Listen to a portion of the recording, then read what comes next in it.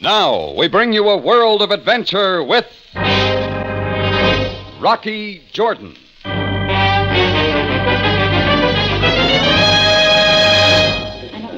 I was sitting alone in my cafe Tambourine when Paulette Martin came to my table.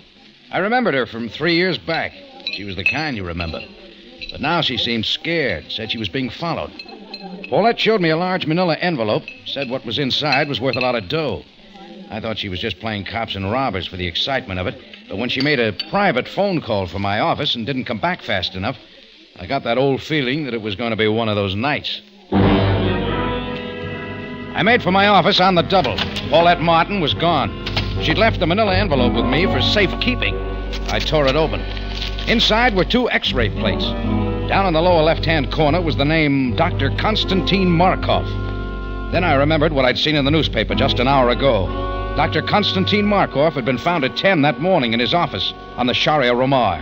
He'd been knifed to death.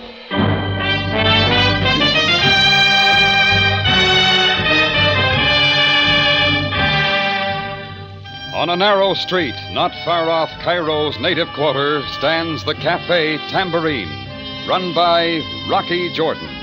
The Cafe Tambourine, crowded with forgotten men, alive with the babble of many languages. For this is Cairo, where modern adventure and intrigue unfold against a backdrop of antiquity. Tonight's Rocky Jordan story, Dr. Markoff's Discovery.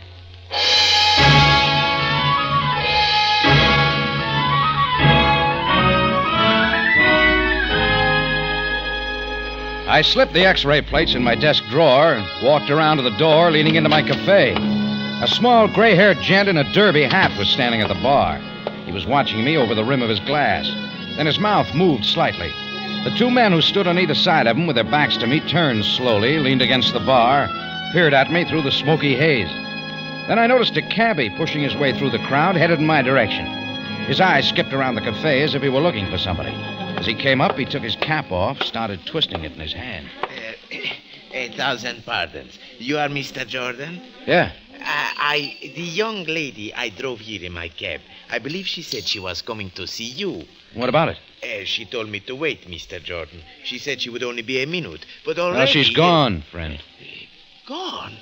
But no, she did not pay me. She owed me 50 piastres. She promised to give me 50 piastres. All right. Your evening won't be a total loss. We can do business. Your cab outside? Yes, Mr. Jordan. A fine automobile. An excellent automobile. A wonderful... Okay, you sold me on it. Here, this'll do as a retainer. I may need you for a little while. Oh, thank you, sir. Thank you. I'll be out in a minute. I figured I'd check on why the X-rays were worth so much dough first. I went back into the office, picked up the X-rays, and walked out through the cafe. 3 pair of very interested eyes followed me all the way. George, the cabbie, was sitting at the wheel of his hack, grinning from ear to ear. I gave him the address, and we drove off.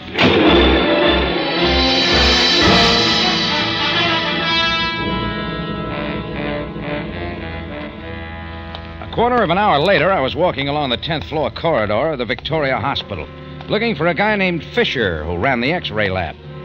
After a series of left and right turns along the deserted, dimly lit halls, I finally pulled up in front of the X-ray lab. I reached for the doorknob. Then I heard it. Well, it was a little late in the evening for X-rays, but I knocked anyway. I counted up to 10 and opened the door. As I entered the lab, a door at the far end of the room closed silently. I walked over to a young gent in a white uniform who seemed to be very busy looking over some charts. Oh, hello, old man. Is Fisher around? Fisher? He beetled off about an hour ago. Won't be back tonight. Done in, you know. Completely bushed, as it were. Won't be back, huh? Are you his new assistant? No. I just pop over from med school now and then to familiarize myself with the equipment, shall we say? Take a look at these for me, will you? Oh, yes, of course. Of course, old man. I'd say they were X-rays. What do you think they were? Navigation charts of the upper St. Lawrence River? Oh, yes, I see. It's rather interesting. Junior, upside down. Oh, yes. Yes, of course. I thought it rather odd. You see anything in them? No, I don't, old man. Awfully large stomach, though, really. Must be a very fat old thing. Yeah, hand him over. Really, old man, I must confess I'm not too familiar with this sort of thing, actually. However... All right, never mind. However, on the second floor, Dr. Kingston... Yes, I know. See you later. I say, old man, that's not the way out. That's the door to the closet. And good night to you, too, sweetheart. I say, old Junior, man... you should know that nurses aren't allowed on this floor. Not even the pretty ones. Good night. Oh, and wipe that lipstick off your collar. I went back out into the hall with the x-ray prints tucked under my arm and started for the elevators. But I didn't make it. Halfway down the corridor, a door opened suddenly.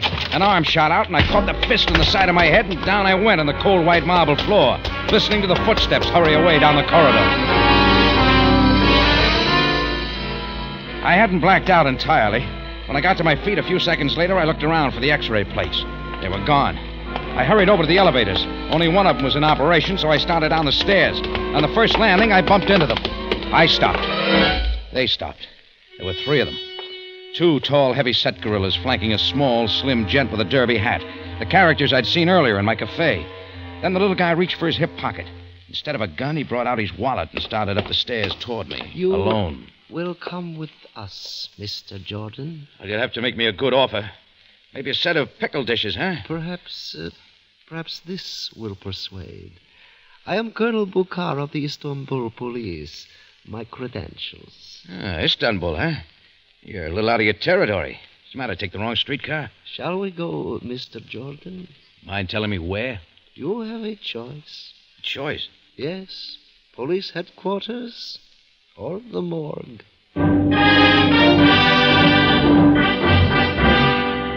When we got to police headquarters, Sam Sabaya was standing in the hall next to the water cooler. He and the colonel got their heads together for a moment, and then we all walked into Sam's office. The two gorillas stationed themselves at the door. Sam dropped into his swivel chair. The colonel started pacing the room. He seemed a little disappointed. So you know this man, Jordan, Captain Sabaya. Yes, I know him, Colonel. Very well. Better luck next time, Colonel. It appears that he and the girl, Paulette Martin... A woman. Yes, I might have known. I followed her to the cafe. This cafe at... Tambourine. Yes, as I was saying, Captain, I followed the girl to the cafe. She turned over an envelope to Jordan. Then Colonel. Yes? She didn't turn it over. She left it in the booth. And then she went into your office. Is that right? Yeah, she went to make a phone call. When she didn't come back, You followed her. Later, you came out with the envelope under your arm. Sure. I went over to the Victoria Hospital. What happened to her, Jordan?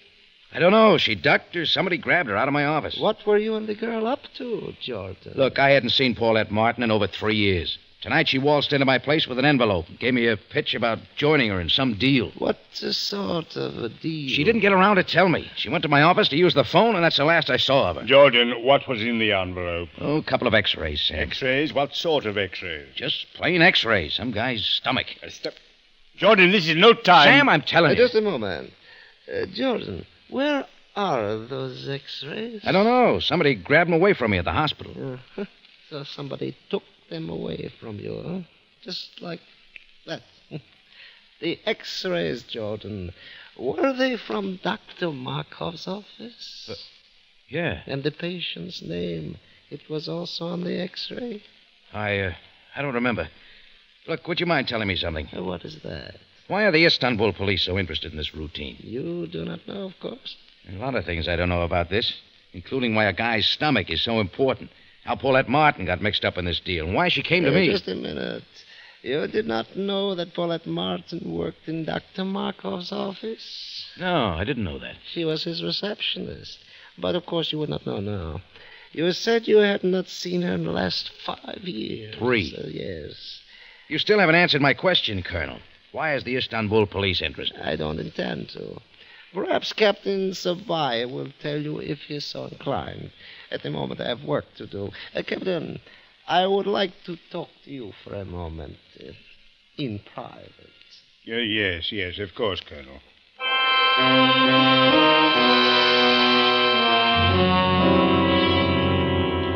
And with that, the colonel's 2 boys eased me out of the office into the hall. We sat down on the bench and waited. 10 minutes later, the door opened and the little colonel strutted out. He didn't even look at me as he went past. His two boys jumped up and trailed after him down the hall and out into the street. And that was that. I walked over to Sam's office. Sam was in his chair again. Come in, Jordan. Look, Sam, I love that guy, but what's he doing down here? Cairo's in Egypt, not Turkey. It concerns the murder of Dr. Markoff. Sit down, Jordan. Sit down. Okay. Shoot. About a week ago, Dr. Markoff sent a wire to the Istanbul police requesting information of a very clever and dangerous convict named Brizak. Brizak? He died about 5 years ago, didn't he? Well, yes. After his escape from prison in Istanbul, he was drowned in the Black Sea. But there was never any positive proof that he actually was dead. The body was never recovered. So now, 5 years later, Dr. Markoff here in Cairo suddenly starts asking questions about Brizak. What's he want to know, Sam? Merely if there was a possibility that Brizak was still alive. Nothing more. The Istanbul police replied to the wire by sending down one of its prize bloodhounds, Colonel Bukhar. Yes. But when Colonel Bukhar arrived, he found that Dr. Markoff had been murdered. What's Paulette Martin done to put the gleam in the little colonel's eye? Nothing. I'm convinced she had nothing to do with the doctor's death. However, the colonel doesn't go along with the idea, huh? That's right. And now, Jordan, the patient's name and the x-rays. What was it? Oh, Griswold or Grisholm, I'm not sure. The first name was Jonathan. The address stops me. There were some 3s and 7s, but I can't straighten them out. All right, Jordan.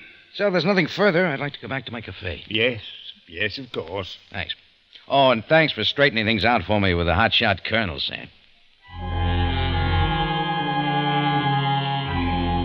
I went back out into the street, and there was George, the grinning cabbie. He wasn't going to lose a paying customer if he could help it. 10 minutes later, we pulled up in front of 3337 Sharia Kubri. The guy who lived there was named Kashubian, and he tried to sell me a rug. Next, we tried 3733. It was a small shop and closed for the night. Number 3737 turned out to be an empty lot, so we mushed on. A little later, we pulled up in front of 7337 on the classy side of town and hit the jackpot. It was a 2-story brownstone house.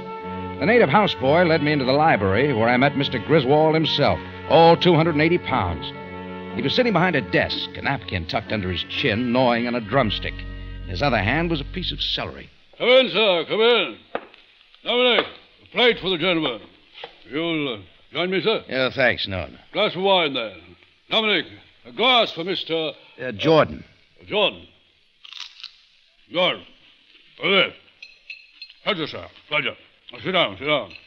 You'll excuse me if I... Go right ahead. Nothing like a bit of bird and a bottle of fine wine before retiring, you know. So you won't join me, huh? No, thanks.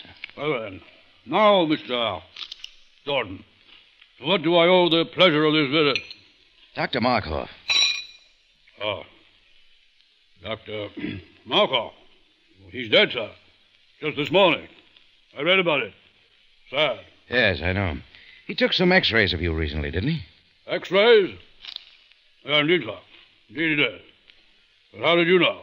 A doll named Paulette Martin waltzed into my cafe tonight. She said they were worth a lot of dough. Any idea why? See here, Mr. Jordan. Is this some sort of a... excuse me. I don't think so, Griswold. I took the x-rays over to a friend of mine at the Victoria Hospital. On the way out, I was slugged and relieved of the x-rays. I don't understand, sir. Why would anyone go to all that trouble for x-rays of my gad, sir? It's preposterous. I must say I don't like the idea of my stomach being battered about Cairo from pillar to post in this manner. No, sir. I don't enjoy it one bit. Rather indecent, don't you think? After all... All right, Griswold. Relax. I think I see the pitch. Sorry I bothered you. One moment, sir. Pardon me. I want to know more of this. Some other time, Griswold. I'm in a hurry. See you around. I went back out into the street. George, the cabbie, was sitting on the front steps of the house waiting for me. We were successful, Mr. Jordan. We were, George? We were. Now, do you know where Dr. Nuruddin lives? The famous surgeon? Yeah. No, Mr. Jordan. But I'm sure you will have no difficulty. So am I, George. Okay, hoist up your puttees and let's away to the nearest telephone booth.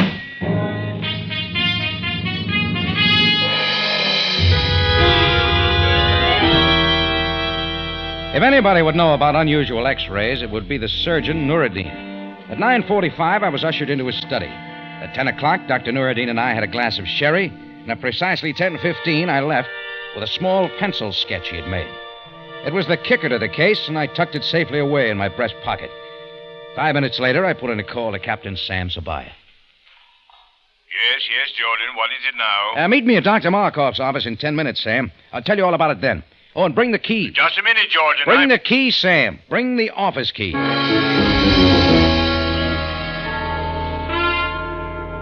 Sam was already standing at the entrance to the small office building in the Sharia Romar when I got there. We went inside and started across the lobby. Well, Jordan, what is this all about? Oh, it was a sucker play from the start, Sam. And little Paulette started it. The X-ray plates she slipped me were phonies. It dawned on me while I was talking to Griswold. Griswold? Who is Griswold? The guy with a stomach. But he doesn't figure. Now, see how this shapes up. Paulette Martin has the real plates. She's holding on to them, see? Mm-hmm. When the doc gets bumped, she gets scared, figuring she's next. To throw the murderer off her trail, she picks up a phony set of plates from the office, Griswold's, and waltzes into my cafe with them. I see. Sure, while the murderer's trailing me, Paulette slips away with the real plates. Mm-hmm. Oh, here is Dr. Markoff's office. What do you want in here, Jordan? Fast browse through the good doctor's files. Oh, hold it, Sam. what's the matter? Somebody's coming up the stairs. Come on, let's get out of sight. A few seconds later, a woman came into the corridor. It wasn't Paulette Martin, and she stopped in front of Markoff's office. She stood there looking at the name on the door, raised her hand slowly, and gently brushed the gold lettering with her fingertips. Then she opened her purse, took out a key, unlocked the door, and went inside. I wonder what she's doing here. You know her, Sam? Yes, her name is Anita Loman. She was Dr. Markoff's nurse, came back from Alexandria this morning in time to discover his body. How'd she take it? Badly. I think she was in love with the doctor. Huh? You sure she was in Alexandria last night? Oh, yes, we checked it. Come on. Nurse Loman was standing before a filing cabinet with half a dozen manila folders in her hand when we walked in. She turned slowly, then gave out with a thin little smile. Oh, Captain Sabaya, I'm glad you're here. Good evening, Miss Loman. This is Mr. Jordan. Miss Loman? How do you do, Mr. Jordan? Captain Sabaya, when I spoke to you at headquarters this morning, I was terribly upset. Yes, I know. I don't know why I didn't think of it before, but... Well, the shock of finding Dr. Markoff. You have uncovered something, Miss Loman? I believe so. It suddenly came to me this afternoon. I was trying to find some reason why anyone would want to take Dr. Markoff's life. And then I suddenly remembered. The day before I left for Alexandria, a man went in to see Dr. Markoff. They were in the doctor's private office for quite some time. This man sounded very angry. He seemed to be after some X-rays. Go on, Miss Loman. This man's name, do you remember? I'm not certain. If I could only find the files, they seem to have been rearranged. Yeah, I'd say the murderer took care of that. What did he look like? Oh, he was slender, middle-aged. I saw him only twice, the day he was brought in, but... A moment, Miss Lamont. You say he was brought in? Yes. It was late afternoon. There was an accident in the street. This man was hit by an automobile. He wasn't seriously hurt, though quite dazed. After he was brought in, he complained of pains in his head. And Dr. Markoff took X-rays? Yes. A short time later, however, the man seemed perfectly normal. Doctor sent him home and told him he'd be around to see him that evening. If I could only find those X-rays... Oh, you won't, Miss Loman, but... here, take a look at this. Would the X-rays look something like this? I took the piece of paper Dr. Nuruddin had given me out of my pocket and spread it out on the desk. On it was drawn the head of a man in profile. Directly behind the ear at the base of the skull was a small area shaded in red pencil. The girl began studying it. Jordan, where did you get this paper? Dr. Nuruddin. You've heard of the surgeon, haven't you, Sam? I went over to see him before I called you on the phone. He drew the sketch for me, describing an operation that was performed over 12 years ago in Prague. An operation? Yeah, on this guy, Brazak. Well, this was several years before he went to prison. Brazak was hurt in a hunting accident. His family had a lot of dough, and they hired a surgeon from Vienna. This is his work, Sam. Mr. Jordan, this shaded area behind the ear... That's a silver plate, Miss Loman. Brazak has a silver plate in his skull. Colonel Buchar didn't mention that to you, did he, Sam? How did Dr. Nuruddin know all this? Well, the operation was widely discussed years ago. It appeared in a flock of medical journals. Seems there was a little criticism here and there. The operation wasn't too successful. It wasn't? But Brezak... Oh, sure. Brezak pulled through okay and resumed his role as playboy of the Balkans. But the plate gave him trouble from time to time. Nothing serious. You say all this took place before he went to prison. What did he... Well, he got mixed up in a little deal in Istanbul later. Politics and the death of a countess named Montclair. Brezak was sent to prison for life. He'd only served a few years when he escaped and was supposed to have drowned in the Black Sea. Then, Mr. Jordan, does this mean that this man Brezak is still alive? That you're able to identify him by this silver plate? If we had the x-rays, this piece of work could probably be identified as easily as if the surgeon had signed his name on the silver plate. That's what made your Dr. Markoff send the wire to the Istanbul police requesting information of Brezak. Now, if we had the x-ray plates with the patient's name on Look, it... Sam, we're wasting time. There's still an outside chance we can grab Paulette Martin before she skips. Perhaps she doesn't intend to skip. All right, we'll try both angles. Sam got to work on the phone and told his boys to cover the airports, train, and bus depots. From Nurse Lomond, I got half a dozen addresses where Paulette might be holding in. Sam picked out 3 addresses and raced off in the police car. Armed with the other 3, George, the cabbie, and I took off. George and I connected on the second address, a small 3-story apartment house alongside the Dorchester Tower building. Paulette was just coming out of the apartment house when she saw us. She had a good head start, and by the time we pulled up, she ducked into the tower building. When we raced into the lobby, a scrubwoman was standing there with her hands on her hips, muttering to herself and looking up the stairway. Mr. Jordan, this way, up this stairs. Look, George, I'll take the stairs. You grab one of the elevators. Go up to the top floor and work down. You get it? Yes, I understand, Mr. Jordan. It was rough going by the time I'd hit the 6th floor. I could hear Paulette above me racing up the stairs. Then I stopped. I couldn't hear her anymore. I eased up to the 7th floor slowly. On the next landing, I found her shoes. Paulette was doing better now on her stocking feet. On the 10th floor, I ran into George. Mr. Jordan, did you see her? That dame runs like a deer. Come on, George, let's go back up. She must be up there. Perhaps the roof, Mr. Jordan. It is possible... Here, come on. When we reached the roof, it was deserted. We eased up the tower and directly under the huge clock. At the head of the spiral stairway was a door. We walked into the small room. The light was on, but the room was empty. As we started to turn around, the door slammed shut. We were locked in. Mr. Jordan, the ladder there. Perhaps we can get above. Okay, George, you try it. I'll see what I can do in this door. Yes, there must be some way. For an instant, I didn't know what had happened. The shock had jarred the room like it was built on a plate of Jell-O. Then I remembered we were directly under the huge bell of Dorchester Towers, Cairo's version of the Big Ben. I shook the sound out of my brain and looked at my watch. 11:45. Then I looked over at George, the grinning cab driver. He wasn't grinning now. He was flattened out against the wall, his face gray with fear, and there was a wild look in his eyes. Mr. Jordan, we must get out of here. We must get out of here. Yeah, relax, George. We got 15 minutes before the bell opens up again. 15 minutes. 15 minutes. Yeah, it's 11:45 now. Midnight, we're in for another session. Unless we can... No. We must get out of here. Well, I was in favor of that, too. But I didn't see any reason to get so excited about it. George scurried up the ladder and tried to open the trap door. It didn't budge. I went to work on the other door with my knife. All I came up with after 10 minutes was a couple of broken blades. George kept clawing at the trap overhead, but he wasn't getting anywhere. He was like a wild man now. The minutes ticked by. George threw both hands over his ears and crouched in the corner of the room. Then it hit again. George dropped to his knees, shook his head, then staggered to his feet like a drunken man. He fell against the wall, covered his face with his hand. A ribbon of blood trickled down the corner of his mouth, and he started clawing at the side of his head, digging his nails into the scalp, just behind the ear. Then I realized that he was the gent on the x-rays. George, the cabbie, was Brezak, the gent with a silver plate in his skull. And right now, the vibrations weren't doing him any good. Jordan, get me out. Get me out of here. I can't stand any more of it. What do you want me to do, Brezak? I don't know. Get me out. So something. I can't stand anymore. Do something. Okay, Brezak. You talked me into it. I tapped him with all I had on the point of the jaw, and he went limp. Brazak didn't have to worry about the bell anymore.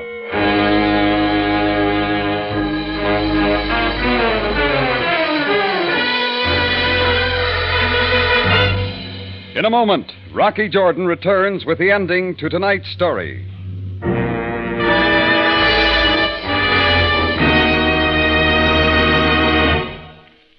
When Republicans and Democrats, labor and capital, rich and poor all agree, that's news.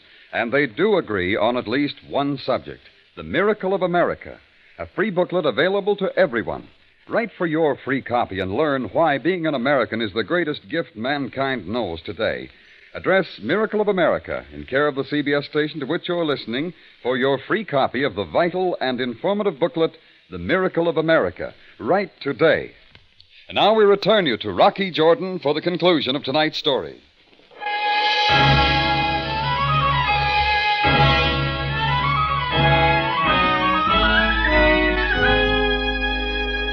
I took the rest of the midnight sonata, and a few minutes later, the door to the tower opened. Sam was standing in the doorway. At the other end of the handcuffs was Paulette Martin. Well, that's the way it ended. When Paulette found out that Brazak was using an assumed name, she got the idea she'd blackmail him for the plates. Brazak, thinking Dr. Markoff was in on the deal, went over and killed him. Paulette got scared and came to me, and you know the rest. I went back to my cafe, and a couple hours later, Sam showed up in my office. He was wearing a grin from ear to ear, beating out the hotshot colonel for the capture of Brazak, alias George the Cabbie, had done it. Have a cigar, Jordan. Speak up, will you, Sam? That pounding I took with a bell made me a little hard of hearing. Have a cigar, Jordan. Oh, thanks, Sam. Colonel Bucar is not very happy about the way things turned out. What'd you say? I said the colonel is not very happy. Oh, yeah. Looks like the local boys beat him out of a feather in his cap, huh? Oh, yes. And, of course, there is also a small matter of a reward. What, Sam? Never mind, Jordan. I will see you later. Oh, Sam. Yes? Yes? About that reward, don't bother sending me my share. I'll be down to headquarters to pick it up. Good night, Jordan. Good night, Jordan. Good night, Sam.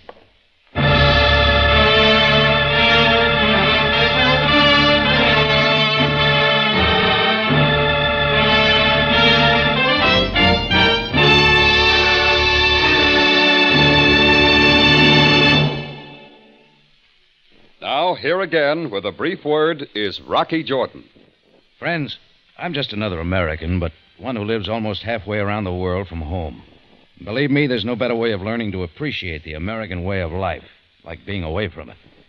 It's those who grow up with it, live with it, and have come to accept its benefits, who like to be reminded once in a while. Well, a little booklet came in the mail from the States this morning. I read it through in less than half an hour. But since then, I read it a dozen times over. Its title is The Miracle of America. In those brief 19 pages, I learned more about what the American way of life means than anything I ever read before. It's straightforward, deals with facts, and it's endorsed by both management and labor. I wish everyone inside and outside America could read it. I'm sure it'll make a real impression on you. And best of all, this booklet is yours for the asking. Just write your local CBS station and ask for the Miracle of America. All it takes is a penny postcard. Include your own name and address for mailing. Nothing more. Remember, address your own CBS station and ask for the Miracle of America. Do that tonight, huh? Before you have a chance to forget.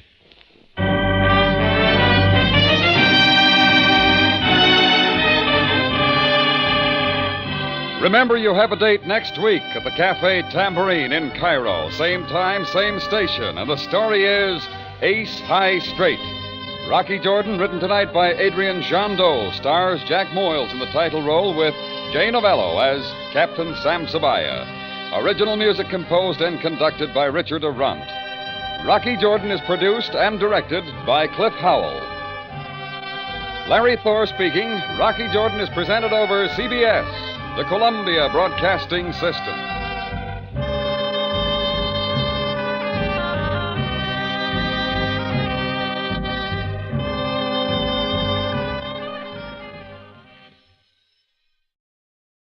Sunday is a big day on CBS. Still waiting in the wings to bring you a variety of entertainment are Rocky Jordan, Horace Height, Our Miss Brooke, Dick Hames and Evelyn Knight, The Whistler, and Red Skelton. Now, Del Monte Foods brings you a world of adventure with Rocky Jordan.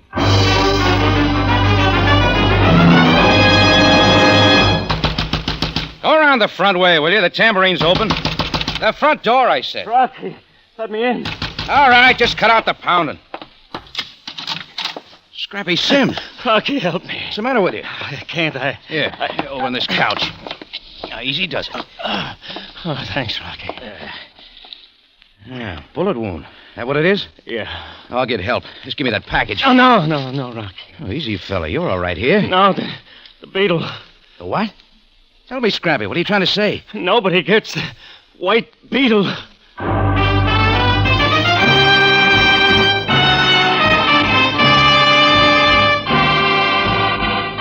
Del Monte, the brand you trust for flavor in so many good foods. Yes, Del Monte, the best liked brand of canned fruits and vegetables in the whole wide world, takes you now to the Cafe Tambourine in Cairo, gateway to the ancient East, where modern adventure and intrigue unfold against a backdrop of antiquity. Tonight's Rocky Jordan story, The White Beetle.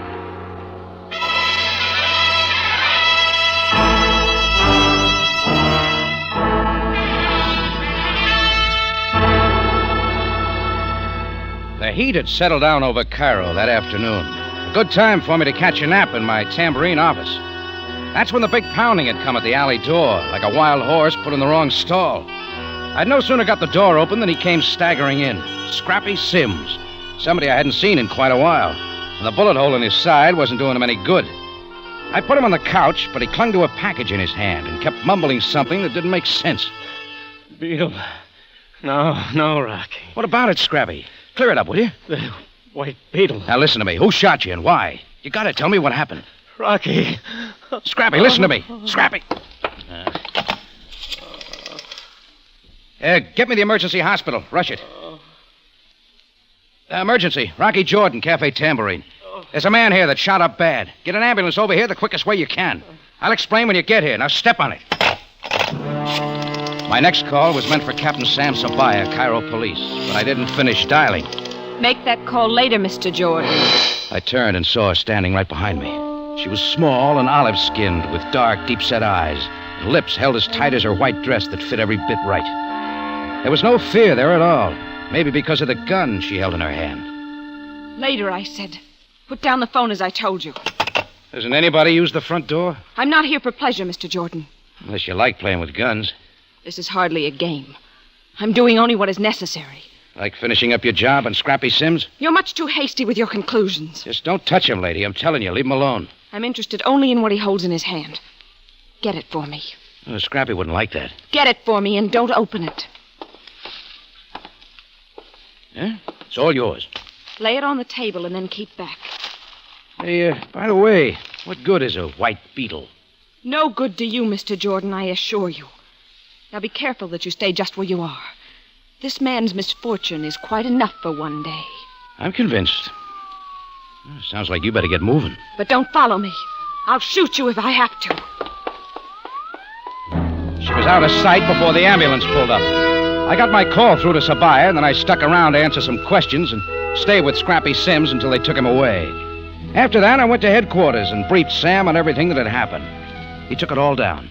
As always, Jordan, you give me little to go on. Well, maybe Scrappy will be able to tell you the rest, Sam. You have not told me of your acquaintance with him. Just a customer I'd gotten to know real well. A construction worker of some sort. He hadn't been around for... Just a moment. Yes?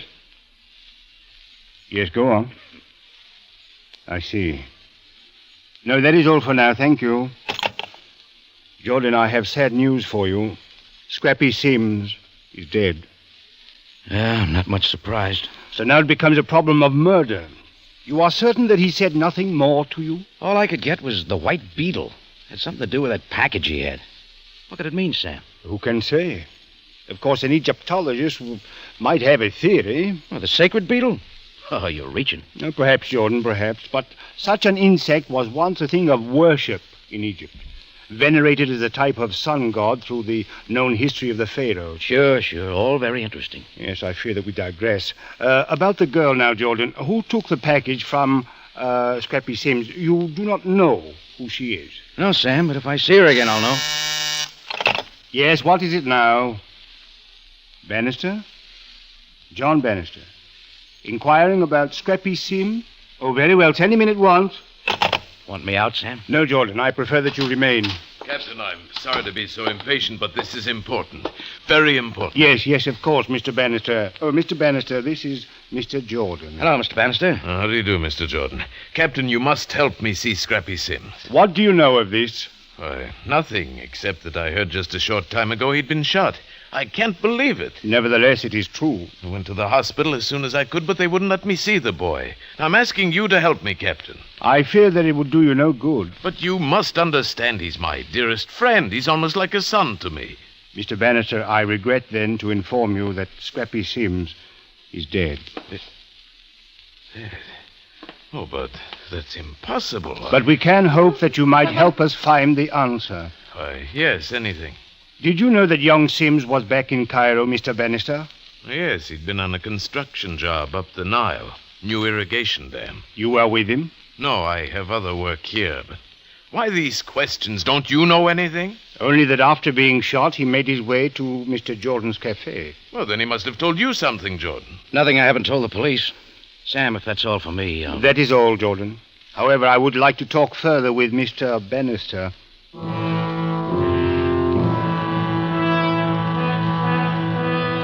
Well, Sam was carrying the ball, so I went back to my own problems at the tambourine.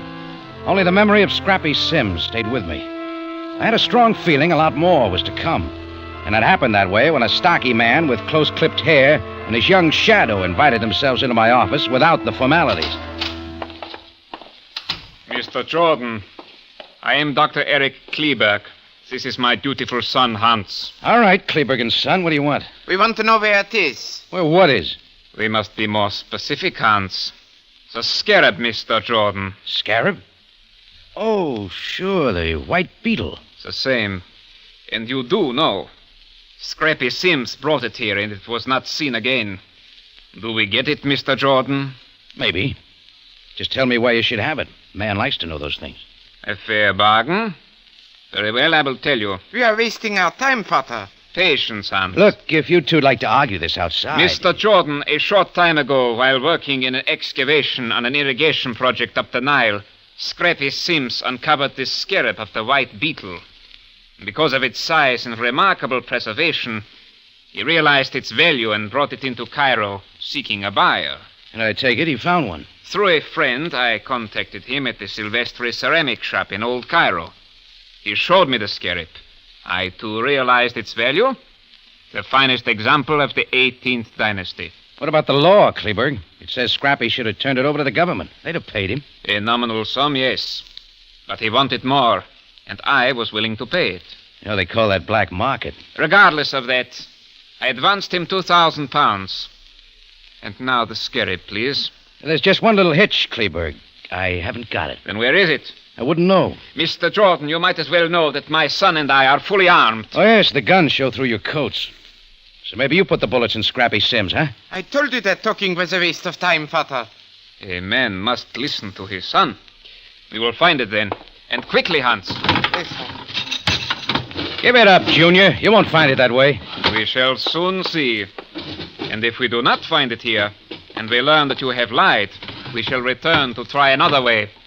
Make very sure of that, Mr. Jordan.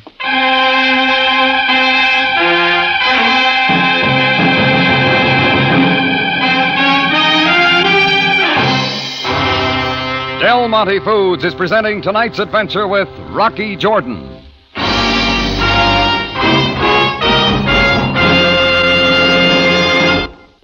Springtime's just around the corner. Yes, and with fine weather ahead, a man's fancy turns to thoughts of sports and baseball and things to do in the garden. And the women, well, they're thinking of snacks and sandwiches and picnics and things. Yes, Larry, and chances are they'll be thinking about catsup, too. Del Monte catsup. Seems as if there's nothing like its zippy, zesty flavor to make hamburgers and cold meats or a plain sandwich perk right up and come to the party. So many things taste so much better with Del Monte catsup. You see, that hearty spiced tomato flavor of Del Monte catsup gives just the right lift to plain foods. And that marvelous flavor doesn't just happen. Del Monte takes red, luscious, field-ripened tomatoes, simmers them down with fragrant spices, and blends them all together with that wonderful new ingredient, pineapple vinegar. No other vinegar coaxes out all the very best tomato flavor the way pineapple vinegar does. And Del Monte catsup is the only catsup made with pineapple vinegar. Larry, every homemaker wants to know about price, too. So be sure to say that for all its goodness, Del Monte catsup actually costs less than many other quality brands. So, catsup fans, get set for good eating. Enjoy Del Monte catsup soon.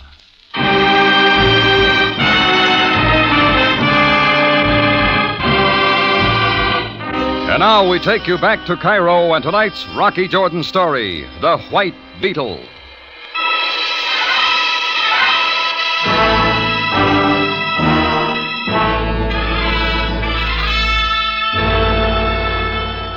Well, Dr. Eric Kleberg and his dutiful son kept it up till they'd made my office look like a bargain basement after a dollar sale.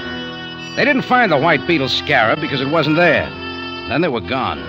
Right away, I started across town for Old Cairo to look in on Silvestri's ceramic shop. I got there before closing time. It was the usual dusty place, cluttered with every gimcrack that ever lured an unsuspecting tourist. A little white-thatched Italian whose jaw muscles twitched too much came hurrying up. Could I help you, senor? Yes, if you're the proprietor here, Mr. Silvestri. That's my name. What could I show you, please? Well, let's start with the white beetle. White beetle? If you mean scarab, senor, I got none in white. They're quite rare, but... Well, let's talk about Scrappy Sims. He brought it here to sell. Remember now? Sims? Sims? Oh, there's so many count. Sure. All the best black market trade, huh?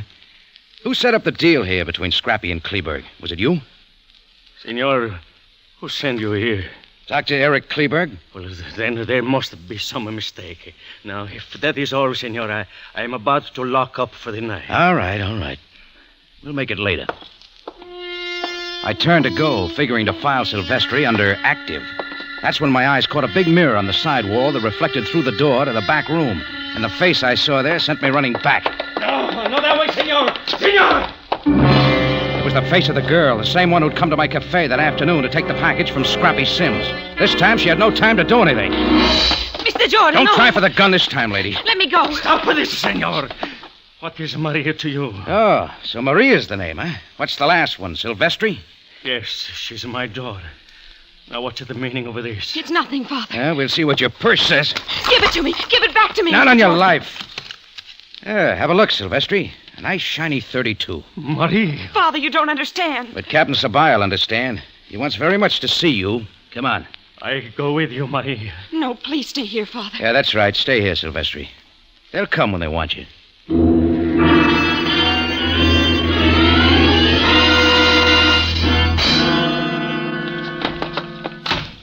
Jordan, what is the meaning of this? Yes, Captain. Let Mr. Jordan explain. He knows so much more than I. Quickly, Jordan, who is this girl? Maria Silvestri. She's all you want, Sam.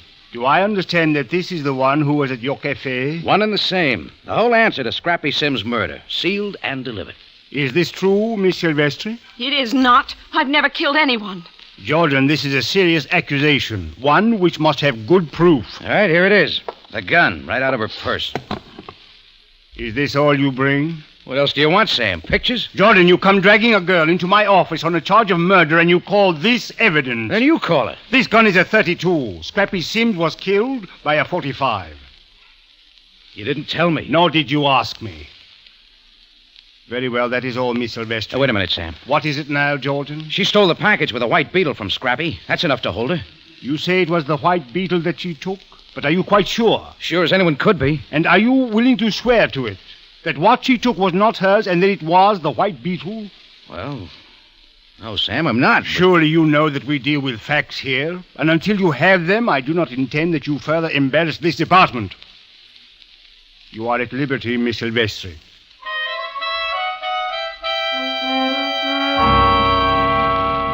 I knew my mistake, so I got out in a hurry.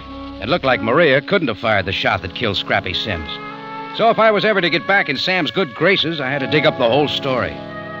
The John Bannister I'd met in Sam's office might shed some light, so I looked up his apartment address and paid him a visit. Mr. Jordan, I deeply appreciate what you're trying to do to get to the truth of this affair. You knew Scrappy pretty well, didn't you, Mr. Bannister? Yes, very well. There were close family ties. But no dealings with him in your line of work? No, there's no connection with my work. Not that I mind your asking. No, skip it.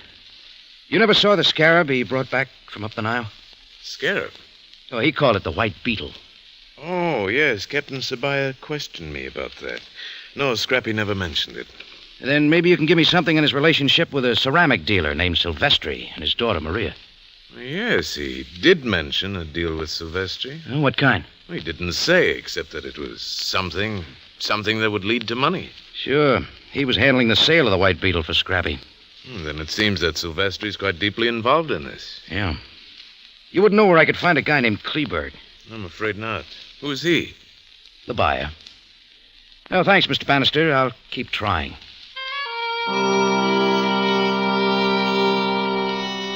I spent some time looking around for Kleberg without any lead. Then it occurred to me that finding the relic itself might smoke out the right people.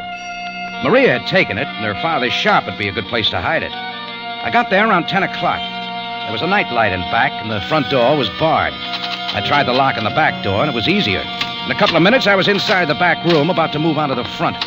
But what I saw on the floor in the dim light stopped all that. It was Silvestri, his hair not all white now. A .45 revolver was still clutched in his hand, and the bullet hole was in his right temple.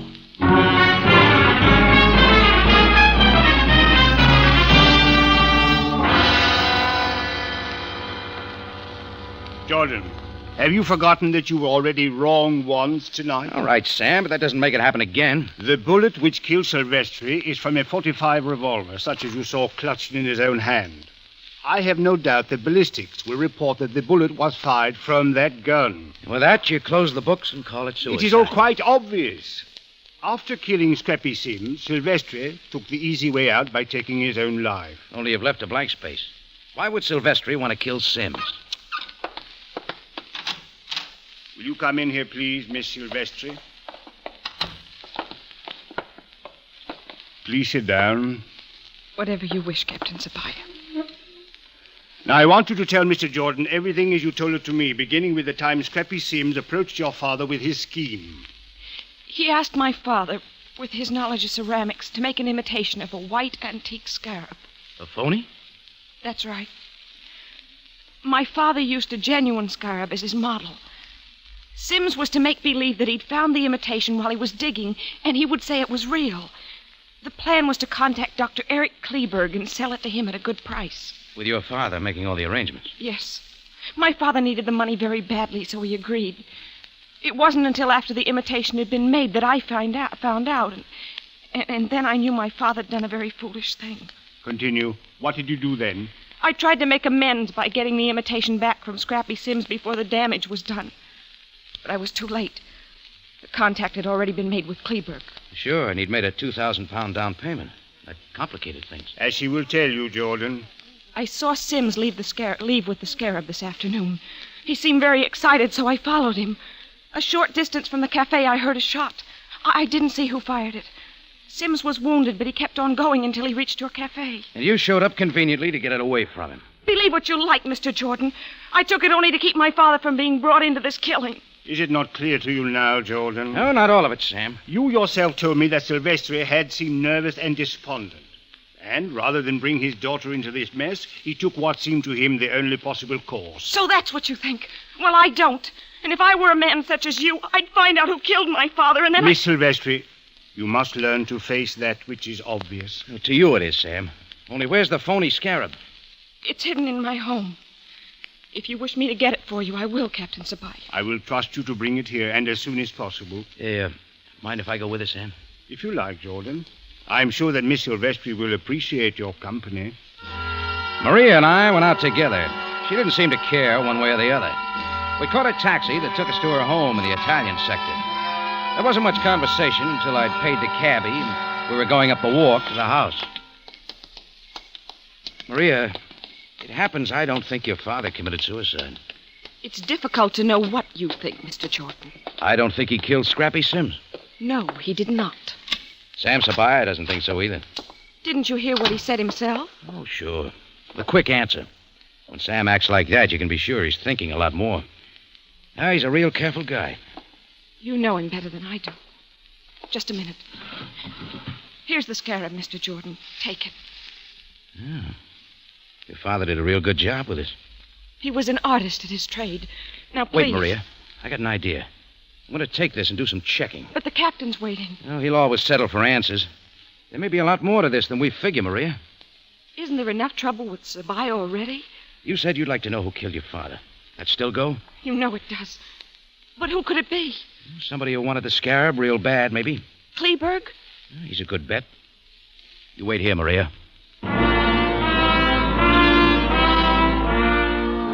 By then, Maria was all for it, like I knew she'd be. She promised to wait. I was out on my own. In another half hour, I was pounding at the door of my friend Professor Menouf, whose home was just off the campus of the Cairo University. A servant finally let me in, and I waited in Menouf's library till he came down, still pulling a robe around him. The impatience of you Americans, Mr. Jordan. What can it be this time? There's something that might interest you, Professor. Look this thing over, will you? Why, a scarab. White and excellently preserved. Unless it's a phony. That's what I want to know. I see. A few tests will tell. If you will kindly remain here a moment. Professor Menouf took the scarab with him to another room, and I kept busy till I found a science who's who on his library shelf.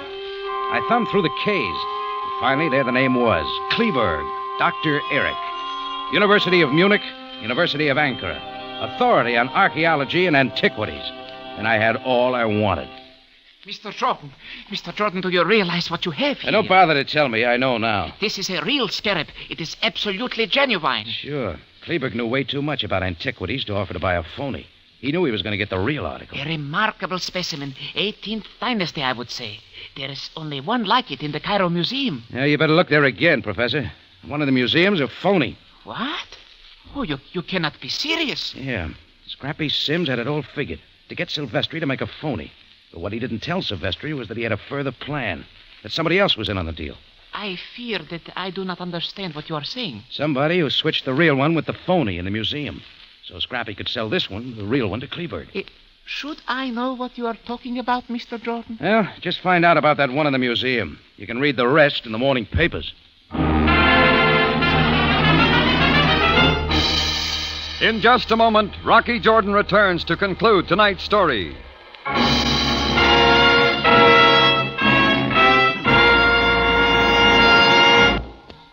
Have you ever been out in the field when the tomatoes are ripening? Ever seen a big red tomato so ripe it fairly begs to be picked? Then you know just how taste-tempting a tomato really can be, how wonderfully rich and full-bodied and satisfying the juice is. But if you've never had that experience, then the closest thing to it is Del Monte tomato juice. Yes, the real test of a tomato juice is how fresh and natural it tastes. That's why I keep several cans of Del Monte tomato juice on hand at all times. It is so fresh-tasting and natural-tasting. Dad, the children, the whole family enjoy it so much for its refreshing, clean taste. Yes, that's Del Monte tomato juice, all right. Fresh-tasting, natural-tasting, and refreshing. Pressed from the finest vine-ripened tomatoes. Packed fast under the closest quality control. It all means extra enjoyment for you. At breakfast, lunch, or dinner, or any time during the day, you'll find Del Monte tomato juice really hits the spot. Back now to Rocky Jordan for the conclusion of tonight's story.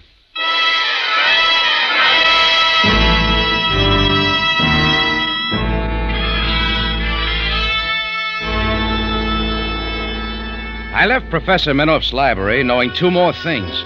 That the scarab that had already brought death to two people was genuine, and that Dr. Kleberg knew it was real when he moved to buy it. Now I was on my way for the clincher, and I didn't have to go far. I was being real careful of the dark steps to the street. Jordan. You like the dark? Lay the scarab down carefully, then go quickly. I don't see you, and I don't see a gun. Nevertheless, we're both here. I'm giving you your chance, Jordan. Even when I know who you are? John Bannister? Oh, that does make a difference. I'd have guessed the gun, too. 45. You still haven't done what I told you. Ready to tell me where you work now? How about the Cairo Museum? In a trusted position, maybe, where you'll have plenty of chance to switch stuff around. Mr. Jordan, I'd hate for the professor to have to find your body lying on his doorstep. But you didn't hesitate to kill your close friend, Scrappy Sims. Why? Because he found out he was playing with something too hot? Could he have gotten scared and started for the police? What should concern you is that he's dead. Sure. First Sims and then Silvestri. So the truth about the phony white beetle scarab had never been known. I could hardly stop now. Yeah, then you're going to be real busy. Maria knows. So does Professor Minouf. And you, Jordan. So I'll begin at once. The shot had come from the shadow of the wall. The next one was equally wild. As the figure of a small girl, that of Maria Silvestri, darted away down the street, Bannister swung around, taking careful aim. I took it from there. I came down on his hand, and a heavy gun clattered to the steps. He made a dive for it, but I kicked it away. I waited for his next move, but he just stood there as the Cairo police came in from all directions.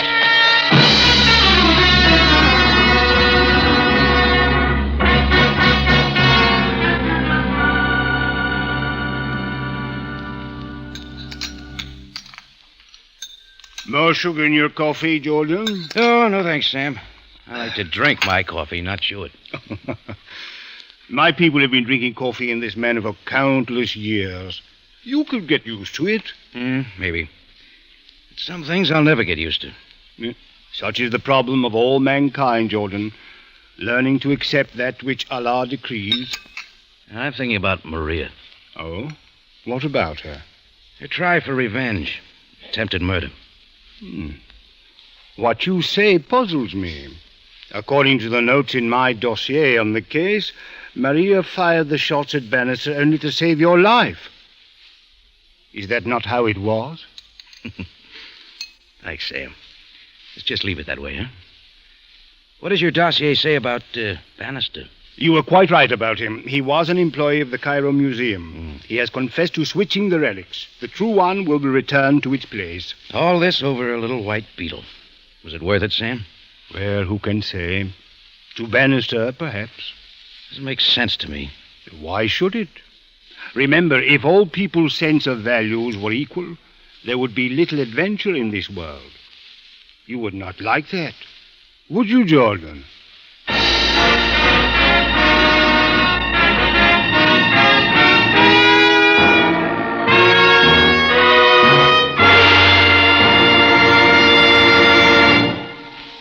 For the finest in tomato flavor, enjoy the whole family of Del Monte tomato products. Del Monte catsup and chili sauce. Del Monte tomato sauce and tomato juice. And Del Monte whole peeled tomatoes. Remember, buy wisely. Buy for flavor. Buy Del Monte. Del Monte, the brand you trust for flavor in so many good foods.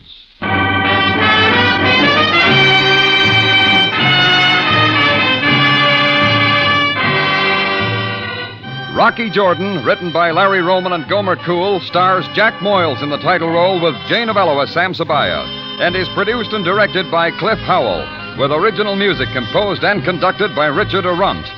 Remember, you have a date next week at the Cafe Tambourine, run by Rocky Jordan. Same time, same station. And the story is The Perfect Witness.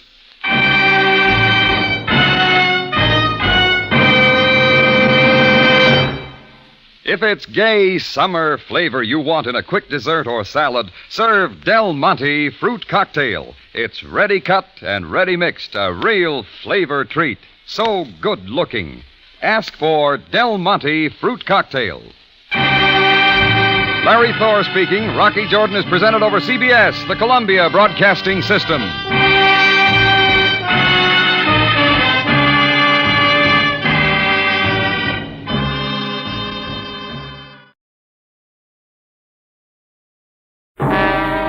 Time now for Rocky Jordan.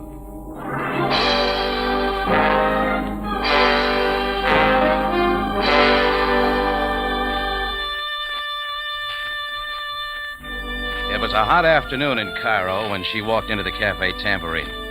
She was beautiful, but there was something else.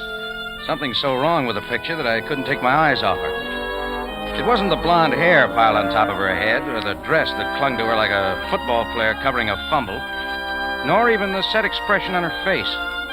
But when she stopped in front of me, I knew what it was.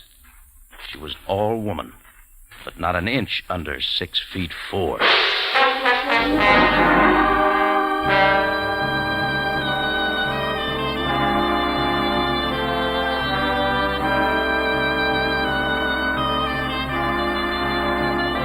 Again, we bring you a story of adventure with a man named Rocky Jordan, proprietor of the Cafe Tambourine in Cairo. Cairo, gateway to the ancient East, where modern life unfolds against the backdrop of antiquity.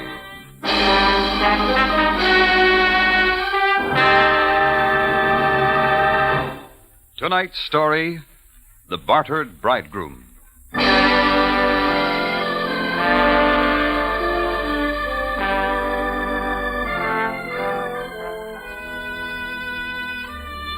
We've had a pretty fair assortment of customers in the Tambourine. Almost anything on feet. But when I looked up into that icy-faced 6'4" of blonde female, I knew we had our first Amazon. You're ready, Mr. Jordan? Ready? You're wasting time, Jordan. I didn't catch the name. Lily Caroff. You're being rude. The face is familiar. Maybe we met in Istanbul. No, Jordan. Alexandria, maybe? The arrangements are made. You're stalling. Look, suppose we take it from the top of the page, Miss Caroff. Naturally, you're interested in the money. This, too, has been taken care of. Now about the ceremony. Ceremony? The wedding. Be there in an hour. Oh, sure. I'll be there in plenty of time. I'm a great believer in weddings. Oh, by the way, who's getting married? I am, Mr. Jordan. To you. Maybe we'd better go into my office. That will not be necessary. Timmy Rogers has made all the arrangements. Timmy Rogers? Now I know we'd better go into the office.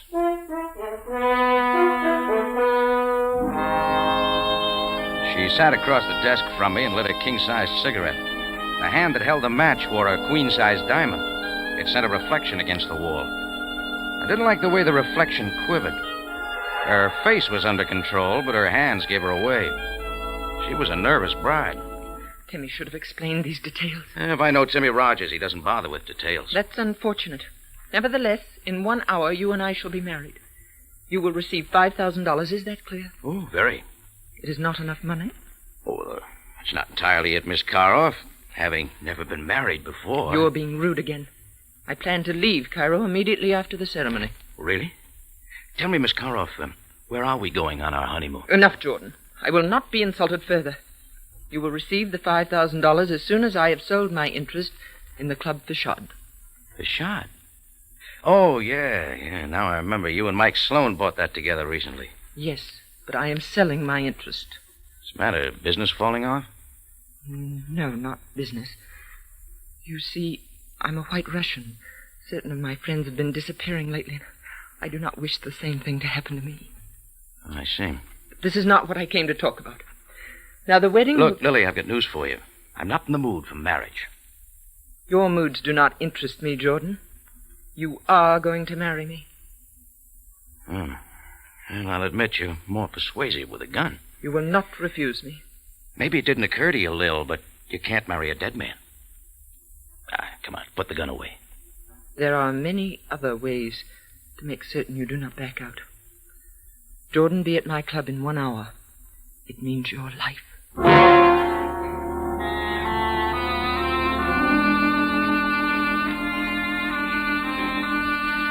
She moved out of the office as silently as an Arab folding his tent. I followed her out in time to see her climb into a black sedan 2 feet shorter than the Queen Mary. It faded off into the crowded street. I stood there trying to figure out where I could rent a tux cheap when a hand thumped against my back. I turned to see a watered-down version of Tyrone Power, all of 5'5" in his elevated shoes. It was none other than the little fixer himself, Timmy Rogers. Rocky, old kid, I just saw her leaving. Congratulations, kid. This makes my day complete. I'm so happy for you, kid. You'll make a lovely bridegroom. Slow down, kid. You're drooling on my wedding suit. What a woman. You're a picker, Jordan, if I ever saw one. Aren't you forgetting one little item? You picked her, not me. A mere formality. Greatest girl this side of Minsk. Well, at least the biggest. But, Rock, kid, for $2,000, how can you miss? It's even less interesting for $2,000. Huh? How's that, Rock? Lily offered me $5,000. Well, what do you know? She really must be scared. Okay, suppose you give me the straight story. Well, Rock, well, I'll tell you. Still listening? Well, look, why don't you and I go into the bar for a drink, Rock, and I'll tell you all about it.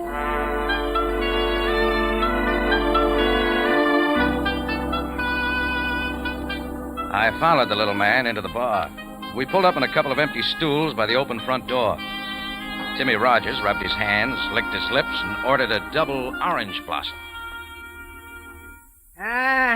Orange blossom for a wedding day, huh, Rock? Now, where was I? You and Lily Cairo, remember? Yeah. Well, Sir Rock, it's like this. Lil has a few roulette wheels out in the back room of her joint, as you know. The other night, I ran into as tough a streak of luck as has been seen in Cairo since Happy Harper was picked up for trying to sell some tourists the Sphinx. How much? How much? How much? Well, I dropped $5,000, which it just so happens I couldn't cover at the bank. Mm-hmm. So then came Lily. Yeah. Lily made me a proposition. She'll forget the $5,000 if I marry her. Sure. But it turns out she's looking for an American. She wants a ticket to the USA. Oh, that pitch, huh? Well, can't say that I blame her, Rock. Things can get pretty rough around Cairo for the wrong... Hey, hold it. Huh? That guy's been staring at me too long. Standing there in the open doorway was a brown suit full of balloon-shaped Egyptian. His eyes didn't leave my face as he hooked his cane over one arm and smoothed his white gloves with his hand. He tipped the brown bowler on his fat head and waddled toward me. You are Mr. Rocky Jordan? Yeah? I am Mahmoud Pasha. My card. What's on your mind? I will not waste time. Mr. Jordan, regarding your coming marriage to Miss Lily Cairo. Oh, I suppose you're the bride's father. Indeed, I am not. My affection for Miss Cairo is not paternal. I have come to offer you $10,000 if you do not go through with this wedding. 10? It's the best offer I've had all day. In cash, Mr. Jordan. If it makes you feel any better, Pasha, you can forget...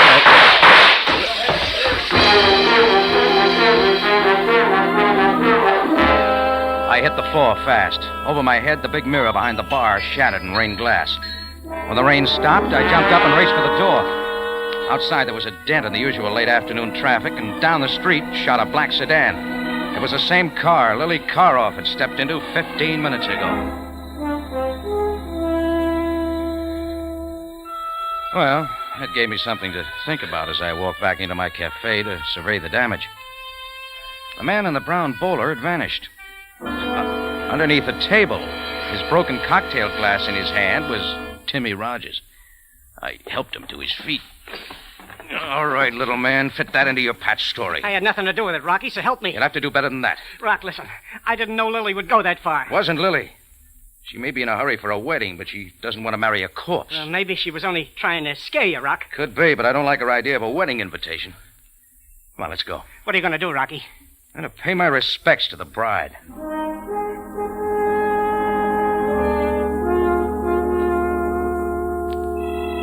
It started with an Amazon looking for a husband, and then a two-bit gambler with a sense of humor. Then in comes a fat man in a brown bowler who wants to pay for no wedding at all. Rocky Jordan, Bartered Bridegroom. I shoved Timmy Rogers into a cab and hopped in behind him. I gave the cabbie the address, Club Facade. 10 minutes later, we pulled up in front of a big streamlined white building. I paid the driver, and we got out. The sign on the door said not open until 7 o'clock. Sometimes you can't believe in signs. Coming down the corridor was a slim, touched character named Mike Sloan, manager and co-owner of the Club Facade. A nasty smile cracked his face. Oh, I'd seen Sloan kicking around Cairo before, and I didn't like him. I like him even less now. Well, Rocky Jordan. Congratulations. Listen, Sloan, I didn't come here for Oh, now, don't bother to explain, Jordan. I understand. You, got our wedding invitation? Oh, sure. The bride wore a 38. Lily is sometimes a little impulsive, Jordan. After all, no one was hurt. But you'll get a bill for that mirror. We're ready for the wedding. You're wasting time. It's off, Sloan. Couldn't find the right size wedding cake. Rogers, what about that? I thought Jordan was all lined up. I did my best, You're not Mike. backing out of it now, Jordan. Let's go.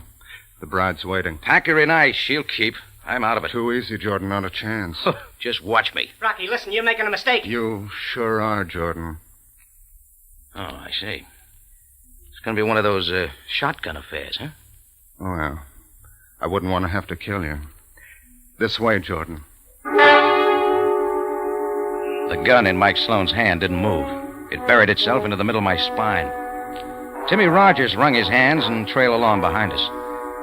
Sloan walked me down a thick carpeted corridor, and we turned left into the main office of the club facade. The blinds were drawn. Sloan slammed the door behind us. Coming toward me from the other side of the room was Lily Karoff, with gold earrings swinging like pendants. She was poured into a glaring red dress that revealed an awful lot of the new look. Well, Jordan, I see you couldn't pass up the money. Tell your boy Sloan to get the gun out of my back, and I'll show you how fast I can pass it up. Mike, is everything prepared? Ready and waiting, Lily. In fact... Lily, my flower. Lily, what's happening? It was the balloon-shaped Egyptian in the brown bowler, his cane still draped gracefully over one arm. As he paddled toward us, his mouth fell open. Inside was a small fortune in gold fillings. What are they doing to you, my delicate Lily? Ahmed, please leave at once. I do not need your help. But, my Lily, I'm here to protect you. These men, they are making a fool of you. Do not believe Get out of here, Pasha. This is out of your range. Please, Lily, my blossom, I beg you to see reason. These men, they only mean to do you harm. The lights! Where are the lights? Help!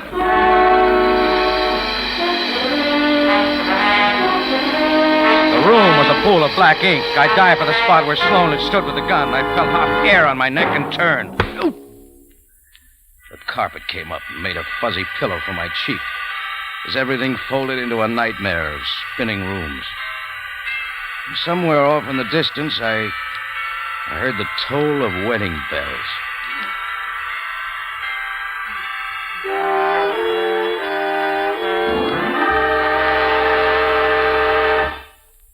Tonight's story continues in just a moment.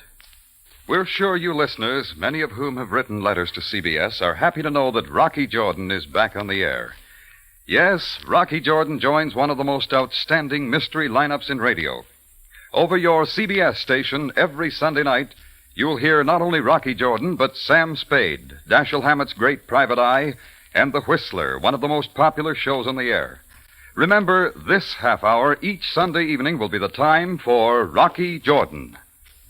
Now, back to tonight's story, The Bartered Bridegroom.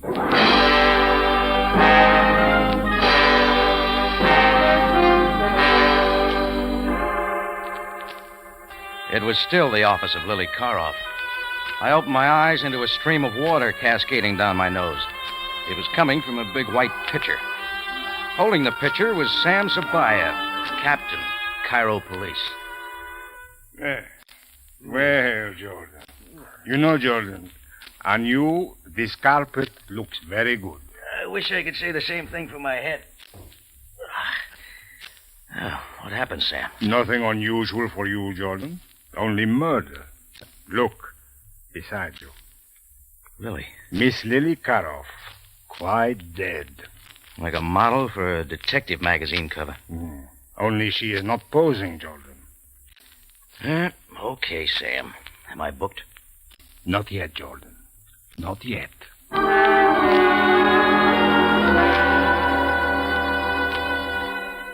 The dialogue wasn't exactly sparkling on the way to the Cairo jail. Sam confined himself to a few official grunts, and I sat back and watched traffic. In 10 minutes, we pulled up to a sand-colored building, and Sabaya and I got out. I followed Sam to a small back room. He closed the door and pulled up a couple of chairs. Coffee, Jordan? Oh, I need more than coffee, Sam. But we serve only coffee here. Sorry. Now, please tell me everything. Beginning when? The police received an anonymous phone call to come to the club facade at once. I arrived to find the body of Lily Karoff shot to death. The gun that apparently killed her was in your hand. Oh, you tell it much better, Sam. Go ahead. Never mind, Jordan. I'm waiting for your story. All right, I'll make it brief. Lily came by my office this afternoon with the idea of marrying me. She said something about wanting to leave the country. Leave the country? Yes, she's a white Russian, Sam. Mm-hmm. Said certain friends of hers had been disappearing lately. Hey, underground stuff maybe, huh? Yeah. Underground, of course. Very likely. Well, that's what the lady said, Sam. The lady deceived you, Jordan. I will show you.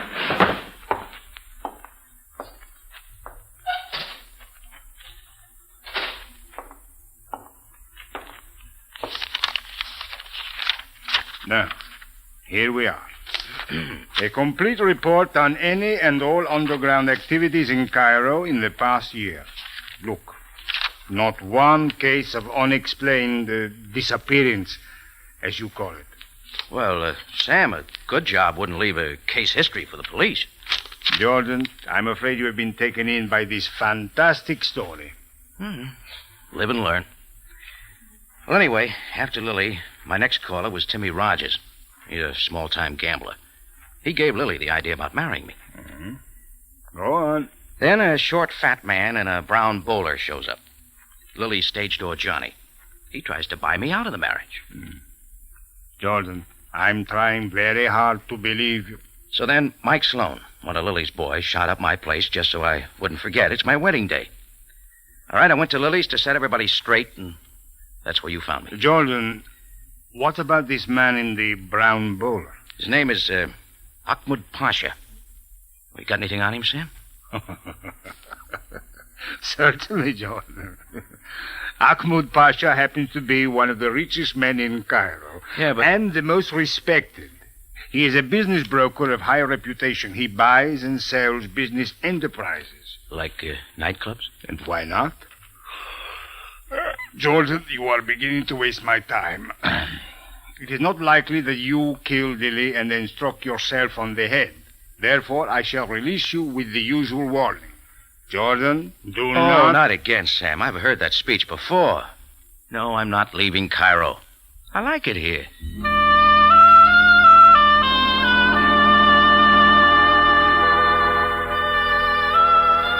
I strolled out of Sam's office and onto the busy street. The neon signs were beginning to light up, which reminded me that the night crowd would be moving into the Cafe Tambourine. But there was one little matter that came before business: murder. I was only a block away from the station when a small character stepped out of a darkened doorway. Well, Rock, old kid, I've been looking all over for you. Why don't you try the other side of town? Listen, Rock, I didn't know it would turn out this way. I just read the extra about Lily. Look, Rock, you gotta believe me. I ran out of Lily's place the minute the lights went out. I didn't know about it till later. Sam Sabaya might like to hear that story. Look, Rock, I saw something in that room. You know who turned out those lights? Sloan did it. I saw him. It's not news, little man. But Mike Sloan has some answers, and that's the man I'm going to see. But, Rock, he wouldn't be hanging around the facade. Maybe we ought to go back to your place and get a drink first, huh? Hey, maybe you're right for once in your life. You give me an idea. Timmy Rogers and I headed back to the Cafe Tambourine. At every corner, Timmy looked 4 ways before crossing the street. It was exactly 7:30 when we walked in the front door. I worked my way through the crowded tables toward my office. Timmy Rogers hung on my coattail like a scared kid at a bargain counter. I opened the door. Just as the books were beginning to balance, I knew I had to throw them all out of the window. Sitting behind my desk was the man I was looking for, Mike Sloan. He was dead. 3 holes neatly punctured the starched white shirt front of his tuxedo. Rocky, is he dead? Shut the door. Rock, what's that? It's a calling card. Sloan had it crumpled in his hand.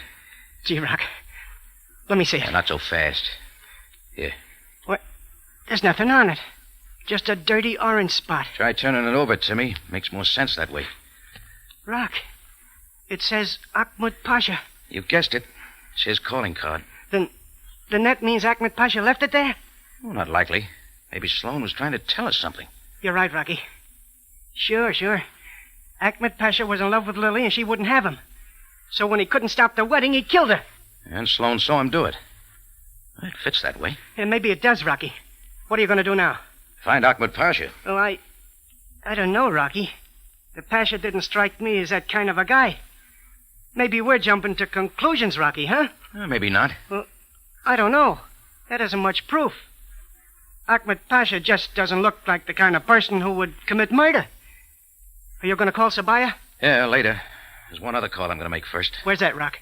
The card says office number 17 Kadru Street. Well, pretty late for calling at Pasha's office, isn't it, Rock? Oh, just a hunch, that's all. Oh, coming with me? Yeah, well, okay, Rocky. I guess so.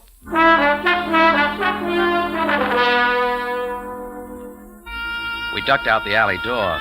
Down the street, we hailed a taxi and gave him the Pasha's address. As we weaved through the night traffic, wheels in my head ticked along with a cab meter. Everything added up like a traveling salesman's expense account. It fit now. I wouldn't be throwing any more books out of the window. There was a light in the office front as the cab pulled over to the curb.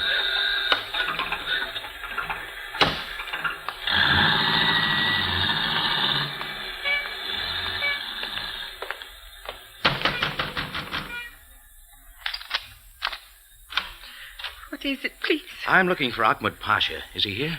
It's rather late. No, he's not in. Do you mind if we step inside? Well, very well.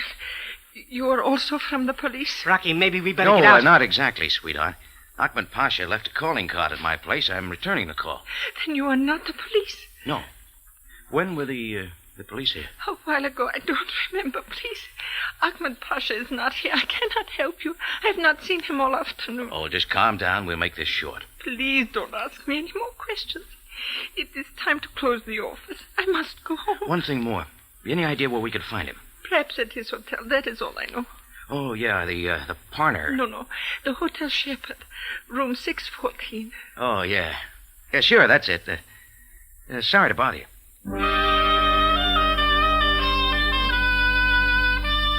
I watched the girl bolt the door behind us and pull the curtains. So Sam Sabaya had paid his respects to the Pasha after all. Didn't look like his luck was any better than mine. Timmy Rogers had something in his mind. It's this way, Rock. The Pasha shows up in your cafe and I get shot at. Then he comes to the wedding and Lily gets killed. You know, Rock, I don't think I'm in a hurry to meet that Pasha again. See what you mean. Look, Rock, why not let Sabaya handle it? If you go up there to Ahmed Pasha's hotel, you don't know what might happen. Timmy, I think you got something there. Maybe it would be a nice idea to have Sabaya along. Sure thing, Rock. That's playing it smart. Oh, come on, we're wasting time. And not we, Rocky. If Sabaya is checking on Ahmed Pasha, I'm next. I don't want any part of that police station. The last time I dropped in to see Sabaya, I stayed 30 days. All right, see you around, Timmy. Yeah, sure, Rock. See you around. I found the nearest phone booth and dialed police headquarters. Sabaya was gone for the night. My next stop was the Cafe Tambourine. Nothing had turned up. Mike Sloan was still sitting behind the locked door to my office, and I left him there. That made it complete. There was only one item left on my list. Hotel Shepherd, room 614.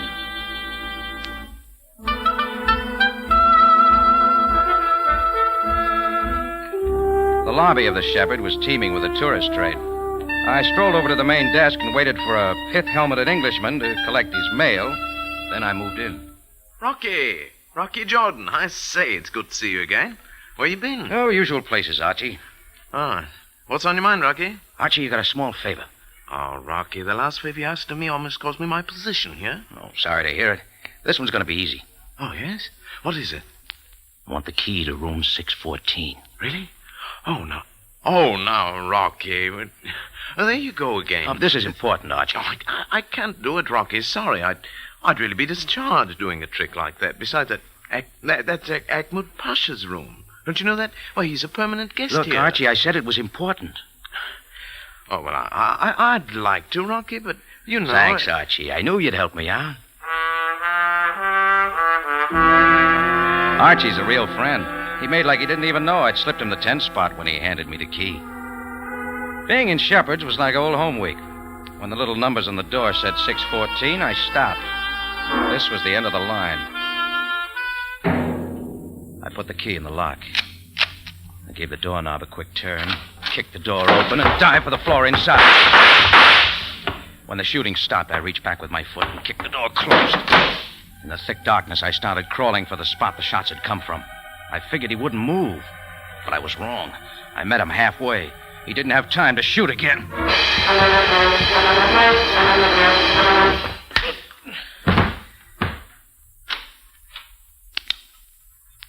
The lights came on, and in the doorway stood Ahmed Pasha, all cane and white gloves, the brown bowler resting neatly on his round head. What is the meaning of this? Well, right on time for the shooting. Maybe you'd like to meet the man who murdered Lily Karoff. Take a look.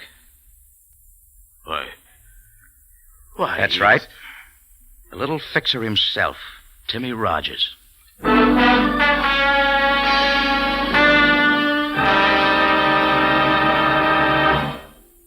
Rocky Jordan will be back in just a moment.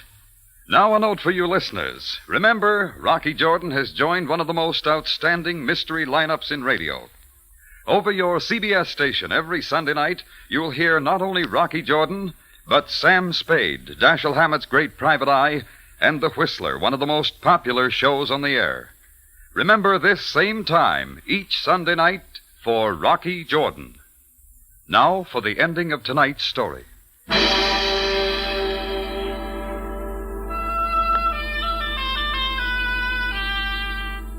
It was after midnight before Sam Sabaya and I could settle down back in my office at the Cafe Tambourine.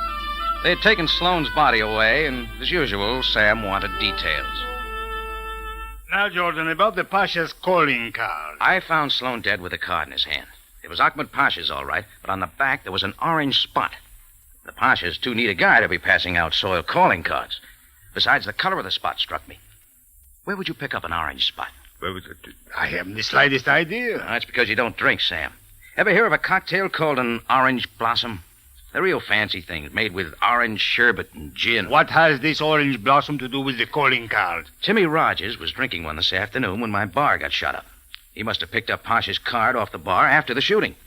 What he didn't notice was that a little of his own drink had spilled on it. Then he deliberately left the card in Mike Sloane's hand after killing him. Sure. Timmy had it all set for Ahmed Pasha, till I made him think Pasha knew something.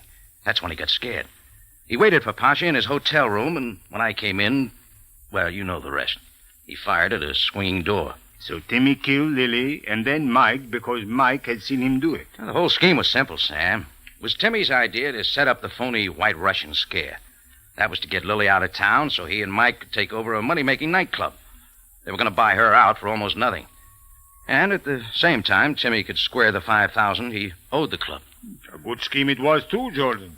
Except that Timmy Rogers lost his head and killed Lily when Ahmed Pasha threatened to expose them.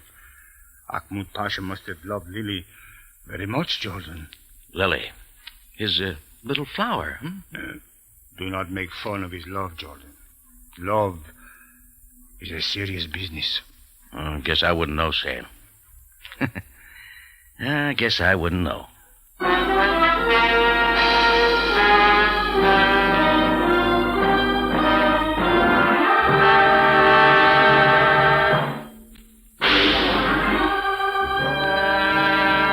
Rocky Jordan is presented from Columbia Square in Hollywood and stars Jack Moyles in the title role. Tonight's story was written by Gomer Cool and William Frug, produced and directed by Cliff Howell, with original music by Milton Charles. This is CBS, the Columbia Broadcasting System.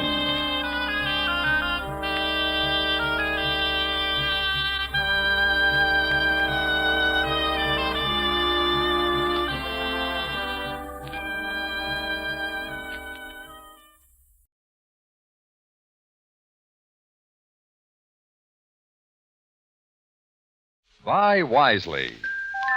Buy for flavor. Buy Del Monte. Del Monte, the brand you trust for flavor in so many good foods. Time now for Rocky Jordan, brought to you today by Del Monte Tomato Products.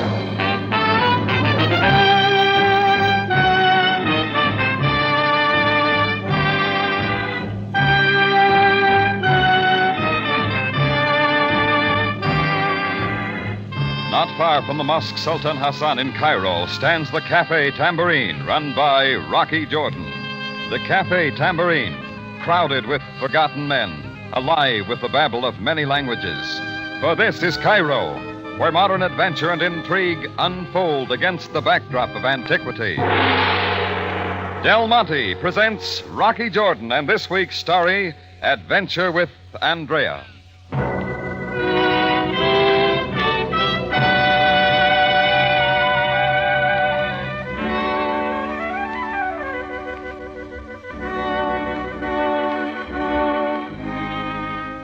I remember reading about the earthquake in Ecuador that broke the first week in August. It was a big one. Killed a few thousand people and buried a couple of cities. Yeah, it was big, all right. I even felt the reverberations in Cairo, 8,000 miles away.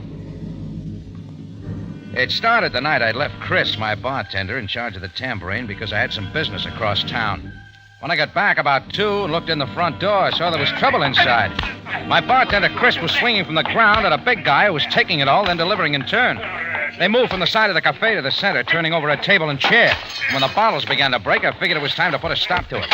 So I moved in, but not before Chris buried his fist in the big guy's stomach and he fell face down on a large suitcase. I guess I'm a little late. Oh, hi, Rock. What happened?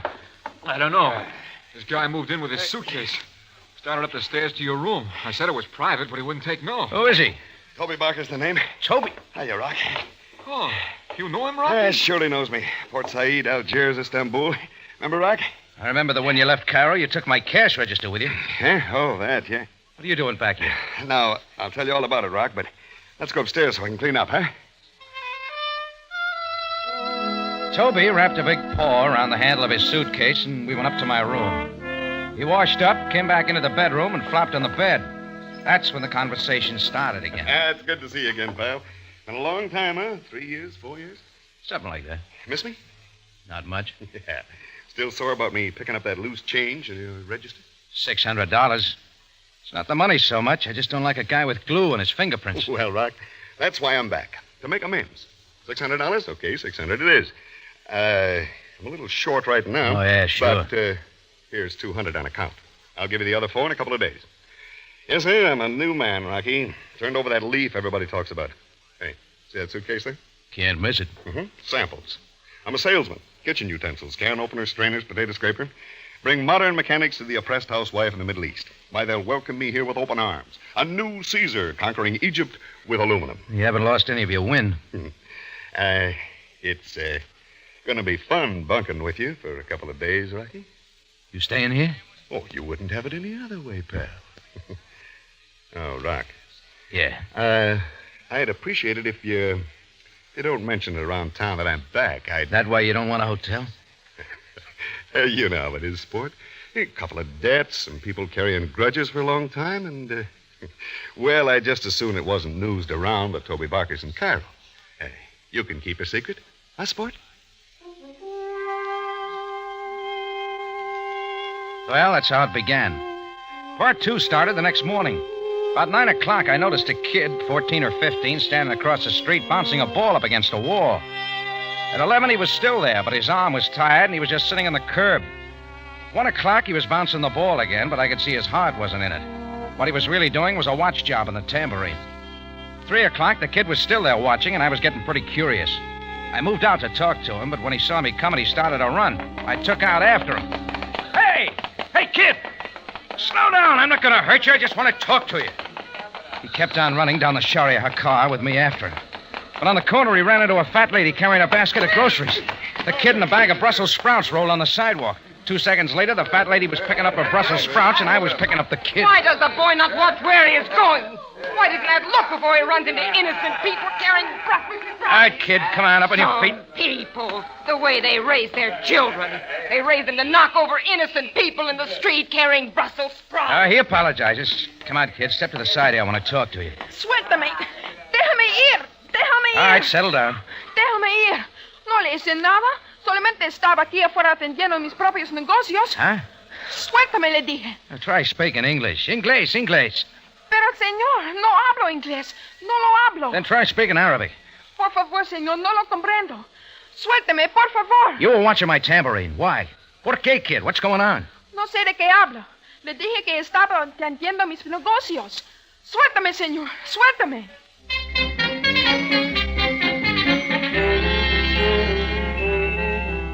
All the kid could speak or would was Spanish. But when someone cases my place for a full day, I could figure something was up, and I wanted to know just what. So I let the kid go, figuring to follow him. He wound me through a couple of streets and ended up at a small hotel called the Dynasty.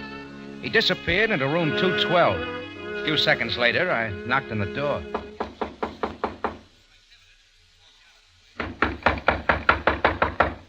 Who is there? Who is there? Open the door and you'll find out. Come in, Senor Jordan. We've met? No, senor, but I know of you. He's all right. Come in. Este es el hombre llamado. Yo sé, Kiko. Haga el favor de dejarnos ahora, ¿eh? Bien. My brother, Kiko. He speaks nothing but Spanish. So I see. He has left us alone so we may talk. You know, I'm not sure whether he led me here purposely or I made it myself. It was not his intention to bring you here, but now that you are here, Senor Jordan, it is only right that I answer your questions. Something's going on, lady. Your brother's been staked out of my tambourine all day. It makes my customers nervous. We have no intention to make your customers nervous. We have no intention either to cause you concern, but in truth, something is going on. Who are you, anyway? My name is Andrea Rios. I'm new to your city. I have come with purpose. From where? South America. The country of Ecuador, the city of Ambato. Ecuador. There's been a lot about Ecuador in the newspapers. The earthquake. Yes. I left shortly after that. Well, you've come a long way. But what's my tambourine got to do with it? Only that under its roof resides a strange man. What? Your guest, Toby Barker. Oh. I ask you, Senor Jordan, I ask you to send that man away. Why? He will bring you trouble. What kind of trouble? What does that matter? Trouble of a kind you will not like. I ask you, please, Senor, send him away. Send him out of your building. You always carry a gun? What? That bulge in your purse isn't a bottle of cologne. I ask you, Senor Jordan, once again. Send that man out from under your roof. Be wise and do as I say. There is something between the two of us that can wait no longer. Something between the two of us that soon must explode.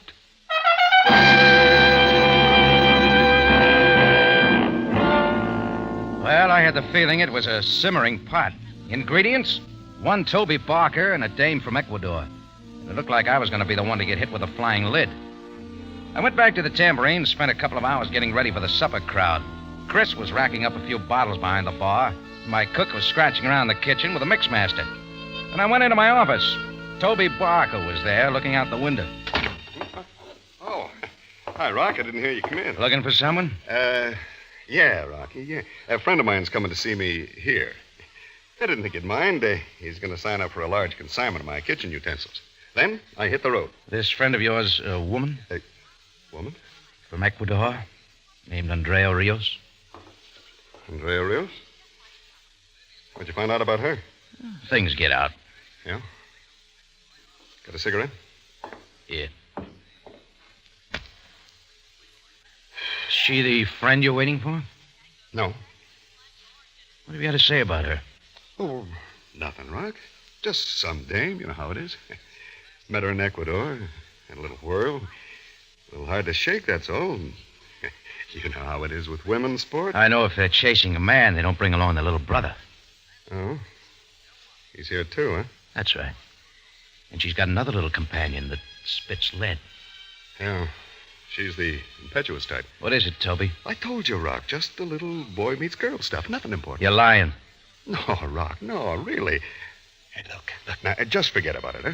I'll be out of your place in the morning. Listen, Toby, I'm not in the market for trouble. I run a restaurant here. They got a pretty good rep, and I don't want it messed up. If you've got a thing on with that girl, take it someplace else. But, pal, if you don't... Come in. The bartender said that I would... Oh, Mr. Barker. Yes, come on in, Hashim. I've been waiting for you. I am most sorry, Mr. Barker. The traffic kept me. Hashim Bey, Mr. Jordan. Ah, most delighted, Jordan Bey. I have heard of you. Most of Cairo has. How do you do? Mr. Barker, I have little time. My client leaves the city soon. He's most anxious we consummate our dealings promptly. Oh, sure, Hashim. Rock, you mind stepping outside? Huh? You want me to leave my own office? You don't mind, do you, Rock? for a pal? All right. Make it fast. I stepped out of my own office, and Toby tripped the lock behind me. It was pretty clear that Toby was using my place for a rendezvous with Hashim, and I wanted to know what it was all about. I pressed my ear up against the door, but what I heard was something I didn't expect. I waited a moment until it sounded safe, then unlocked the door and moved inside. Both Toby and Hashim were hugging the floor, still very much alive. The bullets had come from outside. I moved to the shattered window and looked out. Scampering down the street was a long-legged dame with a flock of black hair. She was stuffing something back into her purse, and it figured to be the gun. And when she went by a lamppost, I saw who she was. Andrea Rios, late of Ambato, Ecuador.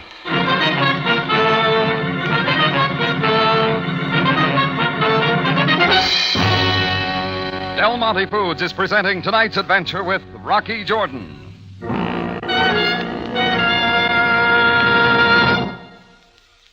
If we should just happen to sneak over to the Joneses for a minute, I bet we'd find Mrs. Jones and her friend Betty talking in the kitchen. Honestly, Betty, I've never seen anything like it. Why, the way Ken polished up his plate was a caution. Oh, that's wonderful. And you can surely thank your lucky stars for the magic combination, so to speak. Well, I'll agree with you on the magic part. The magic of Del Monte catsup. I've never tasted such marvelous flavor. Really, Mary, you should try that more often. Why, Ken... That must have been quite a meal Mrs. Jones fixed. And ladies, chances are you'll find the family asking for more and bigger helpings, too, when you serve Del Monte catsup. That tangy, rich tomato flavor really perks up low-cost foods, gives them a zestful flavor that satisfies those hearty appetites. Yes, Del Monte catsup has a distinctive flavor all its own, a flavor you'll like. So next time you make up the shopping list, include Del Monte catsup. It won't be long before you'll join Mrs. Jones in saying, Del Monte catsup is wonderful. I've never tasted such marvelous flavor.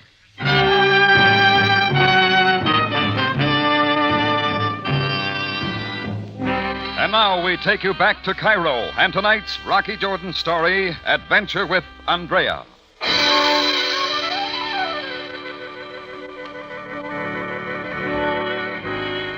Well, I watched Andrea around a corner. When I turned back from the window, Hashim Bey had already picked himself up and was scampering out of my place. And Toby Barker was dusting off his suit, quite relieved that the bullets landed in my wall. I decided I wanted more words with a South American bombshell who was turning my office into a skeet shoot. I caught up with her back at her hotel room, and I don't think I was too gentle as I snatched her purse away from her and opened it. What are you doing? I'm a gun collector, lady, and I want yours. I've got it. Uh-huh. 3 bullets fired, and they're all in my wall. I missed. I'm a little touchy about guns going off in my place. I told you, get that man out from under your roof. Maybe I don't want to. Maybe he's a friend of mine. I don't like being told what to do with my friends. What are you screaming about? I missed. Listen, Miss Ecuador, maybe you don't understand. We got laws in Cairo. Assault with a deadly weapon, intent to kill. And we got jails, too, and they got plenty of room. Do not just stand there. Call the police. Maybe I will. Oh, call them. What do I care? All right. Go ahead. What are you waiting for? Get me Captain Sam Sabaya, Cairo police. Call them.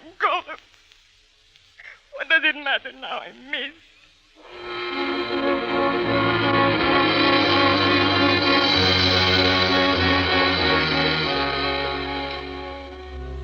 I talked to Sam, and he said he'd be right down.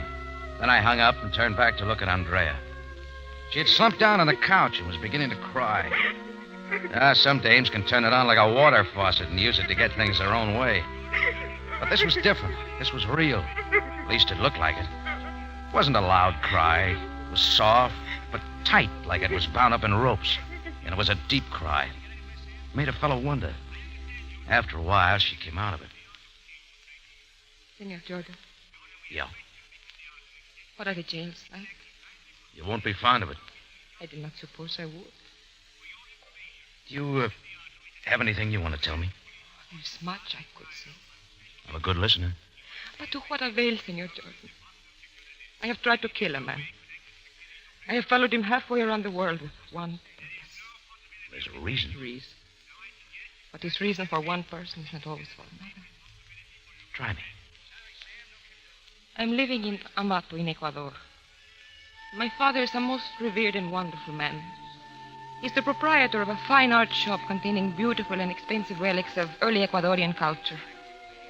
Then I bring to live with us a man whom I love and have married. He is a man whom my father considers a spoiler he does not approve. But he bends to the wish of his daughter, whom he loves very much. The new husband is dead. As time goes, I hear that my husband is disreputable. I refuse to believe. But then the moment comes when I can no longer shut my eyes to what is about me. It comes when the earthquake comes to Ecuador. The buildings of Mapato are shattered. The people are buried in the rubble. The children scream for their mothers, and misery is all over. It is then, as the buildings quiver and the stones fall, that in front of my eyes, unaware I am there, my husband kills my father with a blow on the head. Steals, and then disappears. The law can do nothing. First, it is troubled by the misery of the earthquake. Then it sees no proof.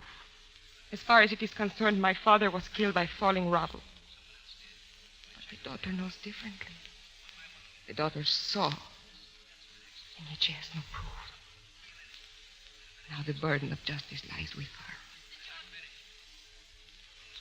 Yeah, it's a lot of story. How do I know it's true? You do not. Well, what's your plan now, Andrea? It depends most strongly upon the words you utter to Captain Sabaya. Yeah? But in fairness, I must say to you, though justice has failed once, it may still be attempted again. Yes? Captain Sam Sabaya of the Cairo Police. Oh, come in, Sam. You called me, Jordan? Yeah. I came as promptly as I could. Well, what do you wish of me? Sam. Yes, I'm waiting, Jordan. Andrea, will you do one thing for me? Don't do anything for a couple of hours. Give me a chance to think a little bit. I have waited so long. I can wait a little longer. Jordan, would you Come on, Sam. Outside. I'll see you soon, Andrea. Jordan, I'm a most busy man. I receive an urgent telephone call from you requesting me to arrive as promptly as possible at room 212 of the Dynasty Hotel. Yeah, I know, Sam. This I do. When I arrive, I find you and a beautiful woman alone in a room. The atmosphere most dense. I know, Sam. I see that you are disturbed, that the lady has been crying, that a gun lies on the bed. And when I ask of you the trouble, you tell me nothing. I'm sorry, Sam. Later, I'll tell you all. Jordan. Huh? Beware that you are not carrying too much upon your shoulders. Beware that you are not making decisions which are beyond your province. Yes, Sam. I'll watch it.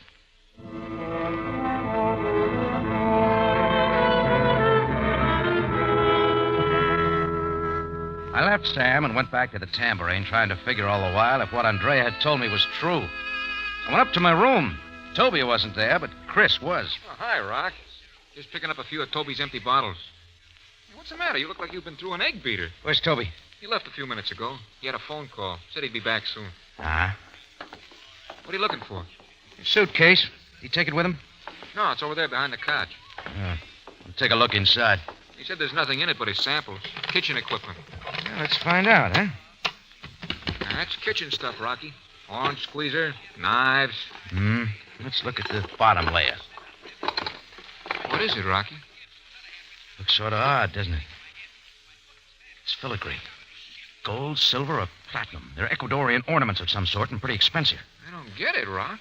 What's it mean? It means part of her story's true, anyway. Whose story? Tell you about it later, Chris.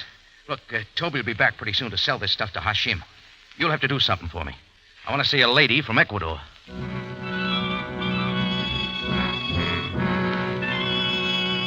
I told Chris what I wanted him to do, then went back to the Dynasty to find Andrea.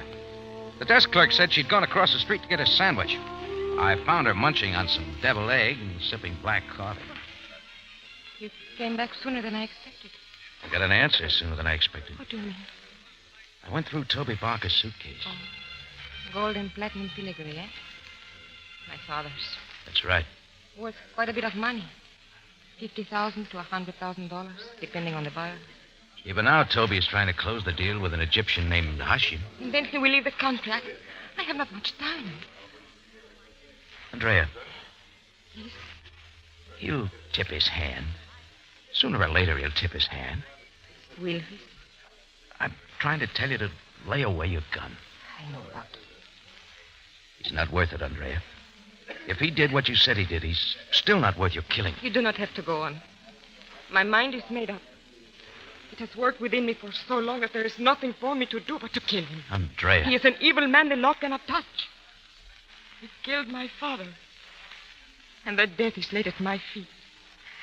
Rocky, I have no other course but to do what I have planned. She sprung up out of the chair, pulled away from me, and moved out of the place fast. In a minute, she was lost in the crowd on the boulevard. And I found myself wanting to keep her from killing more than anything else. Well, it takes two to make a killing. The one with the intent and the victim.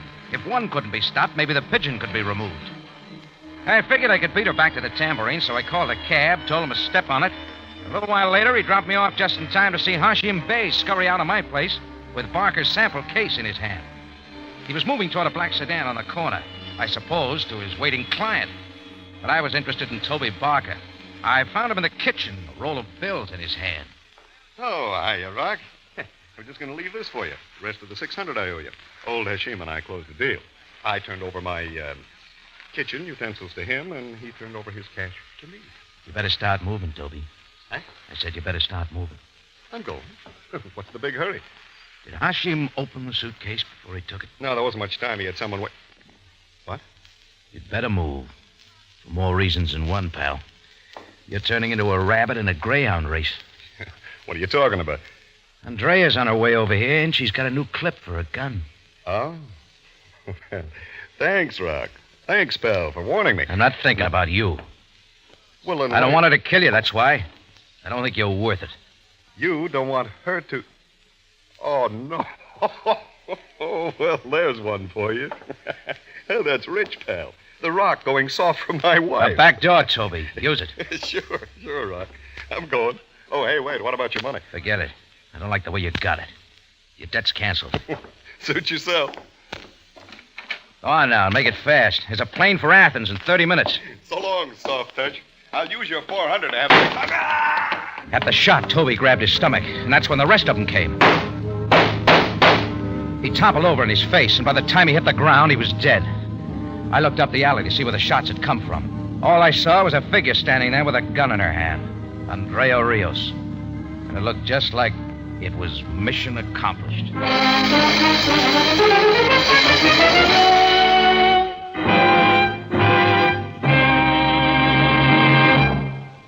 In just a moment, Rocky Jordan returns to conclude tonight's story.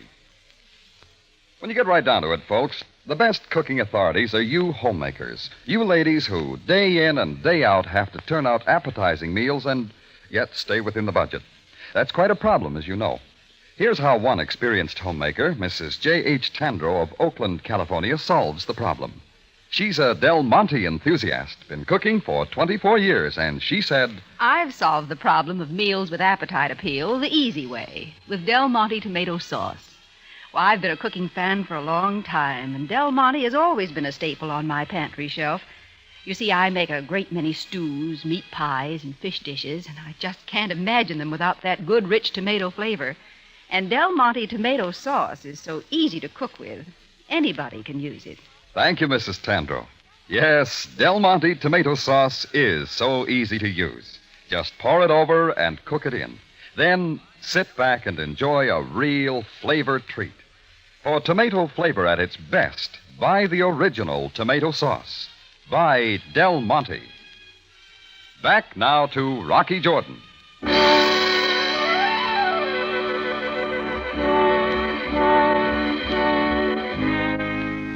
Well, that was the picture. Toby Barker cut down by a flood of bullets, and standing up the alley from him, Andrea Rios, a gun in her hand.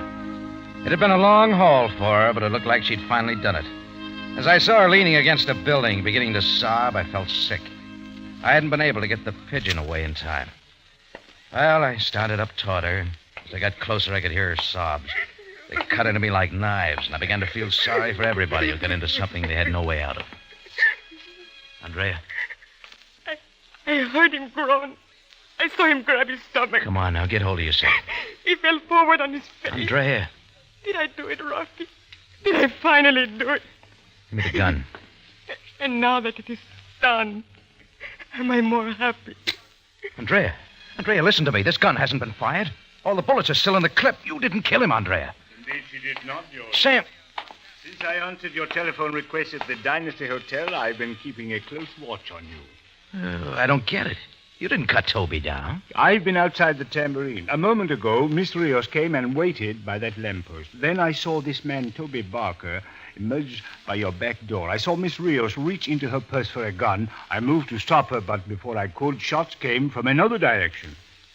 Mr. Barker was killed by a man named Hashim Bey. Hashim Bey? Sergeant Greco and I have apprehended him. Even now, he is in the police car. He has said that he killed Barker because Barker had double-crossed him. Oh, Jordan, this suitcase, you recognize it? Sure, that's Toby Barker's sample case. It originally had the gold and platinum filigree in it. Originally, yes. That is what Hashim paid for, but what he got was... Well, observe. I shall open the suitcase. You see? The original contents, the filigree, had been removed. And it had been replaced truly with kitchen utensils. And all of them are stamped with the mark of the Cafe Tambourine. Jordan, would you please explain to me when you pull the switch?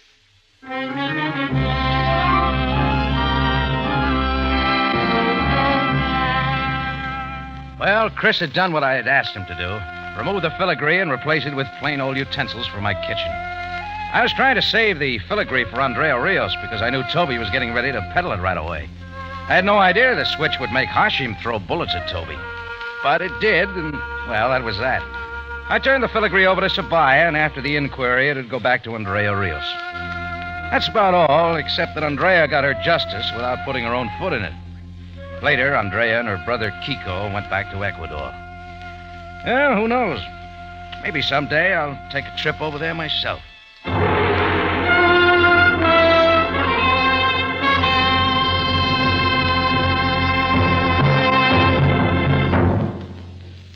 For the finest in tomato flavor, enjoy the whole family of Del Monte tomato products. Del Monte catsup and chili sauce. Del Monte tomato sauce and canned tomatoes. And Del Monte tomato juice. Remember, buy wisely. Buy for flavor. Buy Del Monte. Del Monte, the brand you trust for flavor in so many good foods.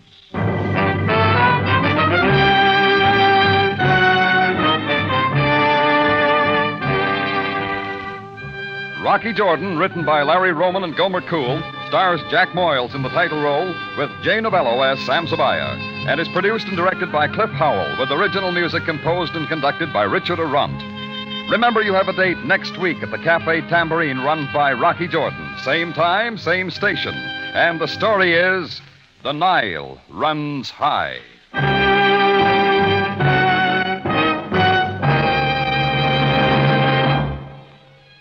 If you haven't tried Del Monte pickles, you don't know how really good a pickle can be. Sweet pickles, sour pickles, dill pickles, every kind you like, and every one crisp and full of flavor.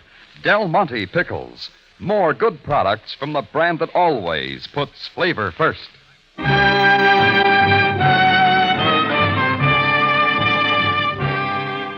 Larry Thor speaking. Rocky Jordan is presented over CBS, the Columbia Broadcasting System.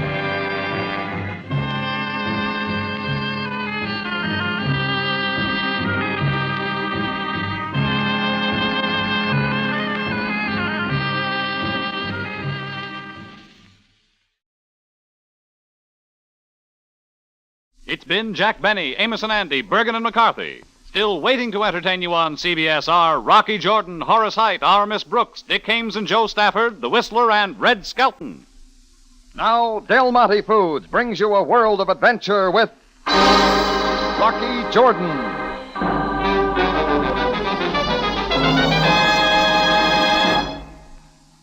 Most honored, Mr. Jordan. I am Hastings. Oh, how are you, Hastings? What brings you to the tambourine? I come as servant of Dr. Wong Lee. Dr. Wong Lee, of course. How is he, Hastings? His years are very many. Dr. Wong Lee requests your presence at his humble dwelling at the hour of 8. Well, this evening? I'm afraid I'll have to send my regrets, Hastings. You see, I've made other plans. Mr. Jordan. Yeah? Dr. Wong Lee says that the invitation of a friend is not given lightly, nor yet lightly received. But some other time. I know he'll understand. Dr. Wong Lee says that the time grows short. What you are to see, you must see tonight. And what am I to see? You are to see it, Mr. Jordan, not hear about it from me. This begins to sound like more than an invitation. Dr. Wong Lee awaits you then, at the hour of 8.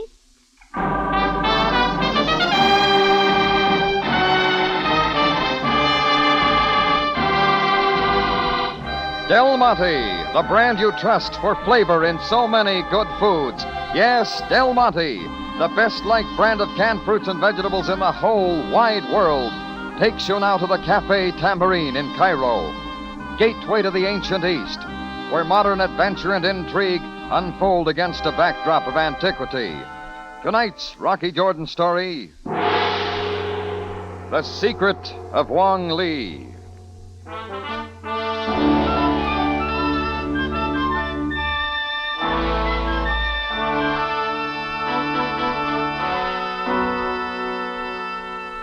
I'd been all set for a big card session that evening, but then Ha Sing floated into my tambourine office with a last-minute invitation from her employer, Dr. Wong Lee. She gave it just the touch of mystery that said I couldn't refuse. So a little before 8, I was on my way to Dr. Lee's house. I'd first met the aging Dr. Wong Lee a couple of years before. It turned into a real friendship as I knew him better. He lived almost like a patriarch over a colony of his people near the old Chinese quarter. They had him to thank for the wise decision he'd made when they first came to Egypt, to discard all their customs and manners and take on the ways of their neighbors. Because of that, they had prospered. And no one was more highly respected on the streets of Cairo than Wong Lee in his dark continental style of dress. I was still wondering what this was about as I rang his doorbell. Ha Sing let me in. As I stepped onto the deep carpet of the outer room, I wondered even more. Dr. Wong Lee awaits you, Mr. Jordan. This way. Ha Sing, is that incense I smell? The incense of jasmine, which Dr. Wong Lee ordered to be burned this night. This starts to make no sense at all. This is his door. Please to enter. Mr. Jordan comes, Dr. Lee. You bring honor to my house, Mr. Jordan. At first, I didn't trust my eyes in the subdued light of the room. What I saw was like a piece of jade set before a magnifying glass. But I knew it was Dr. Wong Lee seated there. Not in continental dress now, but head to foot, robed in the full costume of the Mandarin. Will you not be seated, Mr. Jordan? Sure, Dr. Lee. Oh, it's good to see you again. Again, I am honored. Look, maybe I have no right to ask. But do you not come as a friend? Oh, it's the incense, the clothes you're wearing, the things in this room I've never seen before. Thought you passed all that up. One must never be fooled by the outward veneer that my people have assumed of necessity, Mr. Jordan. It was never possible for us to leave behind entirely our philosophy and our traditions. We are still Chinese. Oh, of course, and you're entitled to your way. It is my hope that you will understand, then, my point of view, and in so doing, what you must see here tonight. Ha Sing said something about that. Above all else, Mr. Jordan, you are perfectly free to tell anyone what you have seen here. Such is my wish. Dr. Lee, I'm afraid I don't follow this at all. In but a little while. Then let's put it this way. Why me? Why was it me you sent for? Because, Mr. Jordan, I have long known that you live by a strong code. One all your own, but one in which I can place my trust. That's something I didn't know. One sees so much more from without than from within. It is always so. Dr. Lee, were you waiting for somebody? Ah, Mr. Jordan, now it is you who see into my mind. It is as you say. Dr. Lee, it is Mr. John McGrath. Skip the introductions, Ha Sing. I can find you, Dr. Lee. He is expected, Ha Sing. He may enter. Yeah, you can lay to that. Now, look here, Wong Lee. There is another guest, Mr. McGrath. May I present Mr. Jordan? Hi, McGrath. Jordan? I don't know that I've ever heard of you. Now, just what is this all about? It happens you know as much as I do. Well, I ain't so sure. There's something funny going on here, and I say we clear it up right now. If you will be seated then, Mr. McGrath. I'll take it standing on my own 2 feet. Come, Ha Sing, pour now the tea for my guest. I don't want none of your blasted tea. You then, Mr. Jordan? Yeah, thanks. Get on with it, will you, Wong Lee? You see, Mr. Jordan, our good friend learns not the lesson of Oriental patience. Yeah. And it happens I care a lot less. Very well. We wait no longer. Ah Sing, bring to me the ivory chest. Set it here on the table before me. And now you will leave us. Go from the house. From the house, Dr. Lee? And quickly, Ah Sing. I need you no more. As you command. By the shades of the horn spoon, I've had enough of this scuttlebutt. Now, what's in that box? Everything, Mr. McGrath, and nothing. Yeah? Well, open it if that's what you're leading up to. Now, let's see it. As you wish, Mr. McGrath. And now, you see? Dr. Lee, don't. Hey, Jordan, it's a gun. Grab him. Give me the gun, Dr. Lee. Give it to me. No. It is best that I keep it here. Are you crazy? Do you realize what you've done? Even as you have witnessed, Mr. Jordan. Why, then? Why? I only repeat. You are free to tell whomever you like of what you have seen this night in my house. Dr. Wong Lee carefully laid the gun back into the ivory case and closed it. I stood there, not knowing what to do or say. Finally, I got out. Well, the police had to know. That's what Dr. Lee wanted. So I started for headquarters. But then something made me hesitate. Maybe it was the feeling that none of this was real, or maybe the way I'd always felt toward Dr. Lee. Anyhow, before long, I was seated at a back table in the Tambourine, trying to get it settled in my mind. Hey, Chris. Yeah, Rocky? Get you something? No. Tell me something. Anything I can. What's eating you, Rock? Supposing you just seen somebody, a man respected by everyone, a friend you'd known to be good in every way. Supposing you just seen him commit a murder. Hey, maybe I had better get you something. Tell me, Chris. Well, gee, I don't know. Try and forget it, I guess. I guess you'd get the cops and break clean. But me, I don't know if I'd have the nerve. Thanks. Guess we're both lucky we don't have to decide anything like that, huh, Rock? Hey, where you going, Rock? You just got through telling me.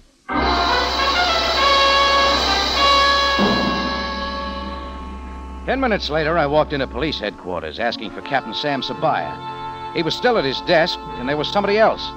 A man with neat gray hair and a pink face who kept wearing a path across the floor. Sam glanced at the clock on the wall and then back at me. Sam, there's something I got to tell you. Yes, I've been expecting you, Jordan. Jordan? Did you say, Captain? This is Rocky Jordan? It is. Jordan, you must meet Mr. Ellsworth Gerard, the attorney for Dr. Wong Lee. Mr. Jordan, please, I must ask you... Go on, Sam. Let's hear the rest. Dr. Wong Lee has just turned himself in for the murder of John McGrath. He says that you alone were there to see. But it's incredible. I cannot believe that a man of his stature... Mr. Jordan, we'd better discuss this alone. What I got to say is for Sam, nobody else. But think, man, you were his friend. Was I? Mr. Gerard, will you kindly wait outside? Very well, Captain Sabaya. Jordan, it is now past 10:30. John McGrath was killed more than 2 hours ago, yet you wait until now. I'm here, Sam. Isn't that enough?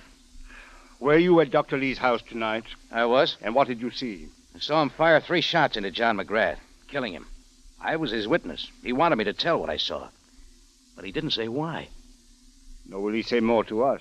I'm convinced that he firmly intends to keep it that way. The hearing is set for tomorrow morning. I will expect you to appear at the court at 10.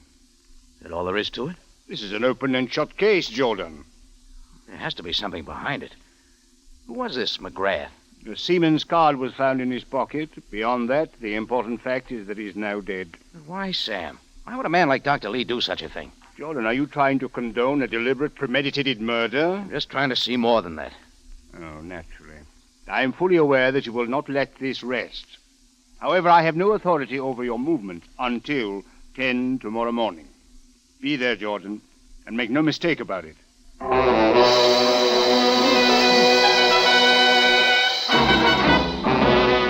Del Monte Foods is presenting tonight's adventure with Rocky Jordan. One of the big problems every woman faces when she serves meatless meals is to make the family feel they've really had something to eat. And that's why so many women depend on Del Monte tomato sauce. You see, the rich, satisfying goodness of Del Monte tomato sauce has just the zest you need to perk up the flavor of the food you cook with it. And that's mighty important right now. It's such a problem during Lent, finding appetizing substitutes for meat dishes. Yes, cheese, fish, or egg dishes always have extra flavor interest when you cook them with Del Monte tomato sauce. It gives them a heartier, more delicious taste. Del Monte tomato sauce is the original tomato sauce, you know, made especially for cooking.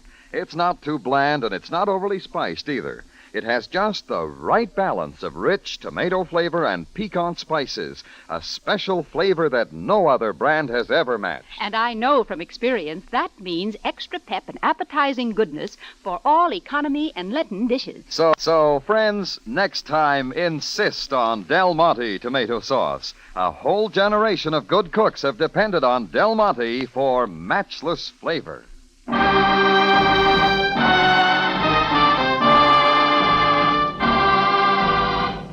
And now we take you back to Cairo and tonight's Rocky Jordan story, The Secret of Wong Lee.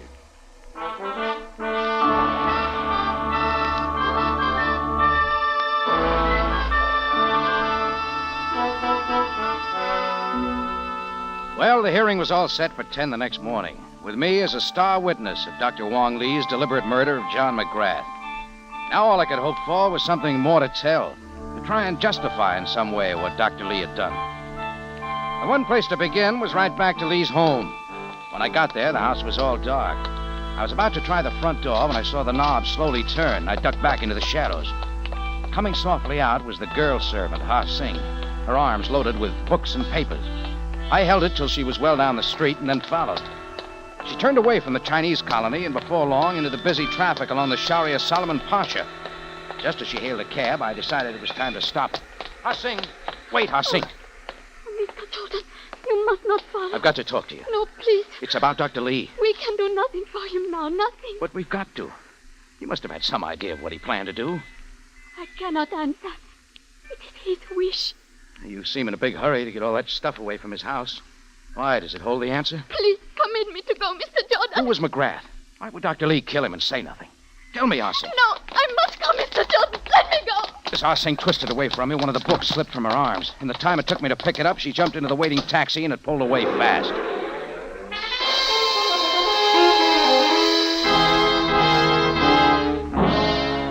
So I turned my attention to the book in my hand. By the light of a store window, I saw it was an ordinary ledger, but the writing was in Chinese. And that took me to my friend Dick Archer. He'd been an interpreter in the Chinese theater during the war, and he could help. It took a little time to get him out of bed.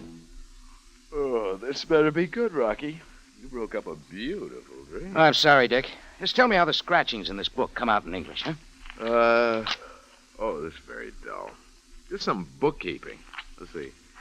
Quan Sen, 500 pounds. Osai, 500 pounds. Everett Hank, 200 pounds. Piker, huh? Go on, Dick. There's several more names and figures.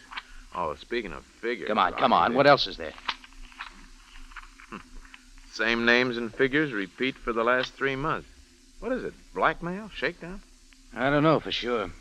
But Kwang Sen could tell me. Well, thanks, Dick. You can get back to your dream now.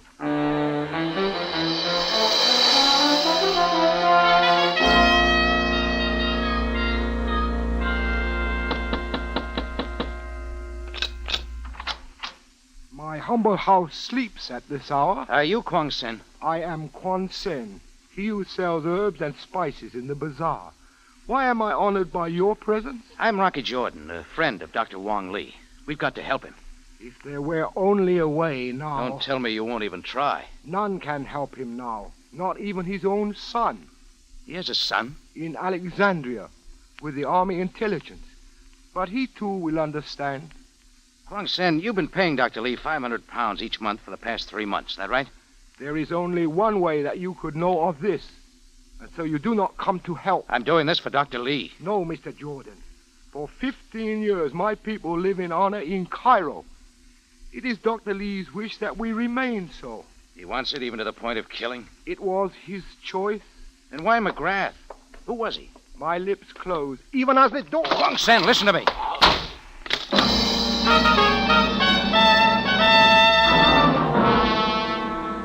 I moved on to the home of Ho Sai, but this time there was no answer to my knock. The next was the same. I tried a couple of more, But word was already around the colony, and it was shut tight.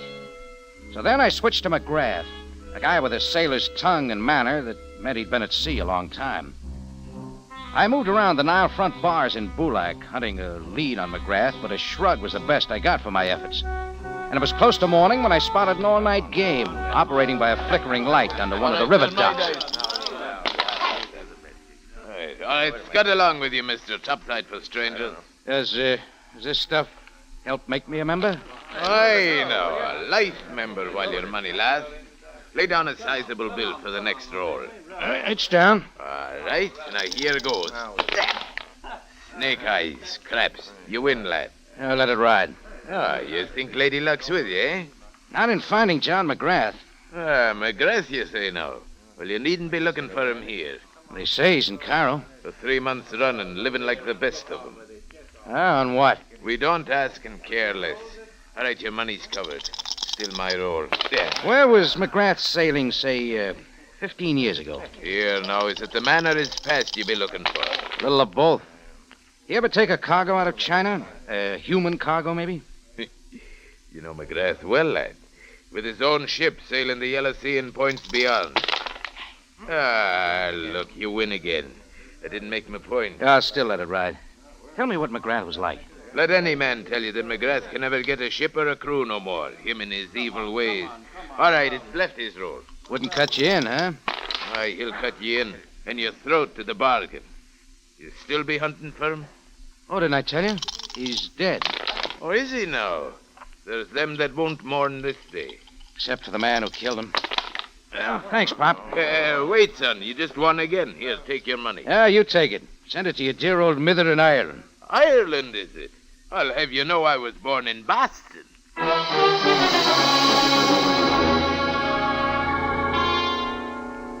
It took just that long to find my answer, the last kind I wanted.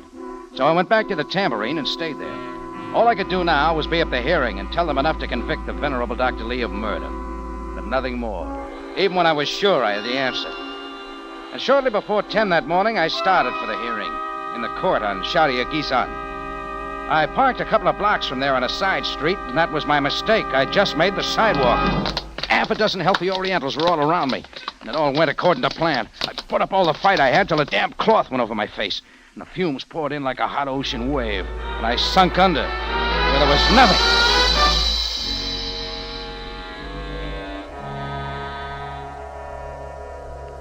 A ray of sunlight was what finally opened my eyes.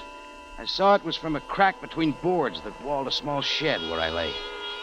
My hands and feet were numb from cords that bound them tight. But then I felt those on my feet suddenly loosen, and I knew I wasn't alone. I will soon have you free, Mr. Jordan. I'll sing. What are you doing here? What time is it? After the hour of noon. Oh, yeah. The hearing must be over. Is this your plan? Please, Mr. Jordan, there are those wiser than I who wish to spare Dr. Wong Lee what you must accuse. Dr. Lee wanted me to witness against him, Singh. This doesn't help. He'll still have to stand trial. Perhaps that is not so. What does that mean? You're free now, Mr. Jordan. Now you must go quickly. Would you want it that way if I said I knew everything? Everything. How your people came to Egypt by boat 15 years ago? That the captain of that boat was a man named John McGrath? The secret is known. I've told nobody, Singh. I bet McGrath didn't bring you right into Cairo. No. We landed near the Ras Hafaran. I was then but a baby. Sailing there at agriculture, we came into Cairo. With passports all in order. Mr. Jordan, Dr. Lee in his wisdom would have it no other way. But then, even he knew little of the language and had to trust another. So McGrath took care of everything. Passports, papers, he had it all arranged. Yes. Then it takes him 15 years to come back and find out there's money to be had from your people now. He goes right to Dr. Lee to tell him the passports were phony from the beginning. You're all living illegally in Egypt. We were helpless, Mr. Jordan. What could we do? Just what McGrath said. Pay off. Dr. Lee collected from each member of the colony, and McGrath was riding high. So you found the ledger which I dropped? Where were you taking it, Singh? To the attorney of Dr. Lee. It was his desire also to protect us as best he could now. Sure. Mr. Jordan. Yes, Singh? Dr. Lee chose to kill that evil man in order to save our people. It would not be well if his sacrifice went for nothing. But don't worry, Singh. No one will hear about it from me.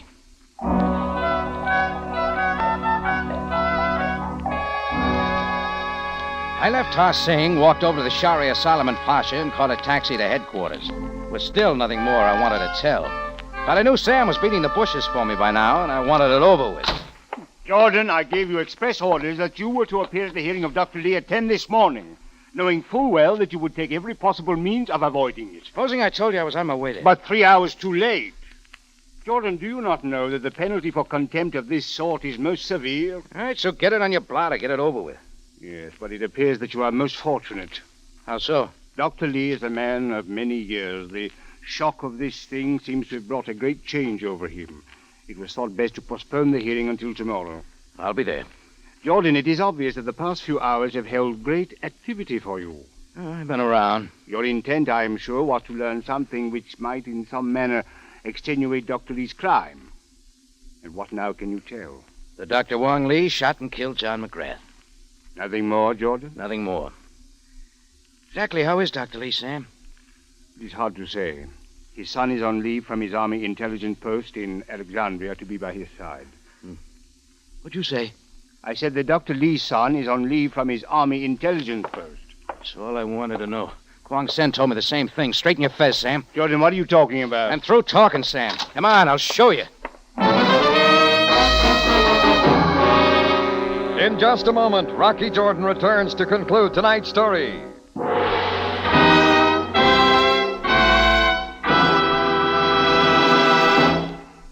Well, here it is, March already. It won't be long now till spring is officially here. And spring means fine weather. And fine weather means picnics. And picnics, Larry, mean bring along that bottle of Del Monte catsup. Well, sure enough. But why wait? Del Monte catsup can make eating lots more fun anytime.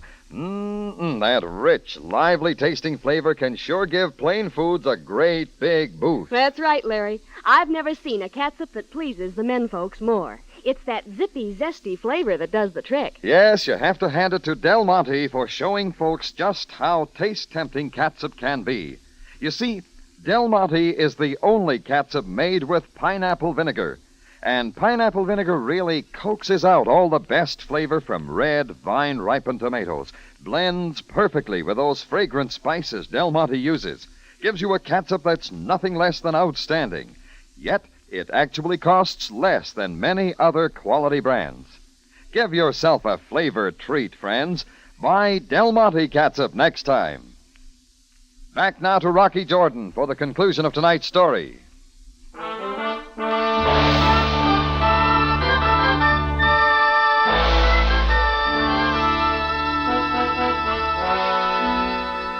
Well, I didn't give Sam a chance to say no. I took him out, put him in my car, and we drove fast through Cairo down to the governmental center and pulled up at the immigration building. Sam was still sputtering as we went up inside and up to the main desk. But Jordan, I still do not... Save it, Sam. May I help you, sir? Look, this man here with me is a captain of the police. Jordan, he can see that. I want some action and fast. What is it you want, sir? Get me all the passport records of that Chinese colony over in the Sharian affair, and make it quick. At once, sir. Jordan, you will explain why you've created this ridiculous scene. You'll find out. Just look at the records. Look at them good. Indeed. How can passport records help Dr. Lee? Why do you think Dr. Lee killed McGrath? Only to stop a phony passport shakedown. Regardless of this, Jordan, I cannot understand your actions. Even this cannot save him. Maybe not, but it'll save plenty of others. Look at the records, Sam. Then find out who's been here lately to get some facts for himself. Jordan, where are you going? You'll find me, Sam, in the office of Dr. Lee's attorney, Ellsworth Gerard.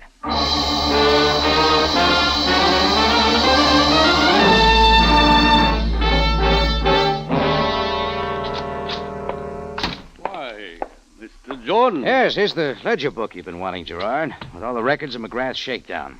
Ha Singh dropped it last night. Yes, of course. Thank you. You know, Dr. Lee was a pretty smart man, wasn't he? Most intelligent. Yes. It's regrettable. When McGrath told him that his people were living illegally in Egypt, Dr. Lee didn't dare check with the immigration office himself. But he would go to someone else. He'd go to you, Gerard, right?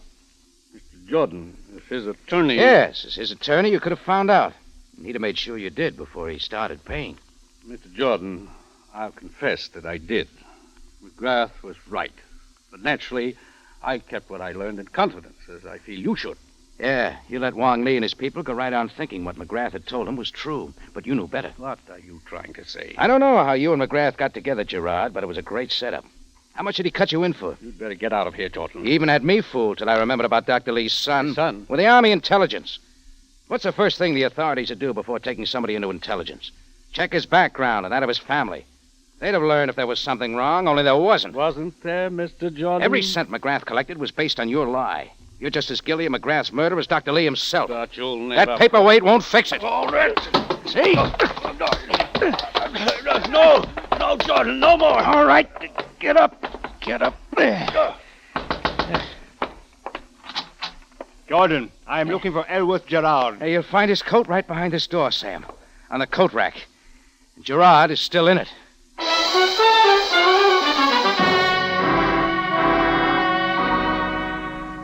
Sam was real busy for a while with Gerard. My part of the job was done, but I made it a threesome with him back to headquarters. I sat for a while in Sam's office till he could join me. When he finally came in, there was a look on his face like the Sphinx. Jordan, you have many strange ways of learning what you would know, but I must give you full credit. What's new from the immigration office, Sam? The legal status of Dr. Lee and his people in Cairo is and always has been in good order, as you perhaps knew. Finally. Ellsworth Gerard knew it, too. Having handled Dr. Lee's affairs for many years, he could not help but have known. But the people of the colony are now free from their fears. That isn't going to help Dr. Lee. Jordan, no man will ever have to judge his guilt. Sam. It is in the hands of Allah, or whoever guided his destiny. He died quietly in his sleep but a few moments ago. Being a doctor himself, he knew that when he made his sacrifice for his people, he had but a few hours to live. That was the true secret of Dr. Wong Lee.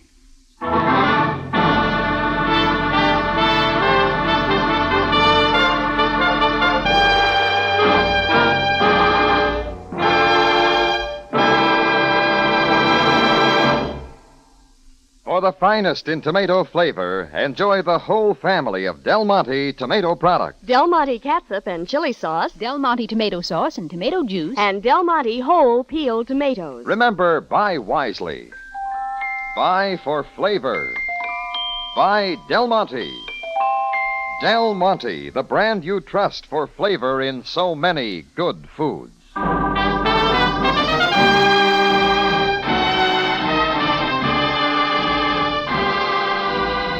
Rocky Jordan, written by Gomer Cool and Larry Roman, stars Jack Moyles in the title role with Jay Novello as Sam Sabaya, and is produced and directed by Cliff Howell, with original music conducted and directed by Richard Arant. Remember, you have a date next week at the Cafe Tambourine, run by Rocky Jordan. Same time, same station, and the story is The White Beetle.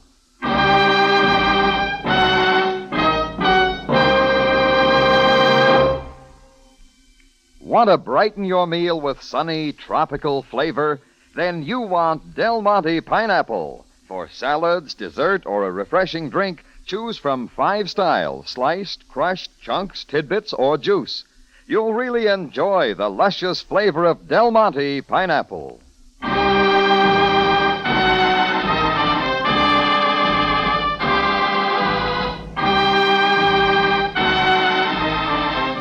Larry Thor speaking. Rocky Jordan is presented over CBS, the Columbia Broadcasting System.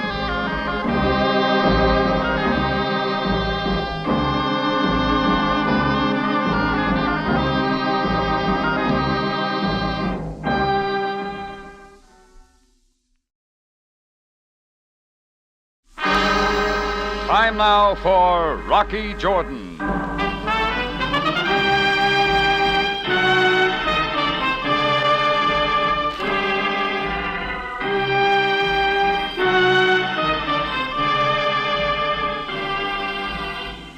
Not far from the Mosque Sultan Hassan in Cairo stands the Cafe Tambourine, run by Rocky Jordan. The Cafe Tambourine, crowded with forgotten men, alive with the babble of many languages.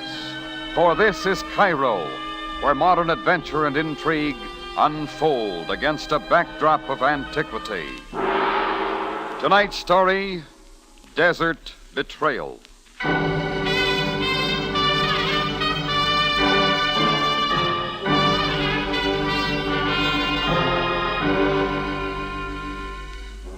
are 5 times in a day when a foreigner like myself tries to stay off the streets of Cairo.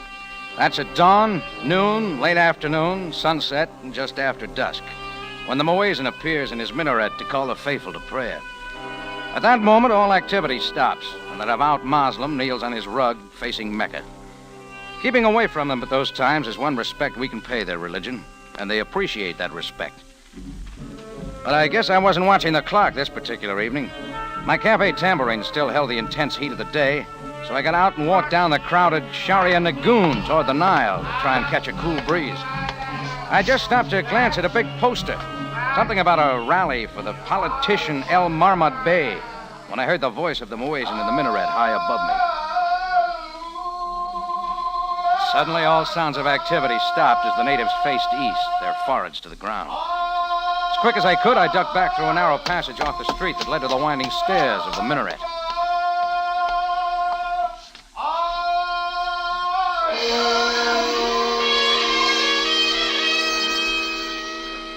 I waited there until sounds from the street told me prayers were over and the Cairenes were again about their business.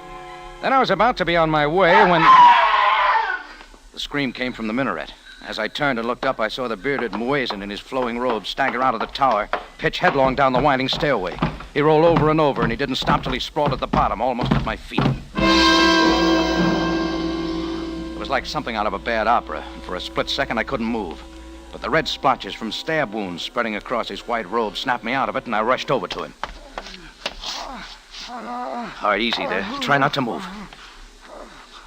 Who did this? You've got to tell me. Listen, who did it?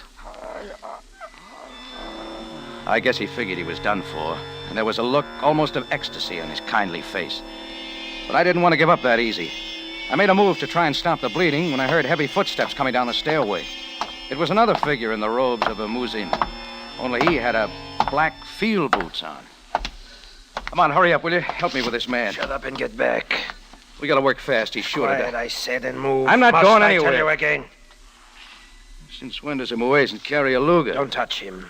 You've stepped in where it doesn't concern you. Yeah, maybe it's lucky I did. Think again, my friend. It's your misfortune.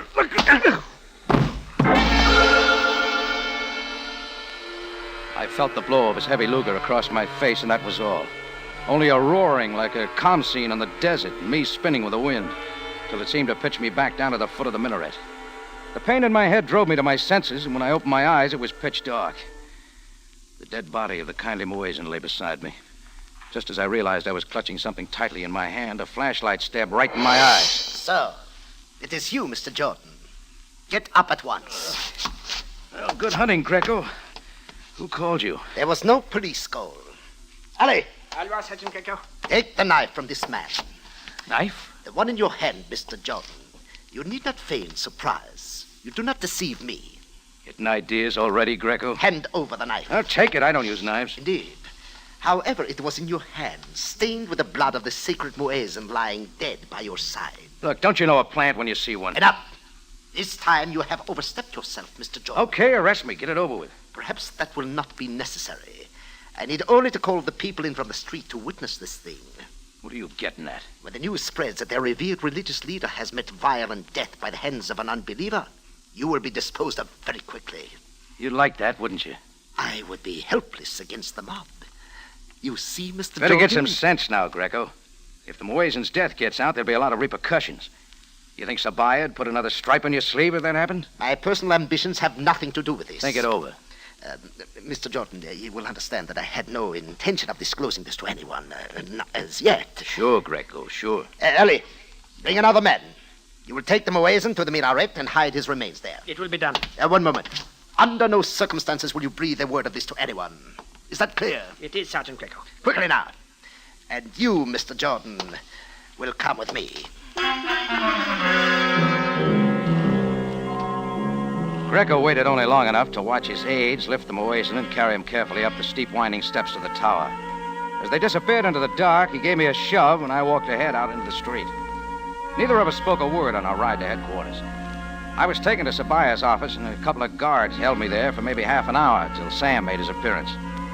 Greco was with him, and they motioned the guards outside. It was all just a little too deliberate.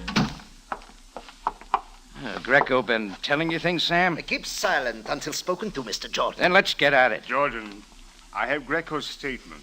You were found at the foot of the Mongal minaret beside the dead body of the muezzin. Did he tell you I'd been knocked out cold, Sam? A trick, Capitan. He was trapped and could do nothing but pretend that he also had been attacked. Then explain the shape my face is in, Greco. Your face is smashed up in many ways. One Mr. moment, Jordan. Greco. Now, Jordan, I will hear your full explanation of this affair. I was standing at the foot of the tower stairs during the last call to prayer. Did you, an American, not know better than to be there at such a time? I ducked in there to get off the street. Go on. And the muezzin rolled down the steps right at my feet. Before I could get anything out of him, somebody else in a muezzin's robe showed up. There is no other muezzin at the minaret. You're right, Greco. He wasn't a muezzin. He wasn't an Egyptian. He had on German field boots, and he carried a Luger. Jordan, what fantastic tale are you trying to make me believe? Listen to me, Sam. The guy roughed me up against the wall and then slapped his gun across my face. He is lying, Capitan. Ask Mr. Jordan how he got this knife in his hand. You can see for yourself. Put the knife on the desk, Greco. I do not wish to look at it again. As you wish. The muezzin had been stabbed 4 times. I thought it best, under the circumstances, to have his body hidden in the minaret. Yes. You acted most wisely, Greco. I was only doing my duty, Captain Sabaya. Jordan, about this man with the Luger. Would you recognize him if you saw him again? You bet I would. You have told me everything? That's right. And you can explain nothing of the other similar acts of violence against our holy men here in Cairo? Well, there have been others? This is the 3rd muezzin to die in the past month. All by the knife. But why, Sam? What's it all about? I do not know. But I intend to find out. Jordan, there are things a man like you would not understand. That my people take their religion most seriously. Quite often, our emotions become strongly involved. Maybe I do understand, Sam. Every man has a religion, whether he knows it or not. But there are differences. Sure. I've knocked around enough to learn to respect another man's beliefs. That's why I get off the street. We will not go over that again. Oh, okay, but you can't hold me, Sam. Indeed I can, Jordan. You will be committed to jail pending further investigation. So that's the way it is. That will be all. Greco, I must hurry to the El Mahmad Bey political rally. We have promised him police protection. Put Jordan in a cell. This way, Mr. Jordan. Oh, Greco, you had best place him in the old cell block across the alley and under heavy guard. I know better than to try and figure out what goes on in Sabaya's mind, but I had a hunch he was locking me up more than anything for my own protection. And the old cell block would be the last place a mob would try and hunt me out. Greco made a big thing of it as he and 2 others directed me down a corridor to the back door. A dim bulb over the entrance was all that lit the alley. Greco motioned across to a dingy sandstone building about 30 feet on down, and I moved ahead. I had taken not more than a dozen steps when it began to happen. A whole bunch of them came out of nowhere, everyone hooded, surrounded Greco and his guards. Made quick work of it. Stop at once, I command you! One of the hooded men was out of the scuffle and had me by the arm. Get moving, Jordan. What is this? We call it a rescue. Maybe I don't want it. Shut up, you fool. Now move! By that time, they were all around me, dragging me up the alley. Somewhere back, I could hear an alarm sounding and the shouts of more men running out of headquarters. But already we had reached a side street where a light field truck was waiting, its motor running. The hooded figures piled me in, the driver put it in gear, the wheels spun, and we were careening off down the narrow, winding streets. Well, we must have traveled every side street in Cairo to shake the police. Finally, the truck roared across the Bulak Bridge of the Nile, through Giza, on west and north above the Nile Valley as it meets the desert.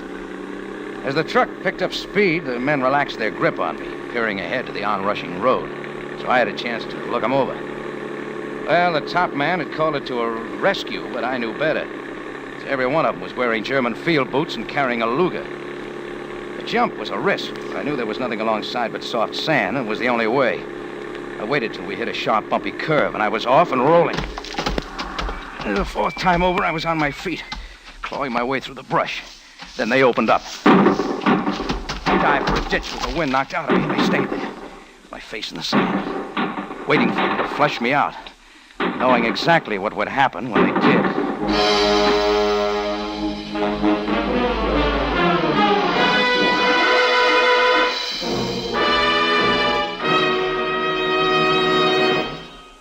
You are listening to Desert Betrayal, tonight's adventure with Rocky Jordan. Travel to the ends of the earth tomorrow night with Dick Powell and Signe Hasso, who will recreate their original screen roles on CBS Radio Theater. To the Ends of the Earth is the story of the expose of an international narcotics ring and makes for an exciting story. Remember Dick Powell and Signe Hasso tomorrow, Monday night at 6.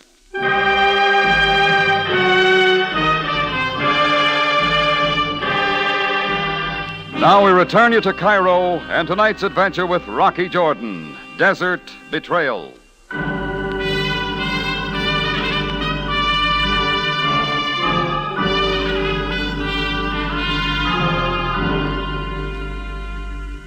It was a peaceful evening as I stood at the foot of the minaret and listened to the Muezzins call to prayer.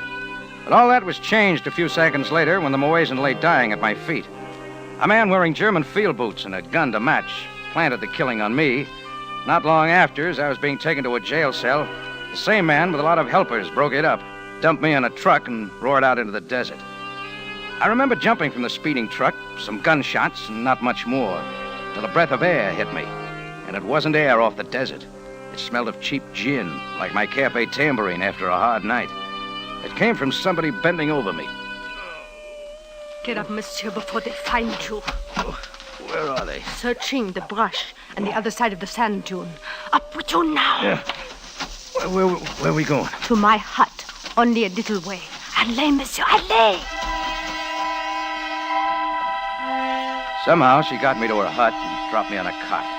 The dive off the truck must have jolted me plenty because right then I passed out for a while.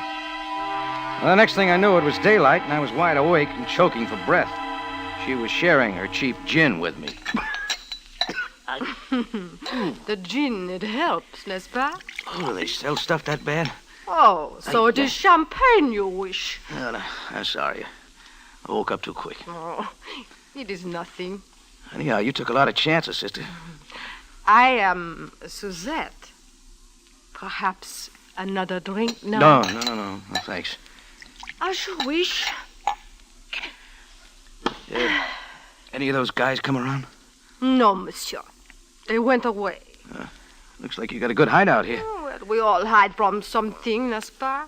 Yeah, me from too many things. You do not tell me who you are, monsieur. The name's Jordan. And an American who flees from many men with guns on the desert. Oh, I hopped off a truck. They were taking me someplace. But why? Your guess is as good as mine. Many trucks have been going into the desert. Yeah? Where to, Suzette? I do not know. But something is going on out there. You were captured, monsieur? Oh, rescued, they called it. You make a strange riddle. Oh, yeah, it's a beauty. The Muezzin is stabbed to death in Cairo. Not the first to be killed. But whoever did it figured I knew too much. Before the police could salt me away, this gang grabbed me. Monsieur, what were they like? Well, they weren't Muslims. They were men who speak good English and carry Oh, Lugers. sacre nom. You got it figured, Suzanne? Oh, always it is the same. So it was with the betrayal of France. Always I do not realize. What are you talking about? Monsieur, in France they call me a traitor. It was not so. I did not know I was being used by the enemy. It makes some sense, huh? Oh, now I am a poor French woman in Egypt without credentials. I must exist as best I can. When there is an opportunity to sell munitions and guns into Egypt, what can I do? The trucks are taking munitions into the desert? Oui. But I did not know. Who's the deal with, Suzette? It is a bad deal. Come on, never mind the gin. Who'd you sell the stuff to? Well, there is a man named Frank Kruller. Where do I find him? A houseboat on the Nile. The Habir 16. All right, let's have some more. Oh, no, monsieur. Already I have said too much. You rest now. You will need much strength for what is ahead. So I waited out the burning heat of the day in her hut. All the time I tried to get more out of her about Kruller and the munitions going into the desert. How that tied in with the Muezzin's death. But from then on, Suzette closed up tighter than the cap on a bottle of Coke. Well, with a little food and a lot of sleep, I was ready to go by sundown. Suzette helped me into Giza. From then on, I was on my own. I thumbed a ride across the bridge, but before I went down along the river, I decided on a phone call. Captain Sabaya speaking. Hello, Sam. Jordan, So it is you. I just didn't want you to worry about me. Where are you? What are you doing? Oh, relax. I'm all right, I tell you. You don't have to rescue me. Rescue you indeed. You will return to headquarters at once. Sorry, I got a big date. Where are you going? To see a guy named Kruller. Kruller? Frank Kruller. Any objections, Sam? Jordan, listen to me. There are things you do not understand. Why not? You are not a Muslim, but I am, and I can tell you that you are in great danger. For your own protection, come back to jail. Thanks for the advice. See you later, Sam. Jordan, for the last time... Then I was on my way to see Kruller. I couldn't have missed his dahabeah on the Nile if I'd tried. It was a floating palace, all lit up with music coming from someplace and real important-looking people going on board. With a day's growth of beard and so on, I wasn't exactly in shape for a party, but I went anyhow. Only a big pile of muscles at the entrance stood in my way. Retrace your steps, offender. Don't get upset, Buster. I didn't come to see you. State your business here. Maybe I got invited. Only those of influence and wealth come here tonight. Something real special, huh? A reception in honor of the great El Marmad Bey. I've known bigger politicians. Yeah. Back to the streets with you, English. Not till I see Frank Kruller. He's not here. Well, let's look around. Back now, stupid cow. What is going on here? Somebody was coming through the lighted doorway toward us. The one man I wanted to see more than anyone else. I'd last seen him under the minaret as he slapped a Luger in my face. Who is this man? He is no one. I tell him to go away. I will handle him, Jerub. So it is you, Jordan. Yeah. I take it you're Kruller. I am. You know, Jordan, you interest me. I'll bet. You made good your escape last night. Is it not foolhardy to walk back into another trap? Not if it gets some answers. It so happens that I would like to talk to you, too. Come this way. No, let's talk here. Sorry. I fear you have no choice. A glance at the shadows told me there were others besides Jarub covering for Kruller. So I followed along, with Jarub close behind. We went down some steps away from the party going on above, through a narrow corridor to a door that Kruller opened. He motioned me in. I was face to face with a guest of honor. One Napoleon-sized, puffy, gimlet-eyed Egyptian politician sporting a monocle. El Marmad Bey. Who is this man, Kruller? The person who persists in making trouble for us, El Marmad Bey. Jordan, of course. Excellent. You the top man in this deal, Marmad Bey? Perhaps more than you know. What audacious motive brings you here? A lot of question marks. About guns and munitions you got your hands on. Stuff that's being hatched out in the desert somewhere. Most interesting. From whom did you learn this? Oh, skip it, Marmad. I'm not on your side yet. I had hardly hoped for that. What else you know, Jordan? Just that you're playing for something pretty big. Killing Muslim leaders is dangerous business. What are a few lives if they serve my purpose? You tell me. El Marmad Bey, your time is most valuable. The others are waiting. As you say, Cruella. The hour grows short. Jordan, finding the source of your information and how much of it you have divulged to others is most important to my cause. I'll bet it is. We have ways of getting it from you. With a Luger? Wait, Cruella. Jordan, who else knows you have come on this dahabeah? A lot of people. It is possible. Let him go, Cruella. What happens to this man after he leaves here, you may decide. Of course. Jarub, bring the others. Throw this man out. At once, master. Aren't you up to it yourself, Kruller? No, not that way, Jarub. Out the window. Perhaps, Jordan, the waters of the Nile will drive you to your senses before it's too late.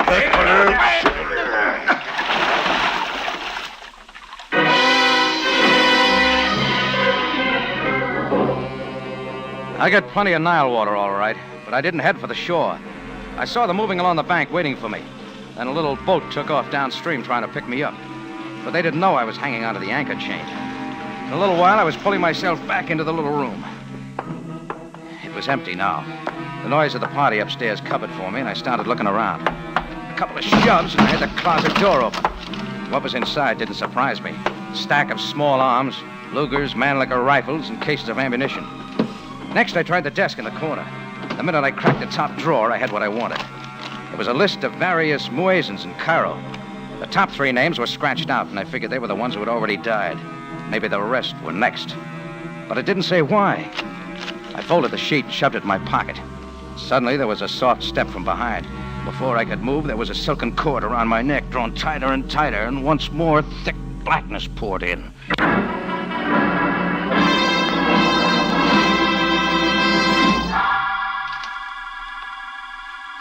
I was slow in coming out of it. First, I thought I was still lying at the minaret beside the dead muezzin. Then I was in a ditch with a gin-soaked woman bending over me. Finally, I opened my eyes. The light from a window almost blinded me. Outside, I could see other buildings, and I knew we were in some abandoned army camp. I tried to move, and I realized I was tied securely to a chair. The bare room held just me and Frank Kruller. I salute you, Jordan. For a chance adversary, you have proved quite formidable. Skip the build-up, Kruller. Where are we? To the south is the Guattara Depression. It was used as an anchor in the battle for Egypt. Only you're using the place for something else. As a temporary hideout, it serves our purpose. And a munitions dump, too? Spare your strength, Jordan. You'll need it. Like for what? El Mahmoud Bey, Mr. Jordan awaits you. Well, Jordan. For a man with big plans, Marmont, you're giving me lots of attention. Why? Because I wish to know what people are in possession of certain information. Who are they? I'll give you an answer. But to my question, not yours. Because I soon will become master of Egypt. Yeah. It will be done. El Mahmoud, is it wise? Let him know. There are but 3 of us, Kruller. He has no means of escape but the eternal sand. Thanks, Marmon. I know about the munitions and guns. Now, where's your army? You Americans are indeed naive. Superior intelligence is more powerful than armies. Your brains and who else? At this moment, my loyal followers are at strategic points in Cairo and elsewhere in Egypt, awaiting the hour. You think that's all it takes? Clive took India with only 123 men, Mr. Jordan. I had it right, didn't I? You start out killing a few muezzins, one by one. Nothing upsets a Moslem quicker than an offensive toward his leaders. And now more of the muezzins are to die. When the people see their government is unable to cope with the atrocities, they will rise up and overthrow it. You got it all figured out, haven't you? Already there have been incidents. Soon the anger of the populace will move it to frenzy. There will be uprisings growing in violence. That's when you step in. Yes. At that moment, the great El Mahmoud Bey will appear as their liberator. Yeah. The only trouble is it won't work. Indeed. Again, the mind of the West finds the mind of the East an insoluble riddle. Well, don't get me wrong, Marmot. You might use the religion of your people to get into power. Only you've forgotten one thing. Yes? What is that? Your people will still have their religion. How long do you think they'll be fooled? We Americans have a saying for that, if you're interested. I am not. Your interest, Jordan, is in your own welfare. Well, think about it. When the people find out they've been duped, what do you think happens to you? At that time, my power over them will be assured. Egypt will enter an era greater than the pharaohs ever knew. Hold it, Marmot. Back that idea up with some more figures.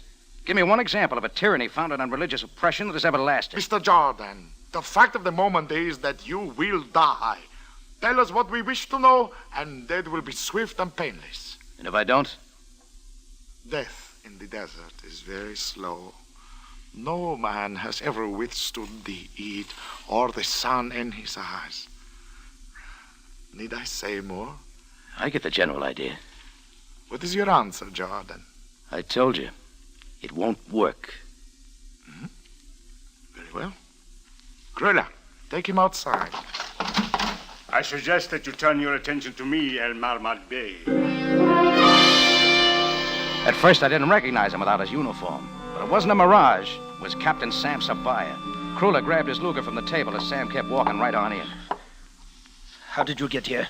That's important, Kruller. Watch that Luger, Sam. I'm tied here. I can't help you. That will not be necessary, Jordan. So, Captain Sabaya, the desert must claim another victim. That we shall soon see, El Mahmoud Bey. But you had no way of knowing. Not everything, but certain things have come to my attention.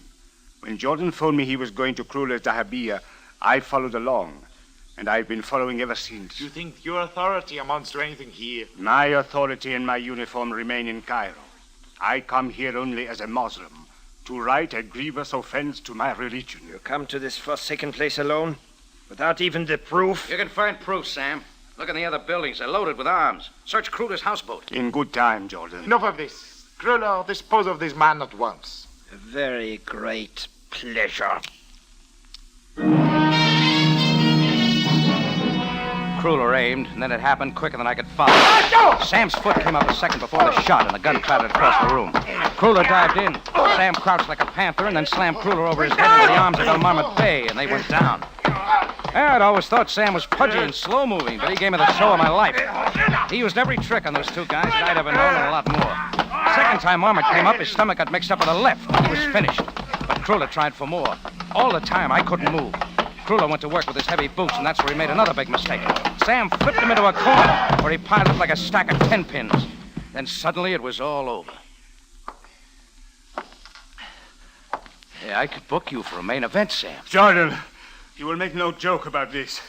Such tactics are most distasteful to me. Okay. How about getting me loose here, huh? Well, you will tell no one of this incident? Sure, just untie me. You know, Jordan, there are many things that you do not comprehend. Sam, get me out of here.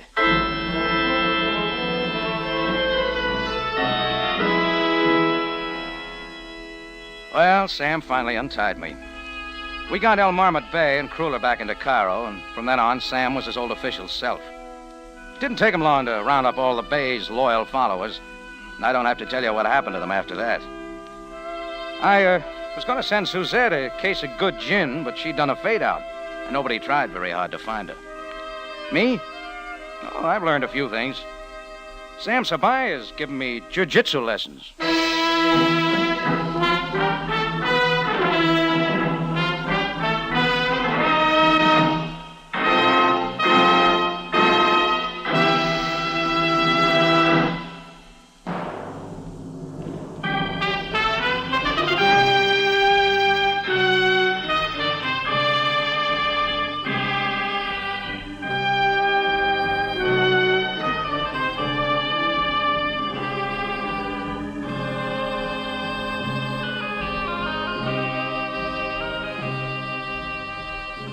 It's CBS, again at this same time, next week, for another story of adventure and intrigue, when we take you back to Cairo and the Cafe Tambourine, run by Rocky Jordan.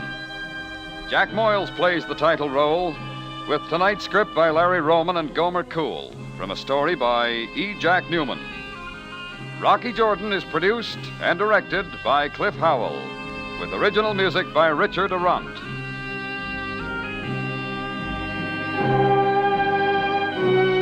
Larry Thor speaking. This is CBS, the Columbia Broadcasting System.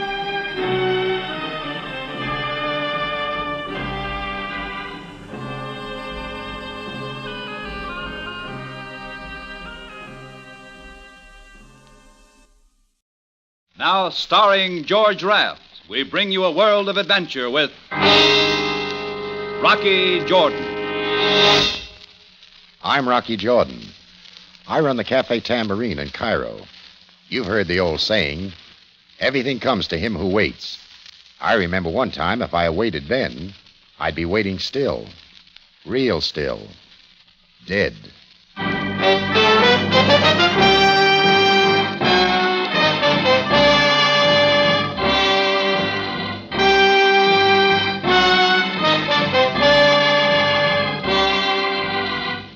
The Cafe Tambourine.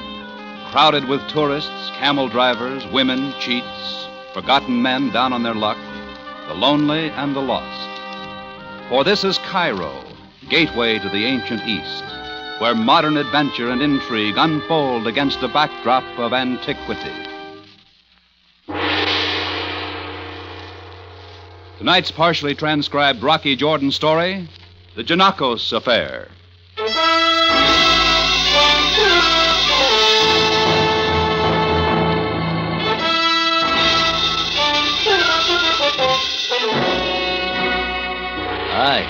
I'm Chris, Rocky Jordan's barkeep.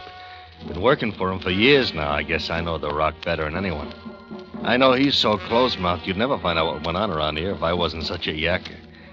But you know, it isn't always Rocky who plays it shy with the words.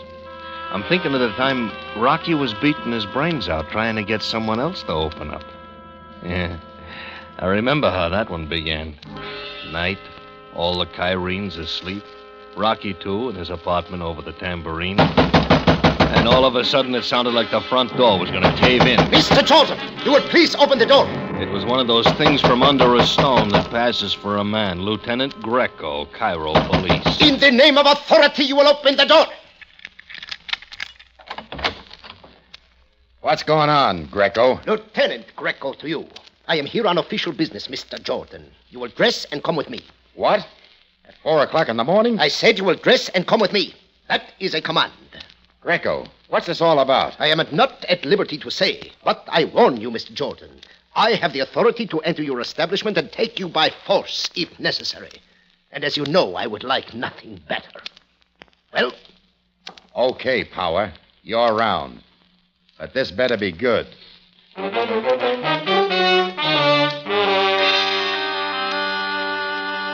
Look, Sam, I don't like this. I don't like being hustled out of bed in the middle of the night by that cop. And I use the word loosely. I am fully aware of what has happened to you, Jordan. Jordan, I am tired. I am worried. Do not test my patience. Well, I've got a right to know what's going on. We will not argue the point. Let us simply say I am not at liberty to say. Sounds like you and Greco had a rehearsal. Excellency. So, this is Mr. Jordan. Jordan, may I present His Excellency Hassan Bey of a special government service. How do you do? You have been in Cairo a number of years.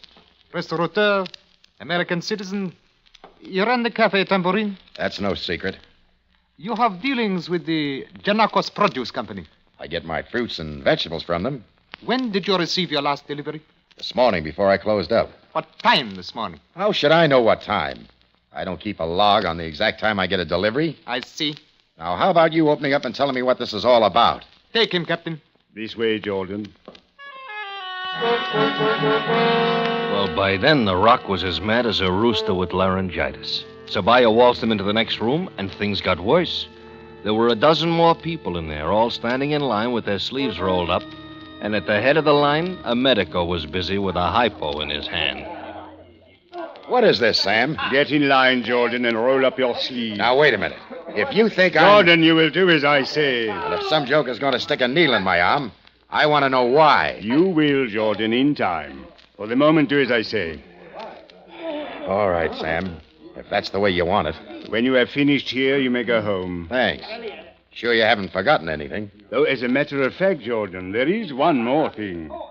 Your Cafe Tambourine is to be closed until further notice. Rocky was really steaming when he left police headquarters. He ankled across the street to Amun's coffee house, found a good crowd there, and more than one guy rubbing his arm. He had a call to make, but the phone was occupied, so he sat down at the table and ordered a cup of Java. And then the doll eased in. Hope you do not mind if I sit here. All the other places are taken. No, I don't mind. Thank you. You get hauled down to headquarters, too? Headquarters? I do not understand. Skip it. I thought you were one of our little group. Everybody else here seems to be. I usually stop here on my way home from work. Such a crowd at this late hour. Has something happened? Yeah, something has. You seem angry. I've got reason to be. Tell me about it. It would bore you. I see. Oh, of course. Now I know. Now you know what? There I have seen you before. The Cafe Tambourine. You're Rocky Jordan. My name is Zelda. Zelda Volma. Zelda. Yeah, it fits. Why do you keep looking toward the front door? I'm just sweating out that buster yakking on the phone. I've got a call to make. If it's urgent, perhaps I can be of some assistance. I live not far from here, and I have a telephone. Thanks for the offer. But the buster looks like he's ready to hang up. Excuse me.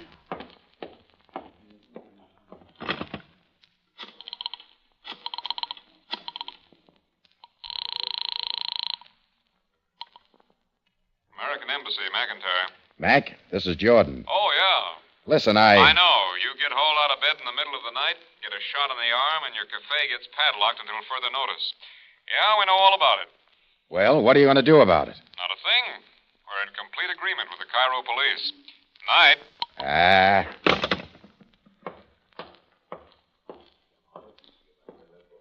That did not take long. Oh, you are leaving? That's right. So am I. My apartment is just down the street, at the Nehru house. And I have a date at the other end of town. Looks like we're headed in opposite directions.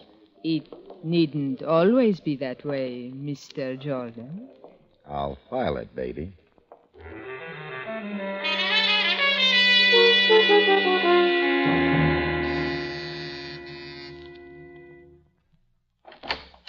Yeah, what? Oh, hello, Jordan. Thought maybe you'd be asleep, Genacos. Asleep. Who can sleep? Come on in. I just got back from police headquarters. They had a few questions to ask me. Some of them had to do with the Genacos Produce Company. Oh, you too, huh? Sit down, Jordan. Sit down. Well, Genacos, what's it about? Look, I don't know any more about it than you do. They closed up your place? Okay, so they closed up mine, too. They put a padlock on my warehouse, my trucks, everything. Sure they didn't tell you why? I couldn't get anything out of them. Just a shot in the arm. Look, I got a lump there already. You're not the only one. Stop beefing. Rocky, listen. What is this shot business? What's the matter? I got something that's horrible? I'm a menace to society? Don't ask me. Why did they give me that needle? Why didn't they tell us something? Rocky, what is all this hocus pocus? Why did... What's the matter, Genacos? Genacos' face suddenly turned white and his jaw dropped. He was staring over Rocky's shoulder. And as Rock started to turn around, his eyes swept the mirror on the wall, and he caught a glimpse of a figure moving in behind him, and then something crashed in behind Rocky's ear. Hard.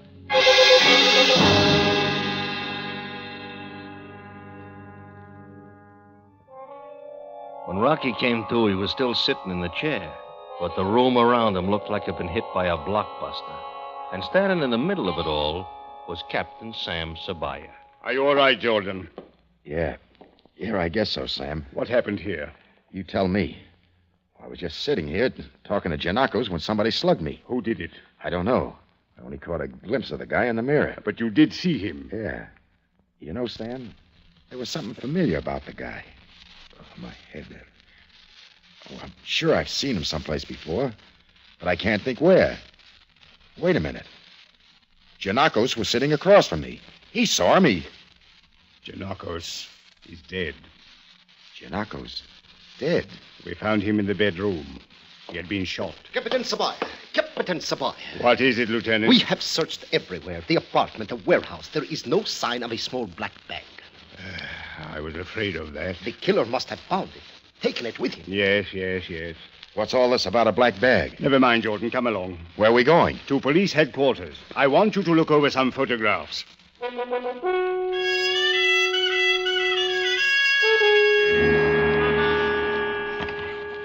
Jordan? No go, Sam. I've been over these mugs twice already. The killer isn't here. We must have your cooperation, Mr. Jordan. You are the only one who knows what this killer looks like. That's right. Now I'm in the driver's seat, Hassan. And if you expect any more cooperation out of me, maybe you better start telling me what this is all about. Your Excellency, perhaps it would be wise... Very well. Tell him, Captain. Jordan, there was a robbery at the University Hospital last night. Someone was after a bag containing a large supply of narcotics. The black bag you've been looking for? We have established that the man who took the bag left in one of Genacos' trucks, but he was not one of Genacos' drivers. We have checked that, and the truck was returned. All right, Sam. So this guy copped a bag of narcotics. That's happened before. You didn't carry on this way. Jordan, patience. We believe now that Genacos was involved in the robbery, that he was the recipient of the stolen bag, and that the killer took it from him, believing it contained narcotics. Believing? But you said it was narcotics. It was supposed to be narcotics. The original thief made a mistake. He took the wrong bag. That is why we have had to operate with such secrecy. That is why you and the others who had some contact with Genacos' truck were given those shots. What was in that little black bag, Sam? A rack of test tubes containing deadly germ culture, pneumonic plague. So don't you see, Jordan? The killer opens the bag. It does not contain what he thinks. He throws the bag away. Where? In some dark alley? A storm drain? The river? Jordan, we must find that bag. Yeah, because if you don't, you're liable to have the biggest epidemic in history on your hands. Thousands and thousands of lives. A whole city wiped out, Mr. Jordan. We can't prevent that, but we must move quickly. Well, the quickest way to find the bag is to find the killer first. Exactly. And you are the one man who knows what he looks like. What are you driving at, Hassan? If we were to let the word spread quietly that you, and you alone, knew what the killer looked like, the killer would learn of this. And might he not come out into the open to try to silence you? Yeah, he probably would. I get it. You're asking me to set up myself as bait. Wait around for the killer to take a crack at me so you can nail him. That's it, isn't it? Frankly, yes. We know we have not the right to ask you to expose yourself to a murderer's bullet. Oh, save it, Sam. All right. You've got yourself a pigeon.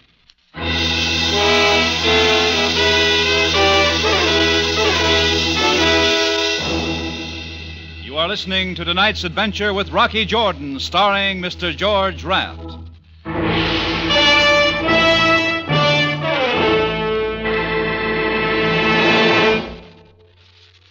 The only show in radio where the audience writes the scripts. That's the Wednesday night CBS favorite, Dr. Christian, starring Gene Hersholt. The Devil's Workshop is the title of tonight's Dr. Christian program. In it, Gene Hersholt, as the kindly physician of River's End, combines his skill as a doctor with extraordinary instincts about human behavior to bring about a surprise conclusion to a very strange story. Remember, your next program over most of these same CBS stations. It's Gene Hersholt as Dr. Christian.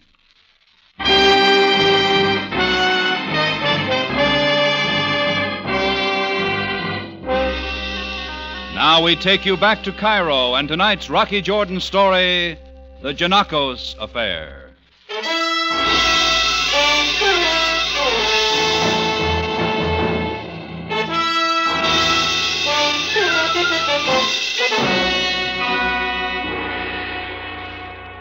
Well, they hooked Rocky on the end of a line to bait the guy who did in Genacos and waltzed off with the little black bag. Some of Sabaya's men dropped a few choice words in the Cairo dens, and the underworld was to do the rest. The boss came back to the tambourine to wait for the play, feeling a little bit like a goldfish in a shark pond. Meanwhile, more of Sabaya's men, rigged out in native dress, took up stations along the street. Sabaya himself stayed at headquarters. Everything was set. A few long hours later, it was noon, and nothing happened except the boss used up a lot of cigarettes. A year went by, and it was 4 o'clock, and then 5. No play. Then a little after 7, the phone began to jump. Cafe Tambourine. Rocky Jordan? That's right. Hey, who is it, Rocca? Rocky, this is Zelda. Remember the girl you met in the coffee shop last night? I remember. Rocky, I must see you. I must see you right away. What for? I cannot tell you on the phone, but it is important. Please, Rocky, meet me. Joseph's well in the Citadel. No. The Turk Bazaar. East End. All right. 5 minutes. 15. All right, Rocky, all right. Don't fail me, please. Zelda Valma. She wants me to meet her. She in on it? Could be. There's one way to find out. Hey, Rocky, listen. That killer could be using her to get you out in the open. I can't sweat this thing out forever. I want to get it over with. I'll be all right. Sam's men will tail me. Bring Sabaya. Tell him what's up. Sure, Rock. Good luck. I watched the boss slip out into the night and Sam's men move after him. A block or so from Turk Bazaar, Rocky stepped into a hallway and waited. A few minutes later, Zelda went by, carrying a grim look. She was alone. That was how the Rock wanted it. He let her go by and walked down the block a ways, and then he stepped out and called. Zelda? The dame pivoted, saw him, and he moved up the street after her. Only crossing that small Moolak alley, he ran into trouble. Halt, Jordan. Halt. Where are you? In the dark of the alley. You cannot see me, but I hold a gun. Take my word. Now, Call Zelda. Tell her to come here. Call! Zelda, over here. Good. I know you're being watched by the police. Give them reason to believe all is well. Light a cigarette. Relax.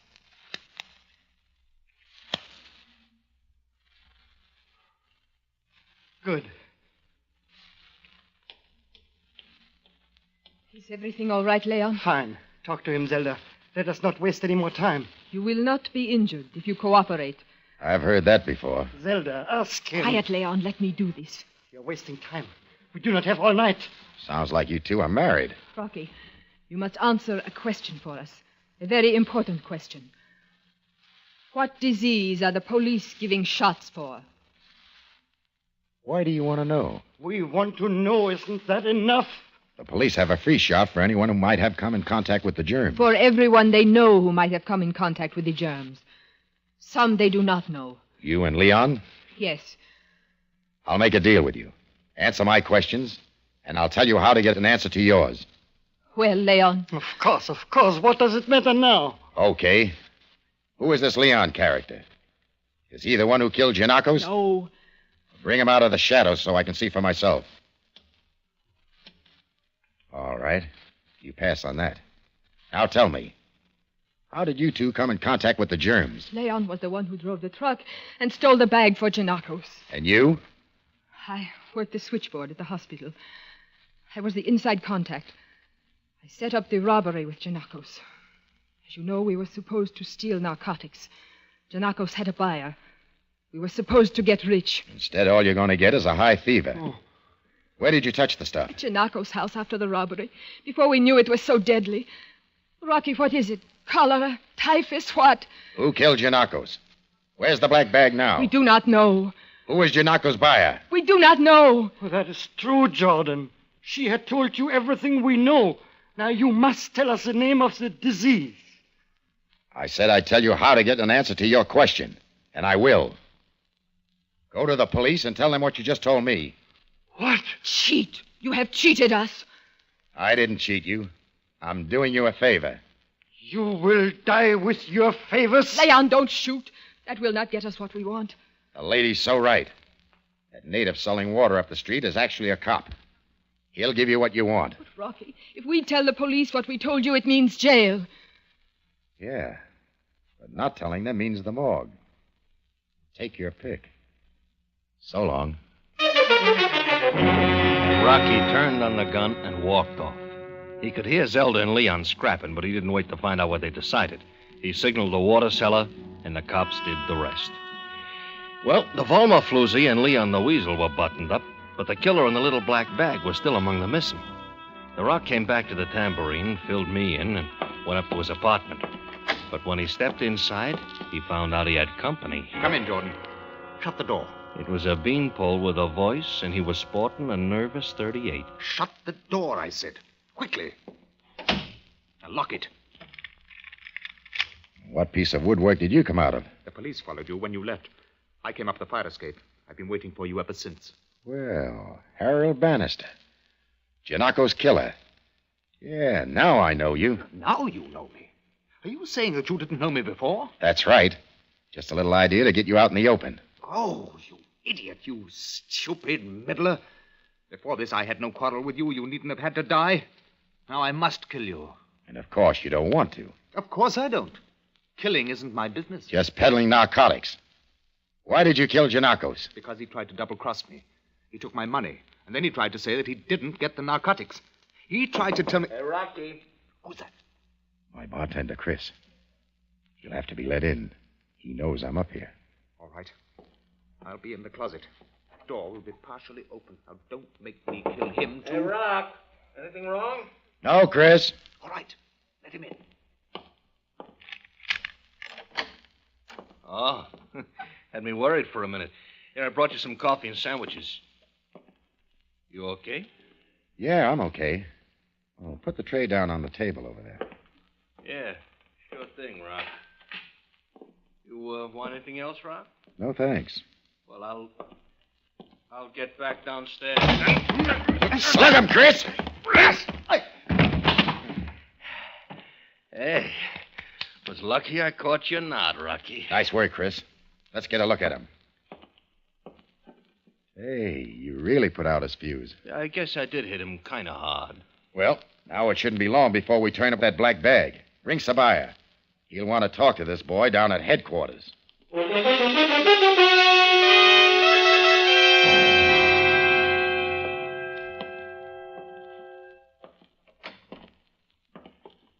Sam, you've been in there with Bannister for 2 hours. Yes, I know. Well, what's the matter? Won't he open up?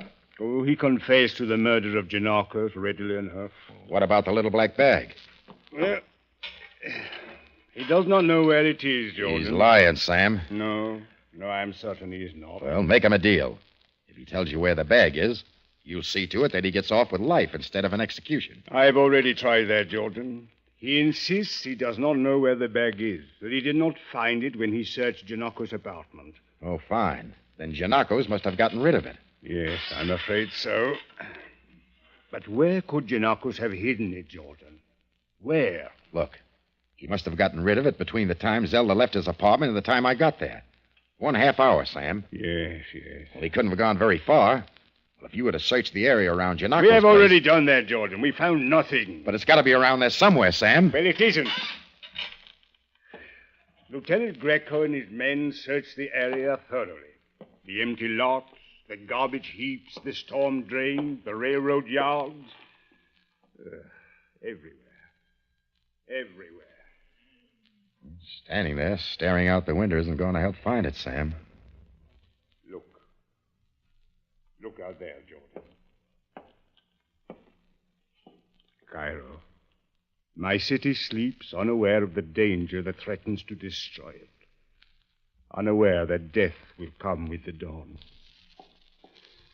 Come, Jordan. I will drive you back to your cafe. Thanks, just the same. I'll walk back. As you wish. Good night. Good night, Sam.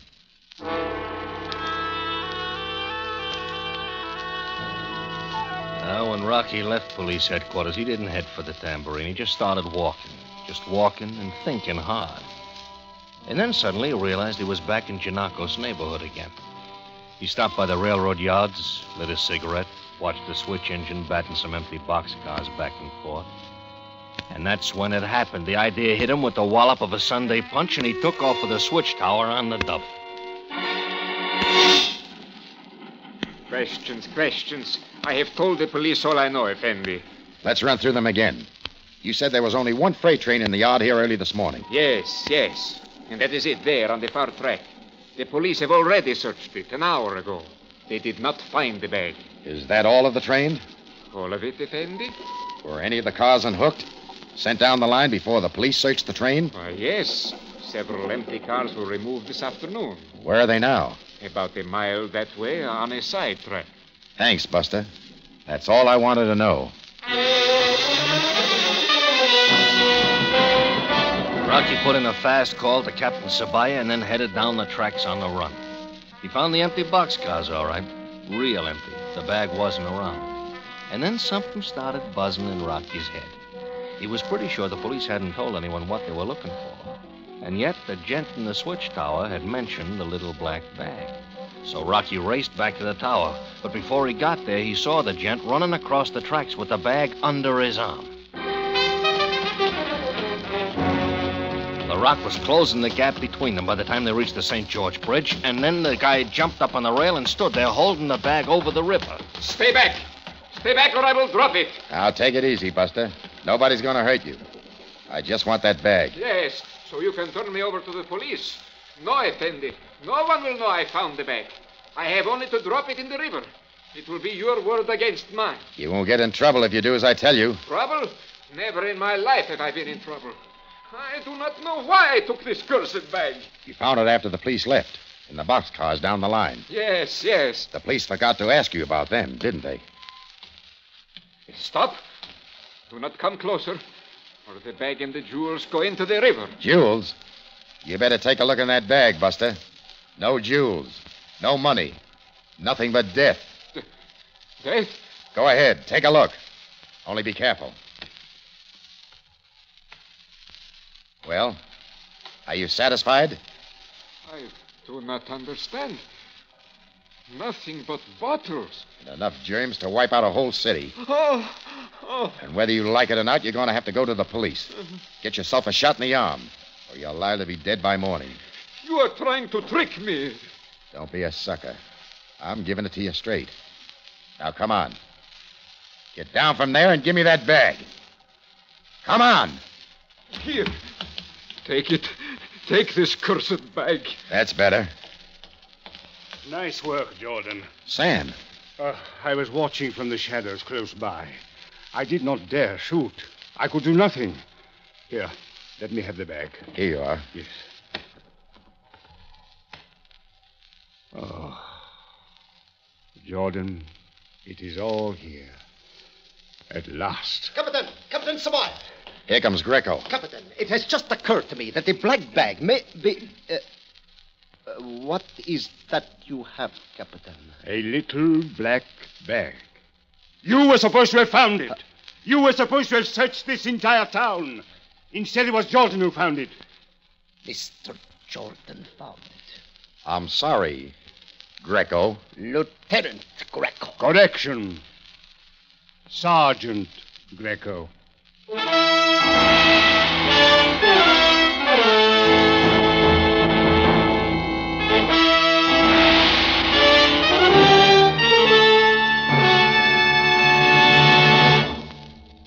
The star of our show, Mr. George Raft, will return in just a moment.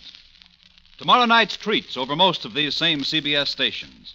Don't miss Arnold Moss in the Hard Luck story on the FBI in Peace and War.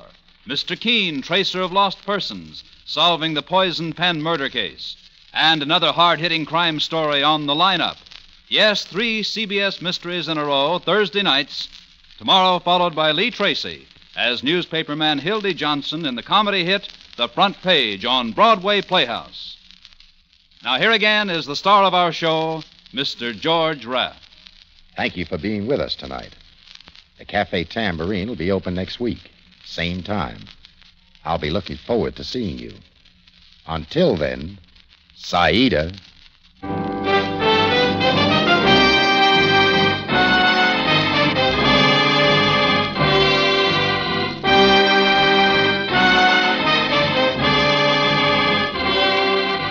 George Raft stars as Rocky Jordan. Larry Dobkin as Chris and Jay Novello as Sam Sabaya. Lou Krugman as Greco. Also in tonight's cast were Mary Shipp, Byron Kane, Ben Wright, Paul Frees, and Fritz Feld. Rocky Jordan is written by Larry Roman and Adrian Jondeau, with original music composed and conducted by Richard Arant. Our producer-director is Cliff Howell. Bob Lamont speaking. This partially transcribed program came to you over CBS, the Star's address, the Columbia Broadcasting System.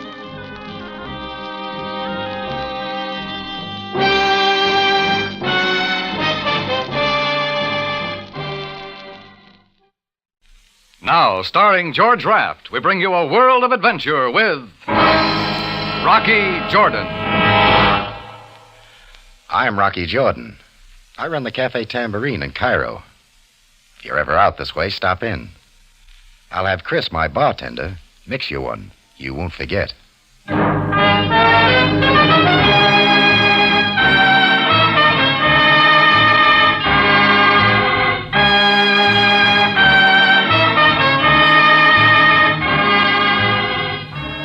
The Cafe Tambourine in Cairo, crowded with tourists, camel drivers, women, cheats, forgotten men down on their luck, the lonely and the lost. For this is Cairo, gateway to the ancient East, where modern adventure and intrigue unfold against a backdrop of antiquity. Tonight's Rocky Jordan story, The Man from Damascus.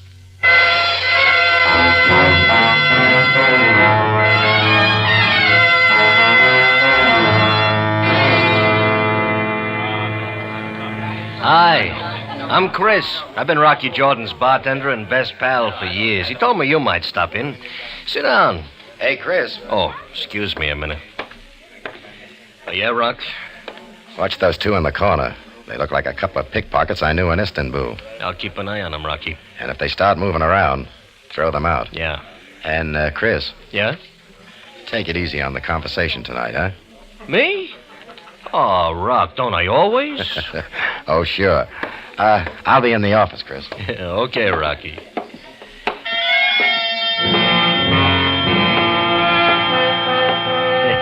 Rocky's a great guy. He tells me a lot of things. Oh, not everything, but a lot. He's hard as nails if he's being pushed, but with a soft spot in his heart. Well, for instance, you ever been in Damascus? Rocky met a man from Damascus once, was as twisted as they come. I remember it was a hot Wednesday evening, just after the Moisen had called the natives to prayer. I was here at the bar serving up some arak to a sailor from Port Said. Rocky was up front watching it get dark out in the street. That's when the girl came in.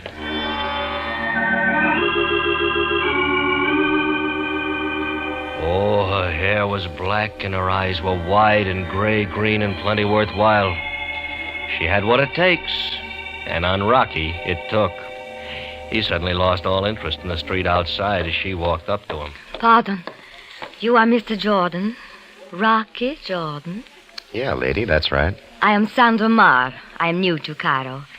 I arrived only today from Damascus in Syria. Glad to know you, Miss Marr. Sightseeing? You may call me Sandra. And no, I'm not sightseeing. I came to your cafe expressly to see you. Oh, just to see me. I would like to talk to you. Can you give me a little of your time? Time? That's the one thing I have plenty of, Sandra. Shall we go back to my table? Thank you. You are very kind, Rocky. I will take but a few moments. Take as many as you like. Here we are. Thank you. Oh, can I get you something, Rocky? Would you like a drink, Sandra? No, thank you. Oh, nothing, Chris. Well, you said you wanted to talk. Have you a light for my cigarette? Sure. Here you are, Sandra. Thank you, Rocky. Now, what's on your mind? I was told that of all people in Cairo, you were the one who could help me. You know Cairo, all of it. You have ways of finding things out. Maybe. Go on. I am looking for someone. Someone here in the tambourine? No, Rocky. But I must find this someone quickly, tonight. Oh, why come to me? I run a cafe, not a traveler's aid bureau. Oh, please do not make jokes with me. I'm not. Promise then that you will help me. I can be most grateful. Please, Rocky. Promise. For me. Look, Sandra. I don't know what your game is, but I like all the cards on the table. All my cards are on the table. No, they're not. Who is this someone? What's your angle? I cannot say. You can't or won't? Which? Oh, it's too bad. It could have been real nice meeting you, Sandra. But, Rocky, I must find him. He told me he was coming to Cairo on business, but I know that is not true. He is in trouble, some terrible sort of trouble. Why don't you go to the police? The police? Oh, no. They must know nothing of this. Oh, great. You want me to find a guy who's in trouble. The kind of trouble you can't go to the police with. No, thanks. Please, Rocky, I will pay for your help. I told you before. I want all the cards on the table. I like you, Sandra. And I'd like to help you. Now, do you want to tell me what this is all about? Rocky, I cannot. You must trust me. Sorry, Sandra. I've been burned before. No information, no deal.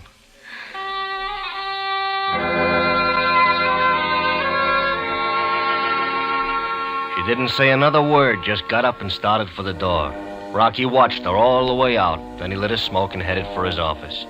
I was cracking out another bottle of arak for the thirsty sailor when we heard it. By the time I got clear of the bar, Rocky was already out the front door. The street was full of sounds and smells and people, but none of them was the girl with the gray-green eyes. Chris, I'm sure that was the girl who was just in here. Maybe she really did need help. Yeah, but Rocky, where is she? Oh, she can't be very far. I'm going to have a look. You better get back to the till.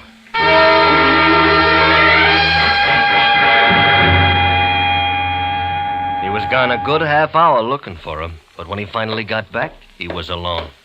Hey, Rocky. What is it, Chris? Did you find her? Not a sign. I wonder what happened. I don't know. But I got a feeling that the night's not over yet. Oh, you're so right. There's a guy here to see you, Rock. He's in your office. He's what? Yeah, well, Rocky, it was like this. You see, the guy... Chris, Mother, the 40 sailor. days on the water, no drink but water. Yeah, I'll be right with you, sailor. You want me to go in with you, Rock? No, I'll handle it, Chris. You take care of Sailor Boy there. Yeah, okay. All right, sailor. All right. Come on up. Hello, Jordan. Make yourself at home. That's what I'm doing. Pretty good liquor in your private stock. It's too rich for your taste, buddy. Put it down. The perfect host, huh? Put it down. Sure. Funny, figured you different. Everybody in town says you're a right guy. Maybe you've been talking to the wrong people. Well, what do you want? You?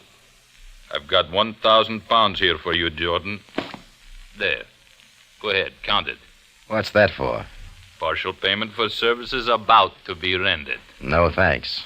I'm not for sale. That 1,000 pounds is just a start, pal. There's more where that came from. There always is. Yeah. Come on, Jordan. You got an appointment. I can't make it. Now, that's a mistake, pal. You and me, we are working for the same fella. We are, huh? Well, bring him around sometime. He don't figure that way. You see, he's got... Look, take that money and get out of here. Get away from that door, Jordan, or I pin you to the wall. 7-inch blade, pal. Damascus steel. Take it easy, Heavy. Sure. And it's double-edged, Jordan. You don't want to argue with this. You're right. I don't. Hey, come on, then. Let's go. Out the back way. The big monkey with a knife marched Rocky out the back door of the tambourine into a car parked in the alley, and they ended up at a sagging heap called the House of Sand that passed for a hotel. They climbed the stairs, and with the big guy's knife at his spine, Rocky was stopped in front of the door to room 12. Go on, knock. Who is there? Jordan. He's come for the rest of the dough. You're taking a lot for granted, Buster. You may let him come in now. Go ahead, Jordan. Meet your new boss. Hello, Mr. Jordan. Nice of you to come. You go leave us alone, please. Sure. You look shocked, Mr. Jordan. Sit down. I'll take it standing. Puzzled, perhaps, at what you see? My head completely wrapped in bandages? Who are you? You may call me the Man from Damascus. That tells me a lot. Why the disguise? You mean my bandages? It is quite simple. I no longer have a face. Ever hear of plastic surgery? That will take a great deal of time and money. There is something I must do first. How about getting to the point? Very well. There is a man in Cairo I want. You are going to find him and bring him to me. Oh, what do you know? I turned down that same offer earlier tonight. And it was much more attractive then. Don't press your good fortune, Jordan. Now listen to me. The man you will bring to me is Alex Zarko. Alex Zarko? Why, the police have had it dragging it out for him for over 2 weeks. And I want to get to him before they do. Jordan, you know where a man like Zarko would hide and how to get to him. Sorry, you've got the wrong guy. Jordan, listen to me. I cannot go looking for him like this. I will double that 1,000 pounds. Jordan, be reasonable. I'm trying to. Zarko is wanted for attempted assassination and assorted murders. The Egyptian police have got him bottled up here in Cairo. Why, they've got the riverfront, every road, train, and flight covered. It's only a matter of time. Exactly. And I want him first. What have you got against Zarko? It was he, Alex Zarko, who took my face from me. Oh. Apparently you cannot realize what it is to know that you can never walk the streets again without a covering over the horror that was once a face. Well, Jordan? No deal.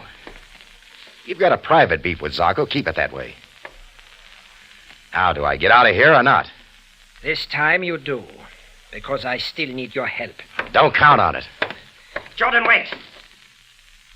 Now that you have seen me and know my purpose, you can be as much of a menace to me as a help. Consider that carefully, Jordan. If I do not hear from you again within an hour, I shall act accordingly.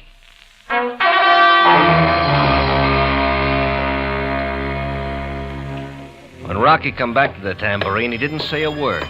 Just drew himself a beer, went over to a table in the back, and sat down facing the door. He was there for over an hour, like he was waiting for something to happen. And it finally did, but not what he was expecting. It was the girl with the gray-green eyes again. She walked right back to Rocky's table. But before she could reach him, Rocky was on his feet. Sandra. Rocky, please. It is not easy for me to inflict myself on you for the second time.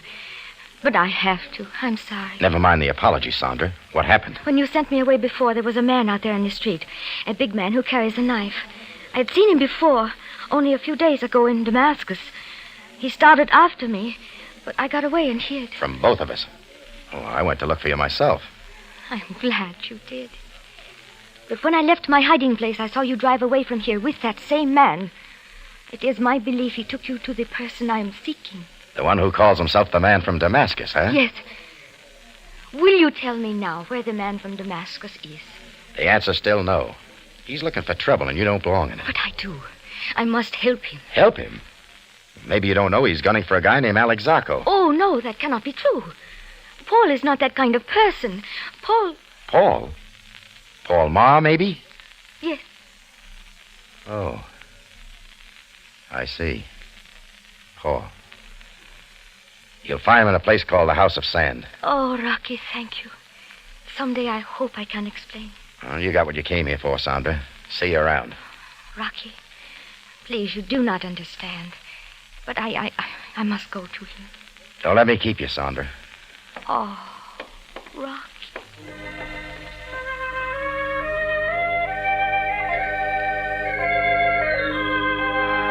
Rocky watched her walk out for the second time in one night.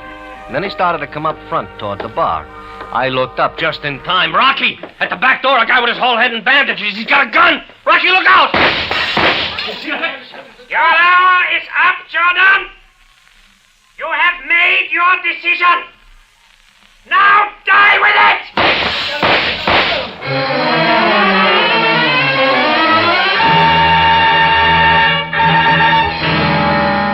Listening to The Man from Damascus, tonight's adventure with Rocky Jordan, starring George Raft.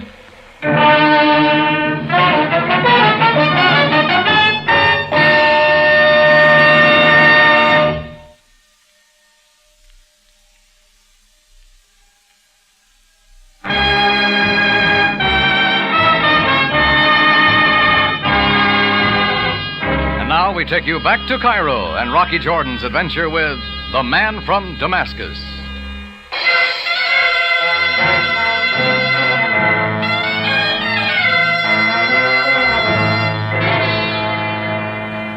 When the Man from Damascus cut down on my boss, Rocky, and splattered the glassware around with his 38 slugs, he made a lot of changes in the tambourine. All the cash customers disappeared in a hurry. Rocky was bleeding from a nick in his left shoulder. And for a topper, who should come walking in but Captain Sam Sabaya, Cairo Police, a gentleman with an awful lot of cop know-how under his red fez. Good evening, Jordan. Is it possible that I can be of some slight service at this time?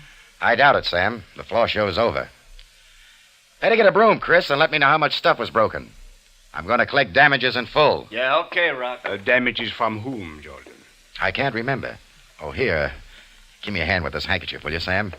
I've got a little scratch here. Oh, yes, of course, certainly. Jordan, the caller's name, what did you say it was? I didn't say. Jordan, who did this? I said I didn't remember. Oh, by the way, Sam, what brought you here so fast? Don't tell me you were just passing by and heard the shots. No, Jordan, no. I was warned the shooting would take place. I wish I could have arrived a little earlier. What's the angle, Sam? Care to name it? I will name it, Jordan. It is Alex Zacco. I am determined that he shall not get out of Cairo. That this time he will not escape the law. Why come to me? Somebody say I was tied in? Precisely. Who? I can't remember, Jordan. Oh. Now, about the shooting. Is Zacco connected with it? If you mean, did he pull the trigger? No. I mean what I said. Is Zacco connected with this? Maybe. But at the moment, it's a private matter. Violence is never a private matter. Now, for the last time, what is this shooting all about? Very well, Jordan. I cannot force you to speak at this time. However, I wish to warn you that if anyone else is injured in this private matter of yours, I shall hold you responsible. Don't worry about me, Sam. I'll be good. Just as good as the next guy. But no better. When Captain Sabaya left, Rocky waited just long enough to get a decent dressing on his shoulder, and then he headed back for room 12 at the House of Sand. But the man of bandages had checked out. Room 12 was as empty as a camel's future. It made the front desk the next stop, and there Rocky found the landlady, a relic older than the Sphinx, but a little noisier, completely engrossed in a U.S. comic book called The Phantom Menace. Say, lady. Lady. Hey, sweetheart. Front and center. Oh, Effendi. The Phantom Menace has just captured Bridegroom and is dipping him head first into a barrel of pickle brine 100 times. It is very funny. Oh, I'm glad you're having fun. But if you can get a hold of yourself for a minute, it might earn you a £1 note. All laughter has suddenly departed. How can I earn this magnificent sum? By giving me the forwarding address on the party who just vacated room 12. Oh, that would be a short, fat man with a bald spot. A seller of fly swatters. No, that would be a tall man with bandages where he should have a face. A seller of death. Death comes higher than fly swatters. Not always, but I'll go £2. Oh, the young lady offered me £5. Young lady? A brunette with gray eyes? The same. All right. I'll go £5. She resides now in room 10 of this establishment. I think she loves the man of the hidden face. I think she waits on the vain hope of his return. Nobody asked you what you think. I'm paying you for what you know. Here's £5. Now, when did number 12 check out? 2 hours ago. How did he leave? By taxi. I myself called it. Do you know the driver? I do indeed. He is a descendant of the evil dog. I want his name, not his pedigree. Haliamar. Residence 303 Sharia Shaman. Oh, it is worth his £5 to but mention his name. Well, play like you're the Phantom Menace and he's Bridegroom. I shall, and I will be bathed in ecstasy. Rocky left the old woman cackling over her comic book and checked out that cab driver, Holly Amar. After a little persuasion, he told Rocky he'd left the man from Damascus off at another termite trap called the Little Nile. The man with the bandages was holed up on the second floor. Rocky listened at the door, but he didn't hear anything inside, so he eased it open. First thing he saw was a guy in a chair across the room.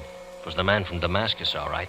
Second thing he saw was a little Italian-made gun in the guy's hand, pointed straight at Rocky's chest. What has kept you, Jordan? I didn't know you were waiting. That is close enough.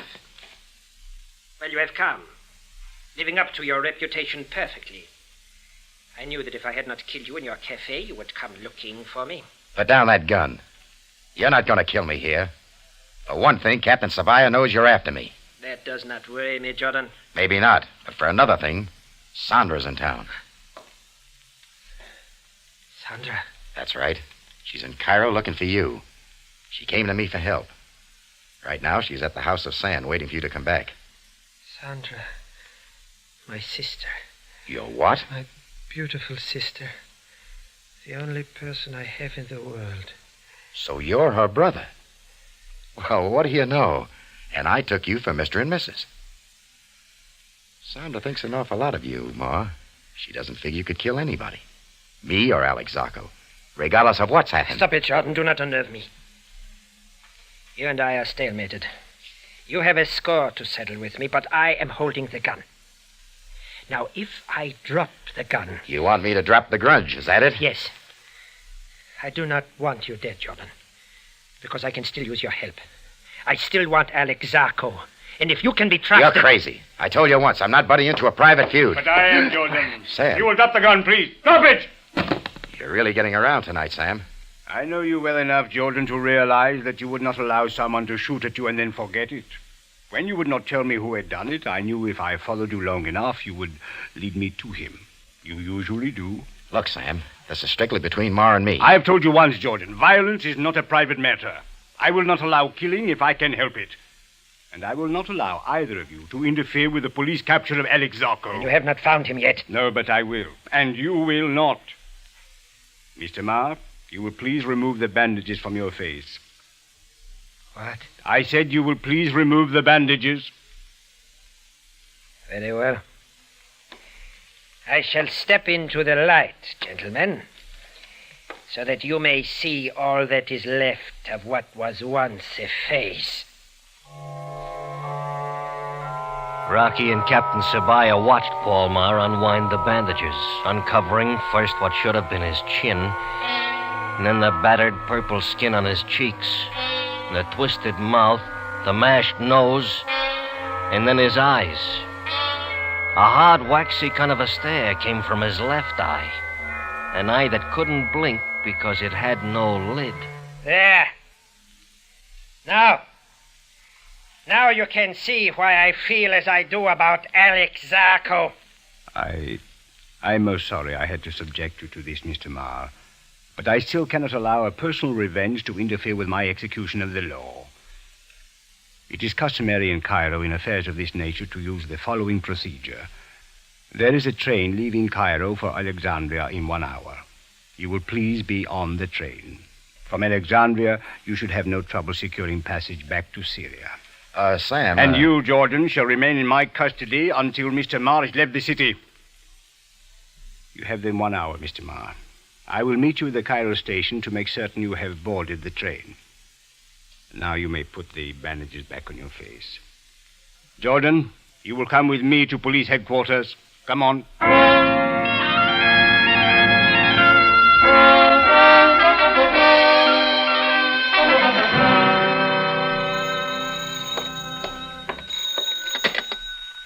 Hello?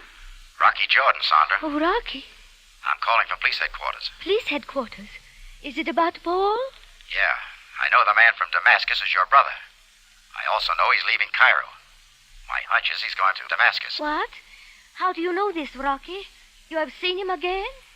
Paul will tell you about it if he wants to. He's a pretty mixed-up guy, Sandra. He's going to need a lot of help.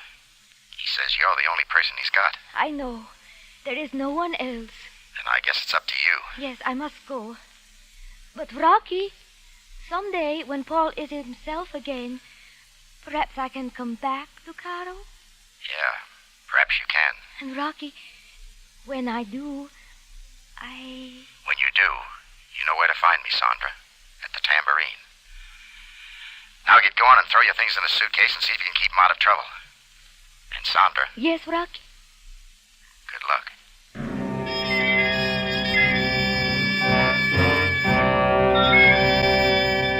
When Rocky and Captain Sabaya got to the train station, there weren't too many people there at that hour of the night. But standing down at the end of the platform under a light that made his bandages look extra white was the guy they were looking for, Paul Marr. As Rocky and the captain walked up to him, his eyes blinked at them through the slits in those wrappings around his head. Well, Mr. Marr, you will be leaving Cairo in a moment. If after a year has passed you wish to return to our city, write me a letter explaining your reasons, and I shall see what can be done to make Cairo available to you once more. Well, that's it. So long, Paul. Take good care of Sandra. Well, that is that. A dangerously unhappy man there, Jordan. Not one word of goodbye. Yeah. Well, he's got reason, Sam. Wait a minute. Sam! What is the matter with you? Where are you going? To catch this train. And you better come, too. Come on, let's get it. To run for it, but they both made it. Rocky first, and then Captain Sabaya, wheezing and red-faced, 1 car later. Rocky started up through the train looking for the guy in the bandages and finally found him. The guy saw him coming and tried to get away, but Rocky nailed him hard. By the time Sabaya got there, the guy in the bandages was just coming to. Jordan, you will please explain the meaning of this. They can peel off those bandages. That'll explain it. Go on, Sam. You will please remove the bandages, Mr. Marr. Take them off, buddy. Or I'll do it for you. That's right. A little more. Let Sam see who you really are. Jordan, what is this? There you are, Sam. He's not Paul Marr. He's the guy you've been after for weeks. Sam, Meet Alex Zarco.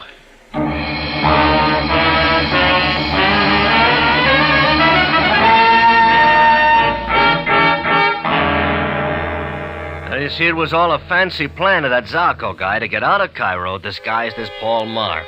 And he framed it up with Marr to deliberately create a fuss, like shooting up the tambourine, which he knew was just enough to get him run out of Cairo. It almost worked, too, except Zarco couldn't control his eyes. He blinked once, and once was enough because Rocky remembered that Paul Marr's left eye couldn't blink. But when they finally got back to headquarters, Captain Sabaya had some questions. Jordan, where would you say Paul Marr is now? Probably the House of Sand with his sister. You realize that I must send men to apprehend him. You understand that Marr will have a jail sentence to serve for aiding a criminal. Yeah. Why do you suppose he tried to help Zarco escape? Well, put yourself in his place. A face like his. A lot of desperation. It was a business deal. Money any way he could get it for a plastic surgery job. You are aware, Jordan, that I must confiscate the money Zarco gave him. I'm aware that you might be able to take the dough. Unless you happen to forget that he's got it. Surely you're not suggesting that I deliberately overlook a financial arrangement that existed between criminals? Yeah, something like that. Jordan, I have always suspected you are a man without scruples. Sure I am. Remember the time I tried to sell that Monte Carlo swindler a half interest in the tourist concession for the tombs of the Mamluks? Remember? Yeah. No, I do not believe I do. Oh, My memory is not at all what it used to be. I seem to forget things very quickly these days. Thanks, Sam. See you around.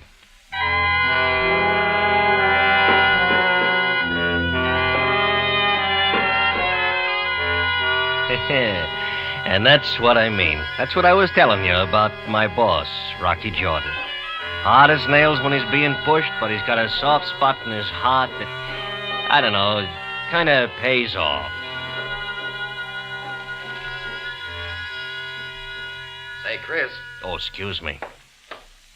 Yeah, Rock, you want me? Yeah. About time to close up. Okay. I'll throw the lock on the back door. Well, folks, we're closing up for the night. I hope that bartender of mine didn't bend your ear too much. When you're in Cairo again, don't forget to stop in here at the Cafe Tambourine. You're always welcome, as long as you don't ask too many questions. Good night.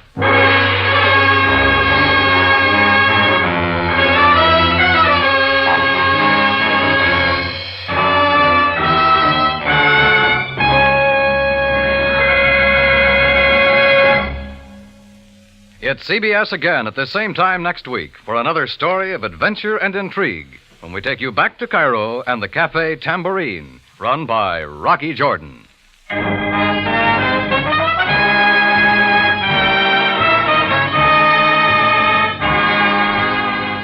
George Raft stars as Rocky Jordan.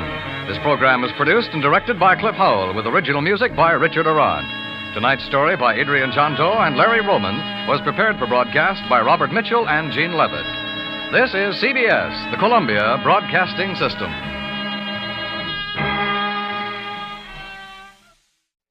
You've heard Jack Benny, Amos and Andy, Bergen and McCarthy. Still waiting to entertain you on CBS are Rocky Jordan, Horace Heidt, Dick Hames and Joe Stafford, our Miss Brooks, The Whistler, and Red Skelton. Now, Del Monte Foods brings you a world of adventure with Rocky Jordan.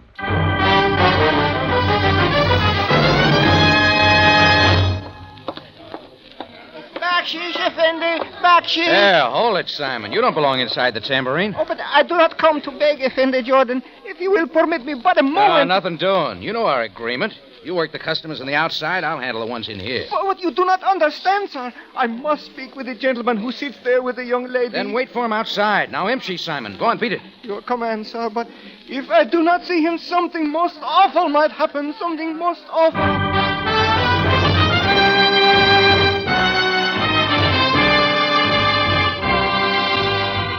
Del Monte, the brand you trust for flavor in so many good foods.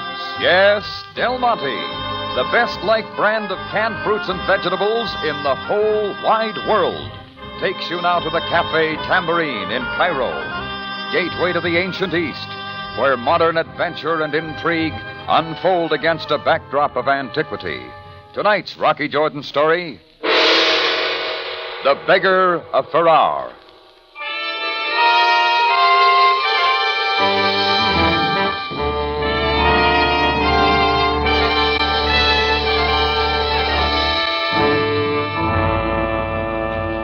The afternoon had gone on without trouble in my tambourine till Simon the Beggar, who worked the spot just outside my door, came in, trying hard to get to a man seated at a back table. I reminded him of our inside-outside agreement and chased him out.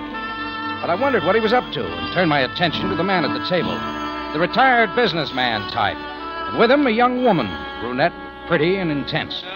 Tourist, maybe, but I wasn't sure. They'd been coming in for several days, which was all right with me. Then I saw that too much argument was going on between them. Tell me, Uncle Harry. Something's happened and I know it. Now, Carla, you mustn't concern yourself with this child. I am not a child, and it's time you stopped treating me like one. Stop it now, Carla. Oh. You've said quite enough. It was getting to be a sideshow, and I decided to step over and get them to hold it down. I was halfway to the table when here came Simon the Beggar again. Offender Jordan, please, sir. Simon, I told you to stay outside. Now, once is enough. But I must see the good gentleman. It is important. Any place but here. Now, for the last time. Very well, Effendi. I am most sorry. Simon shuffled out again, and I turned to see the girl, red-faced and crying, heading for the door, too. That saved me another job. And when the man she'd been with got up and left a little later, I was ready to forget the whole thing. I did, for about 5 minutes. Then more trouble opened up back in the alley. It took me 10 seconds to make it back through my office, and another to get the door unlocked and swing it open. And there, standing numbly with a smoking gun in his hand, was Simon the Beggar. He's dead. He's dead. The man is dead. I can see that, Simon. I throw down the gun. No. It is the gun that killed him.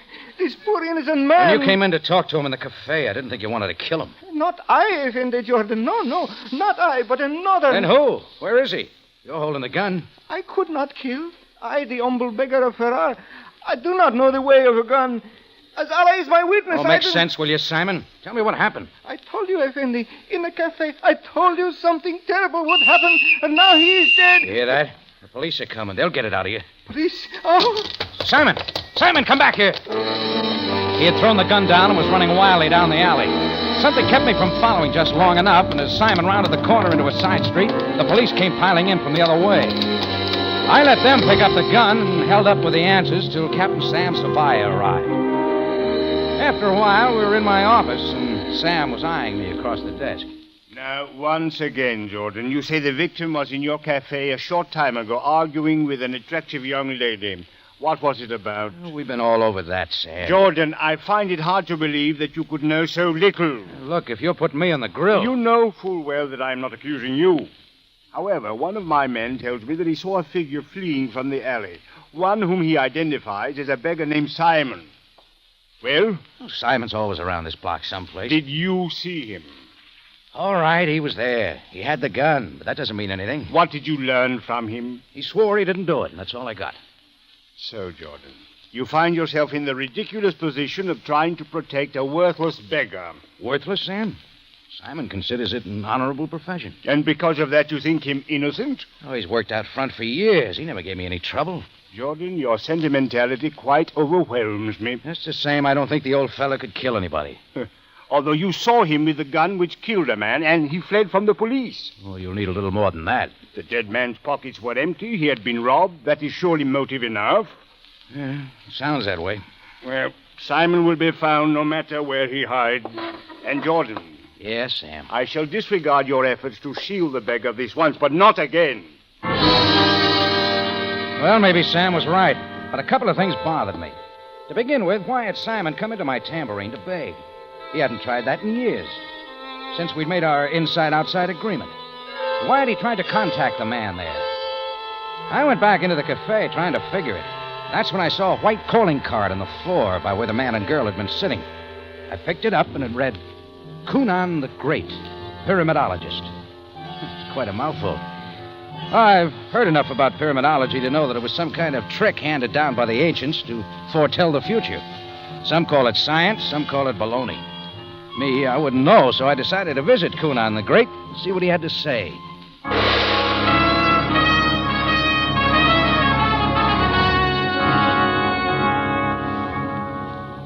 The address took me to an upper-class residential section of Cairo and up to a white mansion in the Egyptian style.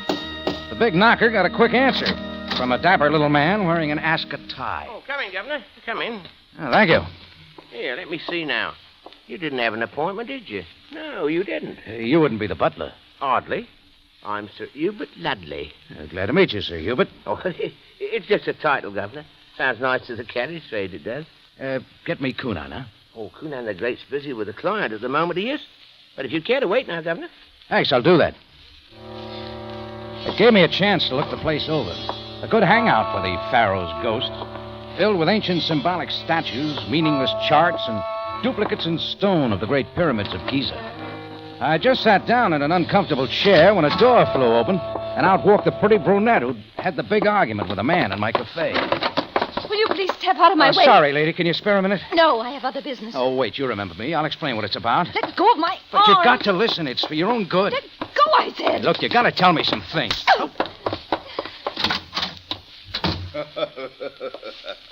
I take it you're the great Kunan. Come in, Rocky Jordan. I think you and I have much to talk about. I followed Kunan in his purple robes to the inner room. A high-ceilinged affair, all for effect like the rest of the house, only more so, with shades drawn, mummy cases standing near the wall, and dim, hidden lights.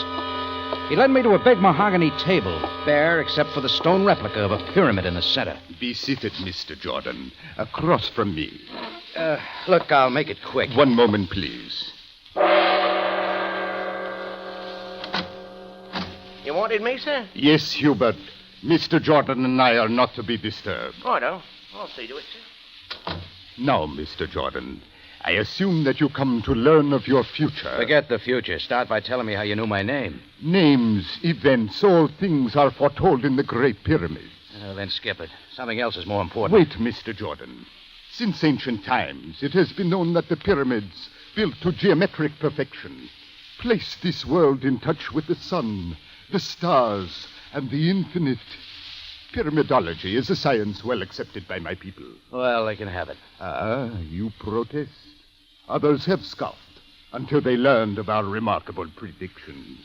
With exact measurements taken from the pyramids, we predicted the coming of World War I and the Great War that followed. This is all known, and I can give you many more examples. Oh, save it all, Kunan. I think you know why I'm here. For matters of your own concern. Look well at the replica before me as I consult the charts. They reveal your cafe tambourine, and that a beautiful girl named Carla and an uncle and guardian, Harry Walters, were customers there. On the beam. We also learn that Mr. Walters was killed by a mercenary beggar who then escaped. Are you convinced now of the powers, Mr. Jordan? Stick to the beggar, Kunan. What happened to him? That is a problem demanding great mathematical calculations, Mr. Jordan, not soon arrived at. All right, let's cut the act, Kunan. You know all about Walters and Carla. I saw her come out of here. I do not deny my acquaintance with the deceased man and his niece. Then what's the relationship? What were they seeing you about? They were clients. It would not be ethical for me to discuss their business.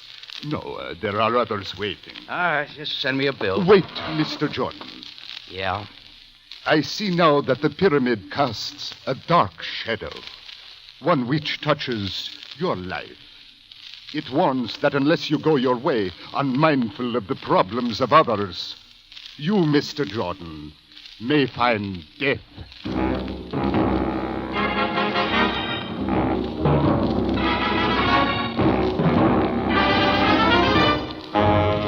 Del Monte Foods is presenting tonight's adventure with Rocky Jordan.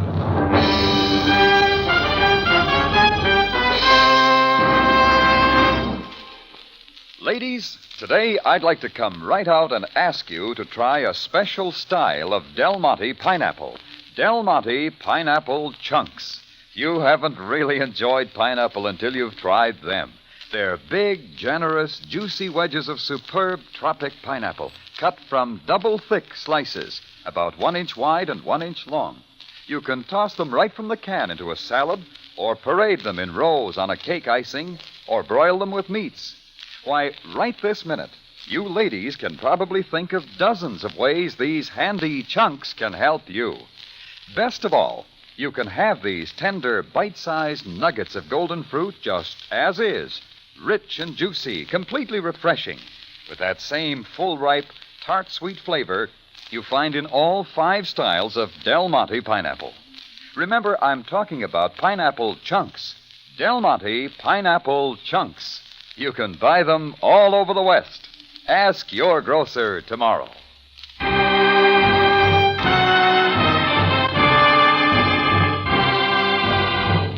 And now we take you back to Cairo and tonight's Rocky Jordan story, The Beggar of Farar.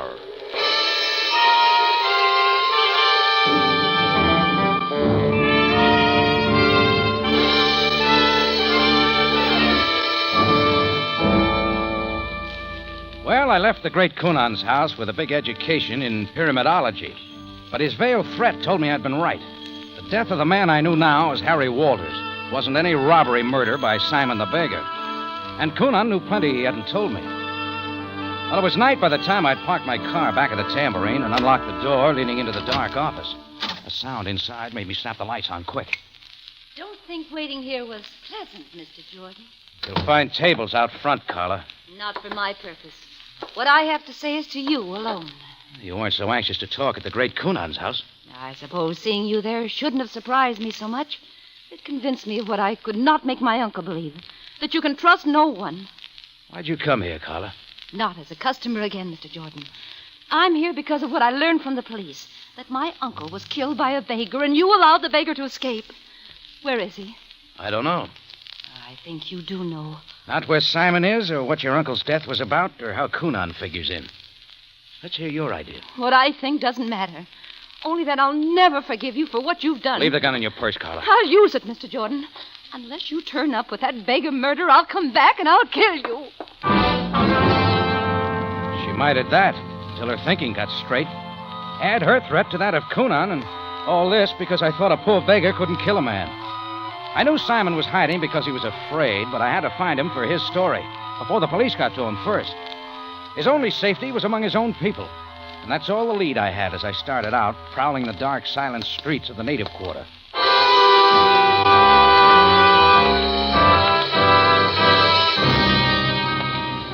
Before long, I had the feeling I was being followed. Footsteps, a garbage can turned over somewhere, but nobody showed, and I kept going. On the street of beggars, I saw a familiar bearded face. Bakshish for the poor one who starves. I've got 5 piastres. May Allah praise you. For the whereabouts of Simon the Beggar. Simon the Beggar. I would not know of a beggar. I am a worthy one who herds the goats. Begone, and may Allah punish you. I tried another who worked the streets around the Muski sector. His one eye lit up at the coins in my hand. Yes, Effendi. I know of many Simons of my trade. One from Fayoum, another from Benghazi, and another from El Alamein. How about a beggar from Farar? No beggar from Farar. A couple of more led me to an old lady hawking worthless jewelry on a corner toward the Azbikia. Effendi, the beautiful necklace, eh? Fashioned from the pearly teeth of the gazelle. The teeth that bring good fortune. Only 10 piastres. Do you, Effendi? I'm looking for Simon, the beggar of Farar. Huh? Mummy's teeth. Mummy's teeth that bring evil. 50 piastres. 100 piastres to you, infidel.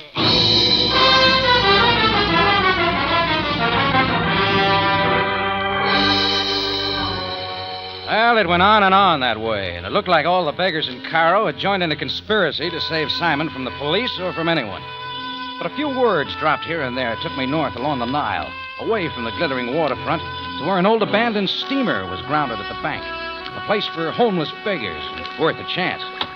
I went on to the ancient deserted deck to search, and suddenly I stopped cold. My follower was still behind. I whirled and came face to face with Sir Hubert Ludley. Right nice place for it, eh, Governor? You won't need the gun, Hubert. Not for long, Mr. George. The shot missed, and my fist sent the gun sailing out over the water. Hubert's wiry frame scrambled away, and this time he came out near the knife. Here's another try, Governor. I was trapped between him and the cabin, and he came in fast, raising the blade. That's when a shadow moved behind him. And Sir Hubert suddenly sailed overboard and down into the Nile. The familiar shadow ducked away, and I went after it. Simon! Simon, wait! Mr. Jordan, please let me go. For my life, let me go. I had to find you, Simon. Now settle down this time and tell me what it's all about. This is the only way for you. I cannot. There is no time, please. The flashlights. It is the police. Believe me, I didn't know they were around, Simon. I do not blame you, sir, but now it is too late. The beggar, Jordan. Sam, how'd you make it here? You had only to lead us to this place. Now turn Simon over to me and quickly. Let him take me, Effendi Jordan. Sam, he just saved my life. Doesn't that tell you anything? Only that you were here where you did not belong, in spite of my instructions that you were to keep out of this sordid affair. Oh, you haven't even scratched the truth.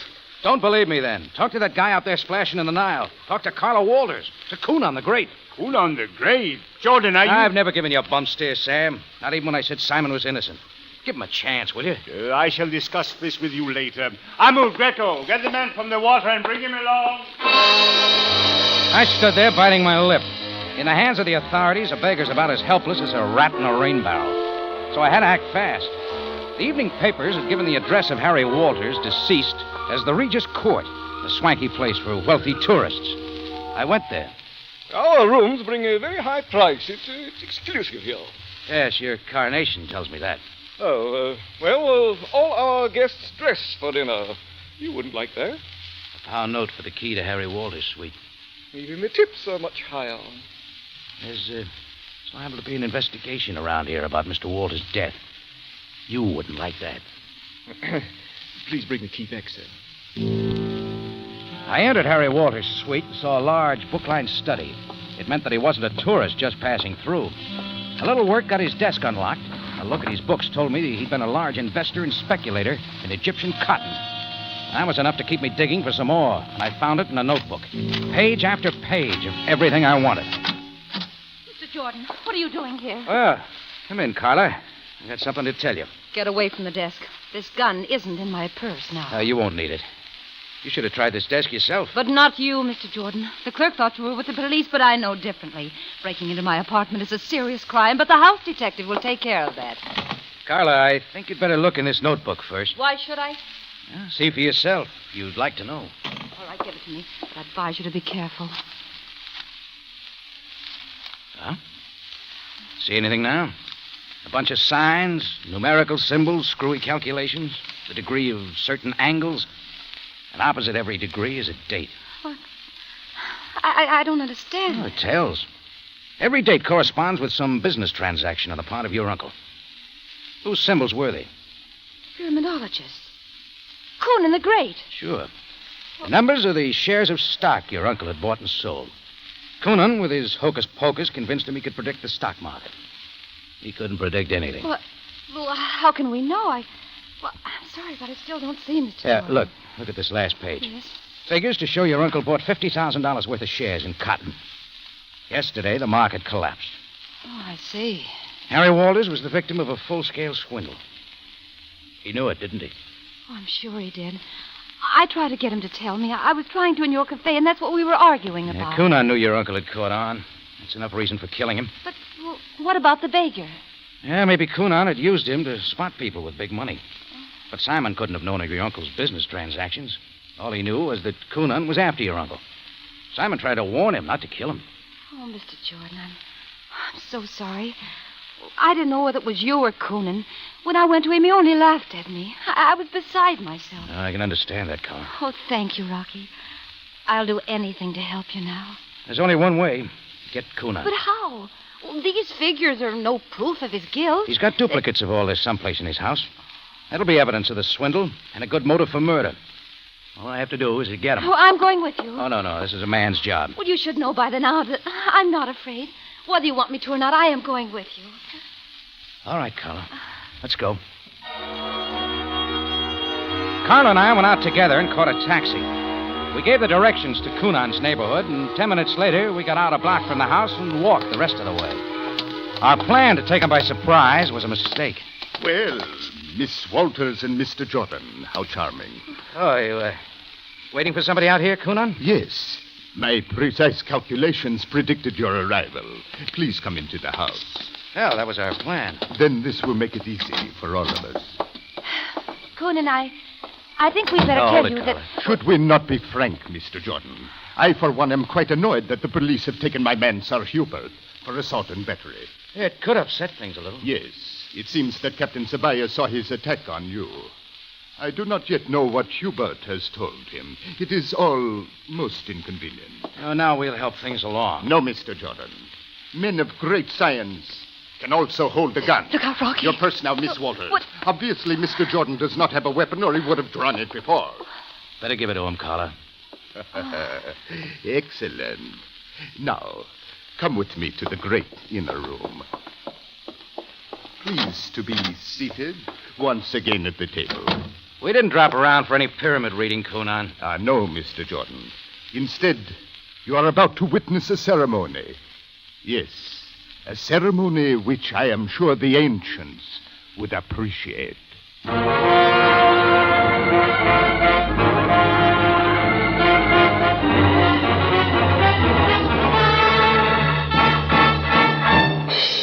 In just a moment, Rocky Jordan returns to conclude tonight's story.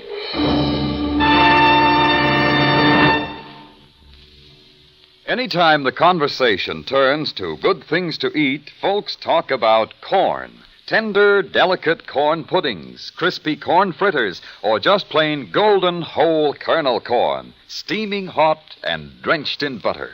And all those favorites can taste just as good as they sound if you buy Del Monte golden whole kernel corn. That's my brand, Larry. I've found it so sweet and tender, and so dependable, too. Yes, Del Monte corn is remarkably fine, specially grown for very thin-skinned kernels and high natural sugar content. And for you, that means plump, bright, butter-tender kernels, crammed with the kind of sweet country flavor you couldn't forget in a month of Sundays. Compare it with any other brand on any count. See if you don't agree that it's a real, honest-to-goodness find. And Del Monte corn is such a good value, too. So that's all the more reason to serve it often. How about tomorrow, then, for a summer corn feast at your house? Ask your grocer for Del Monte vacuum-packed golden whole kernel corn. Back now to Rocky Jordan for the conclusion of tonight's story.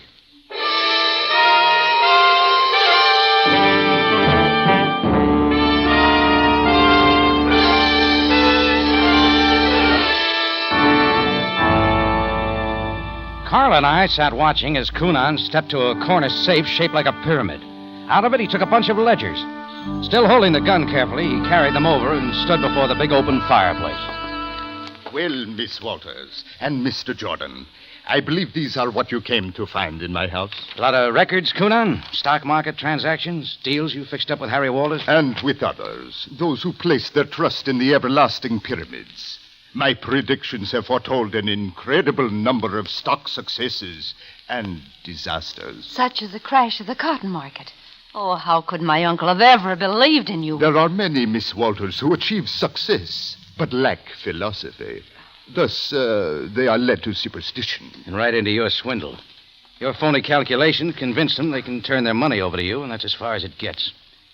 What gives you the stock market information? Calculations, Mr. Jordan, and certain excellent connections. After all, these men placed their trust in me, not in their own judgment. You've nothing more to confess, Conan. Then we shall continue. There were so many believers. Here, the Greek Andros, who dropped a fortune in a shipping venture. We place his records carefully in the fireplace. Rock! Easy, Carlo. Watch me. Now, the story of investments made by a man named Benson, sadly wiped out in gold mining investments. Yes, more, many more. And in a moment we will come to one Harry Walters. $50,000 in long staple cotton. When does the big ceremony come, Conan? At once. The ritual of fire, we shall call it. It is interesting what a small match can do to destroy evidence which you and the police would have, as you now see. I held it as Conan struck the match and turned to hold it to the papers in the fireplace. As the first flame took hold, I grabbed Carla and pushed it below the table. Another move had me to the switch at the wall, cutting the lights. Conan suddenly dumped the whole book in the fire and swung around with a gun as I dived behind a mummy case. I ducked to another shadow, and the room was dark except for the fire. Gordon, come out, I warned you! Keep shooting, Conan. Ask your pyramids where I am now. 5 shots from Conan's gun, 1 to go. I found a pencil in my pocket, tossed it across the room, and he swung toward the sound. That was all, and I came out after him. He fought back, clutching for my throat. I tangled with his purple robes, then my hands found his head. And the second time I slammed it against a stone pyramid, the great Coonan wilted and slumped to the floor. Carla was already at the fireplace, grabbing the book and beating out the flames.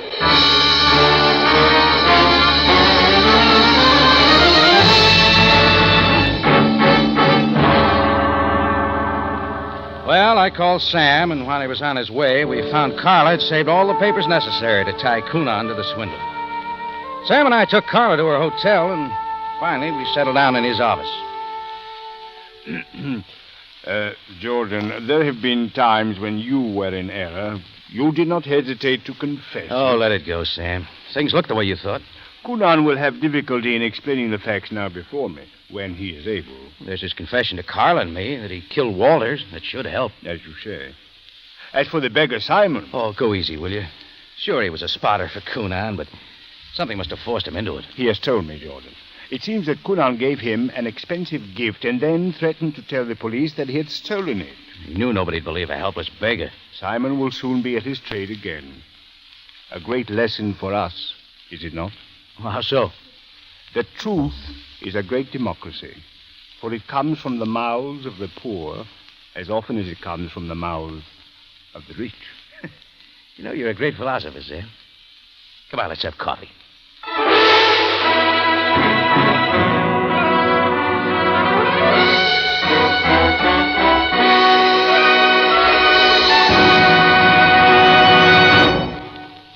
For superb flavor, for dependable quality always, enjoy Del Monte fruits and vegetables. Remember, buy wisely. Buy for flavor. Buy Del Monte, the brand you trust for flavor in so many good foods.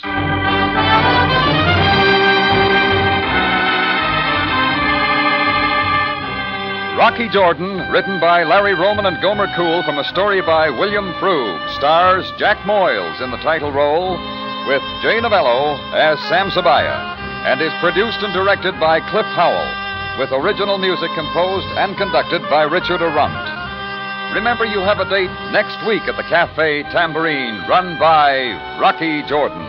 Same time, same station, and the story is A Song in the Night.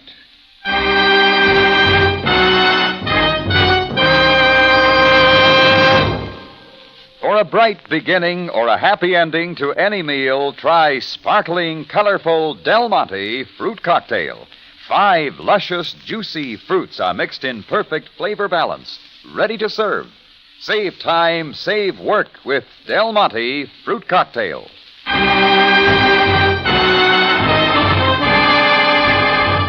Larry Thor speaking. Rocky Jordan is presented over CBS, the Columbia Broadcasting System.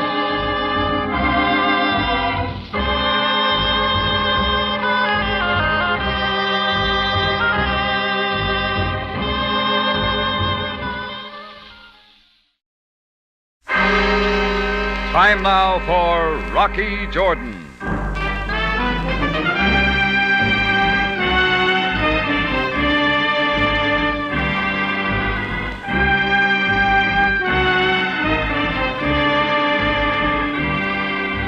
Not far from the Mosque Sultan Hassan in Cairo stands the Cafe Tambourine, run by Rocky Jordan. The Cafe Tambourine, crowded with forgotten men, alive with the babble of many languages. For this is Cairo, where modern adventure and intrigue unfold against a backdrop of antiquity. Tonight's story, The Make Up Man.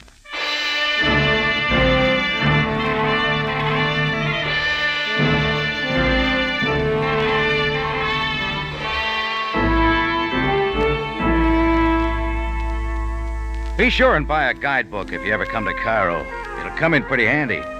It'll tell you about the pyramids and the religion and the people, to drink plenty of boiled water and move slow, and the kind of clothes to wear so you'll be able to handle the heat. But the guy I met yesterday must have quit school early, or he didn't like guidebooks. He was standing at my door in a cutaway coat and pinstripe pants, derby hat, cane, gloves, elevator shoes, and a fistful of Egyptian pound notes. You are Mr. Jordan, no? I, Max Vladny, have come to see you unappointed. That's right, I'm Jordan. Uh-huh. I come in. Sure, why not? You will do it? Do what, Mr. Max Vladny. Vladny Max 1642 Mulholland Drive, Hollywood 28, on Imperial Studio Payroll, Social Security 5248-1978. I am American like yourself. You're a long way from home, Yankee. Sit down. I do not have time, Mr. Jordan. I will not sit. However, I demonstrate. You see. This flower is wilted. I do not need it. This luggage check already lost. Also, I do not need. Cane. I place on desk. A gift from my grandfather, very nice fellow, I keep. Also gloves which I buy in Paris. Now, what I have left, Mr. Jordan? About 200 pounds in Egyptian banknotes. From bank I have just come. Also this I do not need. For you. All for you. I don't have a nickel. Why do I win the jackpot? Now what I have. I answer myself. Bullet hole in Derby, you see? He's not finished. 1, 2, 3. Those look like 38 slugs. Where'd you get them? Out of doorway to soundstage I dig them, where I am shot last night as I work. Well, who's shooting at you? If I know who shoot, I shoot back. I have no enemies. Everyone in picture company is mad in love with Max Vladny. I can buy new hat, but cannot buy new head. Mr. Jordan, please, you will stop my body from dying. You're in the wrong place. The police department's 8 blocks down the street. I will explain. In Imperial Motion Picture Studio, where master of makeup Max Vladny is imported to Cairo, Egypt, with the entire cast and company of great desert epic Tie My Rope Tight to create beautiful faces from skinny skulls and fat necks is much newspaper. Free publicity sometimes for agents to press. Egyptian police think because I work for motion picture company is free trick for agents to press into newspaper. But it's not free, Mr. Jordan. To you, I come to take no chance. All right, you made your point. In I am, Mr. Jordan? You will accompany me, no? I haven't seen a real movie set in a long time. Sure, why not? Already better, I feel. I kind of liked the little guy. I guess I believed his story. Sounded screwy enough to be the truth. Well, we went down and got a cab out to the location set, which was over in Giza, near the pyramids. I tried to get a little more information out of him, but it didn't come to much. He couldn't figure out why somebody was shooting at him or who was doing it. It was about 4 o'clock in the afternoon when we got to the place. He had one corner of a portable sound stage that he used for an apartment. We walked up on the ramp together, and he was pulling things out of his pockets, looking for his keys, when things began to happen real fast. Get down. See, what I tell you, all the time someone shooting at Max. All right, stay down. Again, my hat is full of holes. Oh, shut up, you won't hit. Yes, but it's frightening. Unless he's carrying a machine gun, he's through for the day. That was number 6. Wait, where you go, Mr. Jordan? You leave Max all alone to be killed? Stay right where you are. I'm going after him. White gun smoke was still hanging around a clump of date palms over by an arc light. That's where I was headed. When I made it, nobody was there. But 100 feet away, I saw a gray-haired man, stocky build, glasses, running down the hill to the highway. I pounded out after him, but I might as well have tried to catch an elephant with a butterfly net. He was quite an acrobat. He dived over a wooden road bracer and skidded down the embankment. He landed feet first in a Jeep he had waiting on the road. By the time I got to the place, he was a half-mile away.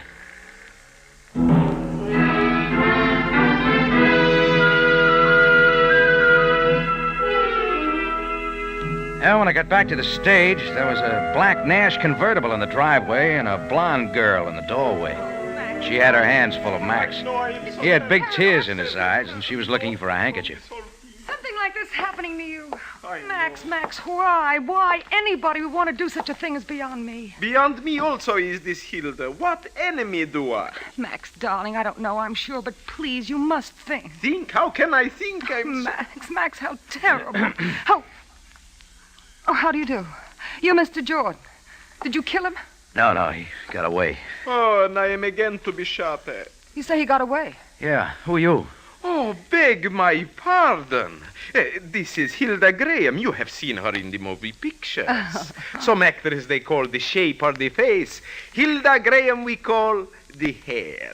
She is my wife almost. I heard shots as I drove up and found poor Max by the door. Oh, it's got to be an end to this business, Mr. Jordan. It's got to end quickly. Next time, maybe I will be in the head. Mr. Jordan, it certainly does have to stop. Why, Max Vladney is the finest makeup artist in the world. From Hungary to the United States citizen. And it'd be a great loss to the Imperial Motion Picture Studios. To the entire motion picture business if anything ever happened to Max. See? I am valuable. Did I not tell you I am great always? Yeah, sure. Got a phone strung in here?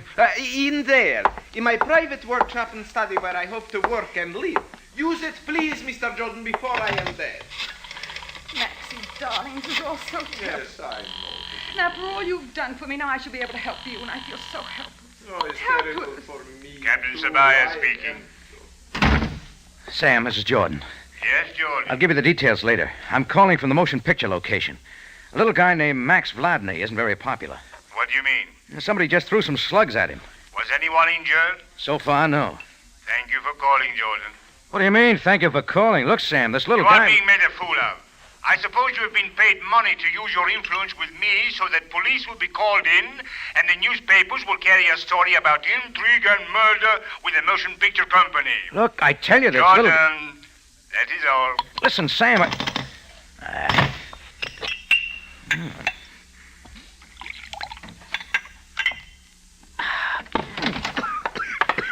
You through phoning, Mr. Jordan? Yeah. Want a drink? No, thanks. I have a brand of something much better than that in my hotel room. I'll bet you have. Location trips are often very arduous and rustic, but this time I have a lovely suite of rooms at Shepherd's. Do you know where it is? Oh, I've been around. And I'm all alone there. Don't you think you ought to be in there holding hands with your boyfriend? He's had a hard day. Max? He'll keep. Then you're liable to burn up. Mr. Jordan, who do you suppose is shooting at Max? Oh, you tell me, lady. I just met him. I thought you said you saw whoever it was. I did. A native? Maybe. Perhaps someone from the motion picture company. Maybe. You're sort of confused, aren't you? You don't really know whether it's just a trick or not, do you? Oh, that isn't what I'm confused about. Oh. Well, I have to be on the set early tomorrow morning. If there's anything I can do at all, I'd be only too happy to cooperate. Why don't you start by telling me who handles your properties here? A .38 isn't very popular in this part of the world. It's an American gun, one you might be using in this movie. Any American gun is registered with customs. Really? And I have some slugs that Max gave me. Oh, I can dig some more out of the wall. And then what? Police ballistics will look into it from there. If they want to look into it. Yeah, if they want to look into it. Well, Mr. Jordan, it's been very nice meeting you, and I know that you're going to take very good care of Max. You were going to tell me the name of the property man? Isn't that funny? I really don't know, Mr. Jordan. I really don't know. But if there's anything else I can do... Yeah, I'll give you a ring. Do that, Mr. Jordan.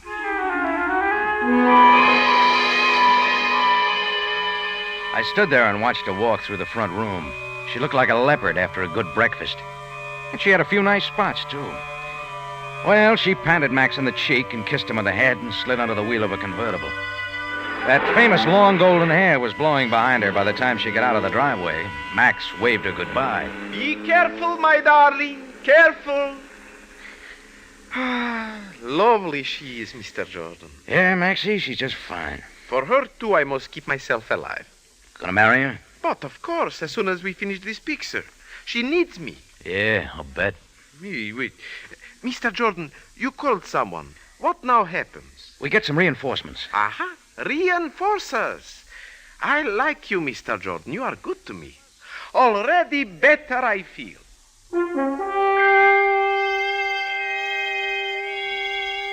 I waited till Max went to bed, then I got on the phone and called one of my boys from the tambourine. A big kid from Texas who was doubling as extra bartender until he made his fare back to San Antonio. He showed up in 20 minutes. It's only me, Rocky. Yeah, take it easy. All right, Tex, come on in. Where's our clay pigeon? Roosting in there. Bring it? Mm-hmm. One for you, one for me. Who we gonna shoot at? I don't know. But the police aren't interested in finding out. I'm gonna have to find out. This legal? Worried? If Sabaya doesn't like it, what makes you interested? I don't know. Maybe I like the little guy in there. Yeah, go on. Maybe he's in a tough spot where somebody's trying to make it look like he isn't. A lot of maybes. Don't you like it? Well, you run a cafe here, Rocky. You're getting pretty far from the cash register. Oh, I can call somebody else, Tex. What do I do? Wait here till I get back. Keep your eyes open. Anything else? Somebody's a real good shot or a real bad shot. I don't know.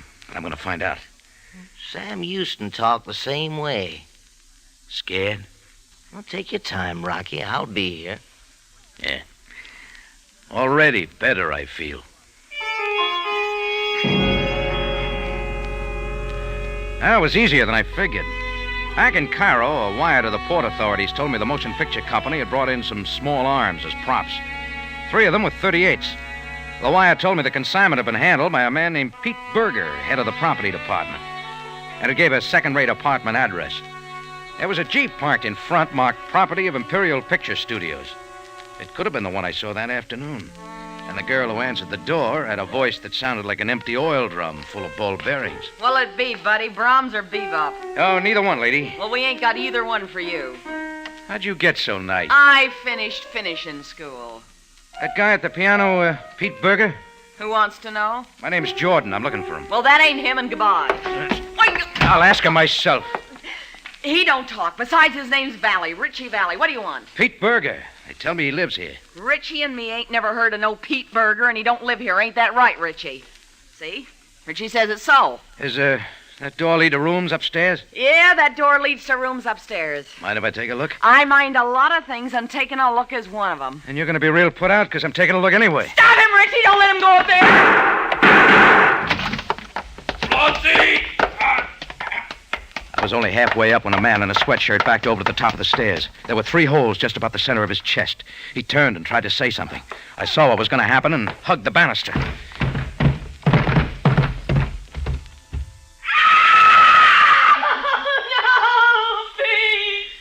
She was kneeling beside him, holding his head in her arms, rocking back and forth.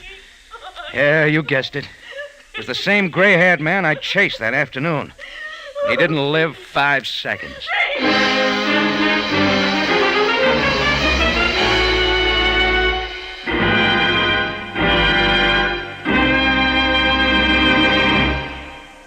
You are listening to The Make Up Man, tonight's adventure with Rocky Jordan. Monday night at 6, Irene Dunn and James Mason will take you into mysterious Siam for a great story of intrigue in the court of a young king. At last, the fine motion picture, Anna and the King of Siam, has come to CBS Radio Theater. Don't miss it, tomorrow night at 6 over CBS.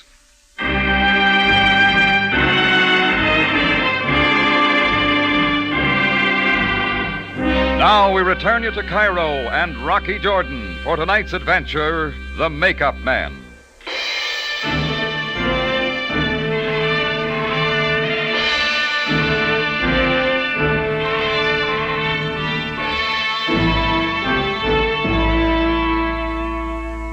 How can you keep a straight face when a little guy in a cutaway coat comes to you and complains about the bullet holes in his derby and tells you that because he's a makeup man with a motion picture company, the police think it's a publicity gag? Well, the next thing you know, somebody is throwing 38 slugs, and even though nobody gets hurt, it stops being funny. And if the head prop man, Pete Berger, who was throwing the slugs, does a Brody down a flight of stairs all loaded up with bullet holes without speaking his piece, then you start to make phone calls. His girlfriend's name turned out to be Flossie. She had a good cry over him when I called Sam Sabaya. Sam showed up 5 minutes later. He gathered everybody together, asked them all a lot of questions, then he began to look tired, like he'd never been to bed. Aye, Sergeant. Take them down and book them as material witnesses. This way, please. Just a minute, Slatty. I got my rights. Oh, you were his You're wife? darn right. Me and Pete been married since 1937. My deepest sympathies, Mrs. Berger. I don't know why anybody's put the quiet on poor old Pete, but I know my rights and I want to see the American consul. One of my officers has already notified the American consul of tonight's occurrence. In all probability, a representative of the American consular office will be awaiting you at headquarters. Well, okay then. We will discuss it later. Yeah, sure. And you, Jordan. Oh, I got one story. And I wish to hear it. This way. It seems that every time there is a disturbance of note in Cairo, you are involved. It wasn't my idea, Sam. I might be forced to book you on technical grounds. Oh, stop it. You know I didn't have anything to do with Berger taking the long nap. When a man from your hometown is shot in your presence... My hometown? Didn't you know, Jordan? Berger was from St. Louis. Passport office will tell you that much. I didn't know anything about him. But you did have enemies in St. Louis. What are you getting at, Sam? Jordan, I have known you for a long while. Our fortunes and misfortunes have a way of running parallel. Perhaps it is that we are born under the same star. Your past you have never disclosed, and I have never questioned. What about that passport office of yours? There is a great hurt. What else? I do not know. Sam, you can deport me any time you want to. You can kick me out of Cairo, even out of Egypt. All right, Jordan, it was a thought. The coincidence was extraordinary. I will listen. All right. A little guy named Max Vladny came to me and told me somebody's been shooting at him. He said the police wouldn't listen. Once before, when a motion picture company came to Cairo on location, we were the victims of an overzealous publicity man. Well, I might have had the same idea till I telephoned you this afternoon. Somebody really was shooting at Maxie. Many men expert with firearms, able to cleave a button off a shirt at a long distance, are employed on the picture. Well, that occurred to me, too. But I want to make sure, so I got a line on the one who was making the noise. And you came to have a talk with him, only now he is dead. Yeah, that's him on the floor in there. The police did not totally ignore Max Vladny's request, nor do we allow a company of aliens to arrive in our city without proper credentials, and of course, we know their backgrounds. Pete Berger was an ex-convict. Huh? Some people get caught, some get away with it. Since his release from prison, he held many positions, as a stuntman, as an actor, and finally as a property man. All right, what's this got to do with me? Perhaps, Jordan, you are unwillingly an accomplice in a murder. Got something to go on? Well, someone in the motion picture company knew of Berger's background, and that someone was blackmailing him, forcing him to pay money to keep his position. Sounds like an old fairy tale, Sam. Now, one day, Berger refused to pay and threatened this someone. Also sounds a little backwards to me. Berger wound up dead. Now, my conjecture is no longer hypothetical. It becomes almost a theorem. Someone must rid himself of a threat. Positions are reversed. You're sure making up a lot of questions. Oh, no, Jordan. Answers. A complaint about being shot is unheeded. The complainant would not be suspected, but if he somehow arranges for an innocent witness to bear out his story... Me? And then waits his opportunity to rid himself of the threat... You got a name? Where is your friend Max Vladny now? Out at his place. One of my boys, Tex, is keeping an eye on him. To check the possibility, shall we make certain of that? Sure, why not? That is what I say, Jordan. Why not?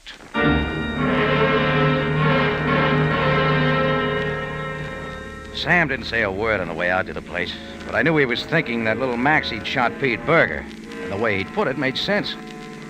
Well, it was about 4 a.m. when we got there. The sun was just starting to make the sky look like a load of mud. When we pulled up in front, one light was still burning in the window. The rest of the place was dark. Everything was quiet. Come on, Sam. All right, Jordan, Jordan. Yeah. Cordite. Whole room's full of it. Guns have been fired. Come on, the bedroom. Yeah. This way. Max Vladny was lying face down, half on the floor and half on the table he'd used for a workshop. A bottle of spirit gum was spilled on the floor, along with some false blonde hair and a cracked wig block. He had one free arm around a white plaster cast of a head. He looked like a little wax dummy holding a doll. But the 2 blue holes in the middle of his head weren't planned. I was mistaken, Jordan. Here. You said there was someone from your cafe watching him for you. Yeah, I got the... What's that? It's from over there by the bed. It was Tex. He was lying over by the foot of the bed. There was a trickle coming out of one side of his mouth. Oh, no, don't try to move me, Rocky. It's in my lungs somewhere. I don't think I got any blood to spare. I've been laying here waiting for you, Rocky. It happened about an hour ago. Noise in Max's room. Next thing I know, I'm taking a slug myself. Call me a doc, will you, Rocky? Call me a doc. Quick.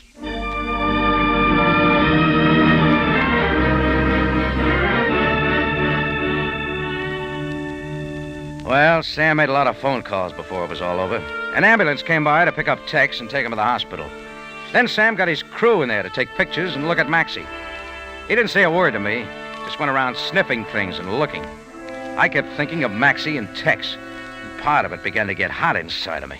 Jordan! Yeah? Jordan, where do you think you're going? I got some things to do. So have I. You aren't doing them fast enough for me. Jordan, you aren't contemplating a foolish gesture. Look, I've seen 2 dead men tonight and a friend of mine all shot up. The police will find out who is responsible. They don't work fast enough for me. Jordan! Your guesses weren't very good, Sam. I got some of my own. Wait. I haven't got time. This is a matter for the police to handle. They could have stopped it if they'd listened to Maxie. I warn you, Jordan. I will not tolerate any interference. Look, I like Maxie, and Tex is my friend. He's lying in a hospital right now. We don't know whether he's going to live or die, and you're talking about interference. That's enough! That isn't half enough, Sam. Goodbye, I got business.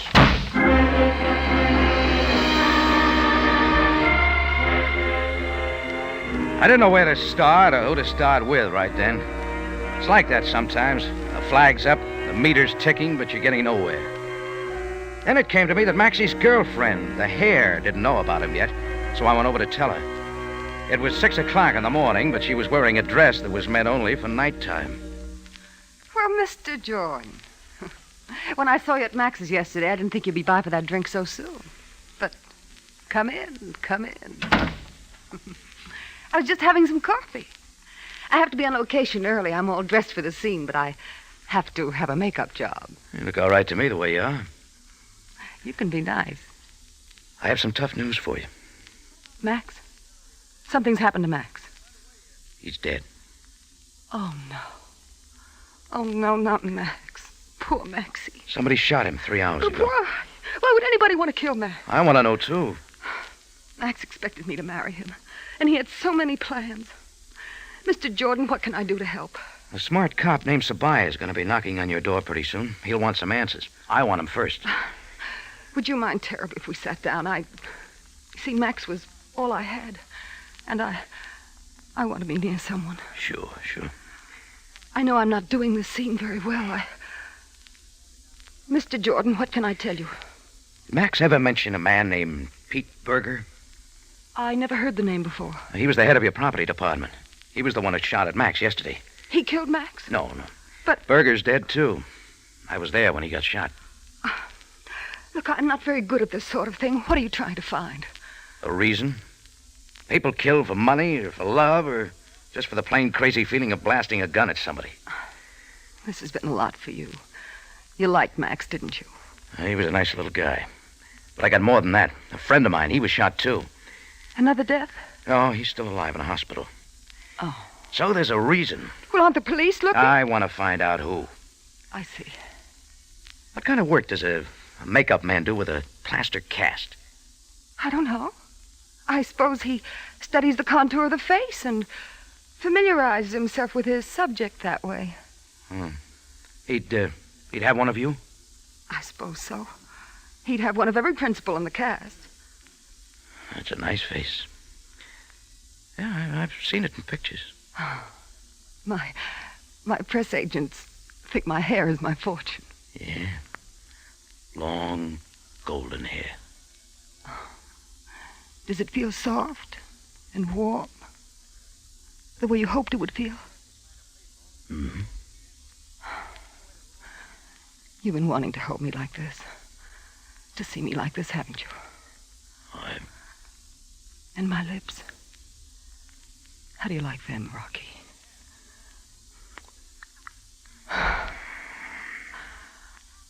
I never loved Max. I was indebted to him. See, I was terribly ill several years ago, and he helped me. I can see why he felt the way he did about you. Can you?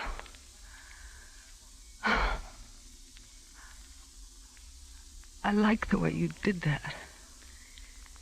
Max was working on something for you. Really? He had a plaster cast of your head in his arms when I found him. There was no hair on it, and it looked funny. Don't say that. Don't ever say a thing like that. Oh, it figures. What are you talking about? Murder, lady, and lots of it. Get out of You here. killed a poor ex-con because he bungled a scare job you blackmailed him into doing. Then you shot him last night because I was going to talk to him. You're crazy. You killed Max, and you thought you killed Tex. You said yourself there's got to be a reason. You got one. It's not money, or love, or anything else. I hate you. Every newspaper in the world's going to carry this story. Hilda Graham, the movie star with all the long golden hair, is really as bald as a boiled egg. You shut up! Shut up! you ever say anything like that. Don't ever say anything like that. Pick up that bookend. I'd like to have a reason to break you in two. What are you going to do? I'm turning you over to the police. No. No, you can't. You mustn't. They'll find out about my hair. Oh, please, please don't let them know. Look, Max was the only one who knew. Don't let them know, Rocky. Please, Rocky, please. I couldn't stand it. I had to kill all those people to make sure that they... Please, Rocky. Please. You know how nice I can be. Lady, you're a bum.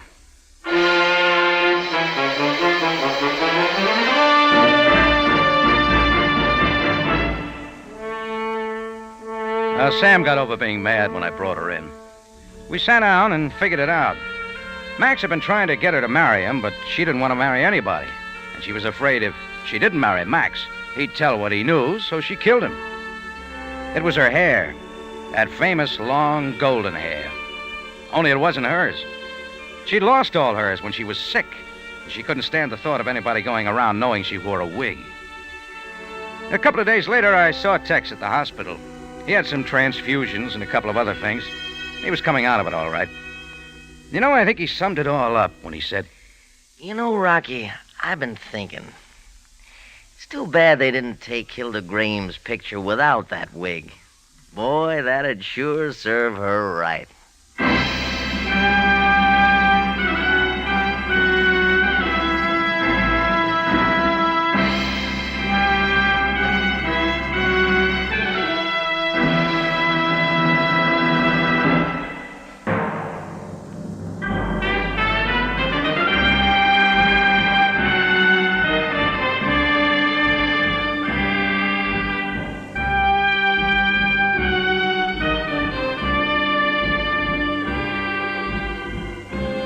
It's CBS again at this same time next week for another story of adventure and intrigue when we take you back to Cairo and the Cafe Tambourine run by Rocky Jordan. Jack Moyles plays the title role with tonight's story by E. Jack Newman, edited by Larry Roman and Gomer Cool. Rocky Jordan is produced and directed by Cliff Howell with original music by Richard Arant.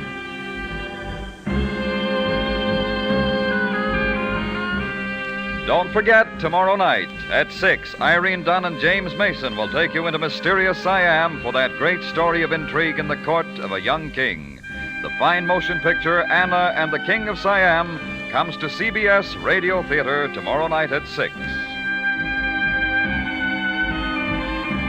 Larry Thor speaking. This is CBS, the Columbia Broadcasting System.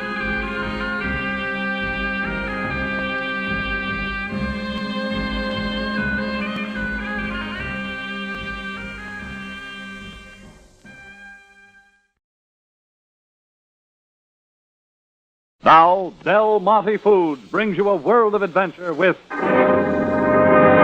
Rocky Jordan.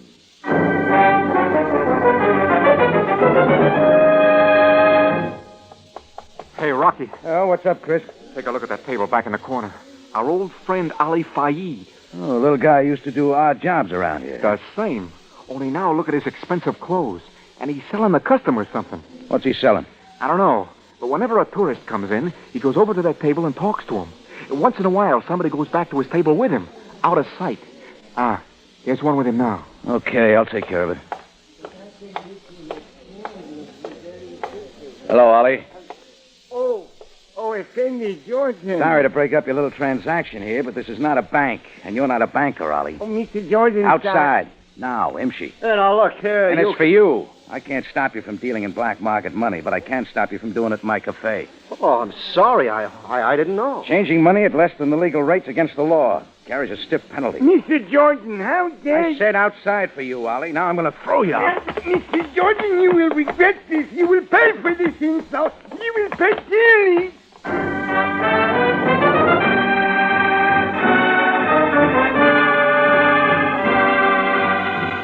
Del Monte, the brand you trust for flavor in so many good foods. Yes, Del Monte, the best-liked brand of canned fruits and vegetables in the whole wide world, takes you now to the Cafe Tambourine in Cairo, gateway to the ancient East, where modern adventure and intrigue unfold against the backdrop of antiquity. Tonight, Rocky Jordan's story, The Money Changers.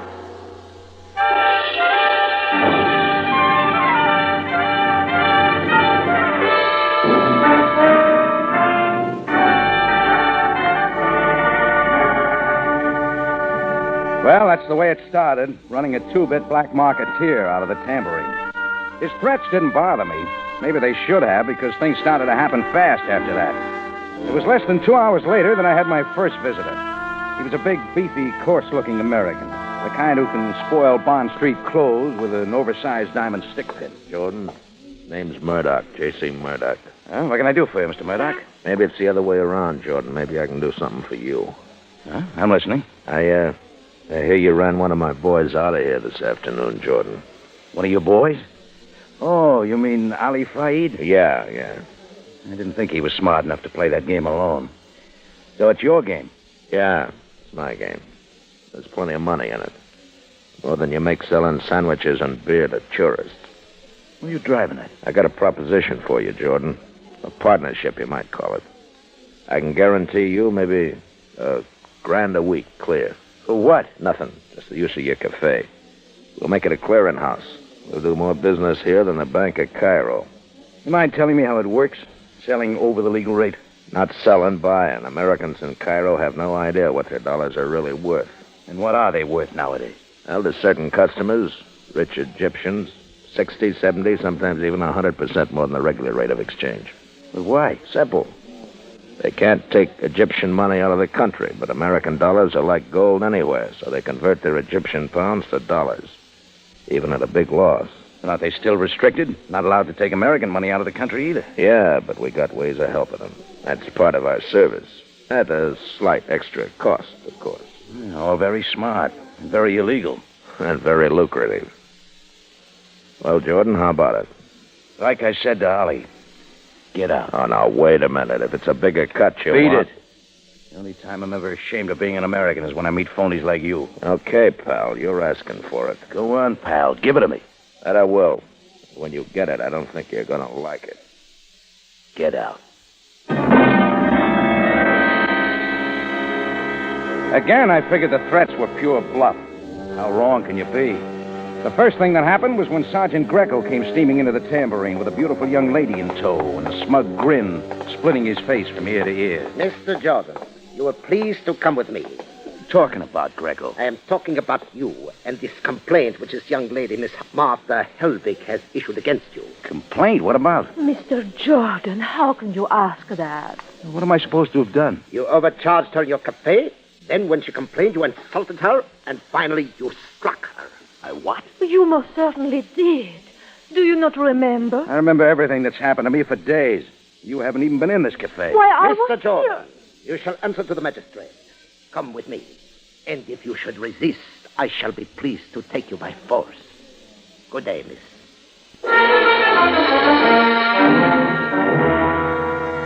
It was a ridiculous situation, but there was nothing I could do about it except go in and answer the complaint and post bail. Obviously, it was a frame, a nuisance attack, and the girl was a Confederate of Murdoch's. That's why I was very surprised when I got back to the tambourine and found her waiting at one of the tables, cool and poised and blonde and beautiful. Hello, Mr. Jordan. Would you not sit down? What are you doing here? Please, Mr. Jordan, I want to apologize. I thought it was a kind of a joke. But now I see that it was not, and I'm so very, very sorry. Did your boyfriend Murdoch put you up to this, too? Oh, Murdoch is not my boyfriend. Did you know him? Oh, yes. He said it was a joke. He promised a gift. But I did not understand Mr. Murdoch until now. I did not think he was like this. Like an American gangster to... How do you say it? Put upon the pressure.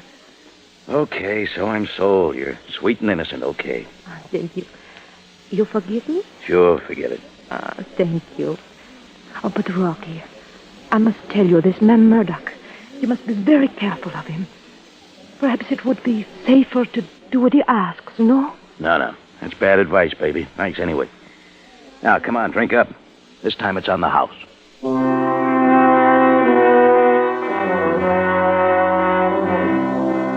That started it, but it was only the start.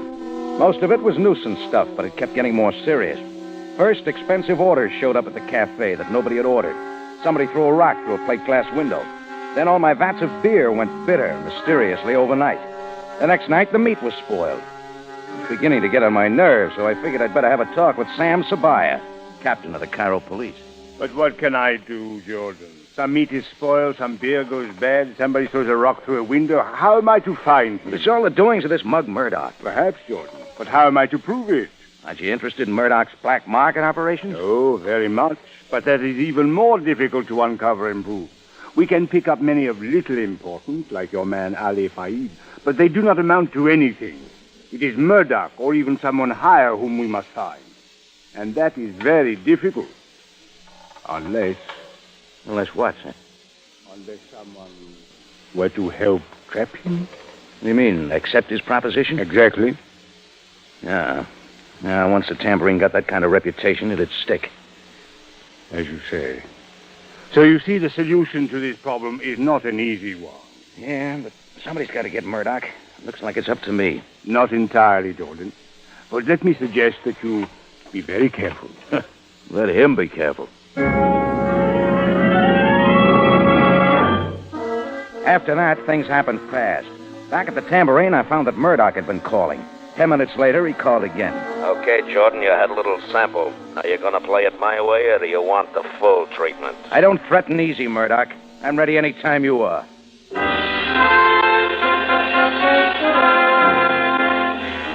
I was ready, only I figured I'd move first, but I wasn't quite sure what my move would be until a little before closing time. Like an answer to a prayer, the blonde wandered into the cafe and sat at the bar.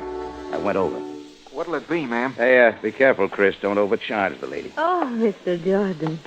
Now you see you've not forgiven me. I just have a cautious nature. And here I was hoping that perhaps we could be friends. Really good friends. Well, that might not be hard to take, but what would your boyfriend Murdoch have to say? I told you he's not my boyfriend, nor any friend at all now. Oh, I'm glad to hear it. But maybe you could still tell me where I could find him, huh? You know, he doesn't advertise. Oh, but Rocky, you mean that you're going to do business with him? Oh, that depends on what you call business. You know where I can find him? Well, yes, he lives at the Haifa Arms, apartment 4D. Thanks, baby. Maybe we can be friends after all. Chris, you'll have to close up. I got places to go. Okay, Rock. Oh, but Rocky... And this time, definitely, the young lady's drink is on the house.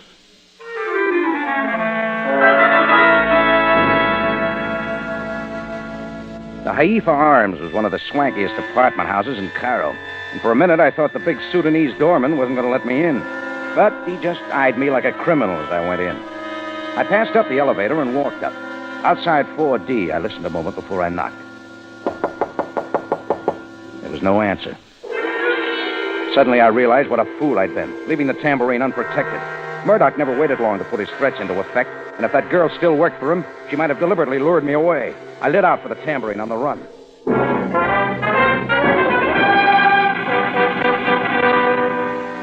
When I swung around the corner and saw the front door, I heaved a sigh of relief. It was all dark and peaceful. Chris had closed up and gone, and everything seemed in good order. I unlocked the front door and went in. I figured I'd better have my gun, just in case. So I went to get it from under the bar where we always keep it. But it wasn't there. Ordinarily, Chris wouldn't take it with him. Still, there might have been a reason. And there was nothing to do but wait till morning and ask him. Everything seemed quiet, so I went upstairs and lay down on the bed, fully dressed, dozing a little, half listening for any unusual sound. About 2:30 it came, but not what I'd expected. I got off the bed and headed downstairs for the front door. Somebody was knocking on it loud enough to wake the mummies in the museum down the street. All right, all right. Well, Sergeant Greco. Yes, Mr. Jordan. It's Sam. Well, come on in. No, Mr. Jordan. You will come with us. What is this, Sam? May I ask, Jordan, were you at the Haifa Arms tonight? Yes, I was. And is this your gun? Well, yeah, it looks like it anyway. Where'd you get it? I just discovered it was missing. I'm afraid you will have to come with us, Jordan. We must question you concerning the murder of J.C. Murdoch.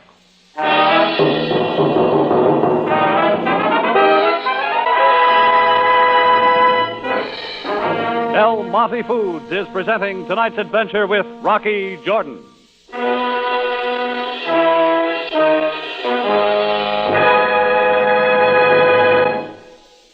Here now is Larry Thorpe.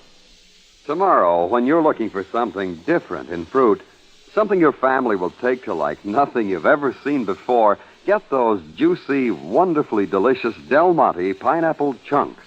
Now, you've enjoyed pineapple before, but this is the style and the brand that gives you an extra measure of tropic enjoyment. Del Monte pineapple chunks are big, generous wedges of tender, golden fruit.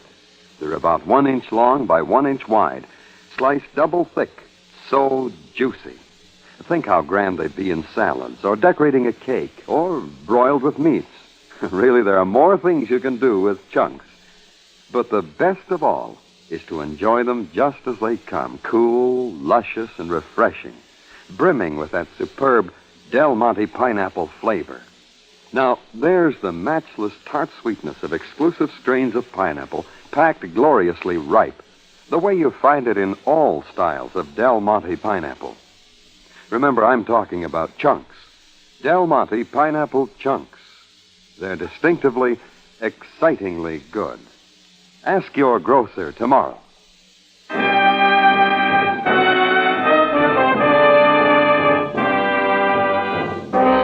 And now we take you back to Cairo and tonight's Rocky Jordan story, The Money Changers.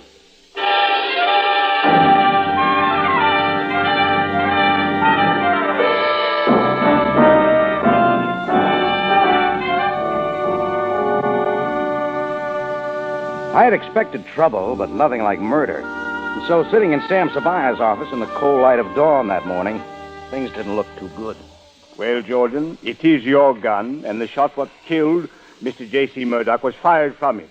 The doorman saw you at Murdoch's apartment house last night. Yes, you did not stop at the desk nor use the elevator. You had a motive. You even threatened Mr. Murdoch, in fact, right here in this office. Oh, I admit all that, Sam, but it just doesn't make sense.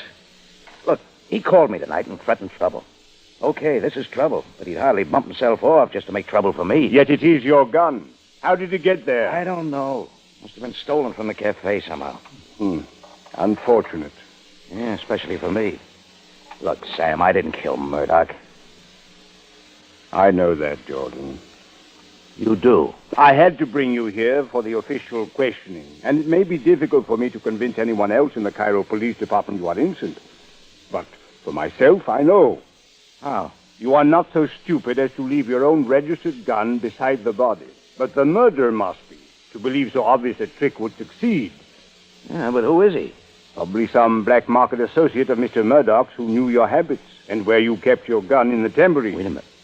Of course, Ali Faid. He worked for me once. Exactly. That is why I sent word an hour ago to pick up Ali Faid. And now, Jordan, if you... Oh, you cannot go there. Sabaya, I must see you. You must see... Oh, Rocky. Rocky, you are all right? Sure. Oh, Rocky, thank goodness. May I ask what is your name, young lady? I'm Martha Helwig. German? Swiss.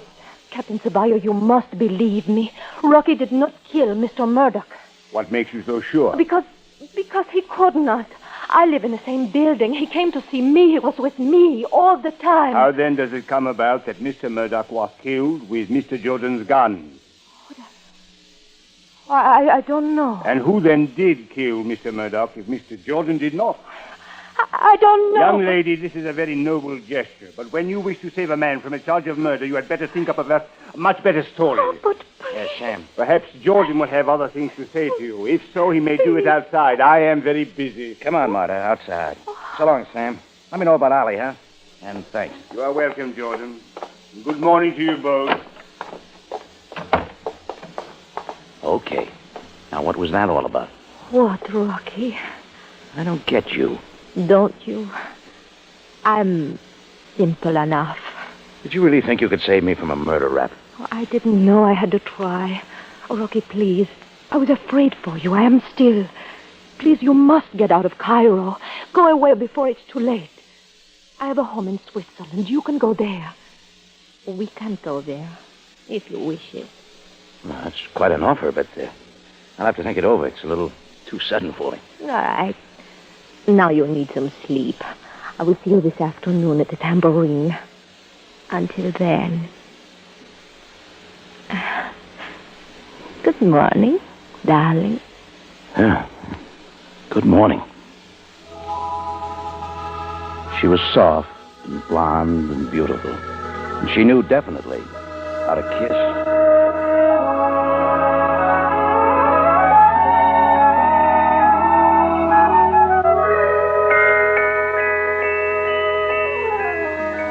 As I dropped off to sleep that morning, her face kept floating around in front of my eyes. The trip to Switzerland seemed like a swell idea.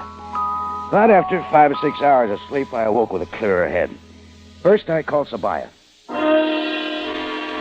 have been unable to locate Ali Faidi and Jordan, but we are scouring the native quarters, searching houses of all known black market criminals. Sooner or later, we will get him. In the meantime, it is best that you remain quiet and out of sight.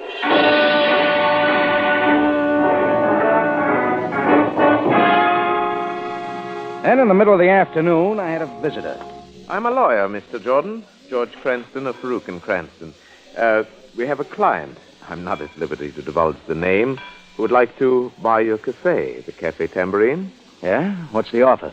40,000 American dollars to be deposited to your account in a Swiss bank. Oh, okay, I'll think it over. But call me tomorrow, huh?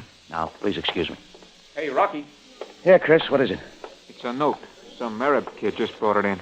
I figured it was important. Let's see. It is important. Listen, Mr. Jordan, I have the information you want. Come quickly to the house of Ahmed Haddar in the Street of the Blue Camel. Hurry. It's signed Ali Faid. What do you make of it, Rocky? I know, Chris, but I'm going to go down there and find out.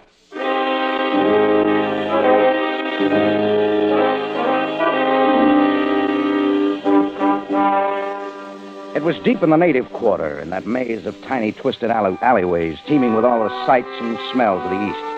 It took me almost half an hour and a lot of diplomatic questions in Arabic to find the house of Ahmed Haddar. Assalamu alaikum, Effendi. You are Ahmed Haddar? I am. Is the man Ali Faid in your house? You are Rocky Jordan? I am. He is. Come. Since his last visitor, he sleeps. Visitor? Who was that? I know not. A small man, very slim, with hat pulled far down over his face. He came and went quickly, perhaps 30 minutes ago. There, that room. No, thank you. Shall I just go in? As you wish. I shall be in front, watching. All right, thanks.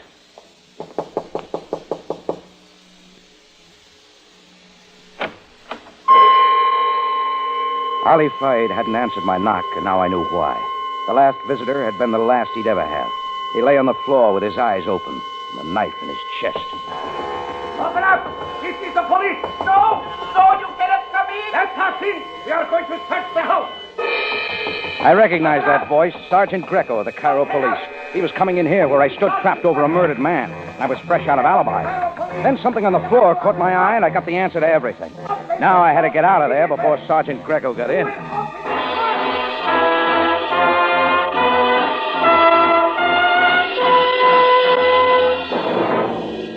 In just a moment, Rocky Jordan returns to conclude tonight's story.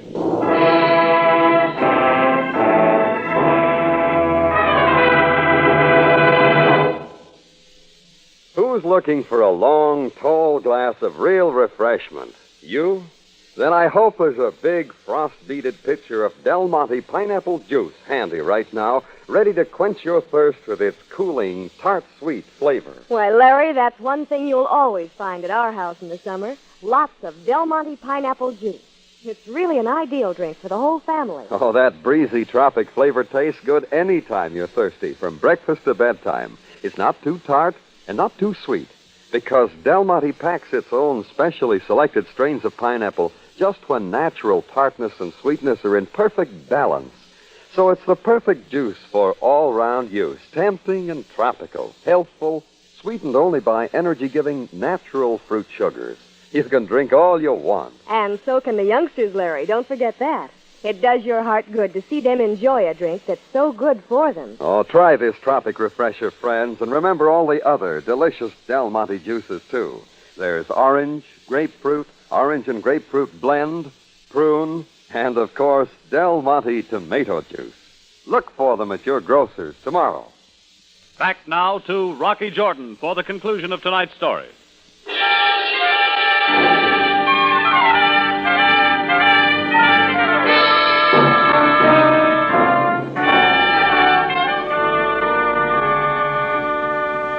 Trapped there over the body of Ali Faid with the police breaking in the front door, I was in trouble again with no time for explanations.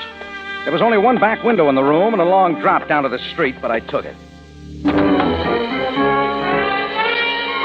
Then I grabbed the first taxi I could find and rushed back to the modern part of town. At the Haifa Arms, the Sudanese doorman wasn't there to stop me, but it took a minute at the desk to inquire for the apartment. It was 4C on the same floor as Murdoch's. I knocked at the door. Oh, Rocky. Why, I did not expect you. Come in. Thanks, baby. Ah, nice place. Yes, it is. I was just about to come down to the tambourine to see you. Oh, yeah? Not dressed like that, I hope. Slacks, jacket. You look almost like a man. Of course not. I was going to change. Should have done it sooner. You also wear a man's hat sometimes? Pull low over your face so that you might be mistaken for a man? A slim man? Rocky, what are you talking about? You're a little careless, aren't you? You lose things. For instance, a very expensive Swiss watch. A woman's watch. Like this. Yes, I did. This makes it perfect. I was worrying that the police would find it. Yeah, they might have figured out that you killed Ali Faid to keep him from telling me that he stole my gun for you. So? Then you used it to kill Murdoch and tried to pin it on me. Why, Marta? I needed your tambourine for a clearinghouse. Murdoch worked for me, and he was getting big ideas. Too big. He thought he could run things better than I, so in eliminating him, I figured I could gain a hold over you. An example of what could happen to you. Then you ran the black market deal. And it was your lawyer who offered me the $40,000 in the Swiss bank. Yes. What about it? Do you accept? You mean you think you're still going to be in business after this? Why not? Seize him, Abdul. What? Yes, my lady. Who are you? You see, Jordan. Yeah, the Sudanese doorman works for you, too. Abdul is big and stupid, but he is a most helpful servant. So now there'll be one more murder to your score. I'm afraid so. I'm taking the night plane to Zurich, leaving in 2 hours. I have a package of 20,000 American dollars to take out for one of my clients. On the way to the airport, we'll drop you. Oh, thanks. I don't suppose it means anything to you that once you asked me to go to Switzerland with you. I don't suppose that kiss meant anything, huh? Oh, please. It wouldn't mean anything if I told you I loved you. If I said I don't care what you are or what you do. Not even if I believed you. A long time ago, I decided that it was my great misfortune to be a woman. I also decided that I would not let that fact interfere with anything I wanted to do, and I have not. I use my femininity when it can be useful to me, but I never let it interfere with good business. Well, I guess that answers my question. Definitely, Mr. Jordan. Tie him up, Abdul.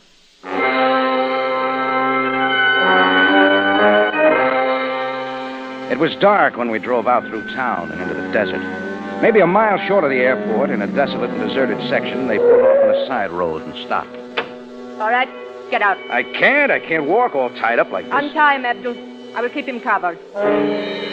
When my hands were untied, she handed the small gun to the giant Abdul and walked a few steps away from the car. There was nothing for me to do but get out and follow her. Then she stopped and turned. All right, Abdul. Go ahead. And a strange thing happened. Abdul stopped walking. As I turned to face him, he wasn't looking at me, but at Marta. I said go ahead, Abdul.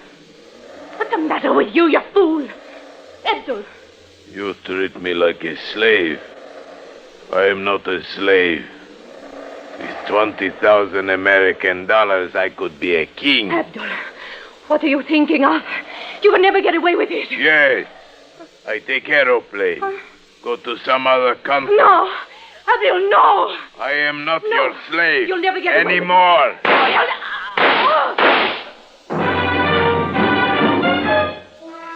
There was nothing I could do to save her, and so I took the opportunity to save myself. I dove behind a bush, rolled over and down a little incline, and came up running. He missed me, and when no more shots came, I knew the gun was empty. I ducked behind a bush, wondering if he'd come for me. He didn't, and in a moment I heard the car start and pull away fast. I went back and looked, but there was nothing I could do for Marta Helbig. She was beyond help.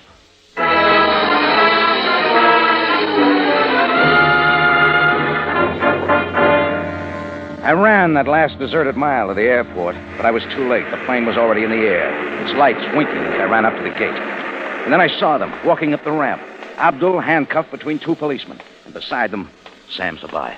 Jordan, What are you doing here? Oh, good going, Sam. You got him. Yes. He was using the ticket of Miss Helvig, for whom we were waiting. And we thought he would bear a little investigating. Oh, you can do better than that. You can book him for murder. Murder, Jordan? Yeah. He just killed her a few minutes back ago in the desert there for the money in that suitcase.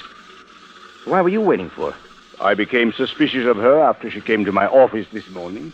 When a routine check showed her name on the passenger list of the plane leaving tonight, I decided to question her before it was too late.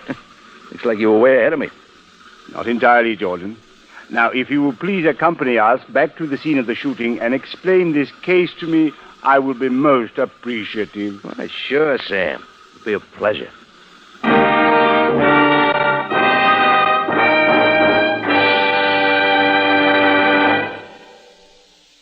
For superb flavor, for dependable quality always, enjoy Del Monte fruits and vegetables.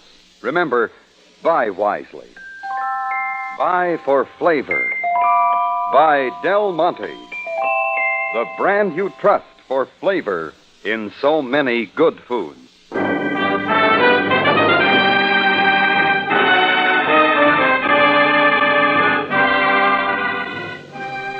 Rocky Jordan, written by John Dunkel and Gomer Cool, stars Jack Moyles in the title role with Jay Novello as Sam Sabaya, and is produced and directed by Cliff Howell, with original music composed and directed by Richard Arras.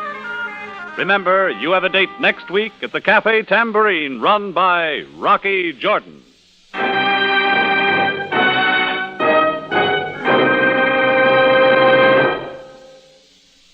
Each Sunday for the past year, Del Monte Foods have had the pleasure of bringing you the Rocky Jordan Show. Tonight's program concludes the present series under this sponsorship.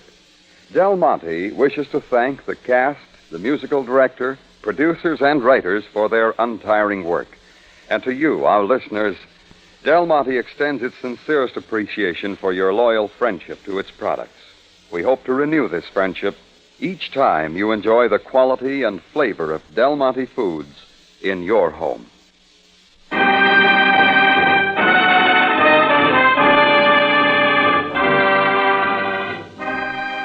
Rocky Jordan is presented over CBS, the Columbia Broadcasting System.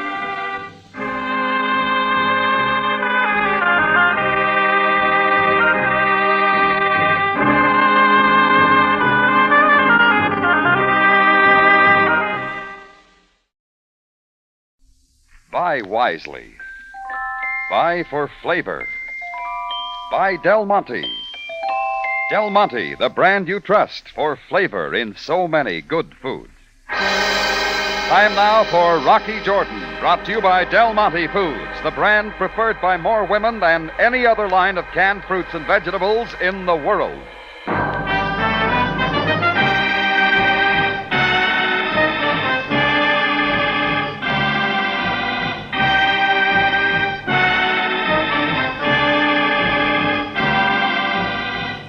Not far from the Mosque Sultan Hassan in Cairo stands the Cafe Tambourine, run by Rocky Jordan. The Cafe Tambourine, crowded with forgotten men, alive with the babble of many languages. For this is Cairo, where modern adventure and intrigue unfold against the backdrop of antiquity. Del Monte presents Rocky Jordan and this week's story, The Big Heist.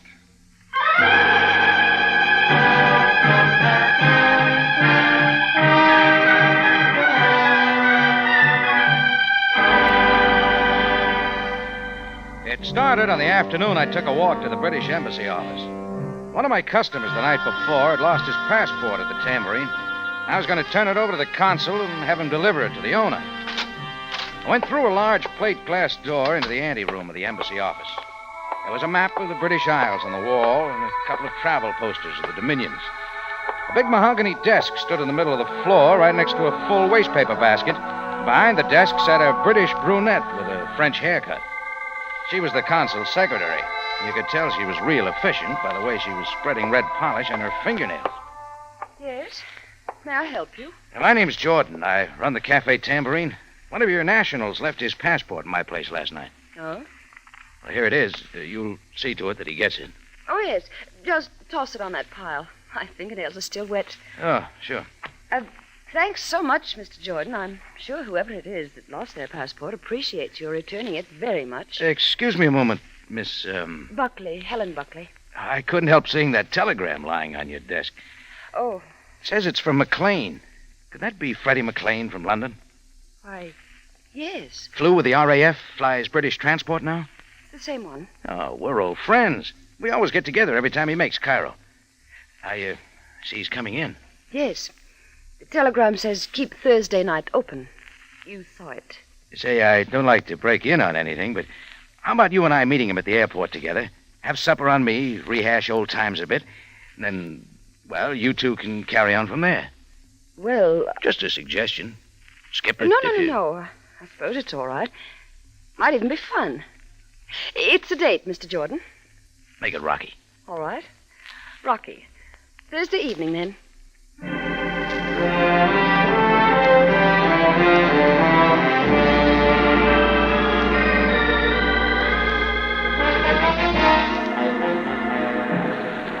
Well, Helen Buckley and I were at the airport Thursday evening waiting. The Cairo airport's a modern affair and a very busy place.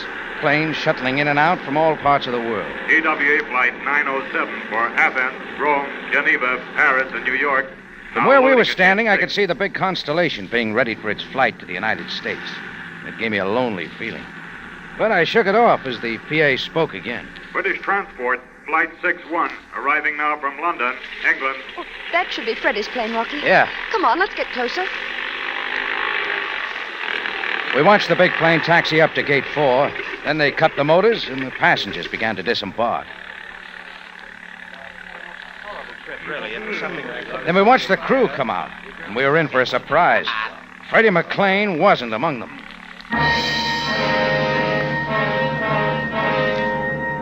Well, we asked a few questions about him, but no one knew anything. We figured we might as well leave. That's when I spotted an armored car with a couple of guards parked off the side of the field. Alongside the armored car was a black limousine that looked real familiar. It was Captain Sam Sabaya's police car, and he was standing by it, nervously looking at his wristwatch.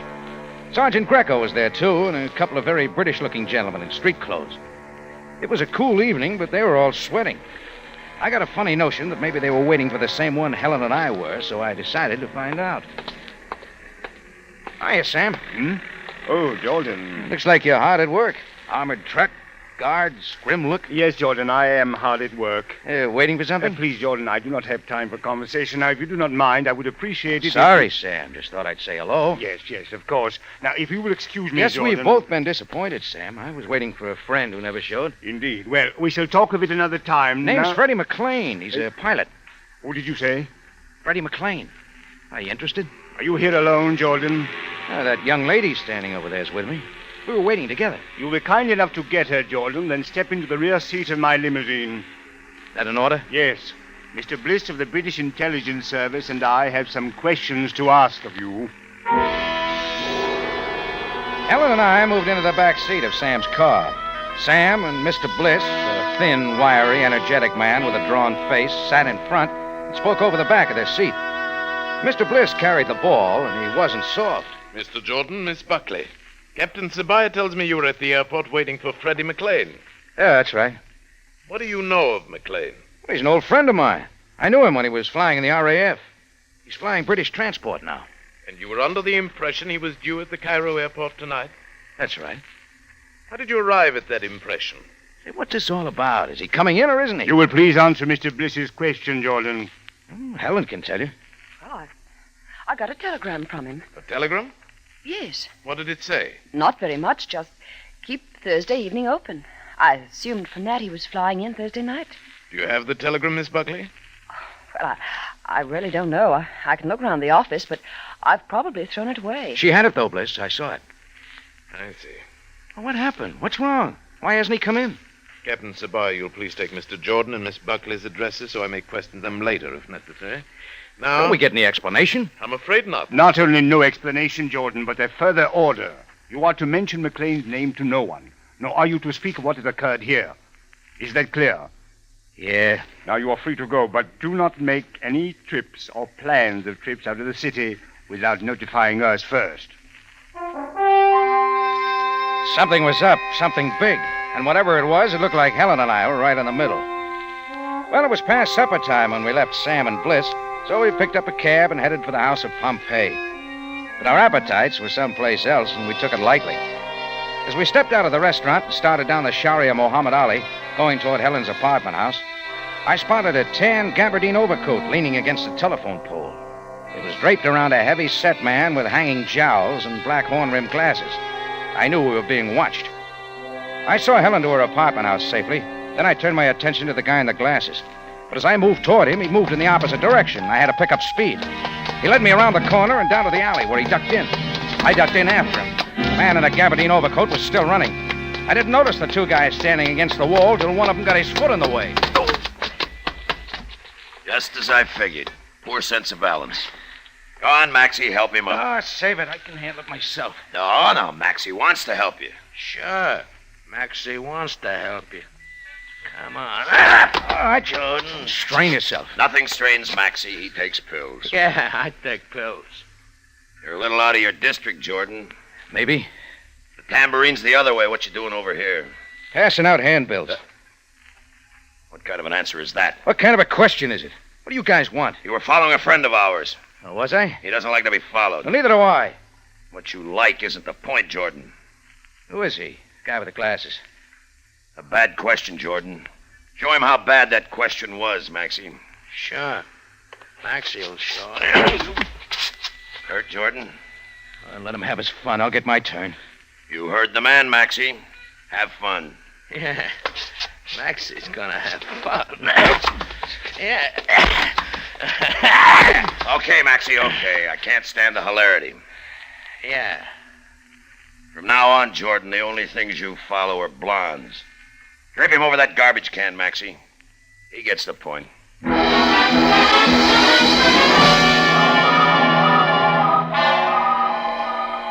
It took a while for the ground to get steady again, and by then the two muscles had vanished into the Cairo night. I dragged myself out of the alley and whistled a taxi to a stop. It took me to the Cairo police station for a word with Captain Sabaya. Even at that late hour, Sam was still sitting behind his desk. Bliss of the British Intelligence Service was standing by the window. They both looked real worried, like goldfish in a shark pond. Jordan, what are you doing here this time of night? I got a complaint.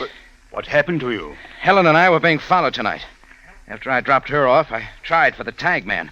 I didn't get him, but two of his friends got me. I can give you a description of the big boy. Go on. 45 or so. Heavy set, about 5'10", I'd say, 200 pounds. Big jowls, black horn-rimmed glasses. Walks with a lean to the left. You could identify him if you saw him again, Mr. Jordan? A pleasure, Mr. Bliss. What about the two men in the alley, Jordan? That was too dark. All I can tell you is what their fists felt like. I shall have Sergeant Greco bring in some pictures from the Rogues Gallery, and perhaps you will be able to find a photograph of the man you followed. Yeah. Look, fellas, don't you think I've earned some answers? What's this all about? What's the mystery around McLean? Mr. Bliss, shall Jordan be told? You might as well tell him, Captain. He's in it now whether he wants to be or not. Jordan, earlier today, a transport plane left the London airport carrying cargo. Its destination, the Cairo airport. And Freddie McLean was the pilot? Yes, but the flight was to be most secret. No one was to know of it. Why? Because of the nature of the cargo. The Federated Bank of London was sending $1 million in gold coin to its branch bank here in Cairo. Oh, I see. That's what the armored cars and guards were for. Unfortunately, Jordan, there was a leak. Perhaps the telegram McLean sent to Helen Buckley. Perhaps something else. At any rate, there was a leak. The plane did not arrive at the Cairo airport. So that's big trouble. Communication with it was lost someplace over the desert. And so, Jordan, a huge cargo plane, Freddie McLean, and two other men, and $1 million in gold coin have all completely vanished.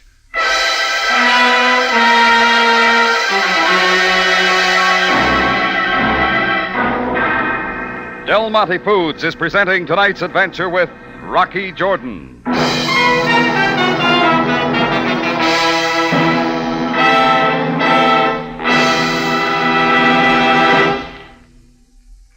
One sure way to prove to yourself what a wonderful cooking aid Del Monte tomato sauce is to ask experienced homemakers, cooks who have used it year after year. Mrs. Arthur Bergreen of Portland, Oregon, for instance, is one of these experienced cooks. She said, "Over the years, I've used lots of Del Monte tomato sauce, and I've always liked it. To me, Del Monte tomato sauce is superior in flavor and rich red color, and it's seasoned just right. You should see my husband go for the rich, home-cooked dishes I make with Del Monte tomato sauce. Spanish rice, I think, is his favorite, but he likes them all. Yes, I certainly am a Del Monte fan. Cooking with Del Monte tomato sauce is so easy, and the way it brings out the flavors of the foods it is cooked with is really wonderful. Thank you, Mrs. Bergreen. Yes, friends, cooking with Del Monte tomato sauce is so easy, and it has a very special way of bringing out all the flavor of the food you cook with it. Look for Del Monte tomato sauce, the original tomato sauce with the matchless flavor.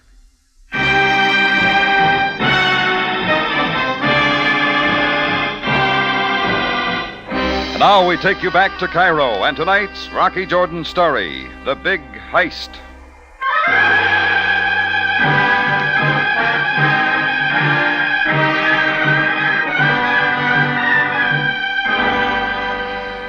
Well, Sam had cleared some of it up. At least he had told me why he and Bliss were so worried.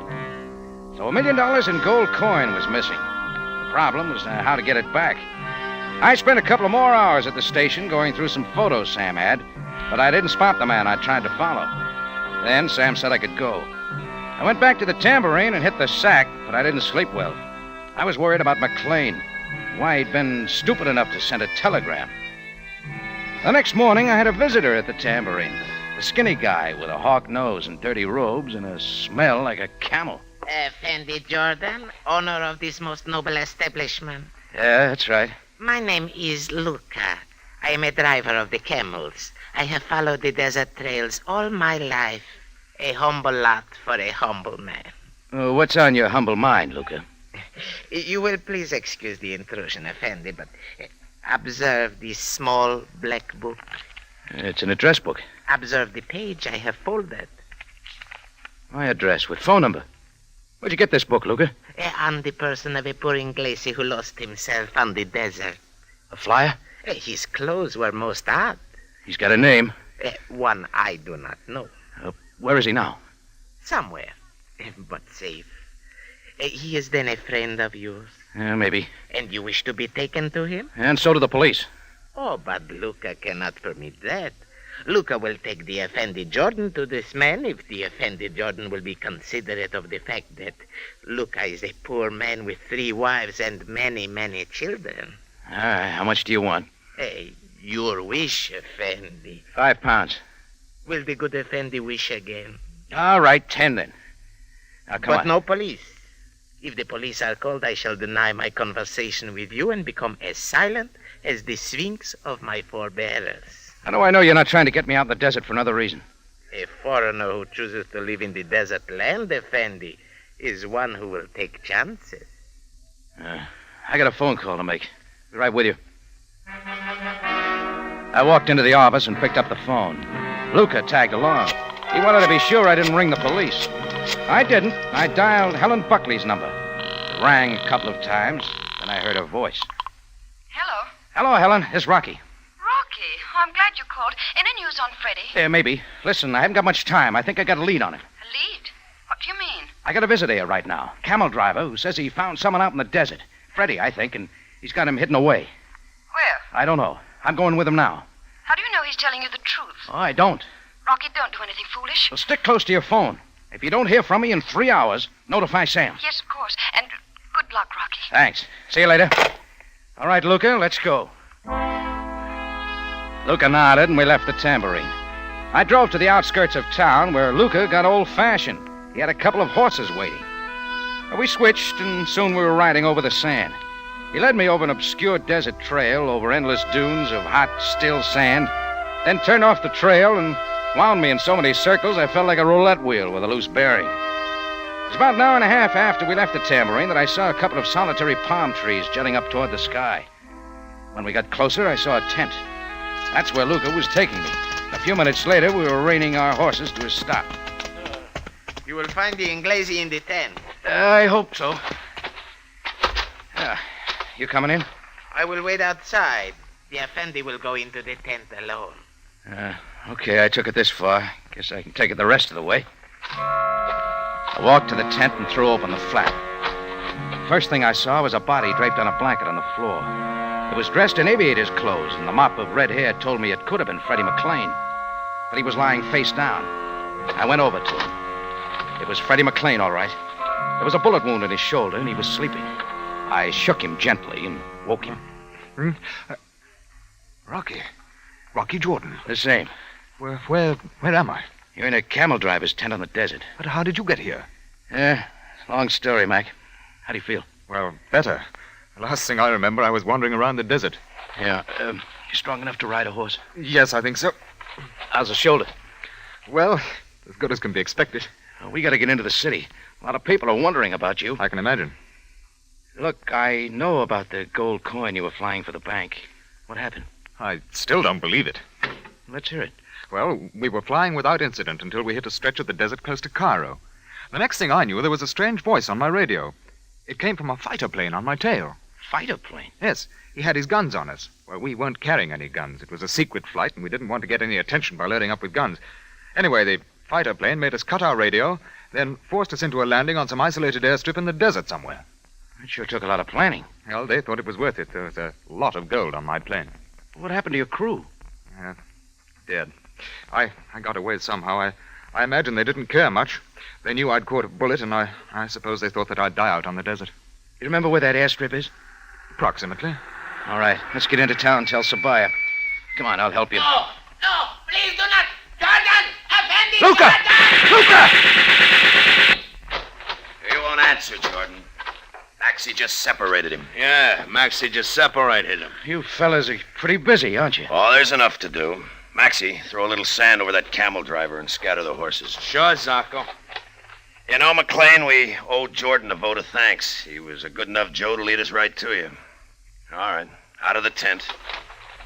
All right, climb in the back seat of the Jeep. What's the tour? Don't ask. You won't like it. Let's just say a friend of mine's real anxious to see the both of you. I bet he's nearsighted. And also rich. You know, he just picked up $1 million in gold someone left sitting around in an old airplane. He won't have it long. He'll lose it in taxes. My friend just won't report it as income. And anyone who tries to is going to get separated. Just like Luca.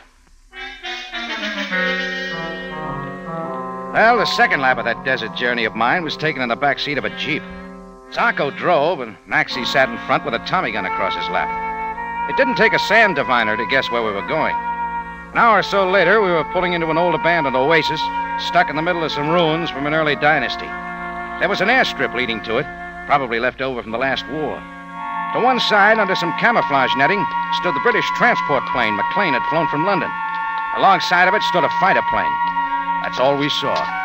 Next thing I knew, we were hustled down some stone stairs. The door was open in front of us, and a heavy hand gave us a shove. Don't go away. I'll be back in a minute with some company. Well, that's that. How's your shoulder, Freddie? All right. Uh-oh. Put a bar across the door. Yes, I don't see any other way out. They're really playing for keeps. I can't understand how they got wind of this thing. How they knew I was flying in the gold on that particular day. Oh, I can answer that. Oh, but how could you know? The whole thing was secret. What we were flying, and especially when. You gave it away. I did? A telegram you sent. Telegram? To Helen Buckley, saying keep Thursday night open. Anyone who saw it could figure out when you were coming in. I thought you had more sense than that. But, Rocky, I didn't send her a telegram. Huh? I didn't. I flew in the war. I know how to keep it secret. Well, somebody sent it. There must have been a leak in London someplace, like Sabaya said. The telegram was used as a signal. It was sent to her to tell what day you were flying. Zacco's boss probably kept an eye on the telegrams going to Helen Buckley and picked up the right day that way. Yeah. You think there's any way out of here? If they gave us long enough time to let our fingernails grow. How else we can dig through those walls? Oh, you make it sound very hopeful. The only hope we've got is Helen. I told her to notify Sam if I didn't get in touch with her in 3 hours. The 3 hours are up. Well, they would still have to find us. Yeah, that's right. Look, that goes back. With his boss, I'll bet. There they are. Yes, the most joyful sight. Good afternoon, Mr. Jordan, Mr. McLean. You know, we almost met once before, in an alley by Helen Buckley's place. Yes, almost. Did You do all the brain work on this? Most of it. Must have given you a headache. I had some notable assistance from Zacco and Maxey and a Confederate in London, and someone else in Cairo whom both of you know very well. Come in, Miss Buckley. Helen. Yes, Rocky. Well, guess I had the telephone conversation with the wrong person. Oh, for us, it was the right person. Instead of notifying the police, I called Mr. Bannister. And this, Mr. Jordan, is the result. It's all over, huh? The gold is hidden in the ruins of this oasis. It shall be flown out of Egypt the moment you two are disposed of. And now, Zacco, my lad.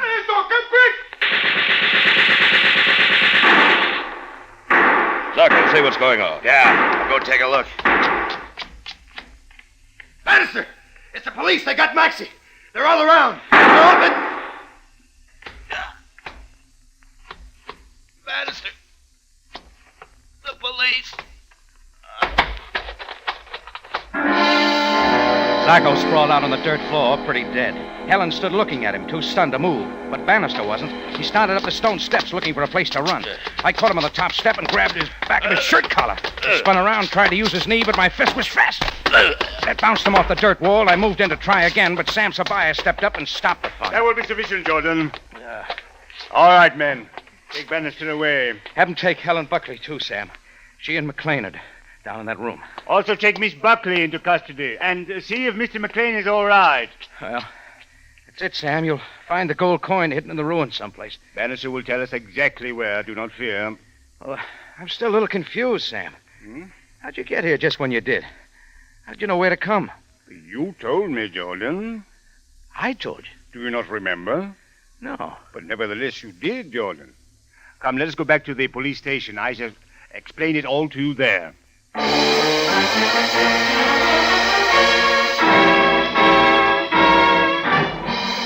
In just a moment, Rocky Jordan returns to conclude tonight's story.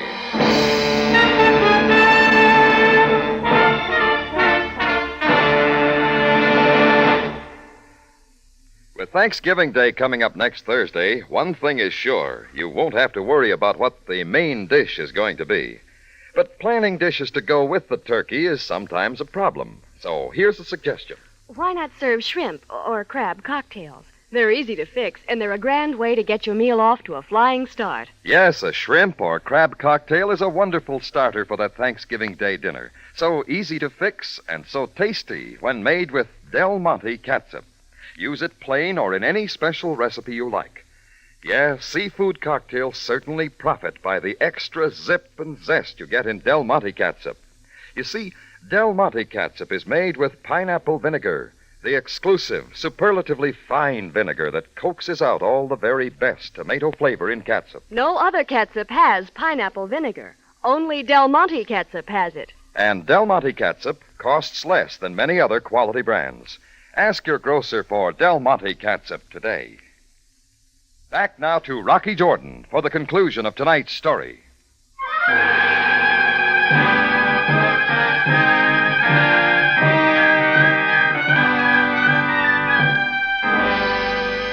Well, that was just about it.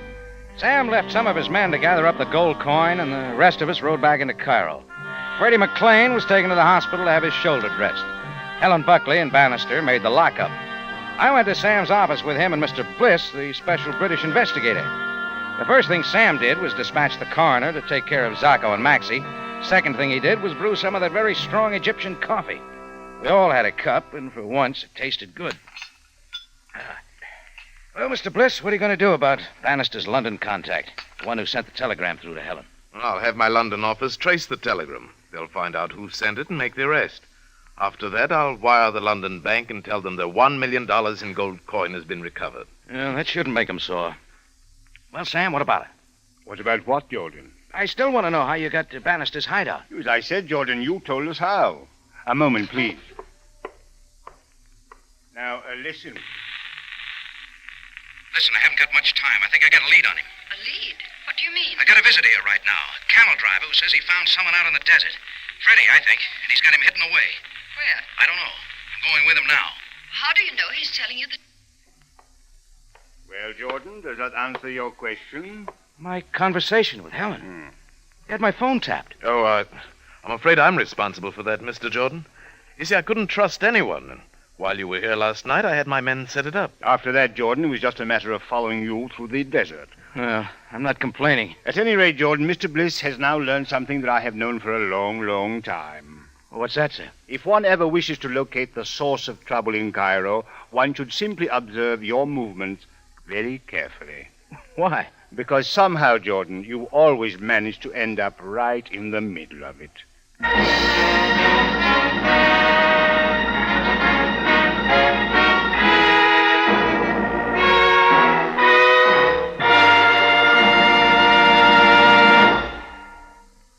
For the finest in tomato flavor, enjoy the whole family of Del Monte tomato products. Del Monte catsup and chili sauce. Del Monte tomato sauce and canned tomatoes. And Del Monte tomato juice. Remember, buy wisely.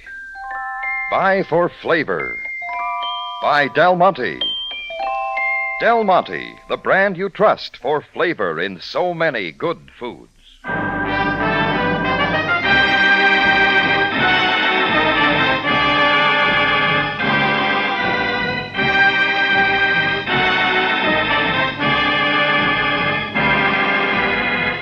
Rocky Jordan, written by Gomer Cool and Larry Roman, stars Jack Moyles in the title role with Jay Novello as Sam Ceballo, and is produced and directed by Cliff Howell, with original music composed and conducted by Richard Arant. Remember, you have a date next week at the Cafe Tambourine, run by Rocky Jordan. Same time, same station, and the story is High Pressure.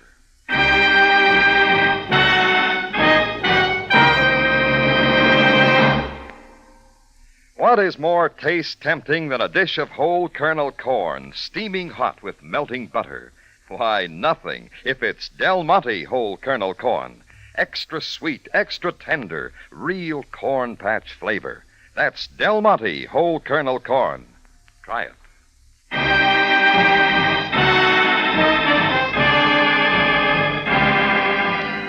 Larry Thor speaking. Rocky Jordan is presented over CBS, the Columbia Broadcasting System.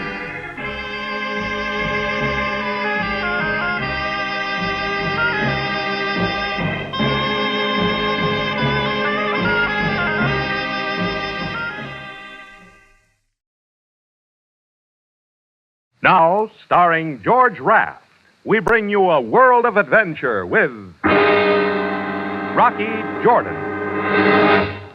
I'm Rocky Jordan. I run the Cafe Tambourine in Cairo. I once heard an Arab wise man say, the price of wisdom is above gold. Well, sometimes you can know too much. Then the price is lead, out of a 38.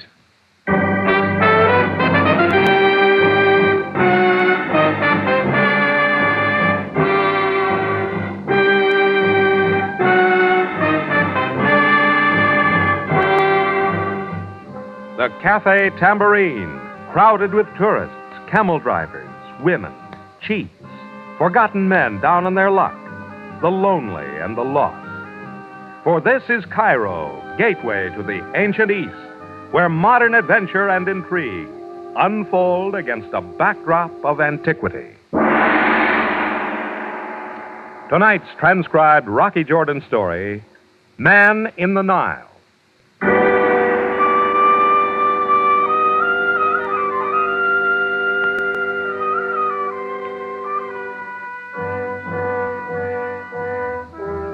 Hi, I'm Chris. I fix the drinks here at the Tambourine. Yeah, and speaking of drinks, I remember the time The Rock himself took a hand in mixing the biggest martini you ever saw. And brother, when I say big, I mean big. I remember the night it happened. It was one of those dark, moonless nights. A low haze clinging to the river. And in the middle of it all, chugging along cautiously, a small boat. How much longer before we get back to Cairo, Hassan? A half hour, possibly. I do not dare go faster, Jordan Bey. The poor visibility. Yeah, we better be careful. This load of gin and vermouth we have on board set me back $5,000. Listen.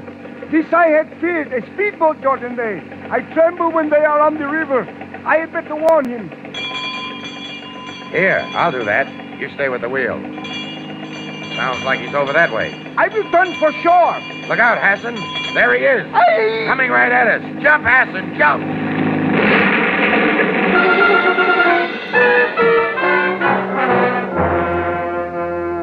The next second, Rocky and Hassan were flapping around on the Nile, up to here in gin and vermouth. And just about the same time, something else happened about 30 miles up the river. The body of a dead man hit the black waters of the Nile, sunk a few feet, then bobbed to the surface and started floating with the current, face down.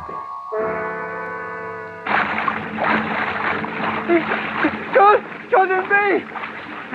Help me! Help me! Okay, Hassan. Take it easy.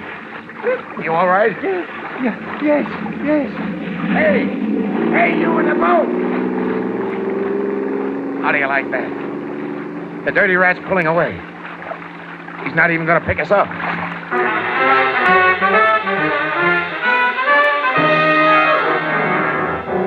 Well, Hassan's boat had gone down with Rock's load of liquor, and there wasn't anything to do but start swimming for shore. And Rocky did just that, with Hassan in tow. An hour later, Rocky filled in the Cairo port authorities about what had happened, and then he headed back to the cafe. And the next day, Rocky had a phone call from a guy who ran a boat shop, and it sent him down to the docks. I think this is the boat you are interested in finding. Yeah. This looks like the one that rammed us. Who brought it in? A most beautiful young lady. She told me to make all necessary repairs and gave me 100 pounds in advance. 50 to fix the boat and 50 to keep your mouth shut. Exactly. And for another 10, you'll open it. Here. Her name is Karen Andresen. She resides at the Victoria apartment.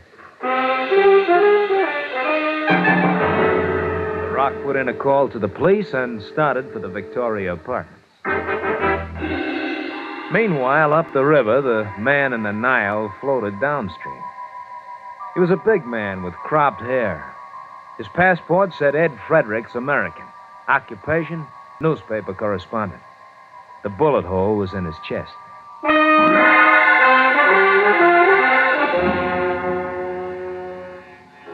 When the door of Suite 506 of the Victoria Apartments finally opened, there she was, blonde, blue-eyed, and beautiful. Yes? What is it? The name's Jordan, Miss Andresen. Rocky Jordan. Oh? Oh, we've got business to talk over. I just found your speedboat. My boat? The one you were using last night on the river when you rammed into me. What are you talking about, Mr. Jordan? What is it, my dear? We have a visitor, Karen. How do you do? Uncle Nils, this is Mr. Jordan. Nils Hegstrom, sir. How do you do? Jordan. Oh, yes, the morning newspapers. There was an accident on the river last night. A boat was sunk. With $5,000 worth of my liquor aboard. That's why I'm here. But why, Mr. Jordan? He is accusing me of sinking his boat. I wasn't even on the river last night. You know I wasn't, Uncle Nils, don't you? Don't you? Mr. Jordan, according to the papers, your accident occurred shortly before 10. Is that correct? That's right. Just a few miles from Cairo. Karen, what time was it when you picked me up on the other side of the river last night? A few minutes after 10, was it not? Yes. I thought there was something wrong at the time. You acted strange, nervous, upset. Apparently, there was good reason for this unusual behavior, was there not, Karen? All right. I did it, yes. Karen, why did you not tell me? Oh, I don't know, Uncle Nils. I'm sorry, Mr. Jordan. What else can one say? It was a very stupid, thoughtless thing I did running away, but can you understand it? I was frightened, so frightened. Naturally, Mr. Jordan, you and the boat owner will be reimbursed for your loss. We will settle the matter quietly. I'm afraid it's not going to be as easy as all that. You see, I've already called the police. Told them about Miss Andresen's boat. Well, the cops took over, and that was that. Karen was booked and released in the custody of Nils Hegstrom. And 20 miles or so up the river, the body of Ed Fredericks, the man in the Nile, picked up speed as it floated along in the blackness. Ed Fredericks. The name was well known. It had bylined a lot of big stories out of the capitals of the world.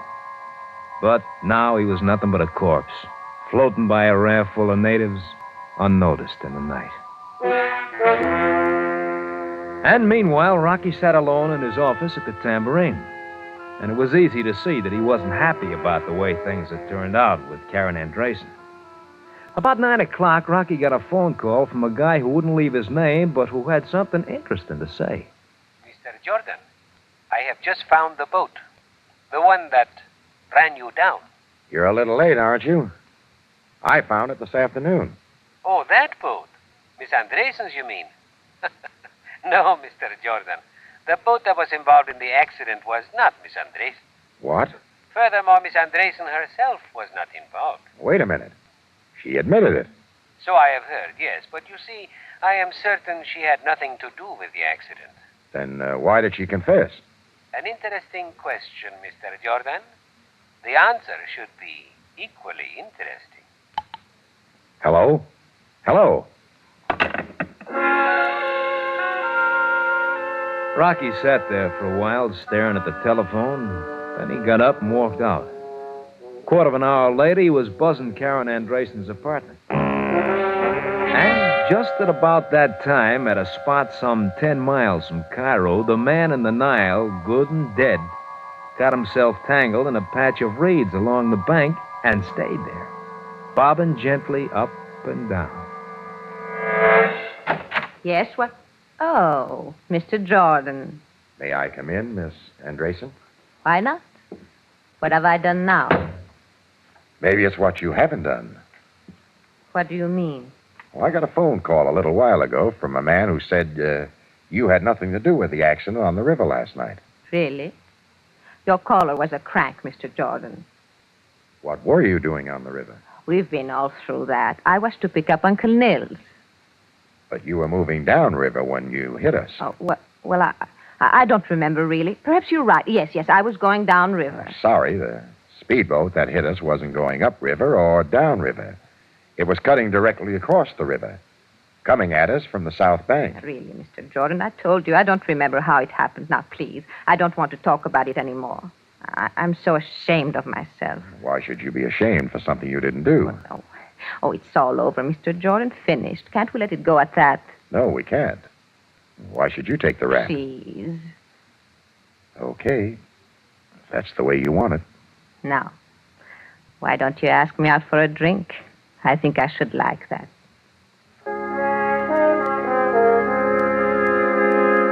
Well, that's the way it all started between Rocky and Karen over a couple of scotch and sodas at a quiet little bar with soft lights and music. By the time the Rock left Karen that night, it was pretty clear that they were more than a little interested in each other. They picked up again the next day, a late breakfast on the sun-drenched terrace of the Villa Montoya overlooking the Nile. Then they went out to Gazera, the racetrack. Oh, Rocky, what happened to our long shot? You can't win them all, Karen. We haven't won a race yet. That's your fault. How can you expect the guy to concentrate on picking the right pony when you're around? Looking so beautiful.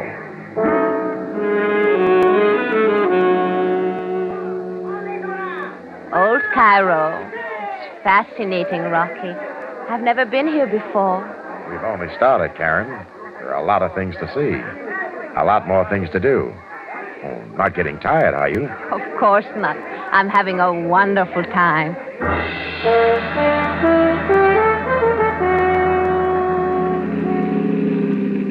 You know, Karen, I've been on this road 100 times, watched the sun set over the desert, but somehow it never looked the way it does now. Yes, it's beautiful, isn't it? Funny how a guy starts noticing things all of a sudden. You know what I mean? Yes, Rocky.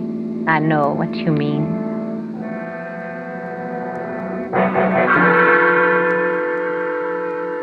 Well, just about the time that Rocky and Karen got back to Cairo, 10 miles away, a kid was poking along the river's edge, and he spotted something in a patch of reeds.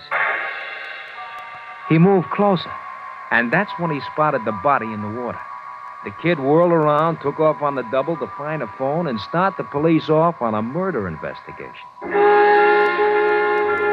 Around 2 that morning, Rocky and Karen wound up at the door of her apartment. I've had a wonderful, wonderful evening, Rocky. Too bad it has to end so soon. It's very late. Sure. But I don't have anyone waiting up for me. Neither do I, Rocky. Oh, darling.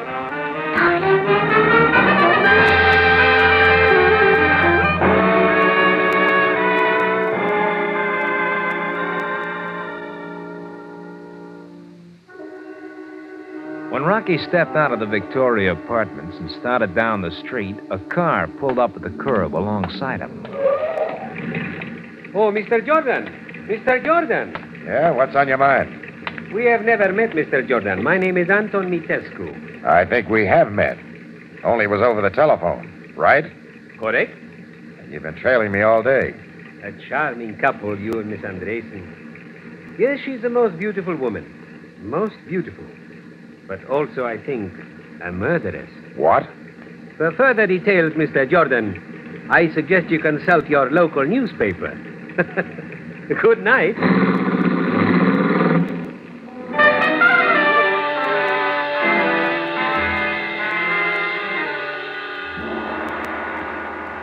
Well, whether it's true or not, it's kind of a jolt to be told the dame you're falling for is a killer.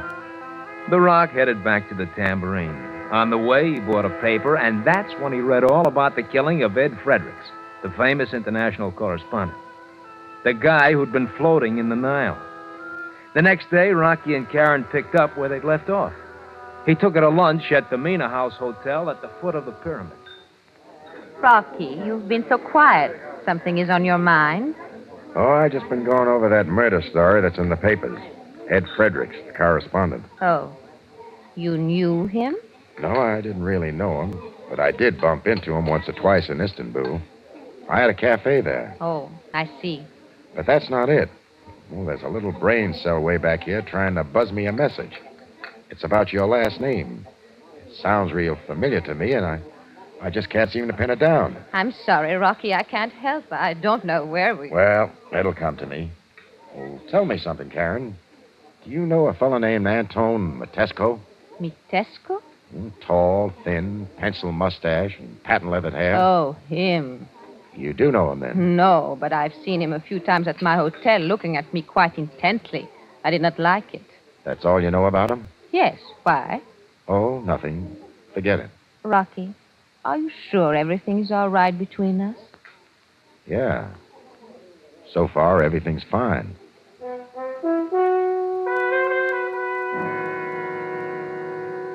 After Rock took Karen back to a hotel that afternoon, he wandered into the offices of the Cairo Times and looked up an Egyptian encyclopedia named Joseph Yemu. Andresen, eh? That name concerns you, Rocky, eh?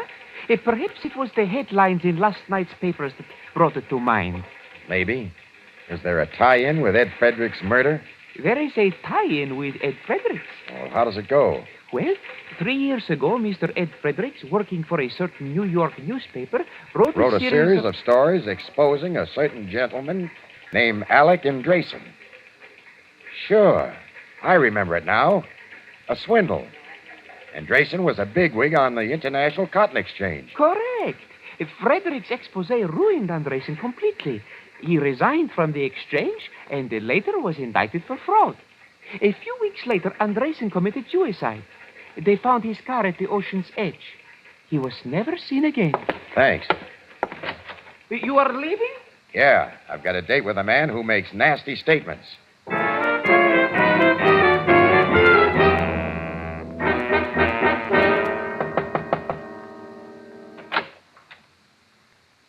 Hello, Mitescu. Ah, Mr. Jordan. You have sought me out. It wasn't hard. You left a pretty good trail. But of course. I wanted you to be able to find me with little difficulty when you found the need. Come in.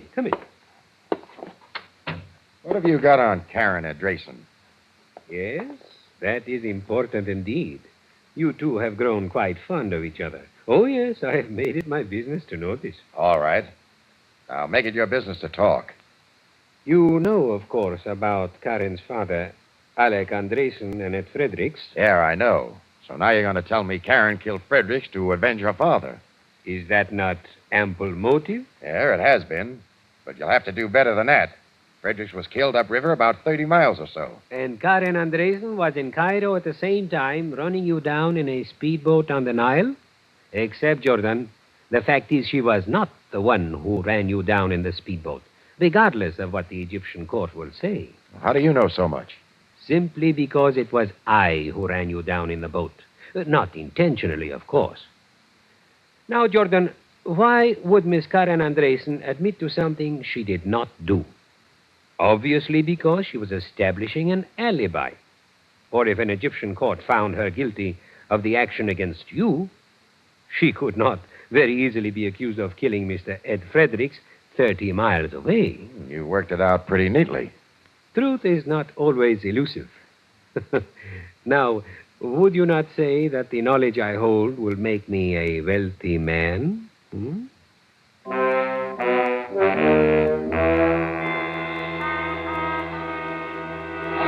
All right, Rocky. What Mitescu said about the boat is true. I did not run you down on the Nile. The front of my boat was smashed deliberately after the story of your accident appeared in the newspapers. Yeah, everything was set up. Just like Mitescu said. You were establishing an alibi. Yes. For the killing of Ed Fredericks. No. No? Then why did you need an alibi? Karen, you better level it out. Yes. Perhaps I better.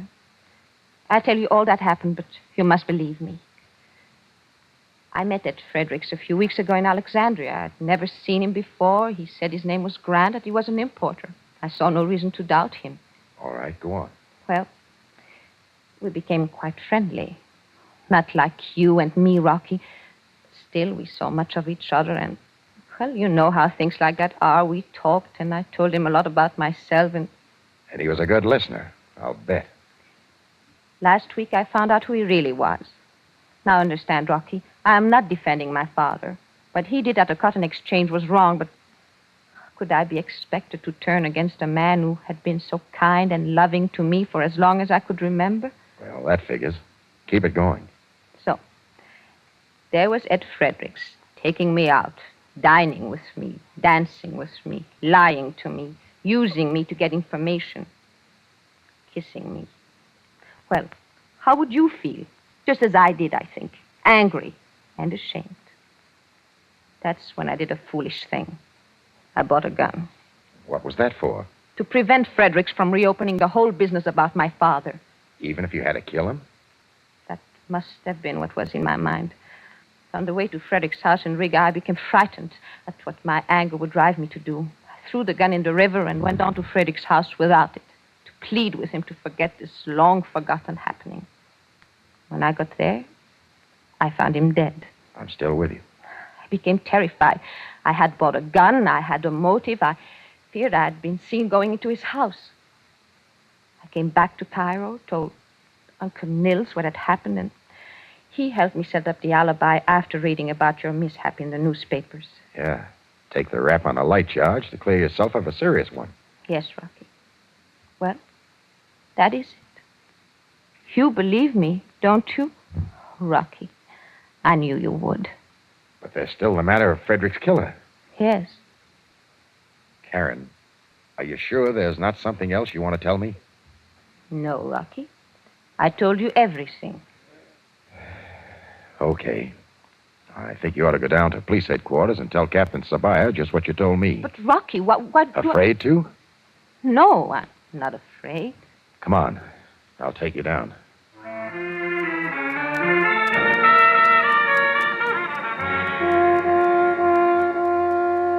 Well, while Karen was in talking to Sam, Rocky sat outside the office thinking. And suddenly a thought hit him. And a few minutes later, he stood in front of Suite 506 at the Victoria Apartments. And just as he was about to lean on the doorbell, the door came open and Nils Hegstrom, a trench coat draped over his arm, stepped out. Oh, Mr. Jordan. I was just coming in to see you. I received a phone call a moment ago from Captain Sabaya of the Cairo police. He wishes to talk to me at headquarters about the... I know what it's about. Karen and the Fredericks murder. I'll come along. My car is in the hotel garage. The elevator will take us there. You first, Hegstrom. The basement, Jordan. The garage is located there. Oh, tell me something, Hegstrom. What was Fredericks working on before he was killed? I wouldn't know, Jordan. Why do you ask me? Well, Fredericks wouldn't be working on a story 3 years old. He either had a new angle or a new yarn. My guess he was working on a story about you. About me? That's right. Mr. Jordan, it appears to me your tone has suddenly turned unfriendly. Maybe it's because I just figured something out. It seems as though you were setting up an alibi for Karen. What you really were doing was setting up an alibi for yourself. If you were in Cairo across the Nile, when Karen picked you up in that boat, you couldn't very well be accused of killing Fredericks 30 miles away. No, I could not. Well, when we get to headquarters, you better be ready to answer a very important question. Where were you when Fredericks was killed? A question it would be difficult for me to answer. I'm not surprised. The garage, Jordan. You first this time. I'd rather follow you. Jordan, this is a gun in my coat pocket. Now, into the garage, please. Okay. What happens now? My car is over there, Jordan. That sedan. Move, please. Well, you're still polite. Oh, tell me something, Hegstrom. Exactly what happened at Fredericks' house? I went to see him to buy the article he was writing. Only he wouldn't sell. One thing led to another, and he ended up with a little heartburn. From a bullet. Yes. Karen came into the house soon after that. I hid in the next room. After she left, I deposited the body in the Nile, hoping it would not be discovered too quickly. Okay. Now, everything makes a neat bundle. But what about Karen? I thought you cared for her. And Sabaya may be booking her right now for that murder. I care a great deal for her, Jordan. More than you realize. After you are found dead and I have vanished, everything will become quite clear to the police. She will be released. She has no idea I killed Fredericks. None at all. Now, into the car, Jordan. Move, quickly. Yeah, real quickly. Jordan! The Rock stepped out like a sprinter and ducked behind a cement column before Hegstrom could get his gun out. Jordan! But Rocky didn't wait. He took out across the garage using the parked cars for protection, figuring to make a fast exit out the door of the ramp. Only the door was locked up tighter than a bank vault on a holiday. Jordan, this is wasted effort. You cannot get away. Rocky dropped behind some gasoline drums, and Hegstrom edged along the wall, his .38 looking for a good, clear shot. And that's when the idea hit the Rock, and he went to work fast. He opened the spigot of one of the drums, spilled some gasoline down the ramp, and then gave the drum a shove. It moved right for Hegstrom, who saw it coming and sidestepped. The drum cracked into the wall behind him. The liquid gurgled out of it, making a pool of gasoline on the garage floor. Jordan, you missed. Did I? Your feet are wet. What difference does that make? This. A match, Hegstrom. Get the idea? Jordan! I drop the match here, and the flame will get to you before you can move. No, Jordan! Then give it up, Hegstrom. Throw your gun out. Throw it out before you get barbecued. Yes, Jordan. Yes, I will throw it out. Look. Yeah, I'm watching. Go ahead. Happened real fast. Hegstrom's bullet ricocheted off the ramp. There was a spark, and the next thing you knew, Hegstrom was standing in the center of the flame. But only for a second. Then he staggered out and collapsed in Rocky's arms. Well, Rocky got to a phone, and a little later, Hegstrom was hauled off to the police hospital. And a half hour or so after that, Captain Sabaya had all the facts. All, that is, except one. That one didn't come out until Rocky and Karen had a little private talk in one of the small rooms at the police station. Well, you'd be free in an hour or so, Karen. I want you to know I'm sorry it turned out to be Hegstrom. I know how you feel about him. I do not blame you, Rocky. None of it was your fault. Your life was in danger and... Rocky, Yes, Karen. there's something I must tell you. What is it? Nils Hegstrom is not my uncle. He is Alec Andresen. He's my father. I figured it might be that way. Your father's body was never found. He was hiding out under a different name. Fredericks found out. That's the story Fredericks was going to write, wasn't it? Yes, Rocky. That makes it kind of rough between you and me, doesn't it? Yes, I think so. Well, you know how I feel about you. Nothing has changed that, but still, being with you would always remind me of the most tragic thing in my life. It would remind me always of something I should forget. I'm sorry, Karen. Another way, it might have been pretty good. Yes, another way. Goodbye, Rocky. I don't think we shall ever see each other again. Goodbye, Karen. Good luck. Oh, Rocky, Yeah? one small kiss before you go.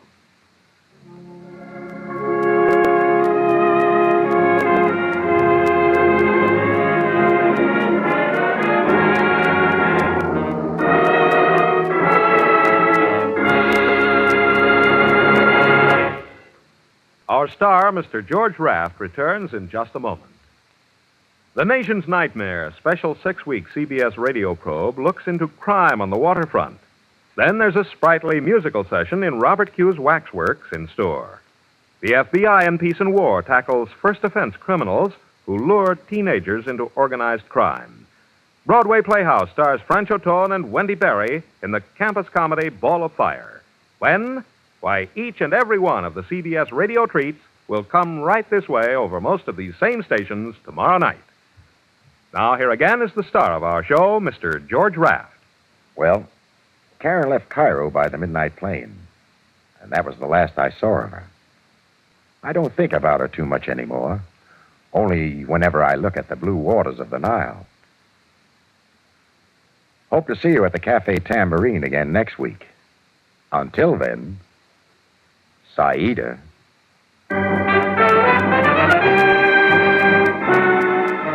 Rocky Jordan stars Mr. George Raft with Anthony Barrett as Chris. Also heard in tonight's cast were Jay Novello, Byron Kane, Gladys Holland, Ted Von Eltz, and Donald Morrison. Our original music is composed and conducted by Richard Arant. Production and direction by Cliff Howell. Rocky Jordan is written by Larry Roman and Adrian Jondo. Joe Walters speaking. This transcribed program came to you over the CBS Radio Network.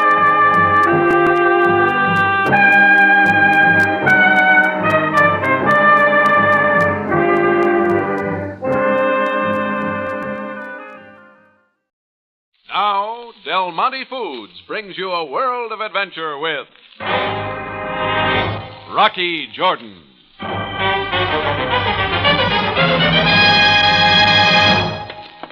Effendi, sir, this is the Cafe Tambourine. Yeah, that's right. What's the trouble? I am Jeeba, and I must see the man Youngston. Youngston? The man Youngston, who is an American. I never heard of him. The man Youngston, who was an American and wears a white suit and carries a briefcase. Nobody like that's been in here, Jeeba. A moment, sir. I will search the tambourine. Oh, no, you won't. I said he's not here, Jeeba. Try someplace else. As I thought, you lie. You lied to me. That's enough, Buster. Out you go. Come on, run along. No, I must find him. The man Youngston, the American who wear a white suit and carry a briefcase. Go on, get moving. You do not know, but you meddle with life, sir. You know. I mean, you meddle with death.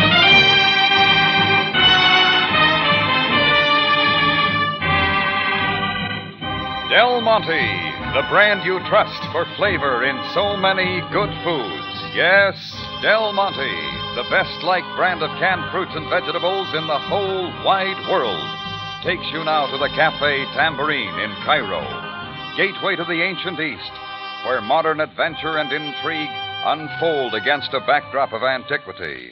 Tonight's Rocky Jordan story, Pharaohs Formula.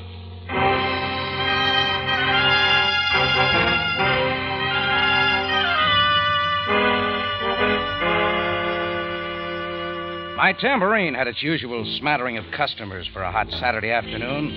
Tourists watching natives, natives watching tourists. There was a brief flurry when the little fellow Jeeba made a disturbance about finding somebody named Youngston. After I got him out, things settled down. Then somebody else breezed in. The typical American businessman. Double-breasted white suit, bulky briefcase. Ah, there you are. He didn't have to give his name. Youngston, Mr. Jordan. Willard B. Youngston. Oh, somebody's looking for you, Mr. Youngston. Just call me Willie. All my friends do. What'd you say? A native guy named Jeeba. Oh, well, I'm not hard to find. Chicago's my home, Jordan, not far from your old haunts around St. Louis. Somebody's been briefing you. Yeah, I understand you haven't been back there in a long time. What else do you know? Oh, quite a lot about you, Jordan. You'll see, I know a lot about you. Where can we talk? Won't this table do? Sure, why not? Say it's a hot afternoon. What's your business, Mr. Willie? Yeah, that's better. Oh, oil, cotton, anything that might net me a small fortune. And what else? Well, the fact is, I've been traveling till I came to Egypt 3 months ago and ran into Prof. Gaines. Studied under him back home, a small college in Ohio. You've never heard of it. No, naturally. He got me interested in archaeology, Egyptian history, and so on. So I'll be brief, Jordan. I've got a sensational business offer for you. Well, that figures. Why me? I need a man who's wise to Cairo and who's willing to take slight risks and wants to make a killing.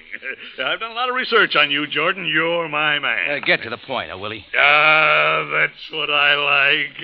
Now, I was out working near a desert excavation with the old prof not long ago and found an ancient stone tablet covered with writing, hieroglyphics, you know. Yeah. Prof. Gaines translated for me, and what do you think it was? I can't wait. A formula for making beer. Beer, Jordan, from an Egyptian recipe 3,000 years old. Oh, now, look, Willie. And that's not all, Jordan. I tried it out. I made some, and it was good.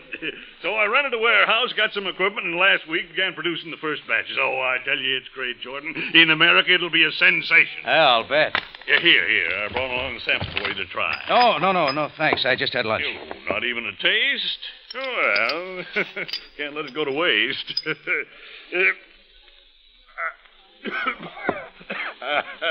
Oh, it's mighty good, Jordan.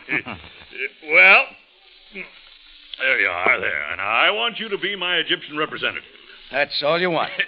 You handle distribution, put your cafe name behind it, and we'll make a mint of money. No, sorry, Willie, I'm not interested. What? Well, look, I'm handing it to you on a silver platter. Well, save your breath. It's not for me. Find somebody else. Well, I don't get you, Jordan. I don't get you at all. Lots of people don't. Well, very well. Forget it then. But when you found out your mistake, Jordan, don't come begging to me. He left the bottle on the table and walked out. I watched him from the door as he marched off down the street. Well, this one beat anything yet. His pitch had sounded as phony as a snowstorm in the Sahara, and I wondered what came with it. Effendi Jordan, sir. Now the excited boy Jeeba was back. Effendi, about the man Youngston, the American who wears a white suit. Yeah, and carries a briefcase, Jeeba. He just left. So, he was here, as I knew. He was here, and now he's gone. It is too late. Too late for what? Which way, sir? This time I warn you not to lie. He turned onto the Shariaguma. Go catch him. The Shariaguma heard fighting. Jeeba scooted in the direction I'd pointed, turned the corner, and was out of sight. Well, that had them both out of my hair. I stood there on the sidewalk, got a little sun, and then turned to go back inside. That's when the sound came. The shots were from Jeeba's direction, and I went that way fast. I swung onto the Shariaguma in time to see others running toward an alley entrance. Then I saw the figure crumple there. Not that of Willie Youngston, but Jeeba himself. And Willie wasn't anywhere around. Jeeba wasn't any more than alive, so I just made sure an ambulance had been called. Then I went back to the tambourine. But when Sam Sabaya called me an hour later to come to headquarters, I knew I wasn't done with it. Jordan, a man was found shot near your cafe this afternoon. Did you know of this? Well, I was in the crowd that saw him. Why? I've just been to the hospital where he was taken. That is why I called you. Was he able to talk? Only a few words. A mention of your cafe tambourine, something about being too late, and the name Youngston, I believe. Yeah, Willard B. His friends call him Willie. What else? Nothing more. He died a short time later. Oh, I see. Now, Jordan, let us begin with this Willard B. Youngston. Well, he was at my place this afternoon with the usual pitch. Oh, you wouldn't believe it. Tell me anyway, Jordan. He had a deal for making beer from a formula off an Egyptian tablet he dug up. It's about 3,000 years old. All right, Sam, I said you wouldn't believe it. Let us get on to the man who was killed. Oh, Jeeba was his name. He came to the tambourine looking for Willie. After he left, and Jeeba left too, to find Willie. That's all I knew till I heard the shots. Yeah. In any event, Jeeba surely found Mr. Youngston. We will also find him. Well, happy hunting, Sam. Jordan, do not take this lightly. The killer obviously intends to include you in his plans, whatever they might be. Don't worry. Willie hasn't found a sucker. Not this time. Well, a screwy beer formula's one thing, murder's another. And I wanted to know where I fit. So I went looking for Willie Youngston to get an answer. I checked a few hotels without any luck, then turned my attention to the Professor Gaines Willie had mentioned. A phone book gave his address on a Delta road leading north from Cairo. I drove there shortly after dark.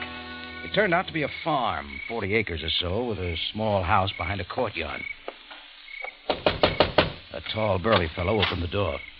You lost, mister? No, not if Professor Gaines lives here. Yeah, he does. Come on in. Thanks. Who is it, Ray? This man wants to see you about something, Professor. Jordan's the name, Professor. Oh, of course. Come in, come in. This is Ray Taylor, my overseer at the farm, Mr. Jordan. Hiya, Taylor. I'm all right. Professor, if you want me, I'll be out at the field house. Very well, Ray. Good night. Well, Mr. Jordan, how's the cafe business? So you and Willie both know about me? Yes. Willie has been giving you a lot of thought. He said he was going to talk with you today. Yeah, Willie's got some great ideas. Yes. Yes, his project does seem a bit odd, shall we say, but it's providing him with some fun in life. You coming in with us? No, that's not why I'm here. Do you know where Willie is? Why, no, not at the moment. Why do you ask? Maybe you haven't heard. A native boy was trying hard to find Willie this afternoon. What about, Mr. Jordan? He didn't say. But the boy was found shot near my tambourine a little later. Willie hasn't been seen since. But surely you don't connect Willie with such a thing. I don't know. Professor, what's the real truth about this formula he's got? Didn't he tell you? We found it in a tablet dug up at an excavation near Bell Base. You surprised? What, a recipe for beer? Oh, that's not uncommon. The beverage is mentioned on countless relics found in this country. In fact, it was a national drink in the imperial Egypt of the Pharaohs, attributed to Isis, the goddess of nature. Fascinating subject. You're sure that's all Willie's got in mind, Professor? Of course. He has a brewery started, and nothing will dissuade him. In fact, he's making me the president. Won't that interfere with your other work? Archaeology? It's nothing but a hobby now. I'm semi-retired. I farm my cotton and barley, but Ray handles the heavy work. You wouldn't have any idea why the native wanted Willie. Certainly not, Mr. Jordan. There must be some mistake. Well, let me know if Willie turns up, will you? Of course. I'm sorry you're not interested in Willie's offer. Oh, who knows? With his initiative, he might surprise us all. Yeah, he might at that.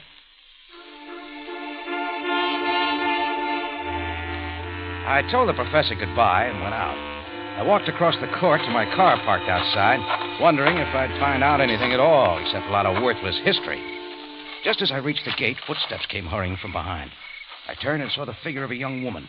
And as she came closer, I knew she was American, round-faced and beautiful. Mr. Jordan, I had to see you. Where'd you come from, lady? I was in the house and heard you talking. I'm Helen Gaines. Oh, the professor's daughter? No, his wife. Mr. Jordan, I'm terribly frightened for my husband. I know his life is in danger. Danger? From what, Helen? I'm not sure. But ever since Willard Youngston came to Egypt 3 months ago, strange things have been happening. Why don't you tell the police? But what can I tell them? I don't know what it is. Please, Mr. Jordan, I have no right to ask you, but... What do you want me to do? Just find Youngston and make him stay out of our lives. Well, if I find him, the police will do the rest. Thank you. Oh, wait a minute, Helen. I'm not promising. Now, will you tell me a few things? Mr. Jordan, the native who was killed today... Yes? Was his name Jeba? That's right. Oh, I thought so. Who was he, Helen? What do you know about him? Jeba was a servant here on my husband's farm. Oh, Mr. Jordan, please be careful. Go quickly. Jeba worked here? Why would he be killed? I don't know. Helen!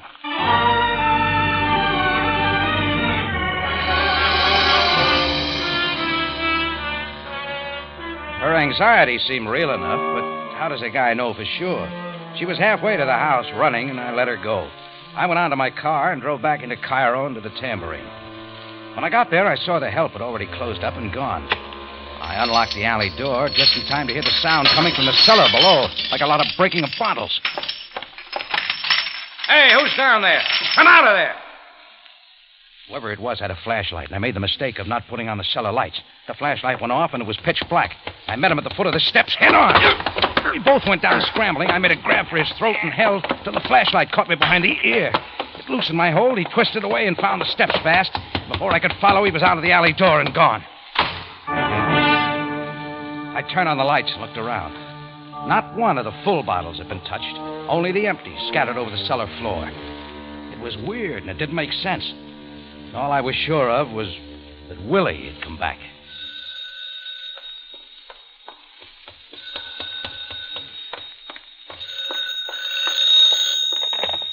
Hello, Tambourine. Sabaya speaking, Jordan. Yes, Sam. I called to tell you that you can now forget about Willoughby Youngston. Oh, thank you again, Sam. I said forget him, Jordan.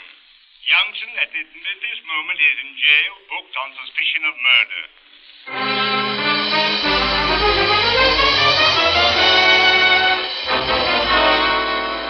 Del Monte Foods is presenting tonight's adventure with Rocky Jordan.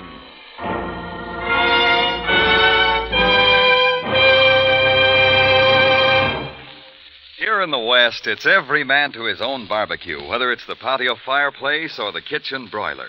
And what hot vegetable goes just great with barbecued hot dogs, hamburgers, or steaks? Why, that He-Man favorite, Del Monte Golden Whole Kernel Corn. Del Monte is right, Larry.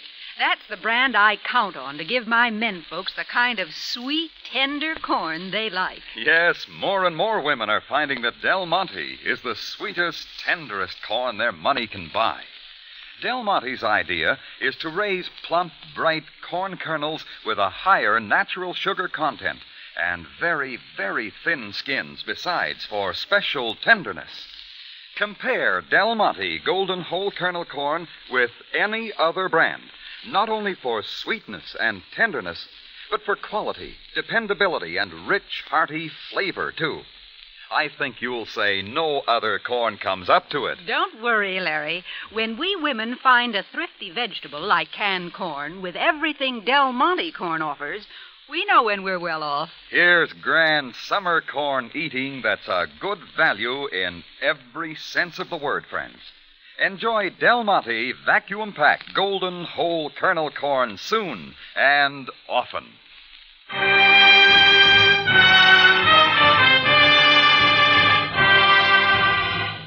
And now we take you back to Cairo and tonight's Rocky Jordan story, Pharaoh's Formula.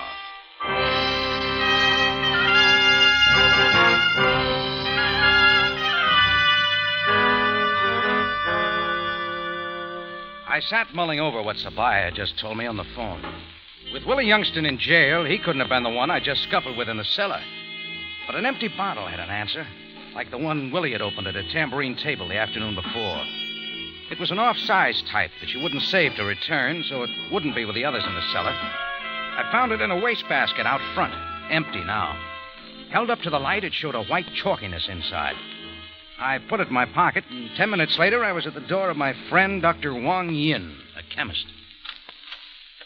Who honors the home of Wong Yin at this hour? Sorry to wake you like this, Dr. Wong Yin. Oh, Mr. Jordan, my humble house is yours. You will enter. Thanks.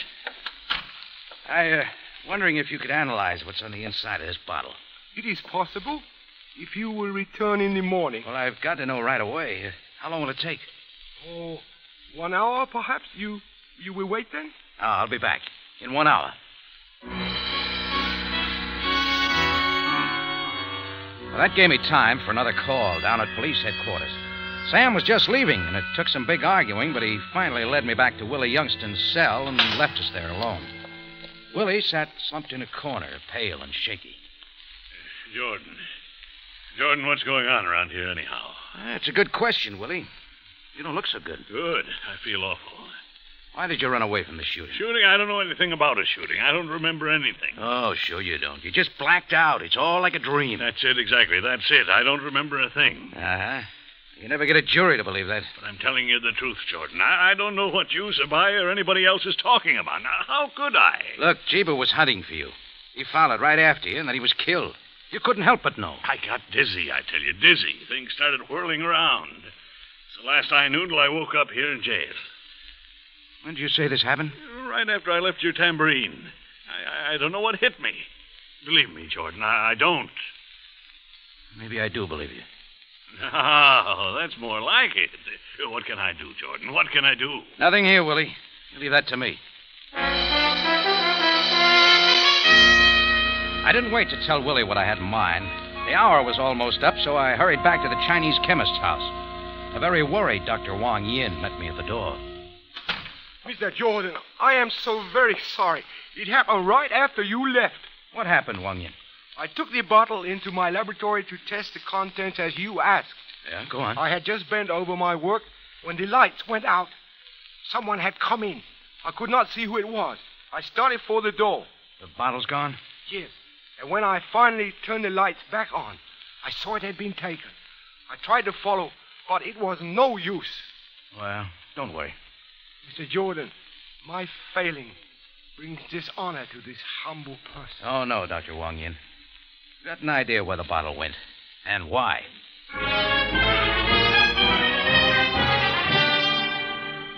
Now, that sent me racing across Cairo through dark, deserted streets and then out north along the Delta Road leading to Professor Gaines' farm. As I swung into the driveway, I braked up just in time to miss the figure, wild-eyed and running blindly. Helen! Mr. Jordan!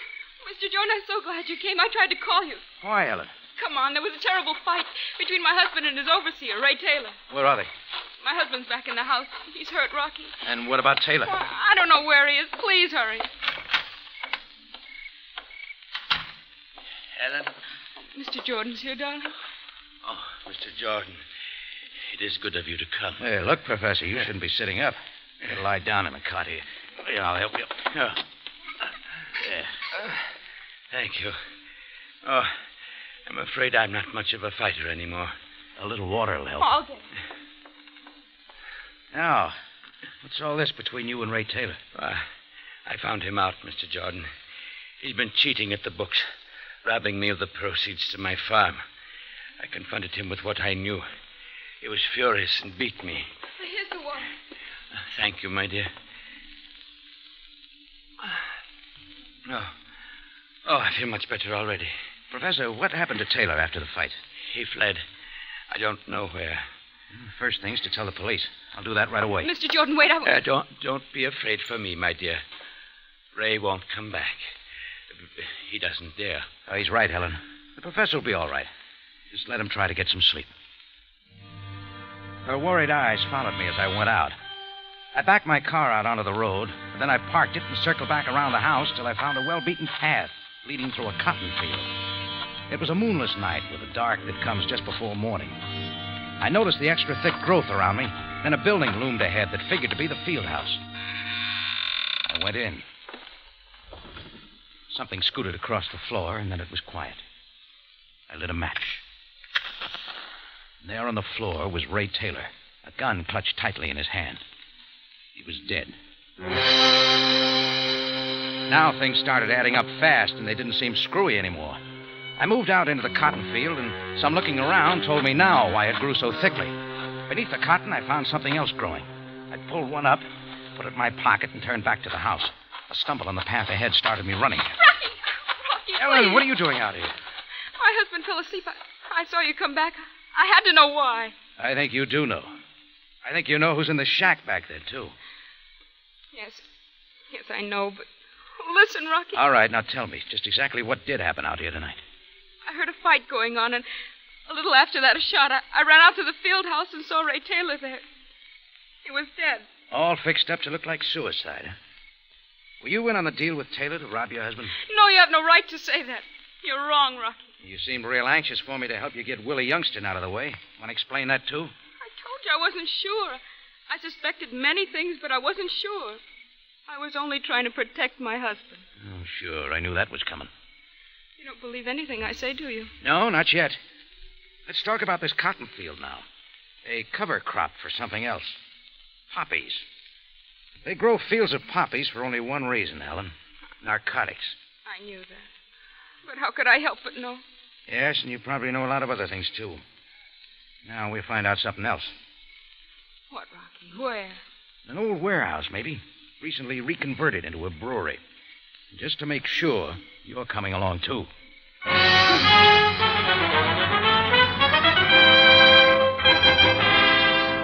In just a moment, Rocky Jordan returns to conclude tonight's story.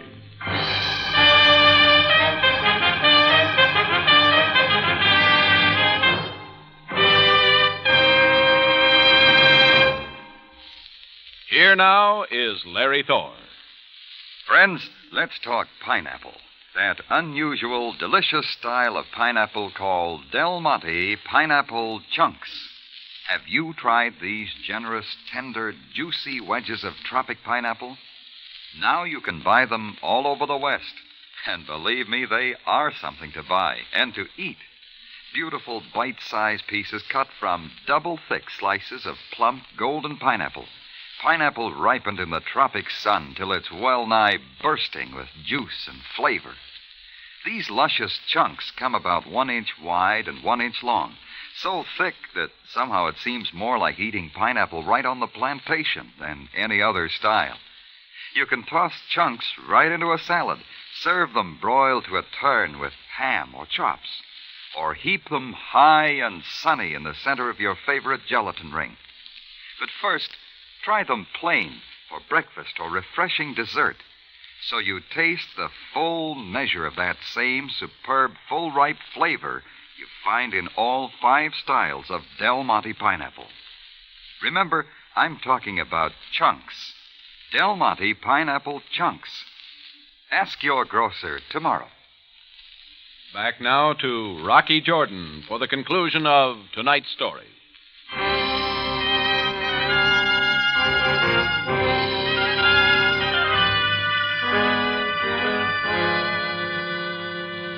We went back to the field house. I tried Ray Taylor's pockets till I found a bunch of keys. Then I took Helen to my car at the road and had her show me the way to a big rambling old building down near the Nile. We got in one of the back doors and went on into the big warehouse. A couple of dim lights helped us see we were on a balcony platform, with some doors leading off, crates and bottles stacked along the wall. Over a railing below were open beer vats, all full. I don't know what you think you'll find here, Rocky. Oh, it'll take some looking, Helen. But not in the bottles out here. The bottle? In one of the rooms along here, maybe.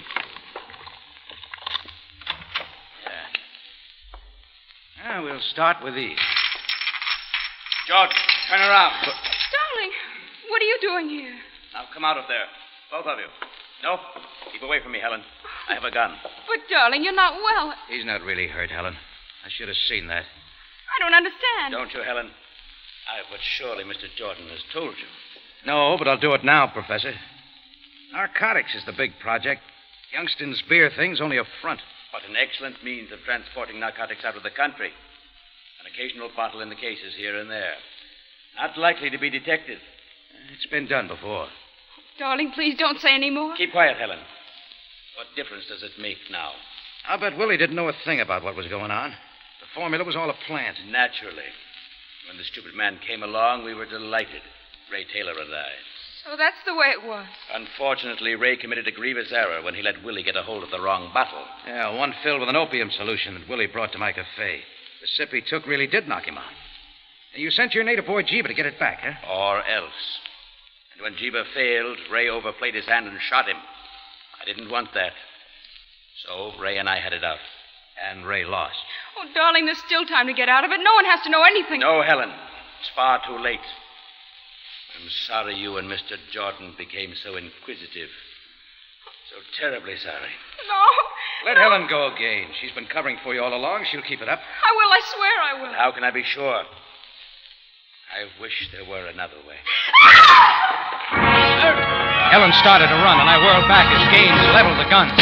My swing deflected his aim, but he held on to it as I slammed him to the wall. The gun flew over his head, and we both went for it and got it together. For a second, he had it and darted away, but I stayed with him. My shoulder drove him to the railing. He dropped the gun. His fingers clawed at my sleeve and then let go.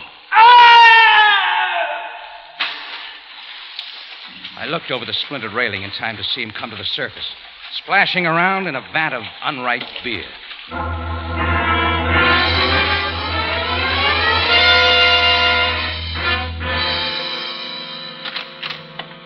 Well, Jordan, I've been talking with Mr. Youngstown. You're letting Willie go, Sam? Yes, of course. He is quite innocent. Yeah, innocent of everything but falling for the phony beer gag. You talk of the formula for the drink of the Pharaohs 3,000 years ago? Anybody'd know there's no such thing. But there is, Jordan. The formula has long been known. Look in almost any encyclopedia under B for beer. I'll do that sometime. As for the girl Helen, regrettable. Well, she wasn't in on it. You'll get that out of Professor Gaines. Well, there you are. Just the boys I wanted to see. Hello, Willie. Mr. Youngster, you are free to go unless there is something more. Oh, no, don't apologize, Captain. Nothing's harmed except one vat of beer. I've still got the formula, the warehouse, the equipment, all set to go. Sam. But you know, I've been thinking. This project's too big for one man. Like everything great should be shared with my friends. So I'm letting you both in. Jordan... Yes, sir, I'm offering you two the first block of stock. $10 a share right on the ground floor. Sam. Yes, Jordan, let us go out for coffee. What? Coffee?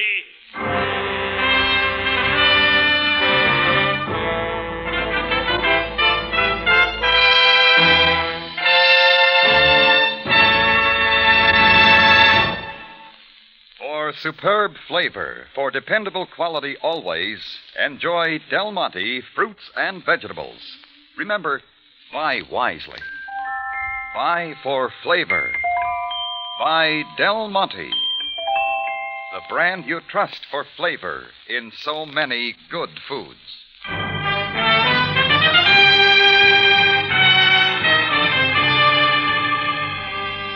Rocky Jordan, written tonight by Gomer Cool and Larry Roman, from a story by William Frug, stars Jack Moyles in the title role with Jay Novello as Sam Sabaya, and is produced and directed by Cliff Howell, with original music composed and conducted by Richard Arant.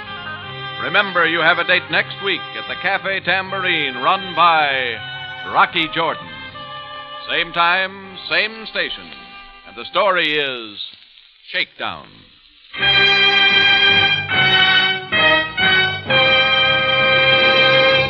What's the perfect refresher for these thirsty June days? Long, tall, sparkling cold glasses of Del Monte pineapple juice. That grand golden drink for the whole family.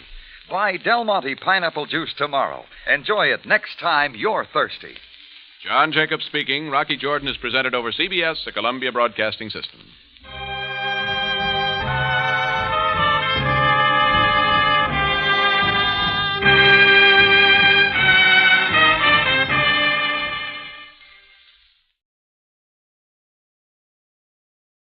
Buy wisely.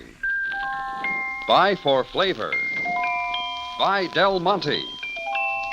Del Monte, the brand you trust for flavor in so many good foods. Time now for Rocky Jordan, transcribed and brought to you by Del Monte Foods, the brand preferred by more women than any other line of canned fruits and vegetables in the world.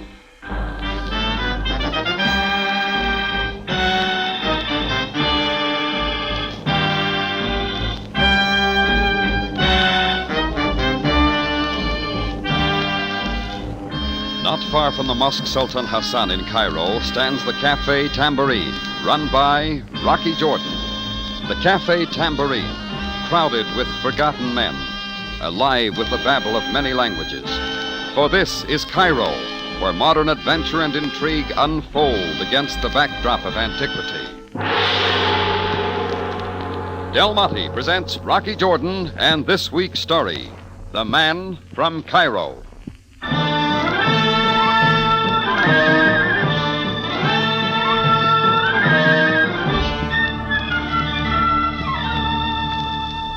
I noticed nothing unusual about him when he first came into the Tambourine. The typical American tourist, Midwestern, loaded down with movie camera and all the trappings. He was slightly on the hefty side, red-faced from walking more than usual. He mopped his thinning hairline with a silk handkerchief, piled his gear on the bar, and sat down. As I stepped up, he pulled an English-Arabic dictionary out and started thumbing through it. You won't be needing that book here, mister. Huh? Oh, no, I suppose not. Hey, by golly, I might have known. I'll bet you're from the good old USA. That's right, St. Louis. St. Louis. Well, I'll be a son of a gun. It's a small world. Put her there, Mr. Jordan. Yeah, well, mighty glad to know you, Jordan. Yeah. Say, you got a cold? Yeah, slightly, Mr. Simpson. Simpson's my name. Millard T. Simpson from Cairo. Cairo? That always gets them. Cairo's right. Cairo, Illinois. Oh, sure. Well, how do you like Cairo, Egypt? Cairo, Egypt. Highly overrated. Yeah, how so? Oh, no offense, you understand. Wonderful people, but here I wanted to come to Cairo all my life. I've read about it, dreamed about it. Now that I'm here, what do I find? Nothing, Jordan. Disappointing, eh? Where's the excitement, the danger, the dark adventure you read about? Frankly, Jordan, I feel a little let down. Well, I've got a good New Year's resolution for you, Mr. Simpson. Leave well enough alone. And look at all this movie camera equipment. Light meter, filter, special lenses, film case. Set me back $498. It ought to get some good pictures. What I can find, sure. Pyramids, camels, the Sphinx. But not one bit of Oriental intrigue, Jordan. Why? Because I can't find any. And that's your problem. Exactly. Wish I could run off some of these films for you. Here, take this one. I got it a couple of evenings ago. 5:30, but you wouldn't know it. It's clear as noon. Government buildings there are, crowds, colors, absolutely clear. Even the hands on a big jeweler's clock on the corner. Oh, sounds great. Say, that reminds me, I'm about out of film. Well, there's a tourist shop a couple of blocks down. Yeah, I'll try there. You mind if I leave this stuff here till I get back? It's awful heavy carrying it around. Not at all. I'll keep an eye on it. Thanks a lot, old man. I'll have something to eat when I get back. I won't be gone long. Simpson dumped his equipment on the end of the bar and breezed out. I had it quiet for maybe half a minute. Then there was more company, the kind I didn't want. He wore a faded fez and a perpetual hunted look. They called him Shiva, but I could think of better names. He sidled along past the tables, and when his eye caught the camera and stuff, I moved over his way quick. All right, hold it, Shiva. There's nothing here for you. Effendi Jordan Bey. I only came to pay my humble respects, good sir. No, thanks. Now, suppose you move along. Jordan Bey, what is this? Such a beautiful camera. Such a lovely case.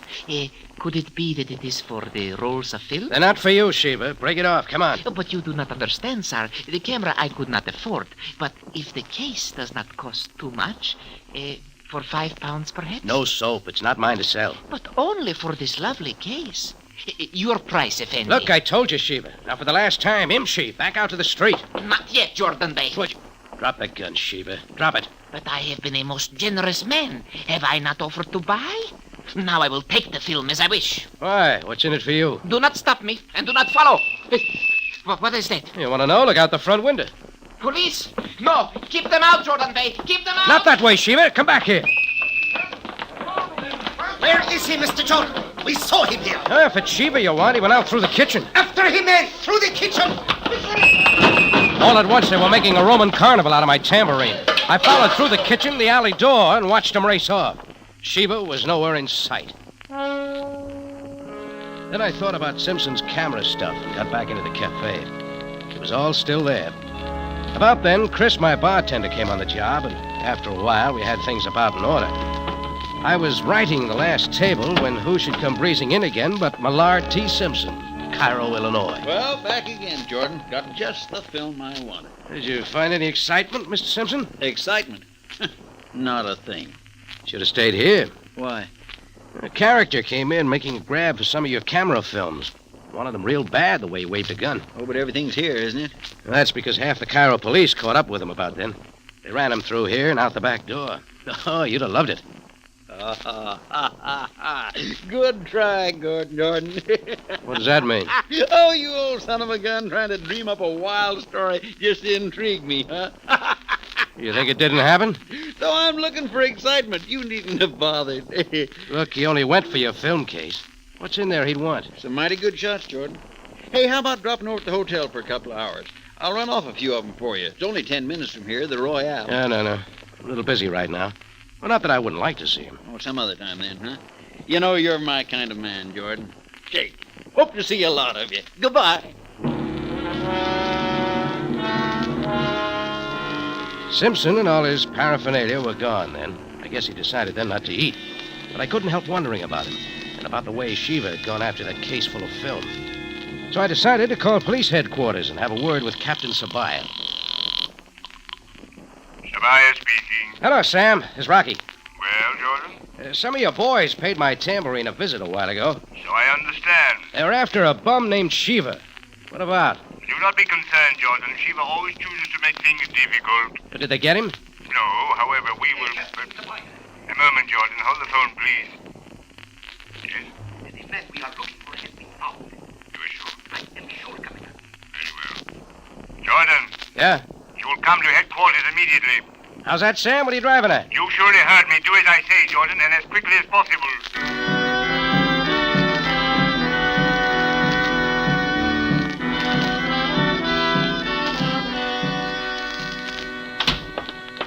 Okay, Sam, I'm here.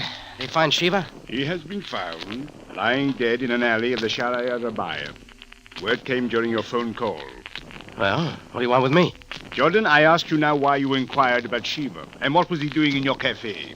He was there to see what he could get his hands on, Sam. You know what Shiva was like. And you presume to tell me that you called for no other reason? Well, maybe I don't like your boy slamming around my cafe. You better explain that. Jordan, let me tell you something. 2 evenings ago, at the height of the rush hour, there was an incredible robbery of considerable money from the government-financed building. Without detection, the bandits left the building with the money, lost themselves in the crowd. They disappeared long before the alarm sounded. Government stuff. Pressure from the higher-ups, huh? As you say, it was hoped that Shiva could reveal important information. You understand now the gravity of this affair. Oh, sure, but what would a roll of film have to do with it? Film? I mentioned no film. Oh, my mistake, Skipper. You got a good idea who pulled the job? The pattern is a familiar one. However, I would hardly reveal that to you, Jordan, or our plans for apprehending the criminals. Don't bother to, Sam. Maybe I got some plans of my own. Sam looked puzzled, but he finally let me go. After dropping by my cafe, I wanted a good long talk with one Millard T. Simpson. Just as I got to the tambourine, the phone opened up in my office. Hello, tambourine. You, Jordan? That's the name. You were smart. Real smart. I never deny it. By not letting Shiva get that film, you were smart. Yeah, so I was smart. Tell me some more. Just keep the film till I get there. That's all you need to know. Might be I haven't got it. That means Simpson has. So you know him, too? I know all the right people. You're Simpson. I don't care what the film. So did Shiva. Did you kill him? You wouldn't want to be next, Jordan. Your job is cut out for you. Get that film. Sure. Just leave your name, address, and phone number. I'll be around. And what's in it for me? It depends. You do it my way or you don't. Take your choice. Either way, I always pay off.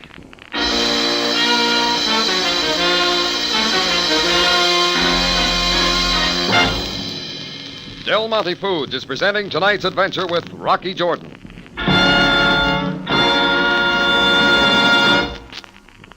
This is the time of year when practically everybody is making New Year's resolutions. And so we have a good one to add to the list. One you ladies won't have the least trouble keeping. It's this. Serve a real He-Man catsup in 1950. Del Monte catsup. The zestiest, liveliest catsup that ever pleased a man. Yes, indeed. That marvelous spiced tomato flavor of Del Monte catsup really peps up a meal. On hash or beans, on chops or steak, on any food that calls for catsup.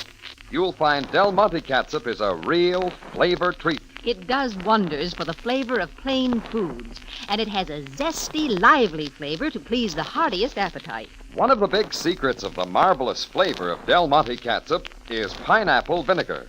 Catsup experts say the finer the vinegar, the better the catsup flavor. And pineapple vinegar is superlative vinegar. It has a special way of coaxing out all the best flavor of the other ingredients, especially the tempting tomato flavor. Del Monte catsup is the only catsup made with pineapple vinegar. Ask for Del Monte catsup at your grocer's. You'll be glad you did.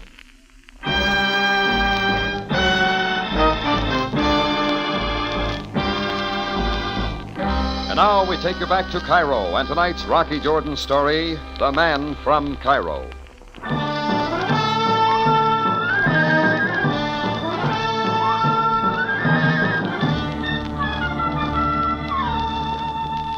The voice without a name finished his threats and hung up. and I was off to see Millard T. Simpson, Cairo, Illinois. I wondered if he knew he was carrying around some film hot enough to kill him just as it had killed Shiva. In fact, I wondered a lot of things about Simpson. He told me he was at the Hotel Royale, and I found his room. Jordan, you old son of a gun. Come in, come in. Hi, Mr. Simpson. Oh, Jordan, shake hands with Miss, Fendal. Tara Fendal. How are you, Tara? I must go now. I thank you again, Mr. Simpson. Oh, not at all, not at all. You will pardon me, Mr. Jordan? Oh, sure. Goodbye. Hey, you're doing all right, Mr. Simpson. Huh? Oh, nothing like that, Jordan. Nothing like that. No, sir. But I will say Miss Fendal's far and away the most intriguing sight I've seen in Cairo, huh, Jordan? Say, I'll bet you dropped over to see some of my pictures. I'll set the projector up right away. Only take a minute. Something else, Simpson. Ever hear of a little guy named Shiva? Shiva? No, why should I? He's a character that tried to grab your film in my cafe this afternoon. Oh, now, Jordan. You want to know where Shiva is now? Where? Lying in the morgue. Morgue? At it again, aren't you? He's dead. Murdered. Some film of yours had plenty to do with it. And there are others after it. Yo, Jordan, I like you better all the time. Still trying, aren't you? Go see for yourself. Get down to the morgue. Still trying to dream up some excitement for me. Yeah, forget it, old man. Forget it. Now, which picture do you want to see first? The pyramid? Tombs? The Nile boat? Just one. You took it in the government center 2 evenings ago, remember? The crowds, the jeweler's clock. Oh, that one. That's funny. Should have mentioned that a couple of minutes ago. Oh, where is it? Well, that's why Miss Fendal was here. She works at the Delta photo shop where I had it developed. They were so impressed with it there, they wanted to make a copy of it, she said. Simpson, you gave the film to her? Well, sure, why not? She'll bring it back in the morning, she promised. Hey, Jordan, where are you going? Take some advice, Simpson. Stay right here till you hear from me. And keep this door locked.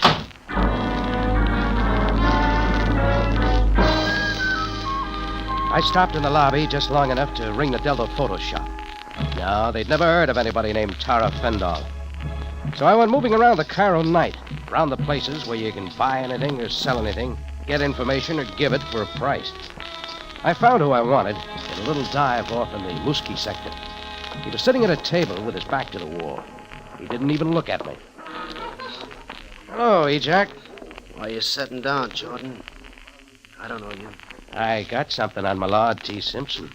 I don't know him either. That's because he's smart. He kept the real film. Find another tape. He kept the real film and gave a phony roll away. He's still got it back at the Hotel Royale. They got bouncers at this joint. $50,000 in American money might fix it. Are you going someplace, Jack? I picked my company. Now my job was to get Simpson out of the line of fire. As quick as I could make it, I had Simpson on the phone. I told him to get out of his room and over to the Tambourine right away. That he'd find all the dark adventure there he wanted. Next, I buzzed Chris and told him to keep an eye on Simpson after he got there. Then I got to the Hotel Royale and upstairs. I did little things to the door lock to Simpson's room, got inside and waited. I kept waiting, but nobody came. So I waited some more till I knew something had gone wrong. I picked up the phone and asked the desk if there'd been any calls for Simpson. Then I got it. Like the typical American businessman, Simpson had left word where he was going, right to the Tambourine. So I hit the street, flagged a taxi, and made it to the Tambourine in 10 minutes flat, and not any too soon. A couple of muscles had Chris pressed against the bar, and another, a flat-faced guy with something like a crew haircut, was working him over with the butt end of a gun.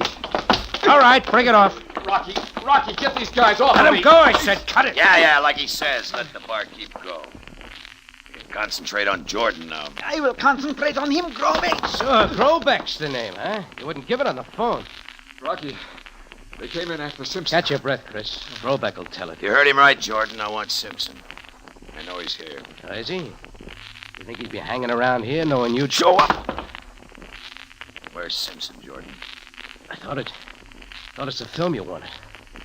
Or maybe you didn't get my message. I got it. Then suppose we talk some sense. It's a little matter of money, remember? Something like $50,000. The deal says 10 with the cops left out. I'd start counting it, Grobeck. When I see the film, not before. I can get it. We're not standing here. Get it, Jordan. Have it here in 1 hour, alone. You know what? Shiva's gonna have company. Get what I mean? 1 hour, Jordan. Chris, did Simpson come here? Sure he did. He waited here a long time and then started getting restless. Where is he now? Well, he said it was after his bedtime, so I let him go in your office and take a nap on your cot. He must still be there. Okay. Simpson, come on, get up from there. Simpson, wake up. Hey, Jordan. Yeah, well, I must have dropped off. You bet you did. Slept through plenty. Oh, I always could do that. It's a matter of relaxation. Say, Jordan, what about the adventure you promised? Well, you're in luck. You missed it all again. Missed what? A guy named Grobeck came scratching for that film. He killed Shiva for it. Now he's after you. You never stop crying, do you? Of course, I just happened to sleep through it. It's the truth. Chris here took a beating covering for you. Yeah, this is rich. Jordan, you're a man after my own heart. You'll dig up some excitement from me yet, won't you? But the next time, make sure I'm awake. But it's real, I tell you, every bit of it. Stop it, Jordan. You're killing me. Why, you... Come on. No, wait, Jordan. No. Jordan, you're going too far. Now stop it. Get in that kitchen and stay there.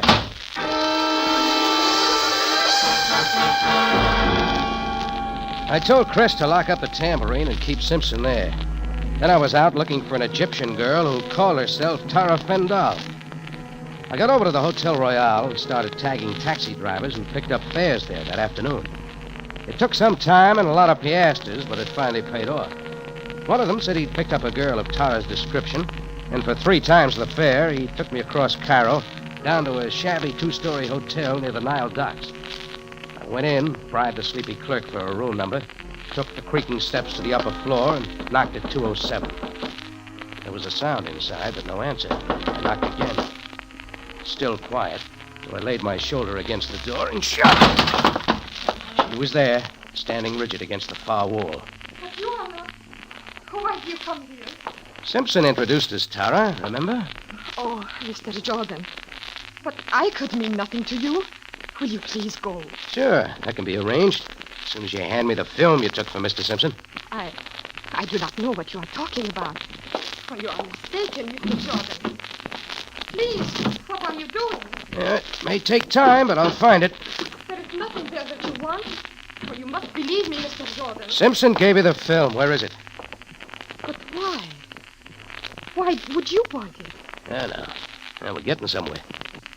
Supposing you tell me a few things, huh? Why, very well. I will explain. I met Mr. Simpson in a cocktail lounge. He liked me. He talked to me about his motion pictures. I was interested, so he gave the film to me. And why are you living down here? I learned later of its worth and danger. I threw it away and came to hide. It's a pretty lame try, Tara. Oh, please, Mr. Jordan. I got one answer. The initials on your purse. T.G. What is your real name? Grobeck? Very well. I am Mrs. Grobeck. Sure. Now sit down. I can do better. 2 evenings ago, a mob led by your husband pulled a big robbery job at the finance building.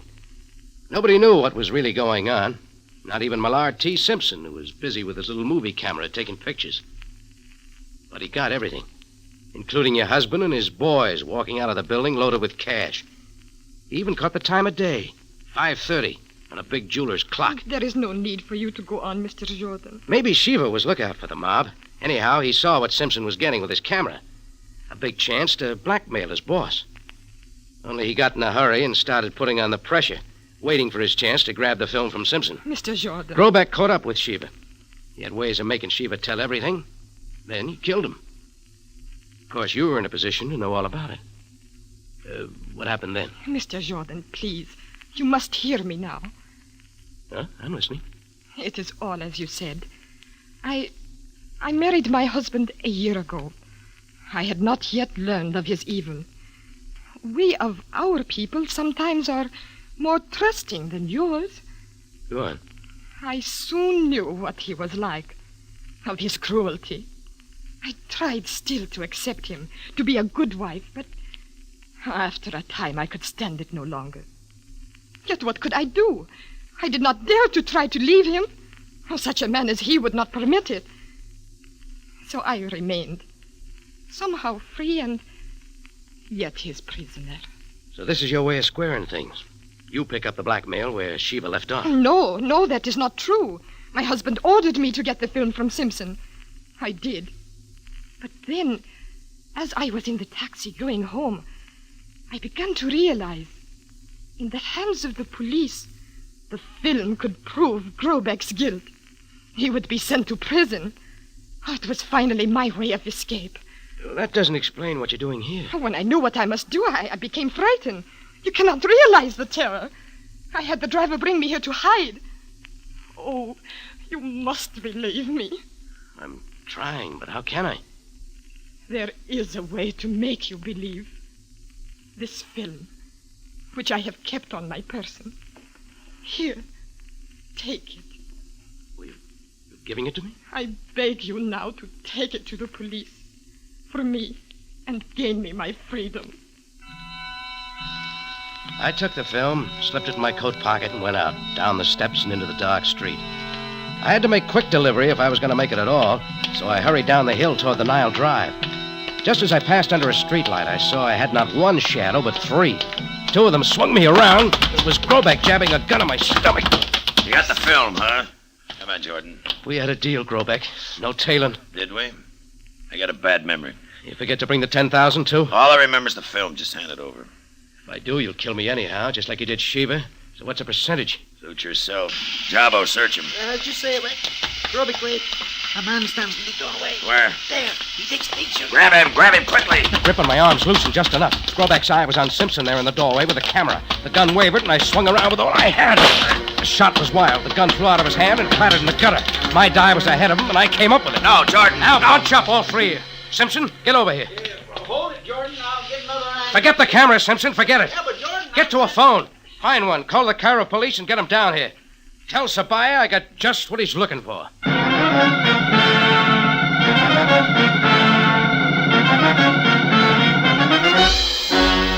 In just a moment, Rocky Jordan returns to conclude tonight's story.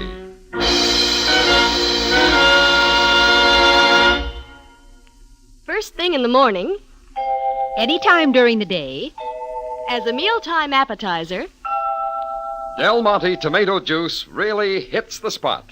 Yes, as an awakener first thing in the morning, as a pick-me-up at any time during the day, or as the perfect appetizer at mealtimes, a chilled glass of Del Monte tomato juice gives you pleasant, refreshing tomato flavor that really hits the spot. Del Monte tomato juice is fresh tasting. Just one sip tells you here is real tomato flavor at its best. Del Monte tomato juice is natural tasting. All the tempting goodness of fully ripened tomatoes picked right off the vine. Del Monte tomato juice is refreshing. Yes, indeed. That fresh, natural, field-ripe tomato flavor adds up to real refreshment.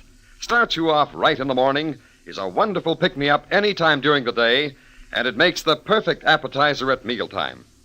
Keep several cans of Del Monte tomato juice in your cupboard. You'll find they come in mighty handy. Back now to Rocky Jordan for the conclusion of tonight's story.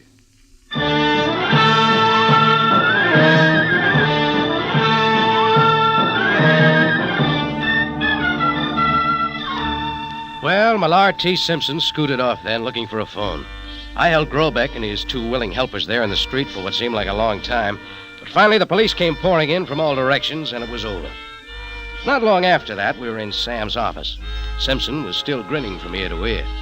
I briefed Sam, and he showed nothing but relief. It is good to have this affair off my mind, Jordan. Sure, Sam. Clearing up a government robbery ought to get you a good bonus. No, I will take no credit for this. Rather, it should go to you and your good friend, Mr. Simpson. Oh, think nothing of it, Captain. It was a pleasure. Great experience. Oh, say about that film of the finance building robbery, Captain. The folks at the lodge back home will be dying to see it. We must necessarily hold it as evidence for Grobeck's trial. However, it will be returned to you in good time. Good, good.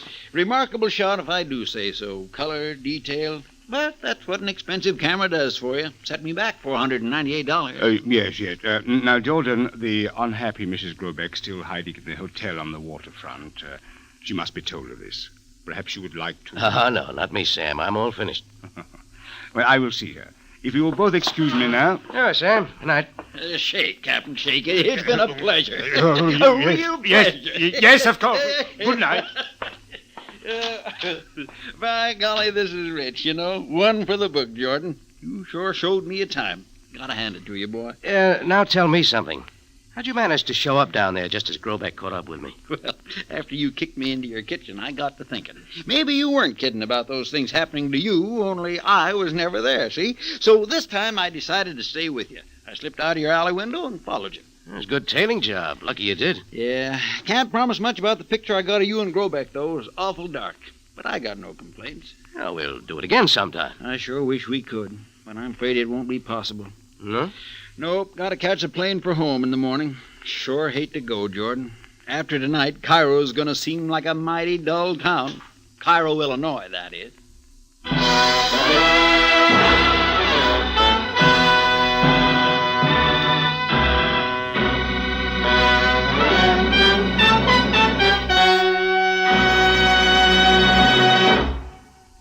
For the finest in tomato flavor, enjoy the whole family of Del Monte tomato products. Del Monte catsup and chili sauce. Del Monte tomato sauce and tomato juice. And Del Monte whole peeled tomatoes. Remember, buy wisely.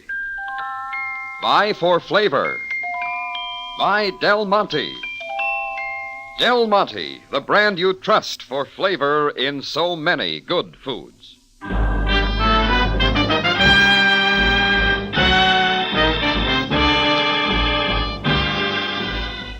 Rocky Jordan, transcribed, is written by Larry Roman and Gomer Cool from a story by Kathleen Height, and stars Jack Moyles in the title role with Jay Novello as Sam Sabaya. This program is produced and directed by Cliff Howell, with original music composed and conducted by Richard Arant.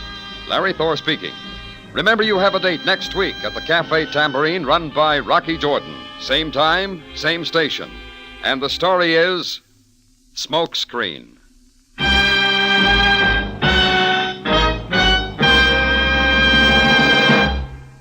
When it's real corn patch flavor you want, just ask for Del Monte corn, either golden cream style or golden whole kernel. Yes, if you want rich, sweet, melt-in-your-mouth butter tender corn, look for Del Monte, the brand that always puts flavor first.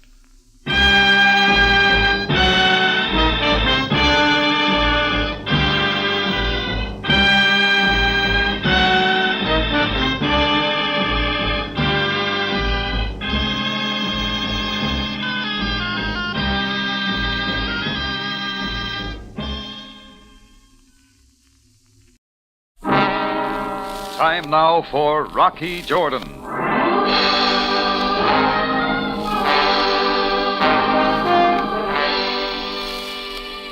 It's not that I ever objected to publicity about me or my Cafe Tambourine appearing in the Cairo newspapers, but this particular item I didn't like.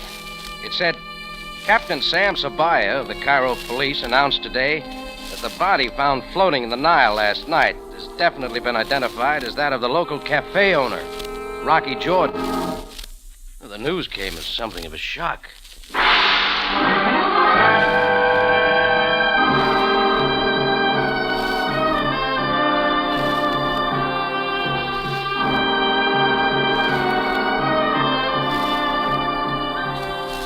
Again, we bring you a story of adventure with a man named Rocky Jordan, proprietor of the Cafe Tambourine, which stands in a narrow street off Cairo's native quarter within sight of the Mosque Sultan Hassan. The Cafe Tambourine, crowded with forgotten men from the world's waterfronts, alive with the babble of many languages. Now, Rocky Jordan, and tonight's story, The Man in the Morgue.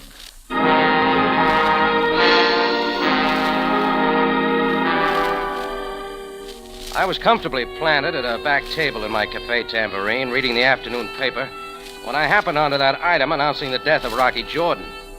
My chair almost went over backwards. As soon as I could stagger to my feet, I got to a phone. I was certain that Captain Sam Sabaya knew as well as I did that the news of my death, and I quote, had been greatly exaggerated. Sam wasn't at headquarters, so I headed for the morgue faster than a relative going after a will. And I didn't stop for flowers. And there, seated calmly beside an occupied marble slab, was Sabaya himself.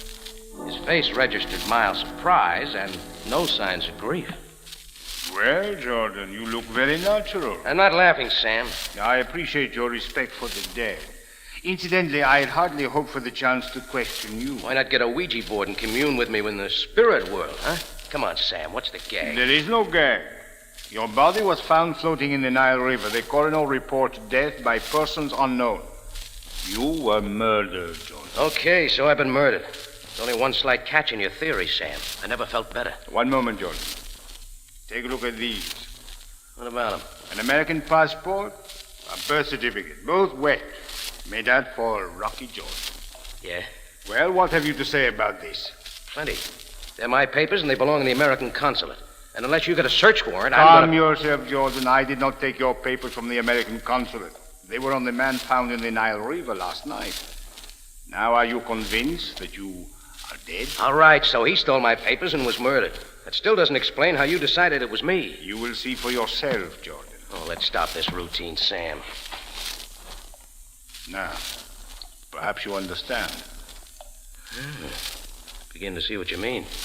About my build, height, weight, same color hair. And Jordan, observe that the face is no longer recognizable. So that just wraps it all up, huh, Sam? Now you see why this man is Rocky Jordan. Okay, so I'm dead and murdered.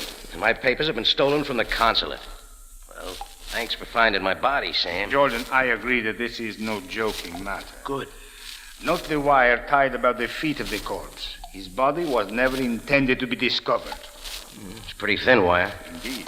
And so it broke here. Thus the body was probably tied to a weight. When the wire broke, the body floated to the surface. Sam, somebody plants phony papers on the guy, then buries the body in the Nile so it won't be found. What kind of sense is that? That is what I want you to tell me about. Oh, what I know. Stealing passports from the American consulate is not an easy task. I therefore assume you took your own papers. This, of course, is legitimate.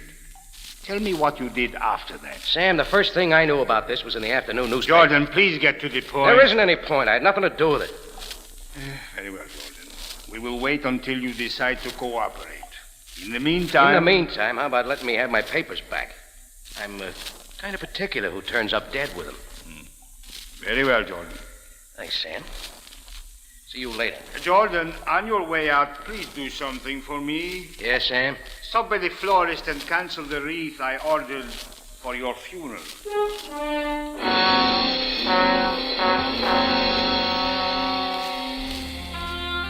I came up out of the morgue and breathed some fresh Cairo air.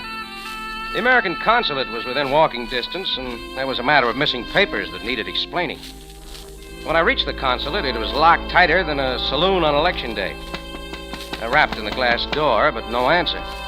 Peering in, I caught a fleeting glimpse of a face from the inner office, like the face of a terror-stricken child. It disappeared, so I knocked again.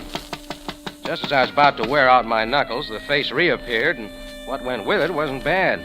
Dusty yellow hair braided into loops that wrapped around her head. Her mouth was small and trembled into a smile. She raised her eyes to mine. They were not the eyes of a child. Finally, she opened the door, just a crack.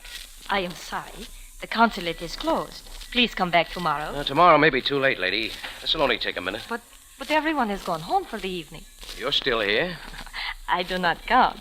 I am only the consul secretary. Look, lady, there have been some peculiar operations going on with my papers, and I want to straighten it out.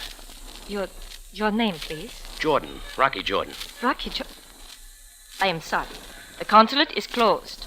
Please return in the morning. Oh, sure, but in the morning I may be dead. Again. Dead? Again? Look, Miss, Ralphins. Laurie Ralphins.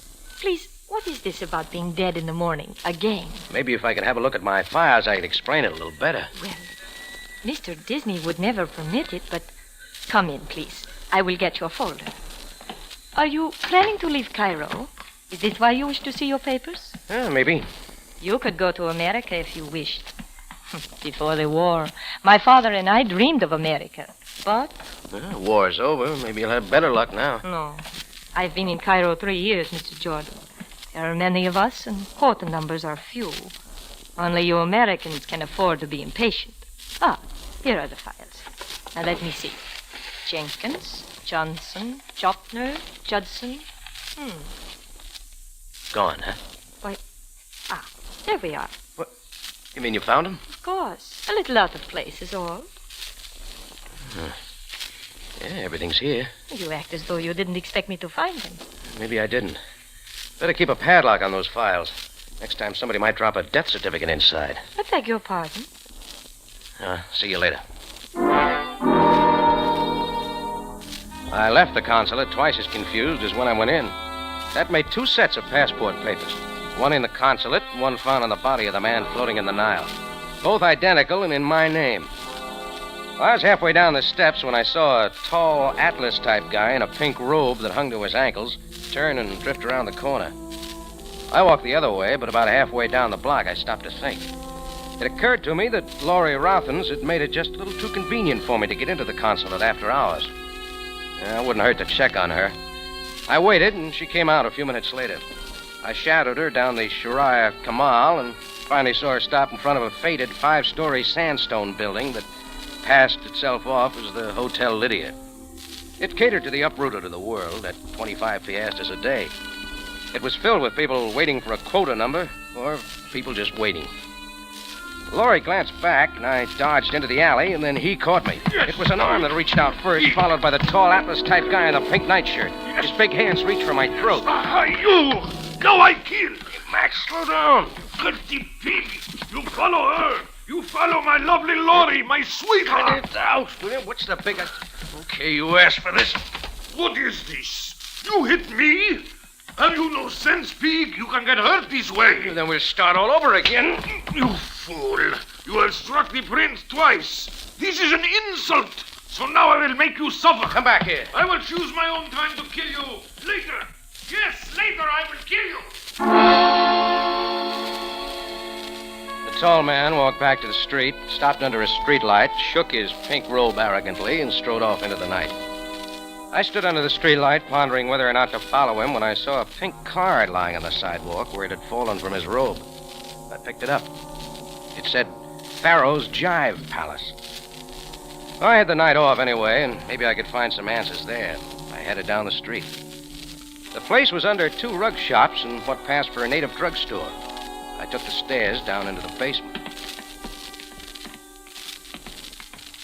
A glaring pink sign over a pink door shouted, Pharaoh's Jive Palace. I went in. Maybe it was too early for the jive crowd because the place was almost empty. In one corner of the smoke-filled room sat a small oriental version of Frank Sinatra laboring over a tobacco-stained keyboard. He was about 19, with black eyes, olive skin, and a white turban tilted rakishly on his head. Modern Egyptian, gone jive happy. I drifted over to him.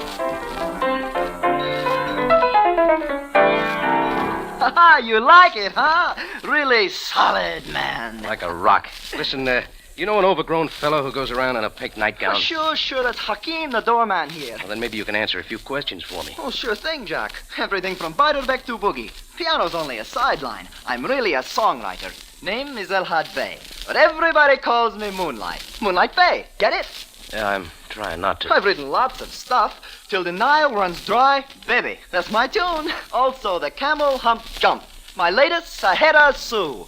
Real gone. I guess I don't listen to much music. Oh, well, you wouldn't have heard these anyway. Nobody to publish them. All these guys want to listen to is twang, twang, twang, twang, twang. Hey, what part of these states are you from, Jack? Oh, St. Louis. A little of everywhere. No kidding. Say, what's your handle anyway? Rocky Jordan. Rocky Jordan. Look, Jack. Last night I'm sitting here when in comes this guy. Looks a little like you, same size. Starts talking to me. And what do you think his name was? Don't get? I'll tell you. Rocky Jordan. Hey, go on. What'd he talk about? He wants me to run an errand for him. Take some stuff over to the radio station. Says if I will, he'll give me some old Benny Goodman records. Tells me to meet him at midnight at his hotel. Which hotel? The Lydia, room 309. So like a chump, I do it. You think he shows up? He does not. I sit there till 4 in the morning, some jerk. I hope he drops dead. Room 309, huh? That all? He tell you anything else? No. Well, thanks for the info, Moonlight. I'll be running along. Well, hey, stick around. The band's coming in. Don't you want to hear them? Sure, but not now. If you meet any more Rocky Jordans, let me know, will you? Oh, drop by the Cafe Tambourine sometime. I'll donate a record. Helen Morgan, St. Louis Blues.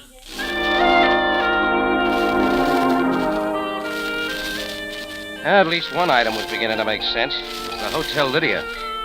I hailed a taxi, and we fought the evening traffic out of the native quarter. In 15 minutes, I was back at the Hotel Lydia. Just as the cab pulled away, I saw the tall shadow. He looked like he was holding up the building across the street. He and his pink robe again moved out of sight. Then, as I turned back toward the door of the hotel, I saw her.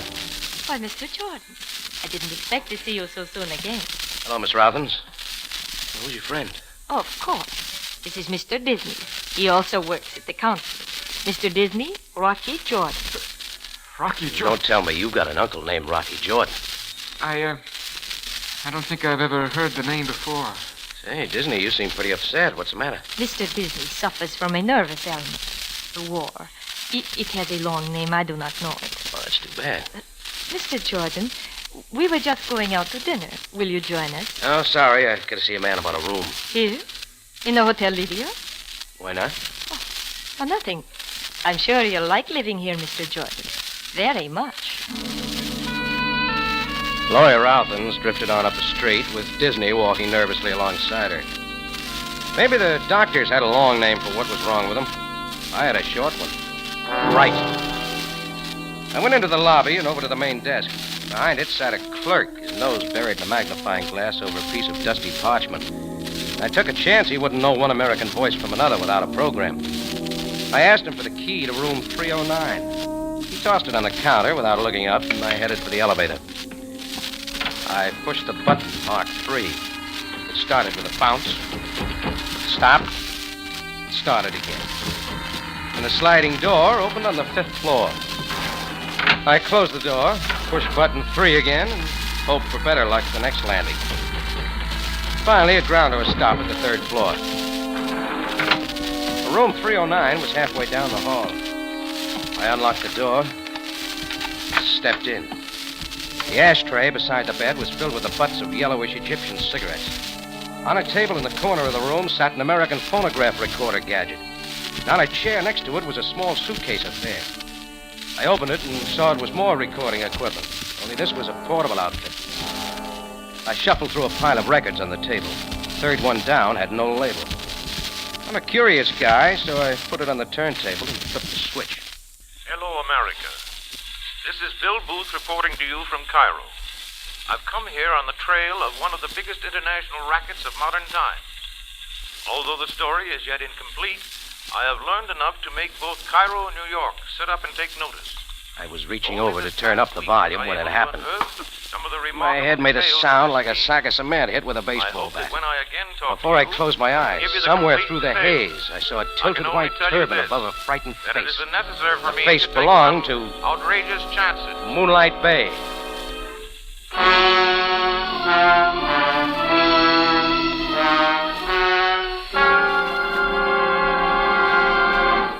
Rocky Jordan returns in just a moment. This coming Thursday is Thanksgiving. Be certain that for you and yours it will be a day of real Thanksgiving and not one of sorrow due to careless driving. Take it easy. Drive carefully. Obey traffic signals and regulations. It may take a minute or so longer, but you'll be there to enjoy the turkey and the trimmings. Now, back to Rocky Jordan and tonight's story, The Man in the Morgue.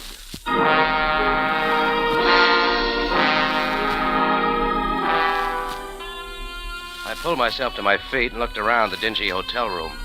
I sat down on the bed to think.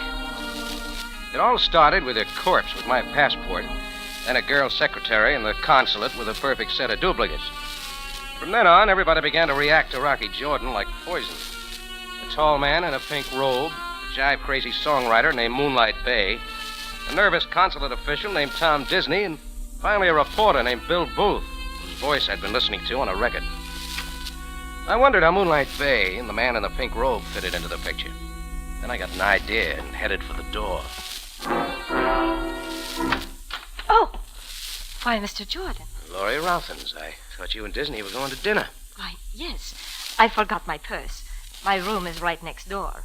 Oh, but you have been hurt. Have I? Mr. Jordan, could I talk to you privately? Yeah, go ahead. I'm listening, lady. Come into my room.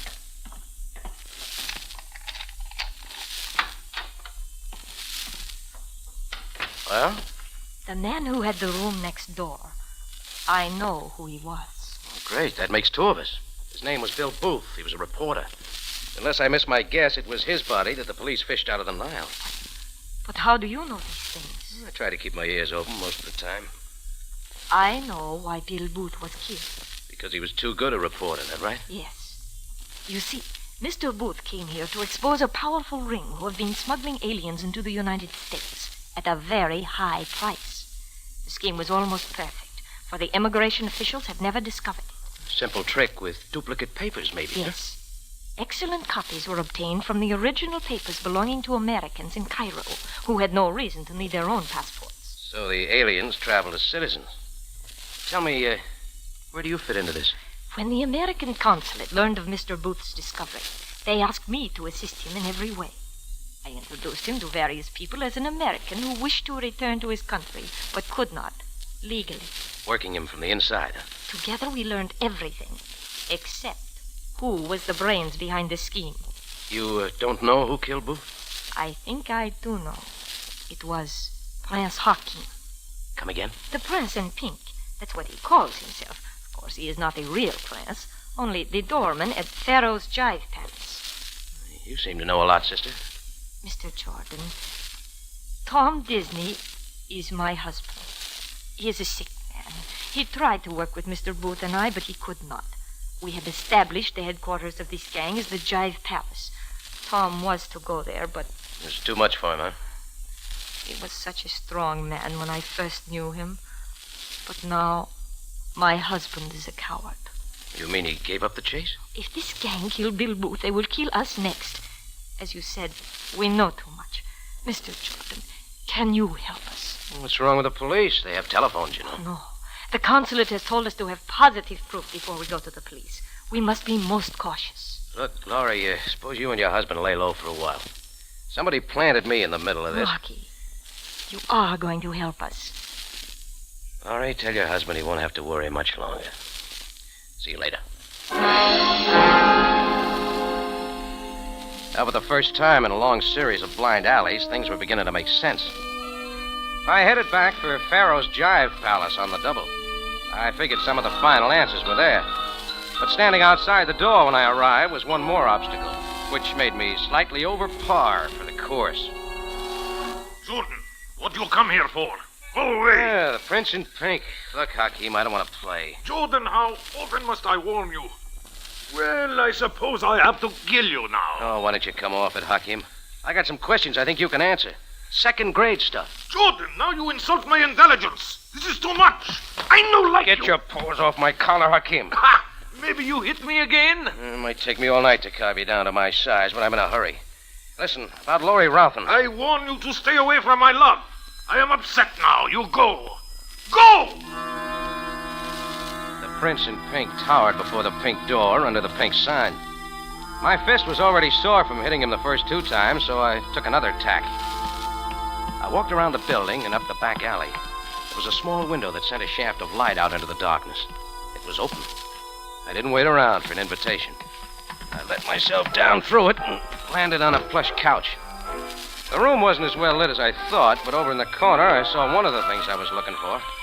His white turban was pushed back off his face and his eyes lolled toward the ceiling.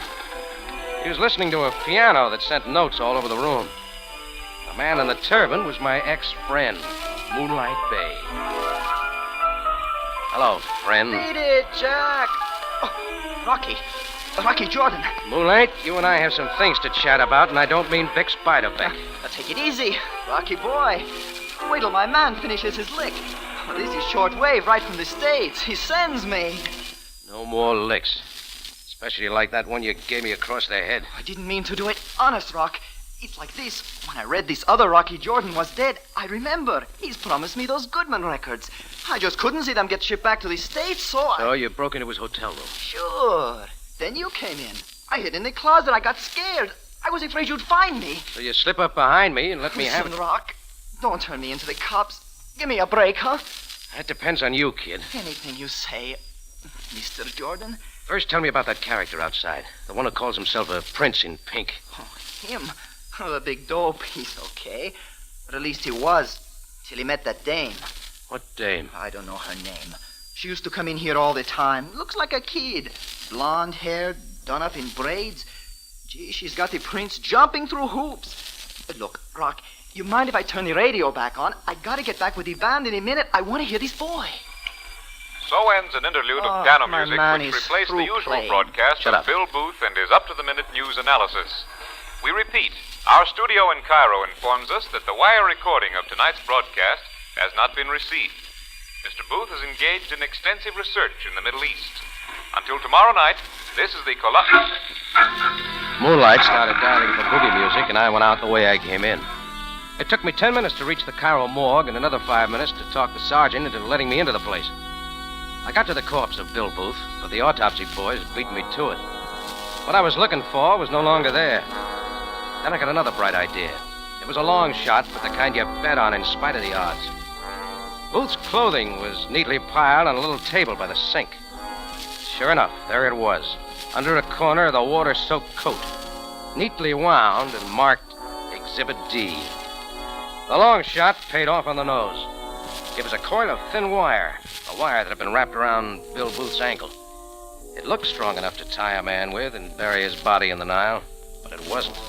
It was shiny and brittle, the kind of stuff you'd use only if you were in a hurry. Maybe it wasn't very strong for some purposes, but it might be strong enough to hang a man.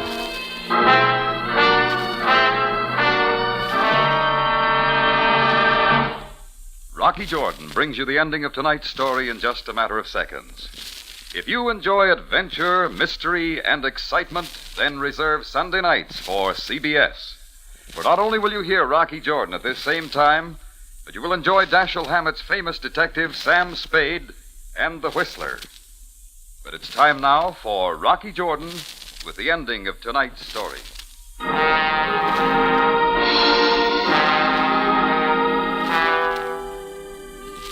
I felt sure now that the strand of wire found wrapped around the ankles of Bill Booth held the identity of his murderer. I grabbed a taxi and headed for the Hotel Lydia. When we pulled up in front of the battered building, I didn't wait for my change. The key to room 309 was still in my pocket. I decided against another excursion on the temperamental elevator and took the stairs 3 at a time. I opened the door and quickly stepped inside. The little suitcase still sat on the chair.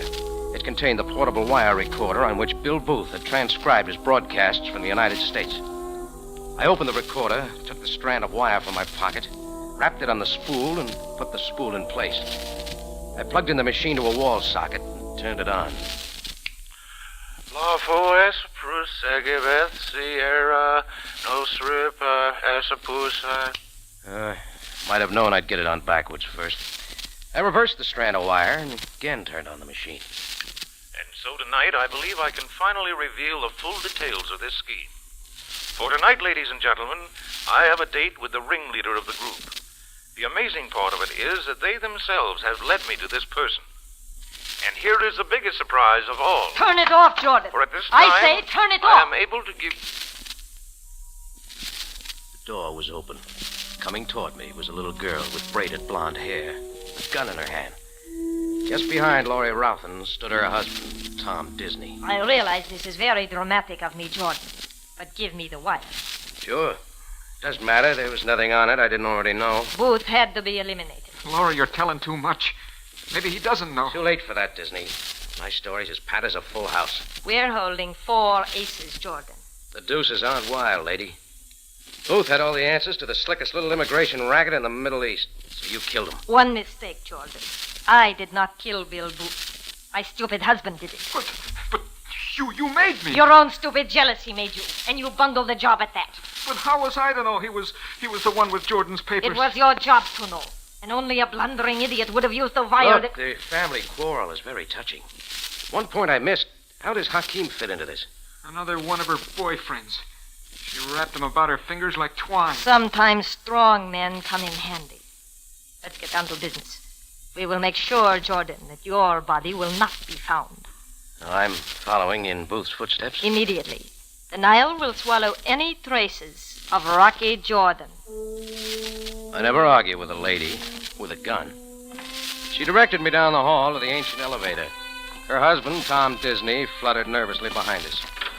The door slid open and we stepped inside. She nodded to me and I punched the button marked basement. It almost jerked out from under our feet, but the gun in Laurie Rothen's hands didn't waver. Then things began to happen like I hoped they would.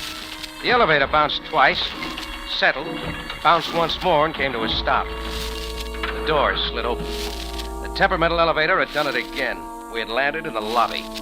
There, framing the doorway, stood Hakim, the prince in pink.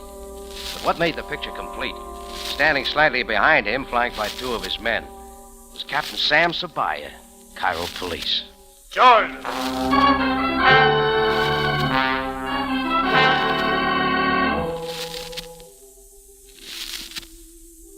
Well, one thing you can say for Sam Sabaya, he knows a grand entrance when he sees one. It seems Sam's leading suspect had been Hakim, so he followed Hakim when Hakim followed me, which led them both to the Lydia Hotel and Laurie Rothen's. Well, Sam is happy. He got 3 new customers for the Cairo jail. Moonlight Bay is happy. He came by my cafe the next day and collected his record of St. Louis blues. For an hour, he converted the Cafe Tambourine into a bedlam of jive. Now I'm happy, because he's gone. Real gone.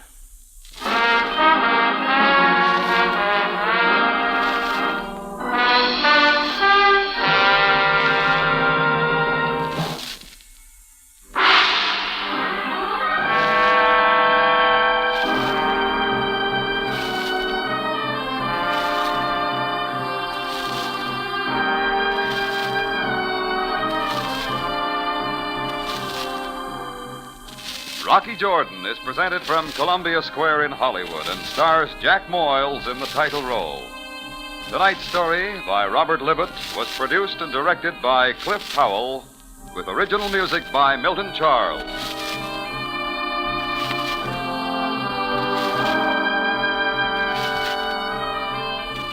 This is CBS, the Columbia Broadcasting System.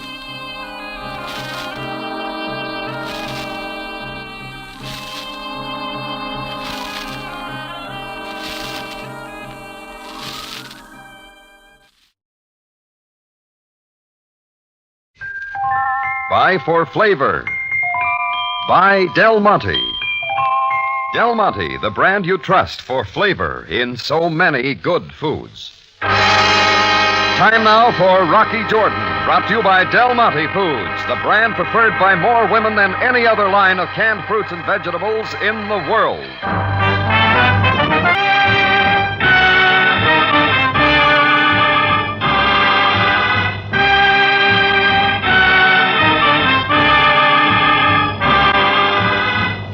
Not far from the Mosque Sultan Hassan in Cairo stands the Cafe Tambourine, run by Rocky Jordan. The Cafe Tambourine, crowded with forgotten men, alive with the babble of many languages. For this is Cairo, where modern adventure and intrigue unfold against the backdrop of antiquity. Del Monte presents Rocky Jordan and this week's story, Smoke Screen.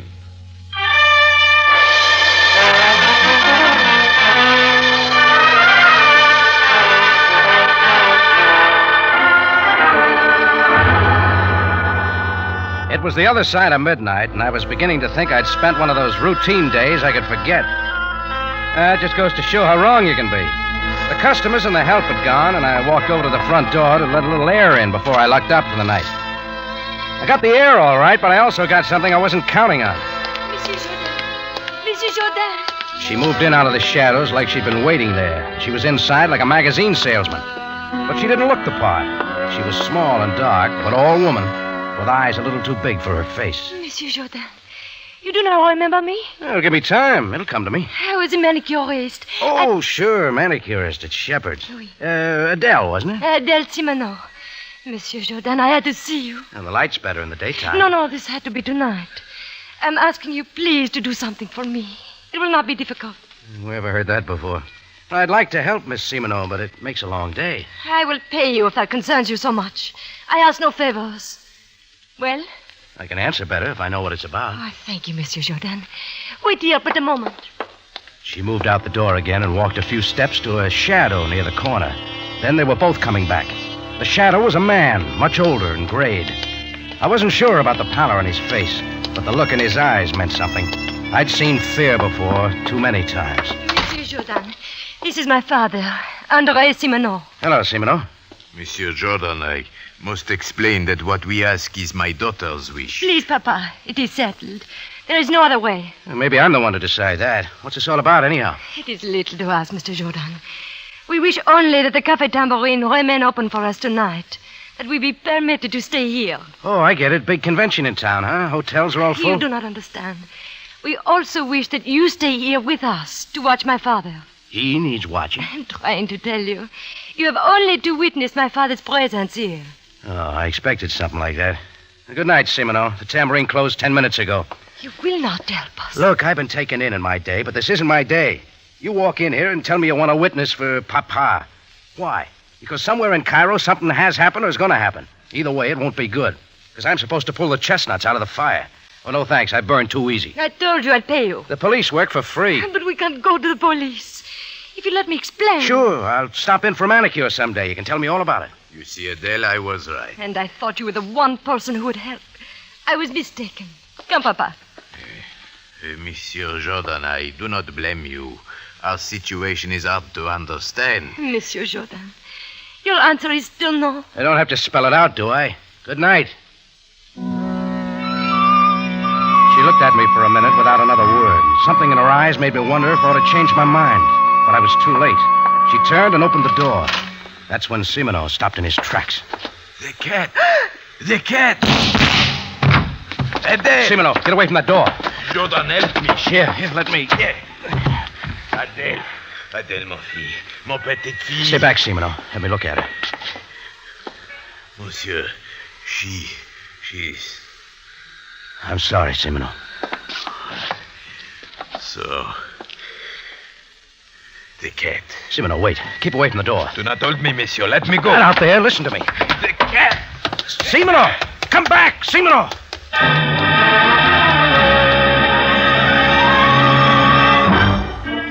I stood there trying to realize what had happened, and the answer wasn't pleasant. All they'd asked for was a little help, and I'd said no. And now Adele was lying dead at my feet, and her father had gone out of the door with a look on his face that spelled more trouble. I called Captain Sam Savaya, Cairo Police. He made it to the tambourine in a hurry, and while he examined the girl, I told him everything I knew. Most regrettable.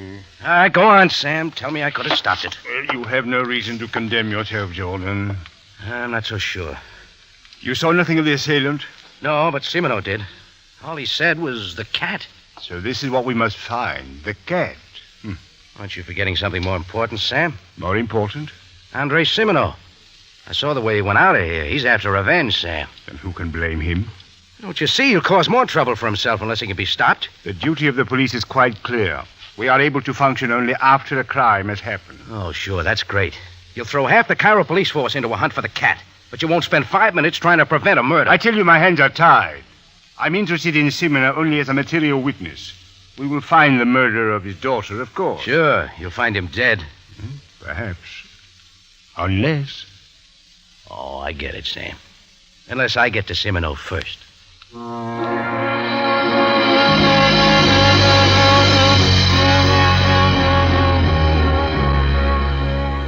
Well, that made it pretty clear. If Simoneau was to be found, I had to find him. I left Sam and his boys to take care of the girl and started out into the Cairo night.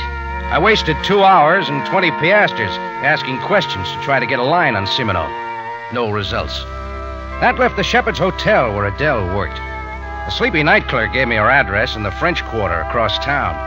It was already daylight by the time I found it. I didn't expect Simoneau to be there, and I was right, but I made enough noise in his door to raise a neighbor. What he told me sent me back north across town to the Bulak Shipping Company.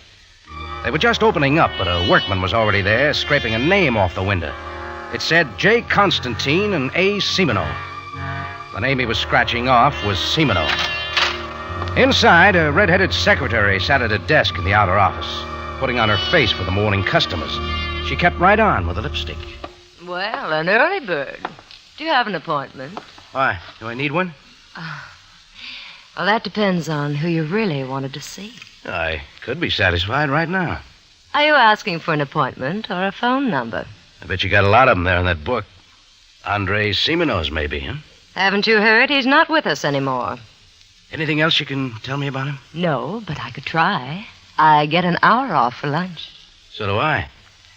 But right now, I'll settle for J. Constantine. He's awfully busy. Oh, he's got a minute. I said he's busy. What is the meaning of this? Who are you? My name's Jordan. Doris, I told you I was seeing no one. Mr. Jordan's the impetuous type, aren't you, Mr. Jordan? But, be gentle with him, Juno. I might want him back. I'll speak up. What do you want? I hope I didn't interrupt your morning paper. You did, but that doesn't answer my question. I thought you might be reading about Adele Simino. Adele Simino? What about Adele Simino? I was reading about a safe robbery last night at the Nile Investment Company. Oh, I see. Does that tie in with it? Mr. Jordan, I don't know what you're talking about. All right, then I'll tell you. Adele Simino was killed last night. Shot down in my cafe. What? Yeah. I see. Sit down, Mr. Jordan. Please sit down. This is a terrible shock. Terrible. Andre and his daughter loved each other very much. How did this thing happen? We don't know. I was hoping you could help. Anything, Mr. Jordan. All right, then, let's start with why Simino's name is coming off your window. Oh, that. He quit the business several days ago. He didn't tell you? No. Any special reason? Just decided he wanted out. I'm sure it has no connection. Well, maybe the cat can tell us more about that. The cat? That doesn't mean anything to you? Should it? I don't know. But we've got to find Simino. He seemed to know who did the shooting, and he's out for revenge. To kill or get killed. Yes, of course. Andre would think of revenge. That girl was his whole life. After the way she stuck by him through everything. Yeah, everything. September 39, Paris, you know. She still had faith in him, waited for him, to help him when he got out. September 39, Paris.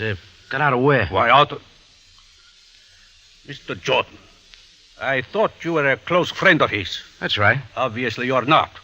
And I have told you too much already. Now you can get out. Touchy subject, Mr. Constantine. I said get out, or I'll have you thrown out. A half hour later, I was at the Cairo library going through the Paris newspapers for September 1939. And it paid off. The third paper I went through carried a story of a robbery conviction. Expert safe-cracking, defendant Andre Simino. And that made me think about something else Constantine had mentioned.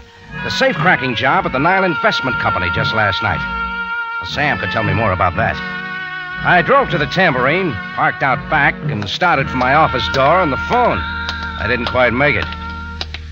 I did not enjoy waiting, Mr. George.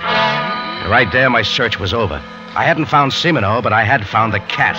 He looked like one, and he sounded like one, and he was very much alive. Observe me, Mr. Jordan. I'm looking at the gun. The same one that killed Adele? So you saw me at the window last night. Who were the shots for, Adele or her father? She was at the door at the wrong time. Yeah, so they were for Simino. And then he said many things, did he not? Only 2 words. The cat. 2 words that mean death to you now. Why were you after him? Why was he marked for killing? I talk no more. No more, Mr. Jordan. I felt nothing. It wasn't me, but the cat that slumped against the door. The sound of a lot of footsteps sent me whirling, in time to see a figure stuffing a gun in his pocket, dart out of the alley to the side street. Hey, stop! Come back here! I stood there looking after the fading car, and I knew I'd failed. There was nothing now but to call Sam and tell him who I'd seen running away from the killing. I was sure who it was. Adele's father, Andre Simino.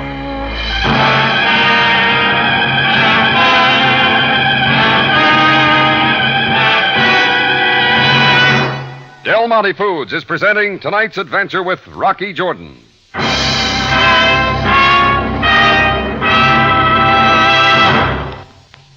Cheeseburgers, egg burgers, sun burgers. Seems like everybody's inventing new ways to serve hamburgers. But as far as lots of folks are concerned, there's just one way to make them all taste their best.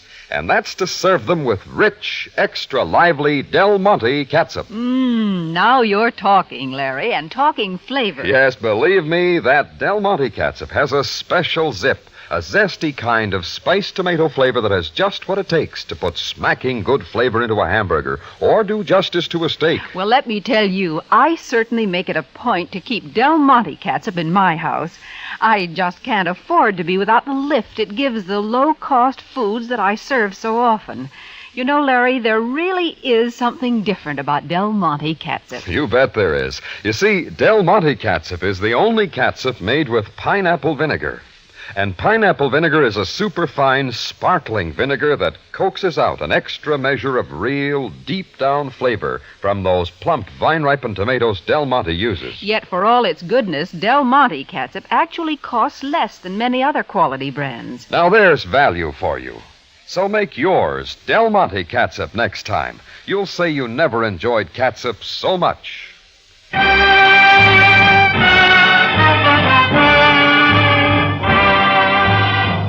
Now we take you back to Cairo and tonight's Rocky Jordan story, Smoke Screen.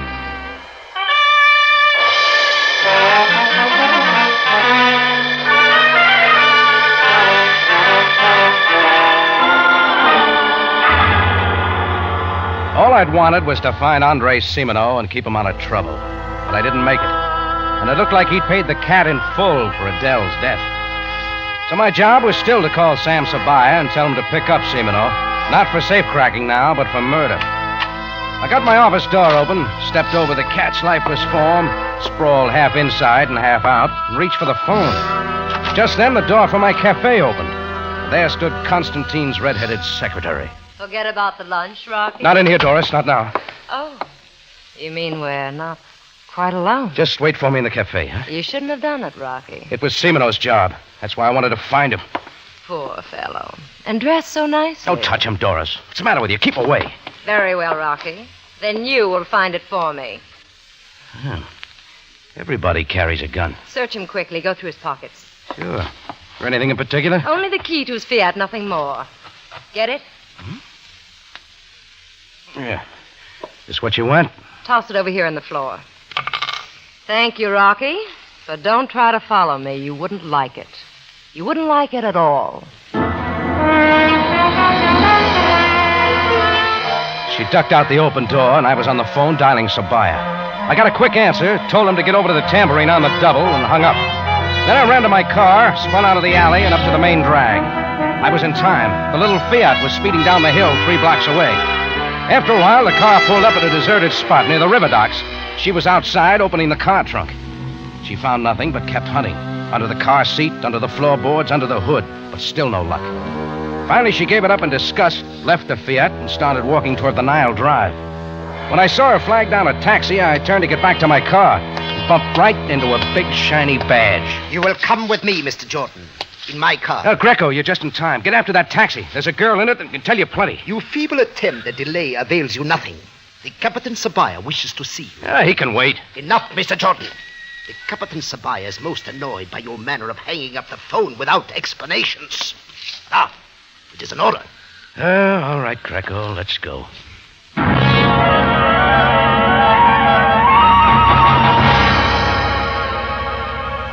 And so there is violence and still more violence, Jordan, and always at your very door. All right, Sam, you got the cat now. That's who you wanted. You are telling me that the man murdered at your alley door is the cat? Of course he is. He admitted killing Adele last night. And who killed him, Jordan? I wasn't looking. Indeed. Of course it was him, you know. We will most certainly find him now. Sure, you'll find him. A man sees his daughter cut down right in front of him. He can do nothing but square it, and then you get real busy. Jordan, do not forget, retribution is a concern only for the... All right, Sam. What would you have done? What could any man do? My feelings are not important. Well, what do you know about the cat? Very little, except this bullet which we found in him. 32, huh? Now, Jordan, why were you not at your cafe when I arrived? I was tailing somebody else you'll want, Sam.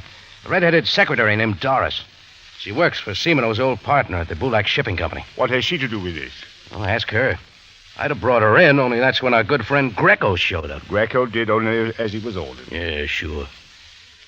Look, Sam, Semino was once in prison for safecracking. Could that connect up with the big job at the Nile Investment Company last night? Perhaps Simino himself will clear that up. When we find him. Oh, all right, Sam. Have your fun. Sam didn't stop me, and I went out. Pretty soon, Simino would be found, and that would be that. I tried to walk it off, but things wouldn't sit right. A lot of things. One was a redhead named Doris. I had to get her story. It was late evening when I got to the Bulak Shipping Company. The place was already closed. I'd just taken a hold of the doorknob when it happened. Shots were from inside the building. I twisted the knob without thinking, and the door came open. The outer room was empty, so I went on into the office. The first thing I saw was what had been Jay Constantine lying on the floor and slumped down in a nearby chair, gun still in his hand, was Andre Simino. Simino. Simino, what's the matter with you? Snap out of it. Monsieur Jordan, when did you come? Too late. What do you mean? I cannot seem to remember. Something happened. Take a look at Constantine. That'll help. Huh? Oh, then I did kill him, as I came to do. Listen to me. Tell me why they were after you. It does not matter now, monsieur. Constantine was your partner. What else? Yes, we were partners, but not here. Well, then what then? Robbery? Safe cracking? Yes. I had great skill with locks and nitroglycerin. Constantine did the planning, but finally I was caught in the act, convicted and sent to prison. You do the work and take the rap. When I got out of prison, it was my daughter who convinced me that I must not return to crime. And Constantine also seemed kind. He invited me to join him as a partner here in the shipping business. It was my chance to live a decent life. Only what happened? Constantine have other ideas? Yes, he suddenly announced to me that all plans had been made. I was to carry out his orders. A safe cracking job? At the Nile Investment Company last night? Big haul of negotiable securities? Yes, then, you know. Constantine was commanding. I did not know what to do. Again, my daughter Adele convinced me I must not do it. I called Constantine by telephone and tell him that.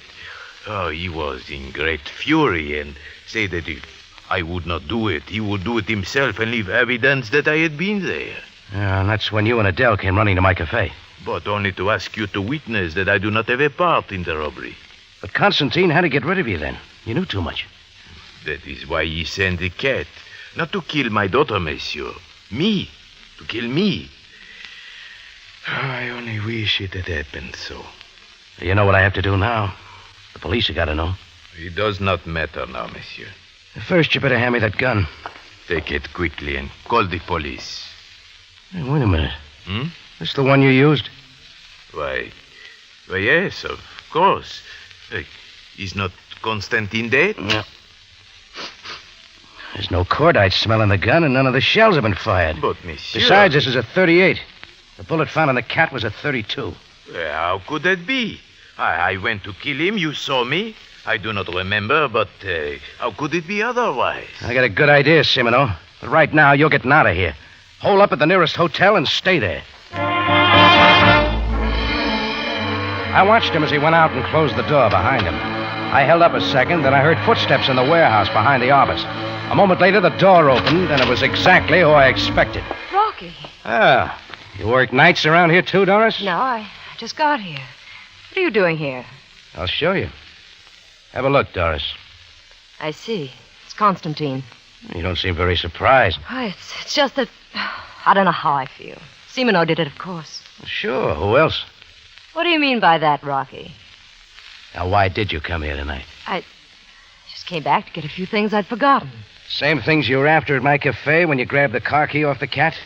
The same things you were scratching for in the little car but didn't find? A stack of negotiable securities that Constantine hijacked from a safe at the Nile Investment Company? You know a great deal, don't you, Rocky? Not as much as you do, Doris. Come on, let's have it. Rocky, I worked for Constantine. I did only what he told me. I had to. What'd he tell you? Only that he'd given the securities to the cat to hide. He didn't trust the cat. I was sent to watch him. When I found him dead at your cafe, I had to get the securities. I was afraid. Sure, you were real scared, weren't you? Tell me something. Where'd you meet up with a guy like Constantine? One meets up with many people on the continent, Rocky. Yeah, that's true. I knew you'd believe me. I knew you would, Rocky. Yes, this black smudge on your sleeve. Right. Mascara, I guess. It doesn't matter. Not mascara. But we know what it is, don't we? I don't even know what you're talking about. But come on. Let's find out. I kept hold of her wrists and dragged her through the warehouse, out the back door, into an enclosed lot. And there it was, a big incinerator. We went to it. She stood there silently as I opened the metal door and reached inside. First thing my hand touched was what I wanted. Bulky envelopes, a lot of them. You don't have to open them, Rocky. The securities are all there. You were in a big hurry to hide them, weren't you? The soot on your sleeve shows that. Does that make you feel very proud of yourself? You couldn't have carried that smudge very long without noticing.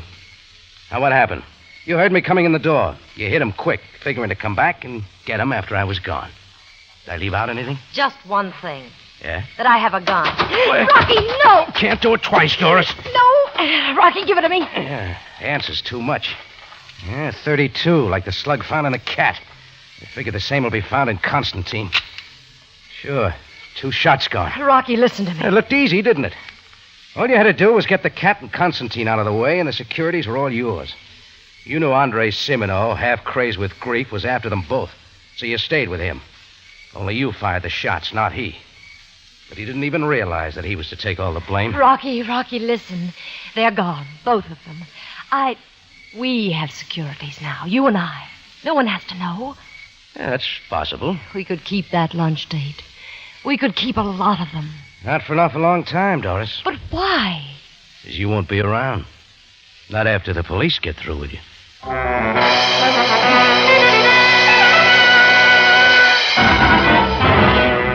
In just a moment, Rocky Jordan returns to conclude tonight's story.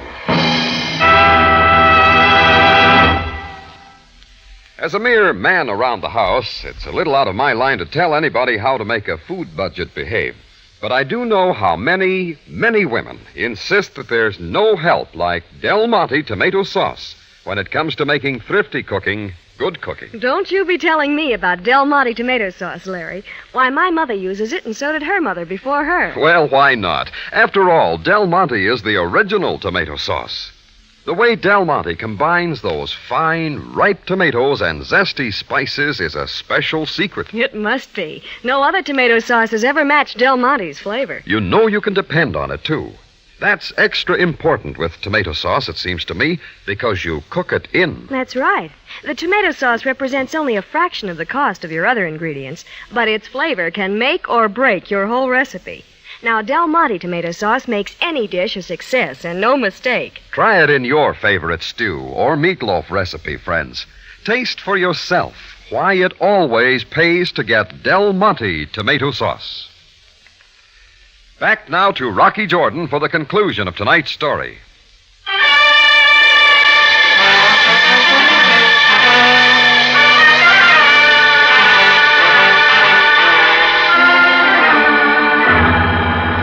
Well, I walked Doris out of the Bullock Shipping Company building, put her in my car, and took her to the Cairo police headquarters. I gave Sam a quick rundown. He dispatched some boys to go for the body of J. Constantine. Then I waited while Sam put Doris on the grill for a while. When he came out, he motioned to me. Come with me, Jordan. Oh, where are we going, Sam? You will learn in good time. Come along now. Okay, but let's have it, Sam. What did Doris tell you? She confessed everything. There was little else she could do, especially when we found that the shot that killed Constantine was also from a .32, her own gun. It's easy to put together now. Constantine planned the safe-cracking job. When Andre Simino backed out at the last minute, Constantine decided to go ahead with it. In the meantime, sending the cat to kill Simino, who knew too much. And that was when the unfortunate Adele brought her father to your cafe? Yeah, only for my witnessing that Simino wasn't at the scene of the robbery. The cat killed Adele by mistake, thanks to my help. After that, things looked simple for this Doris woman. As Constantine's employee, she knew of the robbery. She had but to kill him and his assistant and get the stolen securities for herself. And all the time, the pressure would be on Simino. Everybody knew he was out for revenge. Well, she had us fooled for a while. Even Simino was fooled. A man half crazed with grief and the thought of revenge, who did not even know that the shots were not from his own gun. So, what about him now? He has achieved no wrong. Surely his unhappiness for his daughter is enough for him to bear. Thanks, Sam. Now, for the last time, where are we going? For once, Jordan, I thought I would drive you home to your tambourine, where you belong. Well, then hadn't you better turn around? You passed the place, 4 blocks back.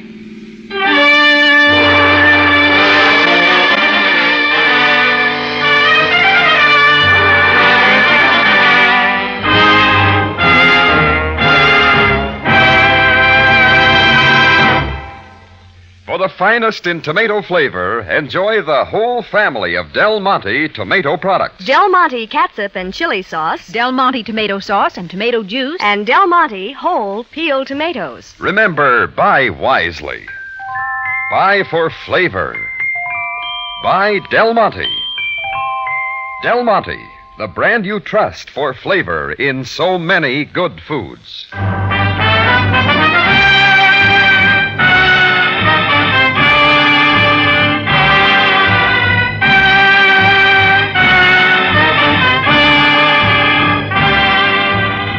Rocky Jordan, written by Gomer Cole and Larry Roman, stars Jack Moyles in the title role with Jay Novello as Sam Sabaya.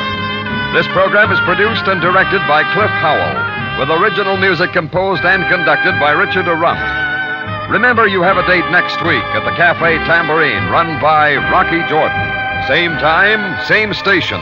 And the story is The Loomis Affair.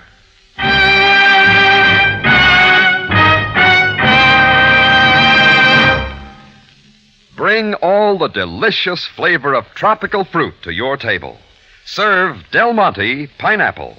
Yes, as a refreshing dessert or as a perfect salad with the main course, you'll really enjoy the luscious tropic flavor of Del Monte pineapple.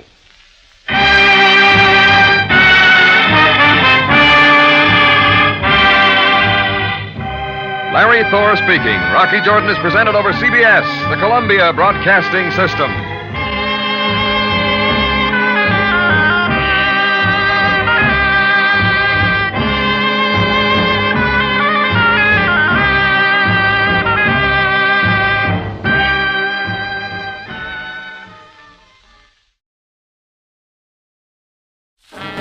Time now for Rocky Jordan.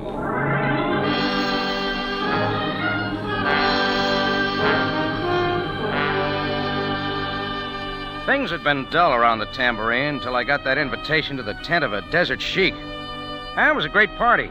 The host was fine, the food was fine. And there was a dancing girl. She was fine, too. But I shouldn't have puffed on that Egyptian water pipe. 2 whiffs of that, and everything went up in smoke.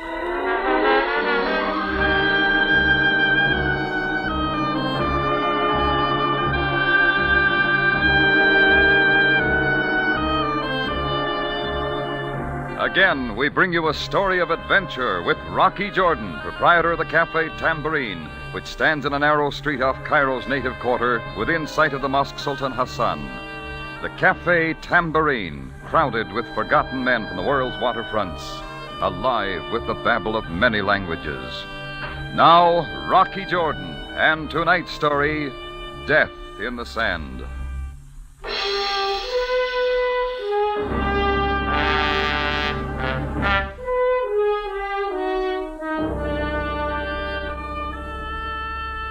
It was all quite a setup. Rocky Jordan, the guest of honor of Sheikh Abbas Ali, at his caravan tent on the desert. But I didn't like the way the festivities ended up, with 2 wild tribesmen, accompanied by a blonde named Diana Carrington, dragging me into Cairo police headquarters on a charge of murder. I guess it all started early that afternoon. I was sitting at a back table in my cafe when a little fellow in native dress came shuffling my way. Effendi, you are Rocky Jordan. Who'd you expect, the Sphinx? I am Ishmi, Effendi. I am a sand diviner. I'll take it somewhere else, Ishmi. Try some of the tourists up front. They'll bite. Wait, Mr. Jordan, one moment. Your future came to me as I was reading the sand. Tells of strange things for you, Effendi. Yeah? Like what? I will read the sand for you, Mr. Jordan. It reveals all, the past, present, and future. First, the pure white cloth on the table. Look, why not just skip the hocus-pocus and get to the point? And now on to the cloth, sand of the Sahara, from my diviner's pouch. You're going to have to clean that up, you know. Now I take the sand so in my fingers. I let it rain down between my fingers so. The mystic sand. All right, just keep it out of my coffee. Yes, ma. I see it again. A letter. That's standard. This letter is to Mr. Rocky Jordan. It is you. You are this man. And now I see a trip into the desert. Still standard. But now, Effendi, a beautiful woman. A sleek ash blonde like pure crystal. Oh, you're improving. Tell me more. I will try, Effendi. No, she is fading. But wait. No, this cannot be. Come on, Ishmi. Get to the payoff line. No, Mr. Jordan, please. I cannot tell you this. Ka'ata. Keep it in English and get it over with, huh? Very well, Mr. Jordan. I see it in the sand. I cannot mistake it. What? I see death. That's enough, Ishmi. Who sent you here? No one sent me here, Mr. Jordan. I'm only an humble sand diviner. I have the gift. Then take it somewhere else. You'll find plenty of yokels out around the pyramids. Imshi, Ishmi, Imshi. Very well. I will leave, Effendi, as you wish. Little Ishmi took his sand pouch and the hurt look in his face out the front way, and I sat looking at the pile of sand on the white cloth he'd left on my table. Every time somebody comes into the tambourine with that sort of pitch, I begin wondering. And I didn't stop wondering when she came toward my table. She was beautiful, ash blonde, like pure crystal. You are Mr. Rocky Jordan, I believe? Why, yes. Won't you sit down? Thank you. Mr. Jordan, I am Diana Carrington. Well, I'm glad to know you, Miss Diana. Oh, thank you for being informal. Rocky, I have a letter for you from Sheikh Abbas Ali. Here, open it. Oh, sure. My dear Rocky Jordan, I would be honored to have you as a guest at my tent on the desert this evening after prayers. There's a gift for you of rare beauty. I will await your coming. Signed, Sheikh Abbas Ali. Hey, this is all right. You will go? Why not? I understand the Sheikh puts on quite a party. Ah, good. I'll pick you up here at the tambourine at 6. You mean you're invited too? Certainly. Do you mind? No, of course not. Okay, I'll be on tap at 6. Good.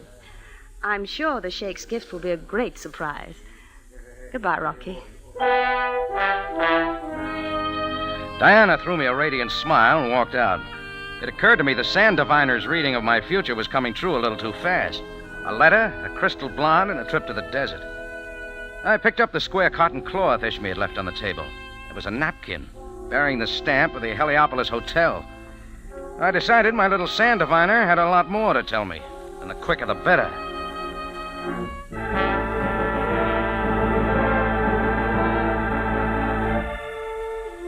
The Oasis room of the Heliopolis Hotel is fixed up like a Hollywood B-picture set.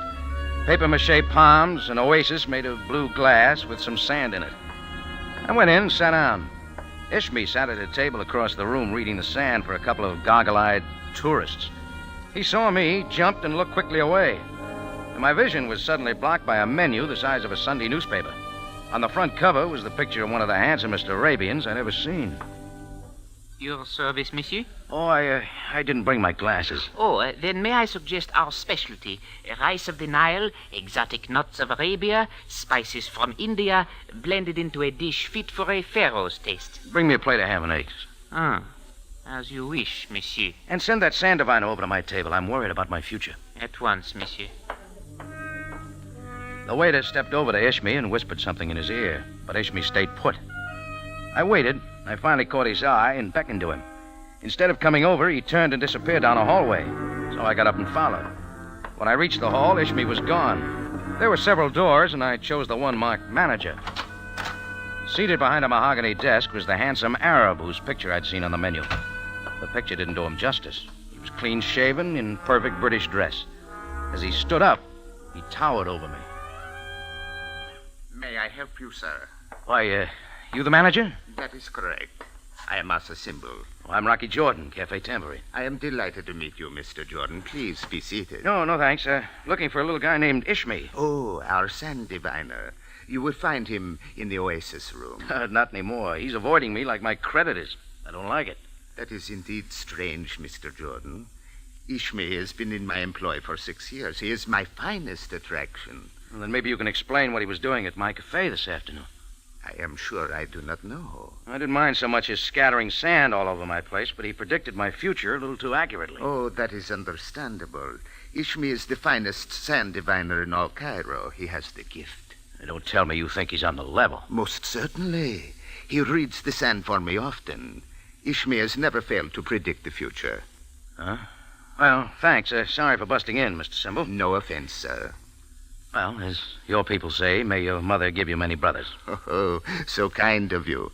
But one brother was plenty. Even then, she could not tell us apart. Well, I'd love to hear about it sometime. Now I will find Ishmi for you. No, thanks, friend. I wouldn't want to offend such a remarkable gift. Asa Symbol's eyes narrowed for a second, then he smiled and bowed graciously as I got out. A cover-up if I ever saw one. By now, a herd of elephants couldn't have kept me away from the sheik's tent. So I was waiting that evening when Diana drove up in her little Austin 7. We crossed the English bridge, honked a couple of dogs out of the way, and roared out past Giza. The road got rougher and rougher, and finally we made it to Sheikh Abbas Ali's encampment. 4 or 5 tents, camels, and goats tethered downwind.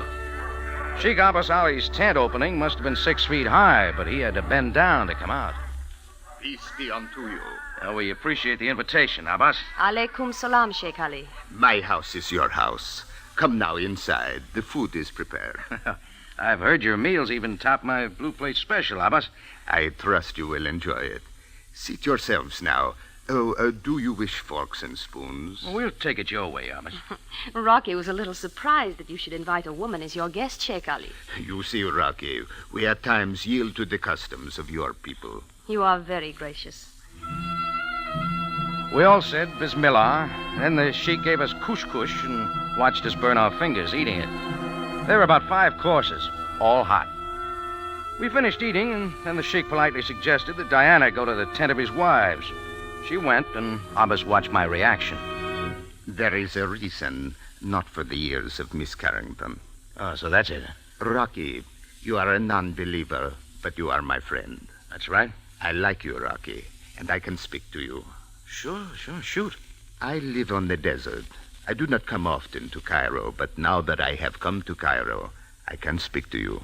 Sure, Abbas. Friendship is a rare thing. There are passages on the matter in the Koran. Sure. Now, what's this you want to talk to me about? Rocky, you have no wife? Hey, wait a second. I do not suggest that you have 2 or 3 wives, such as I. But one moment, Rocky.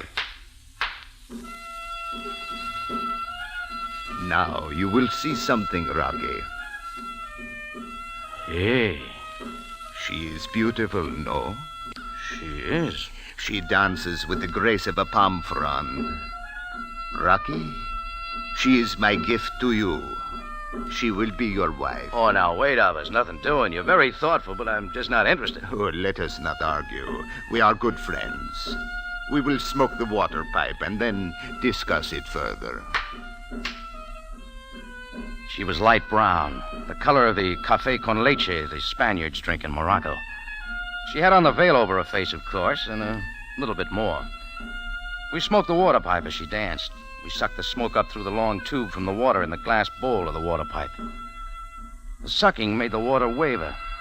I could see the girl reflected in the water in the glass bowl of the water pipe. She seemed to waver, like a reflection when a stone is dropped into a pool. She tilted and wavered, expanded, contracted. I looked up. I wasn't looking into the bowl, but she was still wavering, like water. The music was a long way off. Water seemed to be getting in between us and filling the tent, the whole tent. Then I knew why. The water pipe had been drugged. And as I drifted off into dreamland, I remembered what Ishmi had read in the sand. Death. And I wondered if I was the victim.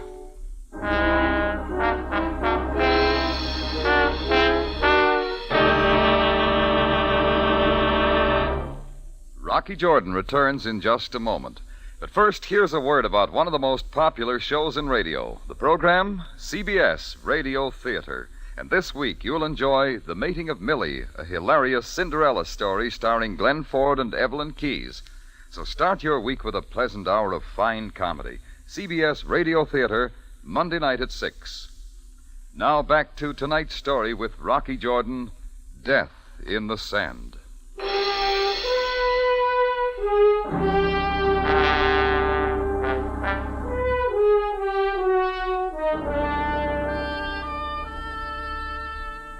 As I said, Ishmi, the sand diviner's predictions about my future were coming true a little too fast, including a beautiful blonde, a letter, and a trip to the desert. I checked on Ishmi with his employer, Asa Symbol, at the Heliopolis Hotel, but didn't get any satisfaction. That evening, the blonde named Diana Carrington and I went to the desert tent of Sheikh Abbas Ali. I smoked a water pipe and curtains. I don't know how long I was out, maybe half an hour. Then my senses slowly returned.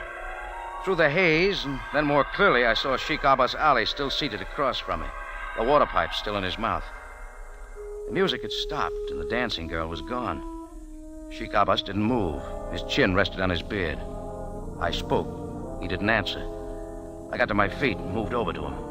I reached out and touched him. Then stiffly, grotesquely, he toppled over. I bent over him, and a sickening smell like ether almost sent me spiraling off again. I heard the rustle of the tent flap and turned. It was Diana. Rocky, I think it's about time we told Sheikh Ali... Why, what's the matter? Sheikh Ali... Better not touch him, Diana. He's dead. Dead? Rocky, what did you do to him? Why did you do it, Rocky? I was drugged, that water pipe. You were here with him every minute. You killed him. Why should I kill him? Somebody must have drugged us both. Samak! Diana, what are you doing? You get those wild tribesmen in here. Samak, hurry! I want Miss Diana. Both of you, look at your chief. Sheikh Abbas Ali is dead. Who do this? Rocky Jordan was here. You! Let go of me. Stop. Diana. Hold it here. Call off those two dervishes, will you? Get some sense into your head, Diana. Now, Rocky, we'll see what the Cairo police think of murder. Samak, Abdul, bring him along. The two wild tribesmen took me, one on each arm, to Diana's tiny Austin 7. We all piled inside somehow. Diana drove, and we roared into Cairo. At least it gave me time to get my head clear and have a look at things. I tried to figure Diana and Sheikh Abbas Ali. The tribesmen from the Sheikh's caravan obeyed her every command. The car screeched to a stop in front of police headquarters. The two hefty camel boys dragged me in right through to Sam Sabaya's office. Diana didn't wait for questions. And Sheikh Abbas Ali lay on the carpet dead, and Rocky standing over him. Jordan, kill him. I'll do the talking, Samak. Kill him with water pipe. Don't be stupid. What would I have against Abbas Ali? You were there all the time. Yes. I told you I was drugged. Please, not calm yourself. All of you. Captain Sabaya, how can we become... Miss Carrington. Now, Jordan, you have heard the accusations. I suggest now that we hear your version of this affair. Well, it's about time. Go on, Jordan. Diana brought me an invitation from Sheikh Abbas Ali this afternoon. The Sheikh and I were friends, so I accepted. Diana drove me out to his encampment herself. He said he wanted to talk to me alone, so he sent her to the tent of his wives. Then a girl danced for us. We smoked a water pipe, and I passed out. When I came to, Abbas was dead. That's all I know. Miss Carrington, who saw Jordan commit this murder? Why, well, no one actually saw him, Captain Sabaya, but Rocky was there. I was drugged, Sam. How could I have done it? Was Sheikh Ali also drugged? I don't know. These overgrown sand fleas didn't give me a chance to find out. Then there is little more to be learned until the body is examined, and that we shall do at once. But Captain Sabaya, do you think that will be possible? The Sheikh's wives may already have buried him. I have considered that possibility, so I must leave for the encampment immediately. Well, what about me, Sam? Jordan, it stands to reason that you would not have killed the Sheikh and then drugged yourself. So until your accusers find greater proof, I will release you. You're letting him go, Captain Sabaya? Yeah. These two wolves in Sheikh's clothing waiting to tear me to pieces? I would advise them to leave you completely alone, Jordan. Miss Carrington, I will talk to you again. Where do you live? 305 Shariadanya. I must ask you to stay there. And Jordan... Sure, Sam. Good. I may want to see you. Fine. Just look in some dark alley. I'll be there, with a knife in my back. I didn't like the fire in the eyes of Shamak and Abdu, so I got out fast and caught a roving taxi. And I was off for the Heliopolis Hotel. Ishmi, the sand diviner, was the kickoff man in this game with Death, and I wanted to know who was calling signals. It was about 11 o'clock at night when I walked into the Oasis room of the Heliopolis Hotel. Little Ishmi was still missing, so I scouted the dining room and the lobby. Then I went back to the manager's office. The door was open, but the office was empty. Something caught my eye. In the center of the desk was a white cotton cloth, and sand was scattered all over everything. I picked up the cloth, began looking around. Then I found myself suddenly suspended in midair as a powerful hand held me from the back at arm's length. Asa Symbol had stopped being polite. Why do you come here? What do you want? Set me down, Goliath, and I'll tell you. Now, who are... Oh, Mr. Jordan. Oh, who cut your chin, Mr. Symbol? My chin? Why there... Forget it. I'm still looking for Ishmi. Ishmi? Yes, your sand diviner. Now, come on, tell me where he is and I'll get out of here. Ishmi is no longer with us.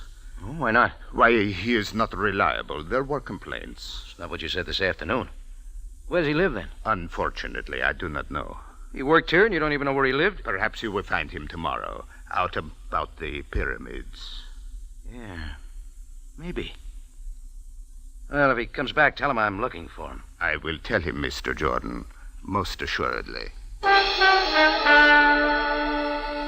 Where Asa Symbol fitted into the picture, I didn't know. There were a lot of things I didn't know, and only Ishmi could tell me. I fished in my pocket for a couple of piastres and moved outside to a beggar who frequented the corner near the Heliopolis. The first piastre paid off. I learned that Ishmi hung out in a den down in the Muxi section of Cairo. I tossed the beggar the second coin for luck and then caught a taxi.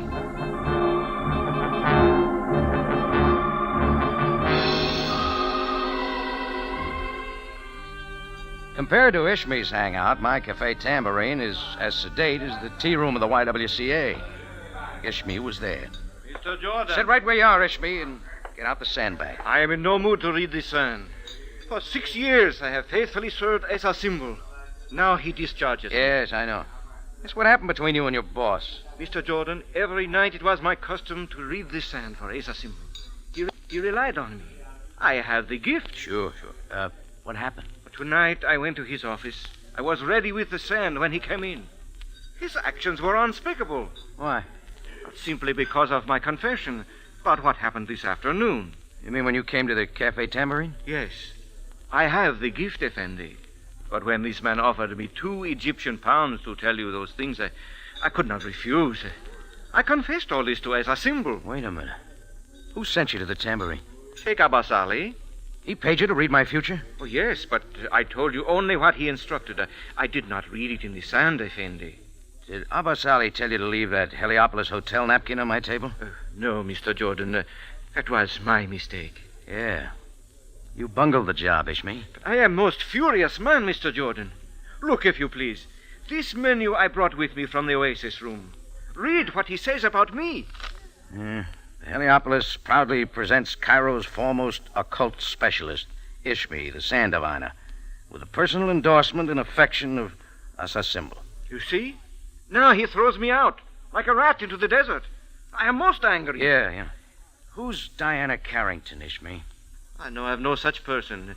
Besides, I have other... I must go. Stay right here, Ishmi. Let go of my arm, Mr. Jordan. Let go. Oh, the police that scared you, huh? Hello, Sam. Hello, Jordan. I see you found him for me. Captain Sabaya, meet Ishmi, Cairo's foremost occult specialist. Please, I am only an humble sand diviner. Yes, of course. I only wish to ask you your purpose in visiting the Cafe Tambourine this afternoon. Yeah. Tell Sam what you just told me, Ishmi. But I told this man nothing, Captain Sabaya. Hey, wait a minute. About the visit, Ishmi. I was not at the Cafe Tambourine. Jordan, what does this mean? He's lying to you, Sam. I know nothing. This man just now came to my table, but I was in no mood to read this. Oh, you little... Wait a minute. Come back here. Let him go, Jordan. Sam, he'll get away. He's got plenty to tell you. Sit down, Jordan. I will find him when I need him again. I don't figure you. Jordan, why did you not tell me that Diana Carrington was Sheikh Abbas Ali's wife? Say that again, Sam. Diana Carrington is the wife of Sheikh Abbas Ali. How's that possible? Apparently the Sheikh did not always stick to his caravan. And also you did not tell me that Diana was once a dancer in Casablanca. I didn't know, Sam, believe me. Listen, did you check Sheikh Ali's body? It is gone. There is no trace of it or his caravan, and I do not fancy digging up the entire Sahara Desert to find him. But it doesn't... Wait a minute. Hold everything, Sam.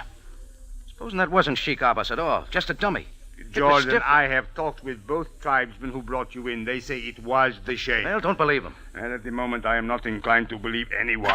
You going someplace, Sam? Yes, it is very late. I would advise you to get some sleep, Jordan. Why? For you, tomorrow may be a very busy day.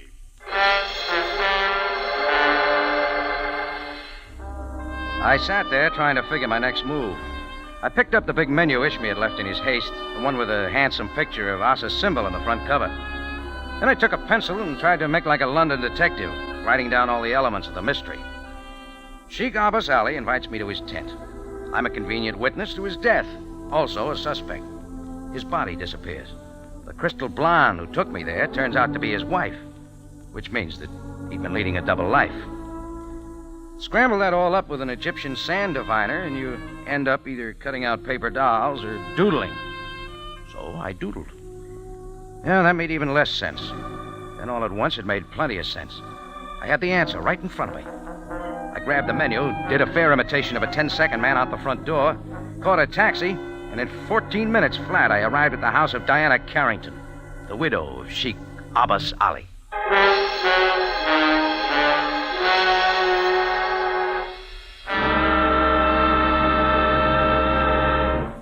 Rocky Jordan continues after this brief announcement.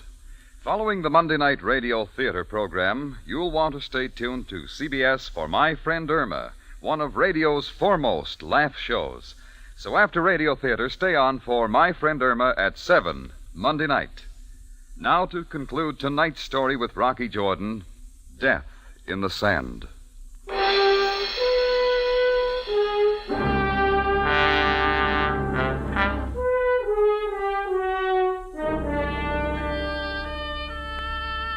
Diana had given Sam Sabaya her address at headquarters, and I remembered it. 305 Danya, in the foreign colony. Well, quite a layout for the wife of devout wanderer of the desert. By rights, I should have gone right to Captain Sabaya, the Cairo police, but this was too good. I wanted to see Diana. Why, Rocky. Hello, Mrs. Abbas Ali. All right. You know. You killed my husband. Let's talk about it. No, Rocky, not here. Sure. Or maybe you'd like to call your two sand fleas in again. They're gone. What are you doing here? Looking for your husband. He's dead and buried, thanks to you. It's a fine act, Diana. Now go into your dance for me, minus the veil and the grease paint. Why, That was a great show, Diana. Very well, I admit it. Abbas Ali had a sense of the dramatic, I suppose. It was I who danced in native costume in his tent. He told me to. Keep going. That's all. I returned to the tent, and he was dead. You had killed him. Now listen to my story, Diana. And stop me if I'm wrong. Better get out of here, Rocky. How till I show you this menu with a picture of Asa's symbol. Does it look familiar? Why, I'm quite a doodler, Diana. I drew a beard on him. All right, have a look. It's not George Bernard Shaw. What's all this nonsense? With a beard, Asa's symbol is a perfect double for Sheikh Abbas Ali. All right, what about it? Asa's symbol told me he had a twin brother. Was it Sheikh Abbas Ali? Why, what difference does it make? I thought so. While Asa's symbol became wealthy here in Cairo, Abbas Ali lived out in the desert with his caravan. He chose that life. But Abbas Ali started slipping when he met you. After he married you, he had to find a way to support you. He loved me. Sure. So you both dreamed up the whole idea. I was to witness the death of Abbas Ali, then he'd disappear. Only it wasn't Abbas Ali. But you saw him. And I might have been fooled. I should have known when I bent over him and smelled the ether. The ether from the spirit gum that held on his false beard. You'd better forget it, Rocky. All Abbas Ali had to do was shave off his beard, put on his brother's clothes, and suddenly he's the wealthiest Mr. Asa symbol, and nobody's the wiser. Abbas, he knows. I should have been smarter. I was standing with my back to the hall drapes. A hand reached through from behind and again held me in midair. It set me down and turned me around, but this time it didn't let go. Now, Rocky Jordan. Oh, you nicked your chin with that razor, Abbas. Diana, you will leave the room. Do it quickly, Abbas. Go at once. Hurry, Abbas. Hurry. More dramatics, Sheikh Abbas Ali? Death is not for the eyes of a woman, Rocky. You got plans? Rocky, you were my friend. Yeah. I liked you, Rocky. Take off the record. I've heard it before. Friendship is a rare thing. It is regrettable that it must end. No, I don't like it either. Listen, Abbas. Asa Symbol is dead and buried in the desert. Phony beard and all, huh? He will never be found. And neither will you. That's the way it is? Yes, Rocky, my friend. Okay. Then we might as well make it interesting. I suddenly jerked myself away from him, made for the door. He was big, but he was fast behind me like a panther. I had hold of the door latch, and I came up with both feet. Bounced off the big Bedouin like a rubber ball. His huge hand caught me across the face. I landed head first in a pile of chairs and mirrors. I swung a chair from the floor and caught his shins. Kill, Big Kill! He lunged, kicking. I took the first one on the ribs, rolled away, and was up again. But only for a second. The next time I came up slowly, ready for anything. He stood there looking at me in surprise. Then he took 2 steps, sagged, and dropped hard on his back like a spread eagle. The peculiar scroll of a knife handle stuck out from his chest, like a wart on an egg. I spun around, and there in the open French window stood Ishmi, the sand diviner. I am most angry, Mr. Jordan. Yes, so I notice. Thanks, Ishmi. Too bad you had to kill him, but thanks anyway. I did it not for you, Mr. Jordan. I had been wronged. Yeah, sure. Where is Miss Carrington, his wife? Oh, she'll keep. Sam Sabaya is sure to be along any minute. I do not fear the police now. And I'll tell Sam you did it to save my life. I had much greater reason. This man killed my faithful employer, my trusted friend. Hey, wait a minute. You know this is Abbas Ali? Yes. I know everything. That he took Asa Symbol's place? How'd you figure it out? Figure it out, Mr. Jordan? That was not necessary. Remember, Effendi, I have the gift.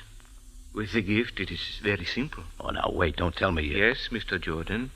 I read it all. I read it in the sand. Rocky Jordan is presented from Columbia Square in Hollywood and stars Jack Moyles in the title role. Tonight's story by William Fifield was edited by Gomer Cool and was produced and directed by Cliff Howell with original music by Milton Charles. This is CBS, the Columbia Broadcasting System.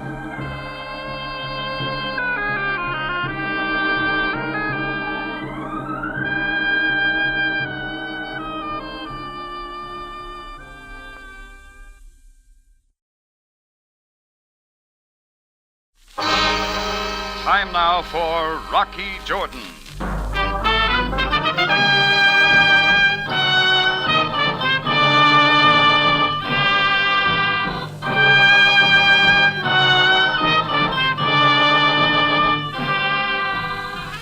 Not far from the Mosque Sultan Hassan in Cairo stands the Cafe Tambourine, run by Rocky Jordan.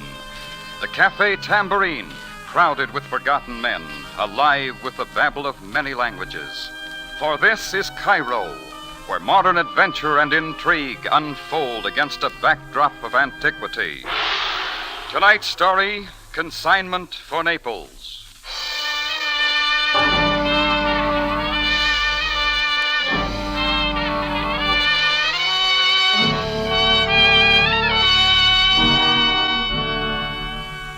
I should have known things were too nice and quiet.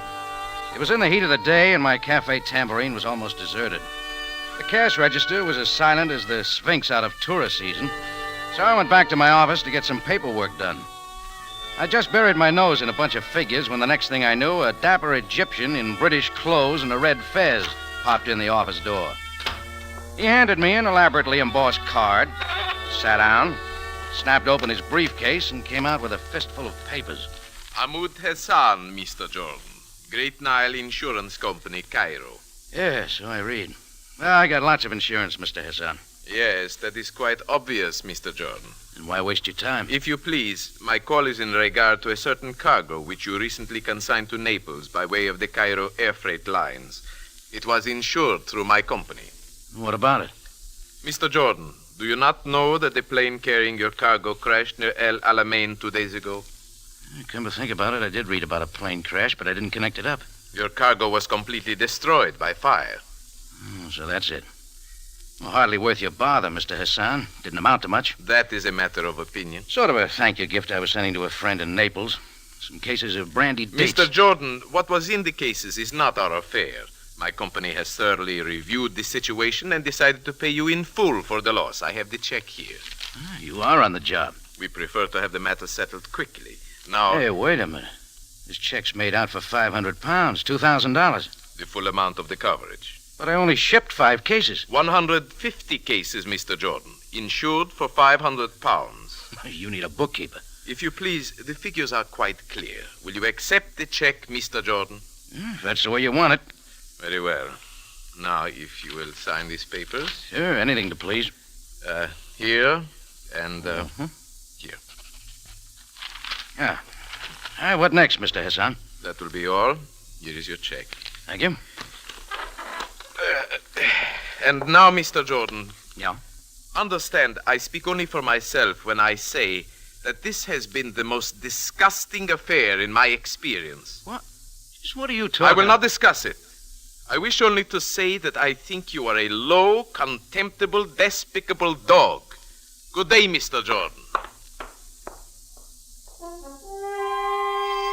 His remarks had a subtle edge that left me wondering. And suddenly it occurred to me that this could well be the start of a big deal. I hadn't shipped 150 cases, only 5, and they were insured for exactly $20. So right there, I decided to stop staring at the check in my hand and find out what the bank thought about it. I was just going to pick up the phone when I saw her in the door. American, 1949 model. Just the right lines from her smart shoes to the little feather in her hat. I liked everything about her, especially her brown eyes. But they didn't return the compliment. Mr. Jordan? Yeah. So, you are Mr. Jordan. That's me, lady. You must think you're very clever. Always gotten along. Don't bother to hide the check, Mr. Jordan. I saw him give it to you. You got big eyes, lady. Look, suppose we complete the introductions. Helga. Anne Helga. Just what do you want, Miss Helga? I'm not asking for anything. I could hardly expect one decent thing from you. People can go on starving, but as long as you get your few filthy dollars, you wouldn't care. You ever try talking sense? I never made more sense in my life. I only wish I could find words to express how much I despise you. I like you, too. Mr. Jordan, I just want you to know that it won't be as easy as you think. I'm not giving up yet. Anything else? No, that's all. Just remember what I said. Bye. Not just yet, lady. Mr. Jordan, let me go. Sit down and clear this up. Start from the beginning, Miss Helga. What's it all about? You will let me out of here. No. Oh, yeah. You put up a good argument, Miss Helga. It takes a gun to convince your kind, doesn't it, Mr. Jordan? 22. Just your size. It can kill. Now may I go, Mr. Jordan? Sure, run right along. But I'm still wondering why the visit. I just had to tell you to your face how much I loathed you. Anne Helga backed out into the cafe, stuffed the gun in her bag, stumbled against a table, then turned and ran toward the door. When everybody starts hating me that much, I get curious. So I decided to follow along. I had my eye on the girl, so I didn't see the big fellow getting up from a table until it was too late. What's it, sir? You're the one man in the whole place, and you have to get in my way. Is that the way you treat your customers, sir? Okay, I'm sorry.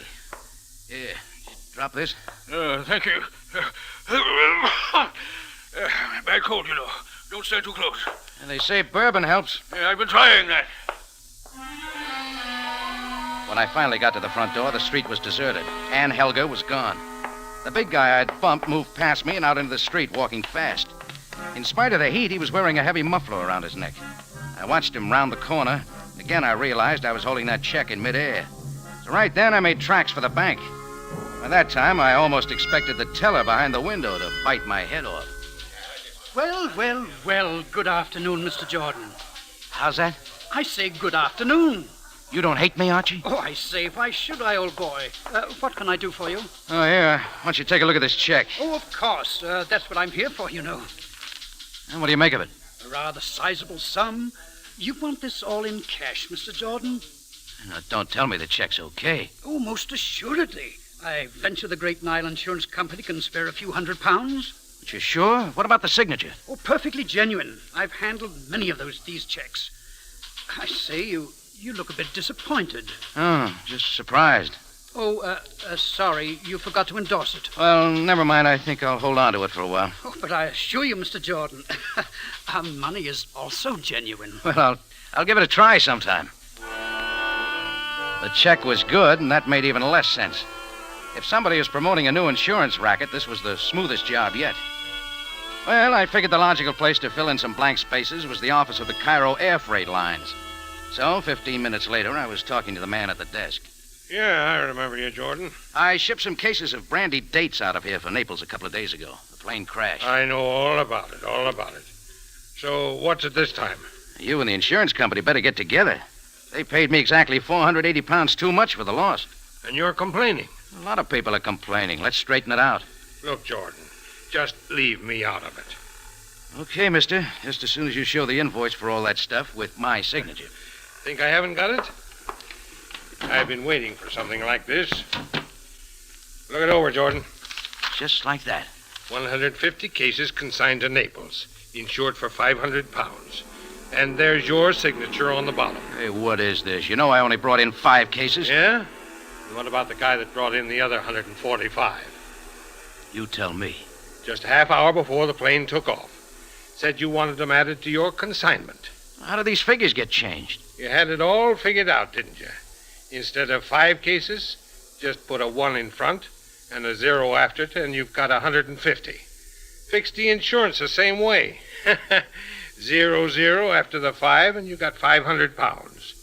Saved you coming down and signing another invoice, he said. Just what did this guy look like? Big fella, gray hair, had a bad cold? No, a little ragged guy with red hair. No cold. Where do I find out some more about the plane crash? Talk to the pilot.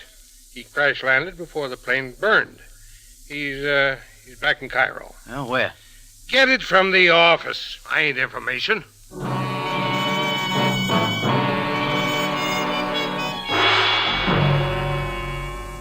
The man in the office didn't like me either. But he finally told me the pilot was Andy Barker, lived at the Marmaduke Hotel. Well, I was fast becoming Cairo's #1 heel. But my #1 boy on the heel parade was a little ragged fellow with red hair. Till I could dig him out, I was off to the Marmaduke Hotel to see what the pilot could tell me. The room clerk did a take when I asked for Andy Barker's room number, but he gave it to me. It took me a couple of minutes to get up a noisy elevator to the 3rd floor and then find Barker's room. But I didn't have to knock. The door was wide open. And there in the center of the room, lying sprawled face down, was a man with a handful of rug. A whiff of Egyptian cigarette smoke turned my head to a chair in the corner. Calmly seated there was Captain Sam Sabaya, Cairo Police. Well, Jordan, your usual timely entrance. Waiting for me, Sam? The room clerk is most cooperative. Come in, close the door. Is this Andy Barker? It is. Why? I wanted to talk to him. Oh, you may talk to him, but I fear you will get no answers. You see, don't tell me. Now, what did you wish to talk to this man about? About the crash of his cargo plane in the desert. And your interest? Some of my stuff was on the plane. What stuff? Brandy dates. Jordan, must I be eternally patient with you? Brandy dates, indeed. That's what it was, Sam. Don't you believe me? Perhaps I do and perhaps not. Well, let's hear your idea. Enough, Jordan. What was on the plane or for what reason it was on its way to Naples was not my concern, but murder, it is something else. You think it ties up? The moment I do. What do you know of this Andy Barker? Not a thing, Sam. I never saw him before. I just got his name at the Cairo air freight office. Jordan, touch nothing. Oh, just looking, Sam. Lipstick on cigarettes in the ashtray. Powder on the floor where a compact might have dropped. Yes, I see all that. At least it clears me. Do not be too sure, Jordan. Oh, I get it, Sam. You hate me, too. My personal feelings have nothing to do with it. You may go for now, but kindly remain available for hold it, Sam. Get me out of the dark. What's it all about? I said that is all, Jordan. Good day. Yeah, even my best friends wouldn't tell me. So I got out, and for once I was in luck. As I stepped out of the hotel into the street, a little figure ducked away quick and scrambled down the street. He was little, ragged, with red hair. Just the guy I wanted to see. He saw me coming and stepped it up. So did I. We kept it down a crooked side street, and finally I grabbed him and slammed him against a sandstone wall. No, let go. What's your name, little man? It's none of your business. Spit it out. Who are you? Don't, please. Parson. Leon Parson. Okay, Parson, you got a lot to tell me. Tell you? I think you're crazy. Murder always upsets me. Murder? I know nothing of murder, nothing. Then try this. A lot of cases consigned in my name for Naples. What was in them? Why should I know what was... That help your memory? Let's have it, Parson. What'd you have put on that plane? It was nothing. Ah. Wait. Only food. I don't buy that easy. It is true. Dehydrated food, that is all. Dehydrated food? Cute little trick to get the stuff on the Italian black market, right, Parson? What difference does it make? It is not your affair. Who you working for? Only for myself. Cut it, little man. You're not the brains. No, stop it, Joe. Who's behind it? Her name is Helga. Ann Helga? Yeah, I met her before. She was using you, Jordan. Using you very well. Till the plane crashed. Did she kill Andy Barker? What do you think? You're going to tell me, then the police. Maybe I will. They know the consignment was in your name. What about it? Everybody knows the stuff was in your name. When Andy Barker let it leak out, it was black market, so who else would kill him but you, Jordan? Why, you... Yeah. Hit me some more. But where you're going, you won't be able to hit anybody. For a long time.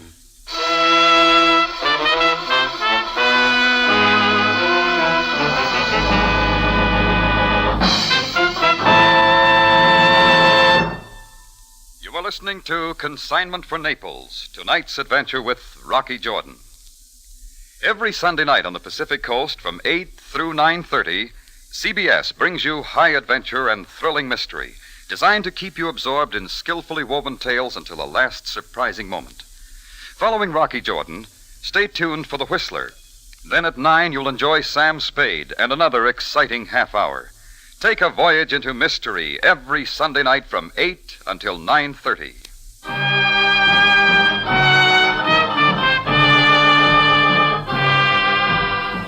Now we return you to Cairo and tonight's adventure with Rocky Jordan, Consignment for Naples.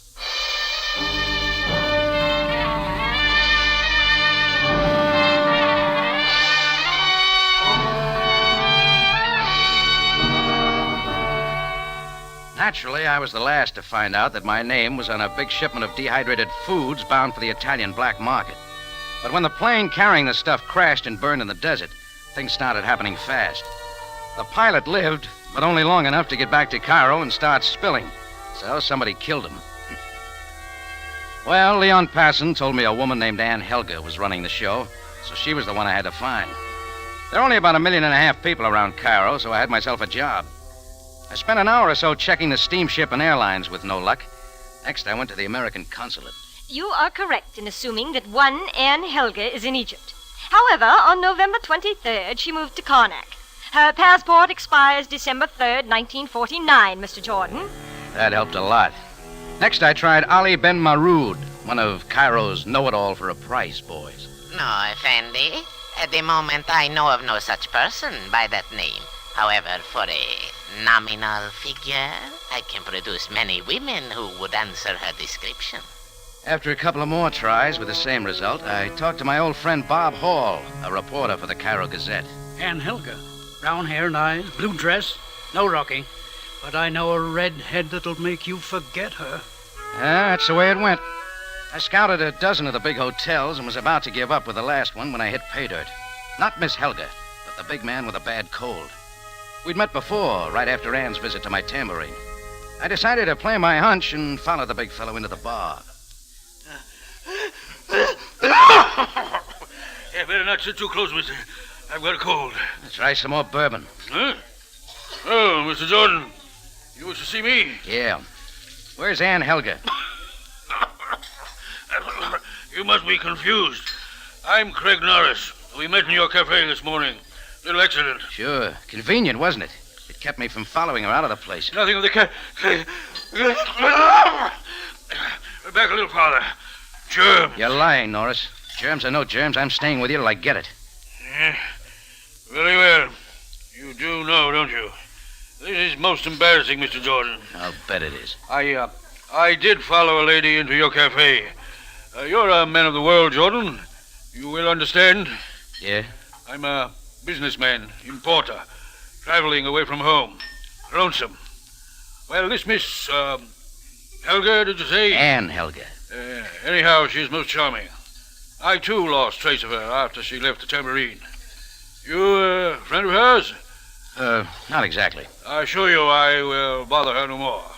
In fact, I have a plane ticket for Calcutta, leaving in the morning. Okay, Norris. You're straightforward, Jordan. I like you for that. How about having dinner with me? No, thanks. But I tell you what I will do. Yes, sir. When I find Ann, I'll give her your regards. Norris had made it sound pretty convincing, so I decided to give it up as a bad job. After spending the whole day looking for the Phantom Lady, it was time to lay the problem in the ample lap of Captain Sam Sabaya.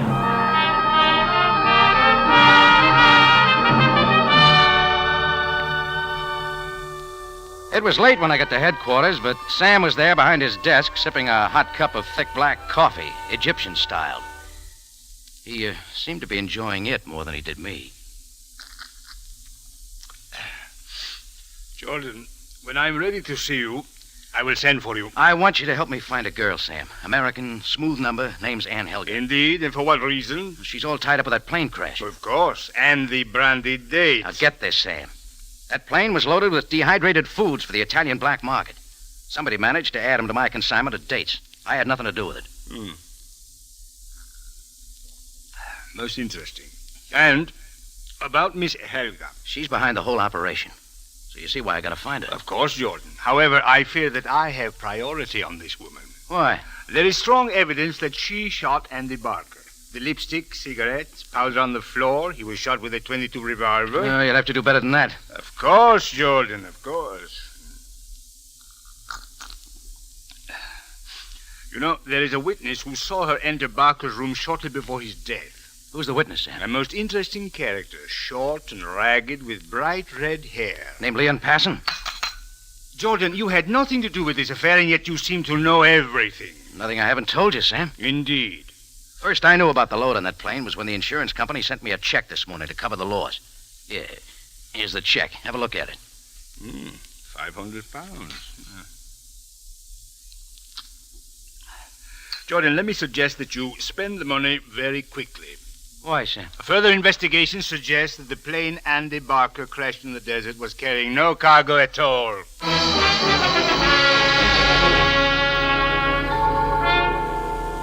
Now the whole thing was screwy. A plane crashes with a cargo that isn't there. Leon Passon threatens to pin the pilot's killing on me, then turns it on Ann Helga. Well, from then on, Sabaya could have them both. I went back to the tambourine. Chris had closed up long ago, so I let myself in the front way. And I went back to the office, figuring to put the check in the safe. I groped around for the door, and flicked on the light. You keep late hours, Mr. Jordan. And there she was, the girl I'd turned Cairo upside down trying to find, Ann Helga, with a familiar .22 leveled at my belt buckle. I've been waiting a long time. Well, I'm flattered. I think you understand, Mr. Jordan. No, I don't. That gun, Ann. This is all wrong. And why? You fixed me up good planting that hot cargo in my name. I'm the fall guy, so why's the gun on me? Should be the other way around. I told you I wasn't giving up. Now, where's the food? I should know. Where did you store it after you took it off the plane? Stand quietly and tell me. Look, one of us is all mixed up. Why don't you just Don't sit touch the light. Now then, lady, drop it. No, please, I won't. Just leave it there, Ann. Very well. Pick up the gun. Kill me with it. That would be so like you. You don't take care of yourself so good, Ann. You had a chance to shoot. I couldn't shoot anyone. I'm beginning to believe you. Now, give me the story right from the top. Don't you already know? No, not yet. What about the dehydrated food? Where'd it come from? I bought it all myself. Army surplus which had been stored since the war in Somaliland. I'd hoped to get it to Italy. They need food so badly. And why all the hocus pocus, sending it in my name? Mr. Jordan, I'll confess that getting the food onto that plane in your name was my idea, but I was at my wit's end. Twice before I attempted to ship quantities of food through proper channels, and both times it fell into the black market. You like taking chances, don't you? It might have worked, except for Leon Passon. Was he working for you? Yes, but he sold out. Perhaps to you. Not me, lady. Anyhow, the pilot was bought out for a few pounds. They moved the food off the plane and back into Cairo. Where, I don't know. Were you in Andy Barker's room this afternoon? Yes. I accused him of deliberately crashing and burning the plane to cover up for the missing cargo. He was frightened and about to go to the police. Only he was killed before he had a chance. Sam Sabaya thinks you killed him. Did you? Shouldn't I be asking you that question? All right, I'll give you an answer. See this check from the insurance company? I know, for 500 pounds. What are you doing? Tearing it up. That convince you? Well, I'm not sure. There's still the missing food. Okay, let's both clean it up by taking it to the police. Very well. Now, Rocky? Let's go in. What about my gun? I'll leave it there. Oh, by the way, how'd you get in here tonight? I hid before closing time. Gotta tell Chris to be more careful. Oh, just a second. Ann, look out! The shots came in through the door glass. I rolled Ann to the floor, and 2 seconds later was up looking out into the dark. The light of a passing car caught the back of a running figure halfway down the block. I told Ann to wait there for me, and for the second time that day, I was off to the races. The guy was way up ahead of me, and the dark street swallowed him up. But a native card seller named Baragit down at the corner told me he'd seen somebody running toward the Sharia El Nar. When I got there, I flipped a paperboy a couple of piastres, and he pointed down to the docks along the Nile. He wasn't far ahead when I reached the docks. A lone riverboat was tied up in front of an old warehouse. I caught a glimpse of somebody ducking in a window. I counted 10 and went in after him. The moonbeam from a window played on a stack of cases along the wall. I didn't have to look any closer to know that they were full of dehydrated foods. I kept in the dark, trying to spot my little man, and then... No! A shout snapped me toward the next room way too fast. When I reached the door, the reception was waiting for me. The stars lit up and faded, and the familiar black curtain settled in.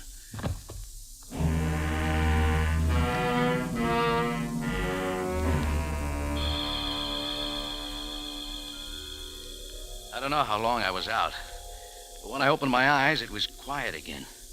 A huddled figure lay 2 yards away, a knife still in his back. I took a quick look. It was Leon Passon. Then I noticed something else. The place was empty. Every single case of food had disappeared. And through an open door, I saw the riverboat slowly pulling away. I pulled myself up and took just a couple of steps when my foot found something on the floor. I picked it up. It was a little metal tube about 2 inches long. When my nose caught the aroma, I had my last answer. That got me moving. The first thing I did was find a payphone and put in a call to the tambourine. I waited a long time for an answer.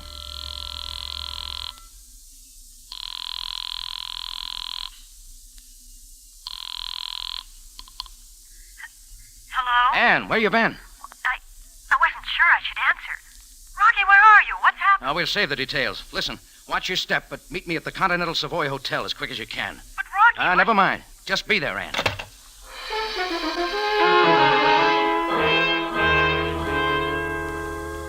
In less than 20 minutes, I walked into the lobby of the Continental Savoy, and Ann Helga was there waiting for me. I took her elbow and pushed her onto an elevator. We got off at the 4th floor and headed down the hall. We had just rounded the corner when a familiar figure carrying a big suitcase came out of 423. He didn't get any farther. Now here. What's the meaning of this? Back inside, Norris. No, stop this at once. Oh, it's you again, Jordan. Yeah, a couple of old friends. I set down the suitcase. You're not going anywhere. What is this? Some sort of joke? Biggest joke of the year. Recognize the lady, Mr. Norris? Ann Helga. You wanted a date with her. I fixed it up. Why, not too close, Jordan. But Rocky, who is he? Craig Norris. Taking off for Calcutta. Right, Norris? Yes, I was just leaving. Let's see the plane ticket. Coat pocket? Now, look here. This has gone far enough, Jordan. You said Calcutta. Look at the ticket, Ann. To Naples, Italy. Naples? Why, I changed my plans. My health, you know. I'm beginning to understand. You're the man who had the food taken from that plane. Where is it now, Mr. Norris? I can tell you that. You Ann. can prove nothing. Mr. Jordan, I suggest that we talk this over. Yeah, let's do. Oh, by the way, you dropped something in the scuffle, Norris. This yours? Why, yes. Just an inhalant tube. My cold, you know. Sure. Only I didn't pick it up here. I found it beside the dead body of Leon Passon down in the warehouse by the Nile. What happened? Passon start getting in your way? I'll never have to answer that. Rocky, look out! His hand went for the bulge in his outside pocket, and I moved in. All I did was shove, an old St. Louis trick. His suitcase was on the floor right behind him, and he stumbled back and down hard. I went with him, but I came up first with his gun in my hand. No, Jordan, no. Want to look at this, Ann? 22. just like yours. Why, then he killed Andy Barker, too. Sure. All right, get up, Norris. Yes, of course. What are you going to do now, Jordan? I think I'll let you do it. Get over there and pick up the phone. Now dial 4378. But why? Quick, Norris. But I don't understand. You will. Just hang on. Police headquarters, Captain Sabaya speaking. The police? Hello, speak up. Talk to him, Norris. What will I say, Jordan? Just tell him to come and get you. Hello, who is this? Hello? Captain Sabaya, this is Craig Norris, Continental Savoy Hotel. Come and get me.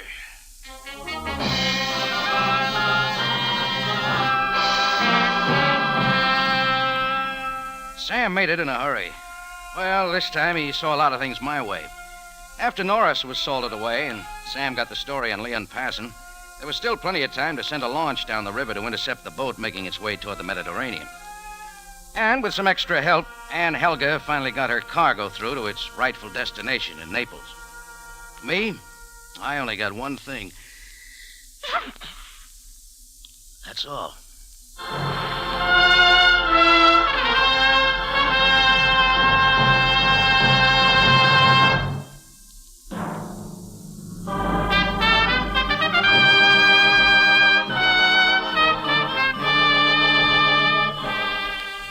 It's CBS again at this same time next week for another story of adventure and intrigue when we take you back to Cairo and the Cafe Tambourine run by Rocky Jordan.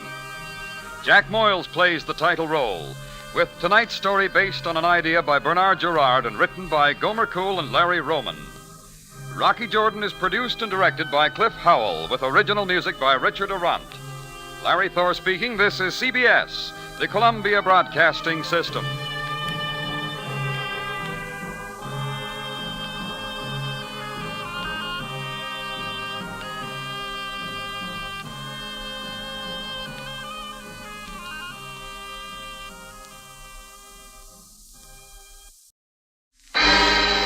Time now for Rocky Jordan.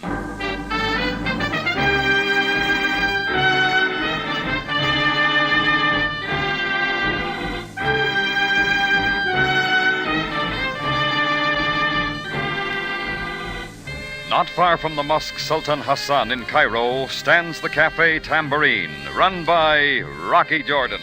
The Cafe Tambourine, crowded with forgotten men, alive with the babble of many languages.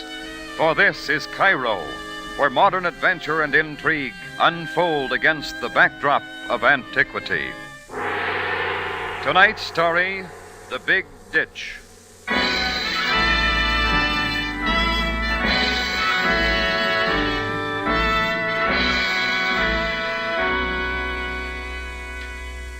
Maybe there's a reason why I happened to settle down in Cairo. Maybe because it's on a great river like the Mississippi that flows down past St. Louis. Only the Nile's somehow different. Egypt lives by its rise and fall. And when it starts to run low in summer, the spirits of the people seem to go down with it. That includes me. And the best thing to give me a lift is to see an old friend.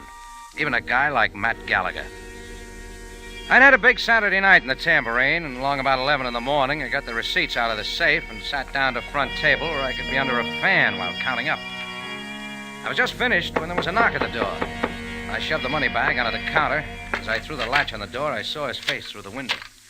It hadn't changed much in 5 years, except for a few new scars picked up in some waterfront brawls. He barged in like a big battered freighter riding out a storm. Rocky, me boy, the saints be praised. Well, what wind blew you in, Matt? A good wind it was, lad, for the sight of you again. Let's see now, where was it?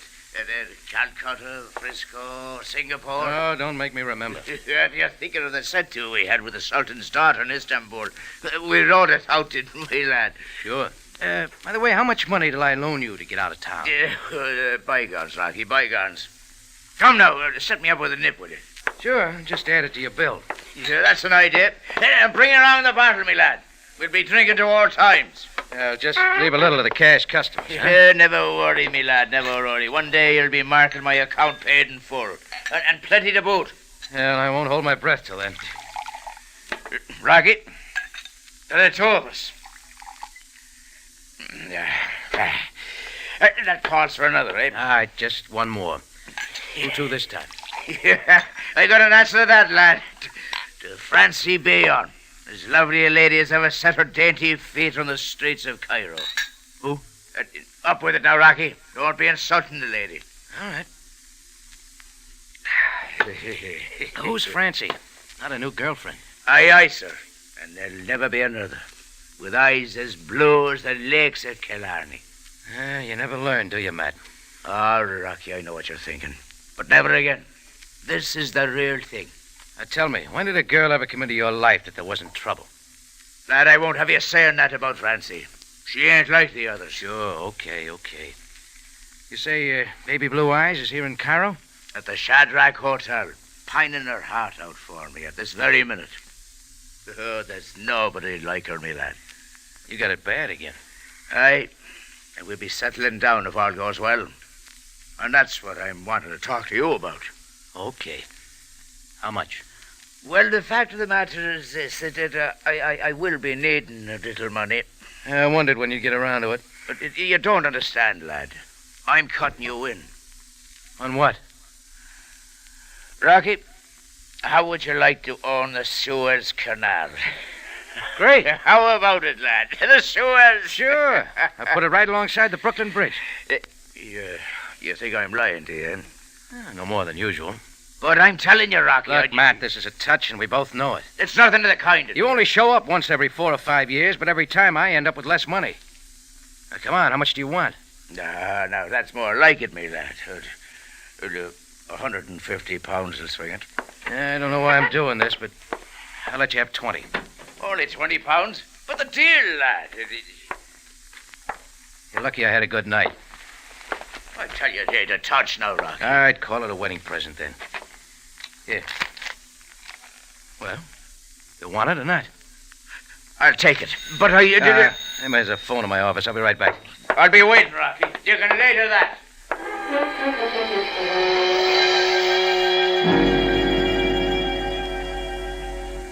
It was a call asking for a contribution to the Home for Indigent Goat Herders. Oh, I brushed it off, naturally, and went back front. First thing I noticed was that Gallagher was gone. Second, he'd taken the bottle from the table with him. That's when I made for the money bag behind the bar. Oh, it was there, and so were a few loose piastres, but that was all. I yanked the front door open, but the street was deserted. Matt Gallagher had made a smoother getaway than the super chief. A little figuring told me that along with the 20 I'd given him, he'd gotten off with a total of 150 Egyptian pounds, which comes to exactly 600 good round American dollars. Well, that's what you get for helping a guy. I don't like being suckered, so I didn't tell anybody, just waited around. He didn't turn up among the other 1.5 million people around Cairo, so I decided he'd lit out for places unknown. I was sure of it after a couple of weeks went by, but I still hadn't cooled off. Then I got a call from Captain Sam Sabaya. Jordan, is it possible that you know a man named Matt Gallagher? Sure I know him, Sam, and I'm looking for him. Indeed. For what purpose? I'm going to dig 150 pounds out of his hide that he owes me. I fear you will have trouble collecting, Jordan. Yeah? Why? Come to the morgue and you will see. Matt Gallagher is on a slab. Well, you can't stay sore at a guy on a slab. I wanted it over with and forgotten, so I caught the first cab that came along for headquarters. Sam was waiting for me and led me downstairs to the morgue, where he drew back one of the sheets. Gunshots, as you can see, Jordan. Where'd you find him, Sam? Lying in some out-of-the-way ruins near the old Babylon Roman fortress in the old part of the city. He had been dead for several days. How'd you happen to call me? A match pack from the Cafe Tambourine was in his pocket. There was the small chance you might have seen him there. I've known Gallagher off and on for a long time. When did you see him last? A couple of Sundays ago at my cafe. He borrowed a pocket full of money while I wasn't looking. And you did not report this to me, Jordan? Oh, it was a personal affair. Personal affair indeed. Too often you take matters into your own hands, but someday you will learn. Sure. What else was in his pocket, Sam? There was no money, if that is what you mean. What about identification? Oh, this passport and seaman's card. You may see them if you like. Thanks. Also, a few other personal articles, if you care to look at them. No, I've seen enough. Now, Jordan, if there is anything more you can tell me about this man... Nothing at all, Sam. He's all yours. Very well. But, Jordan, give it some thought. I intend that this murder be disposed of very quickly. I could feel Sam's eyes on the back of my head as I went out. He generally figures I'm holding something back. And this time he was right. To begin with, I'd never seen that man on the slab before. It wasn't Matt Gallagher at all. Besides, Gallagher was a seaman. And this was a fair-skinned man with soft hands that had never done a lick of rough work in his life. Now, I wondered if Sam had noticed that. Well, I had a hunch now that Gallagher was still kicking around Cairo with my 150 pounds, and I wanted first crack at him. What he had to do with the murder and the switch in identity was anybody's guess. Looking in on Matt's girlfriend at the Shadrach Hotel was one thing I'd avoided up to now, but this is where I had to see her. It turned out she was sharing a suite with somebody, so I got the room number and went on up. The door was opened by a friendly-looking little guy with a mustache and his gray hair parted in the middle. Yes. What can I do for you? I'd like to see Francie Bion. Name's Jordan. Oh, of course. Please come in. Thanks. Who is it, Uncle Julius? It's Mr. Jordan, Francie. Oh. So you're Rocky Jordan.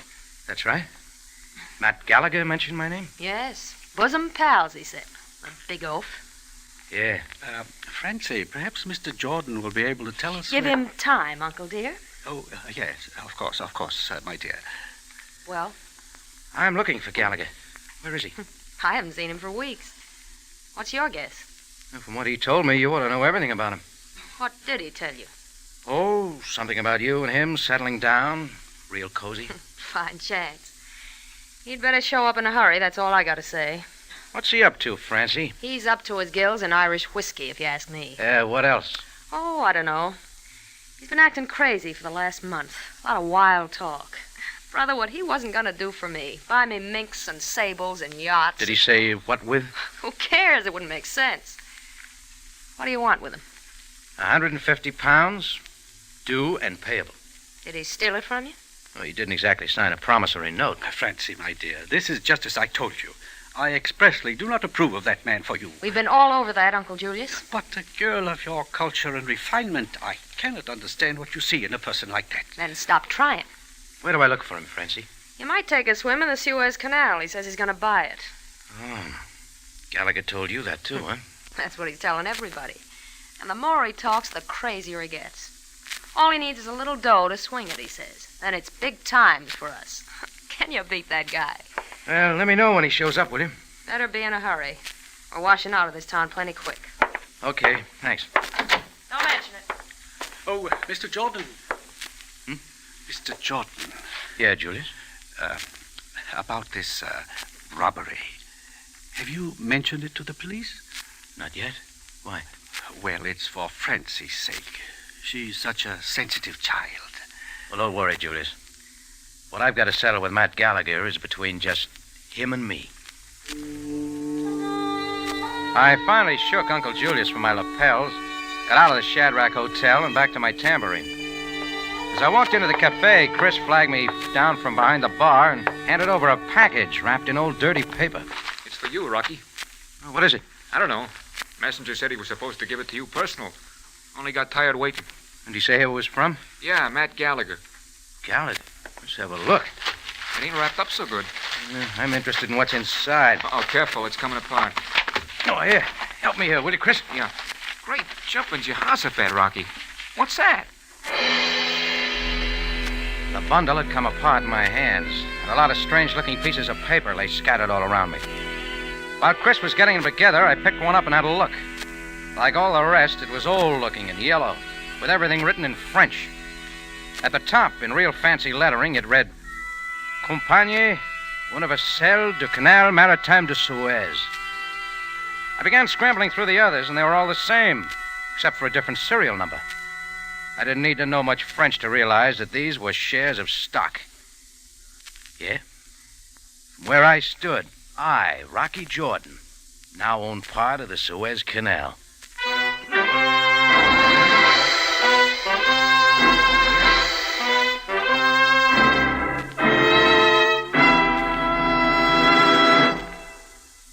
are listening to The Big Ditch, an adventure with Rocky Jordan.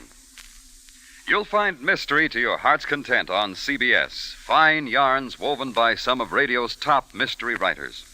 But you can also vary the fare with music and comedy. Here's a comedy you won't want to miss.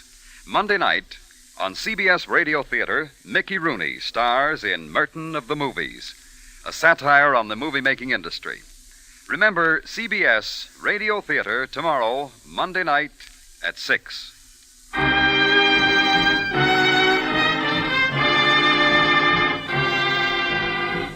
Now we return you to Cairo and tonight's adventure with Rocky Jordan, The Big Ditch.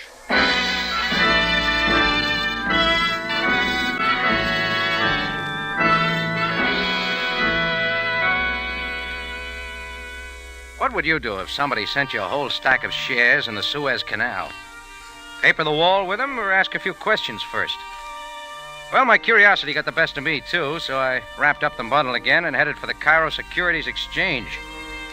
I didn't expect to find the answer there to why a murdered man was found with Matt Gallagher's identification on him, or why Gallagher had sent the shares to me.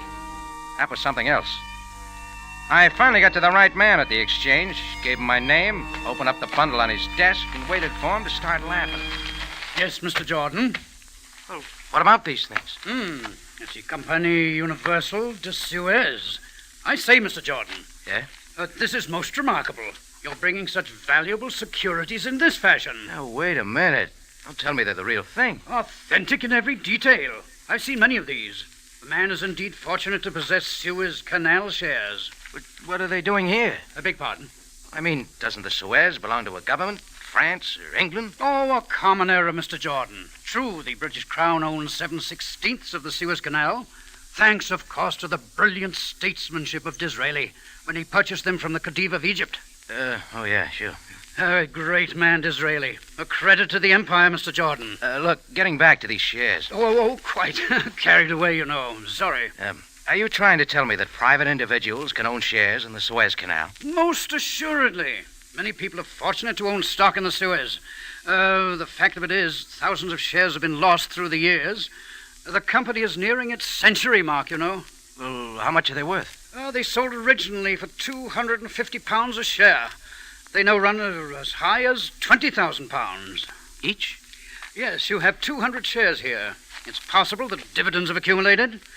All in all, these are worth, in your currency, approximately $16 million. May I ask where you got them? I bought them for £150.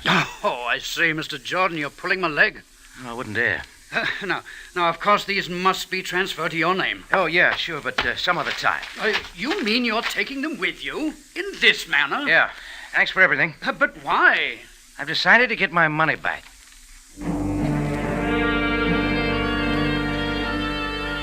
I put the bundle inside my coat and came out of there with a great education on the Suez Canal.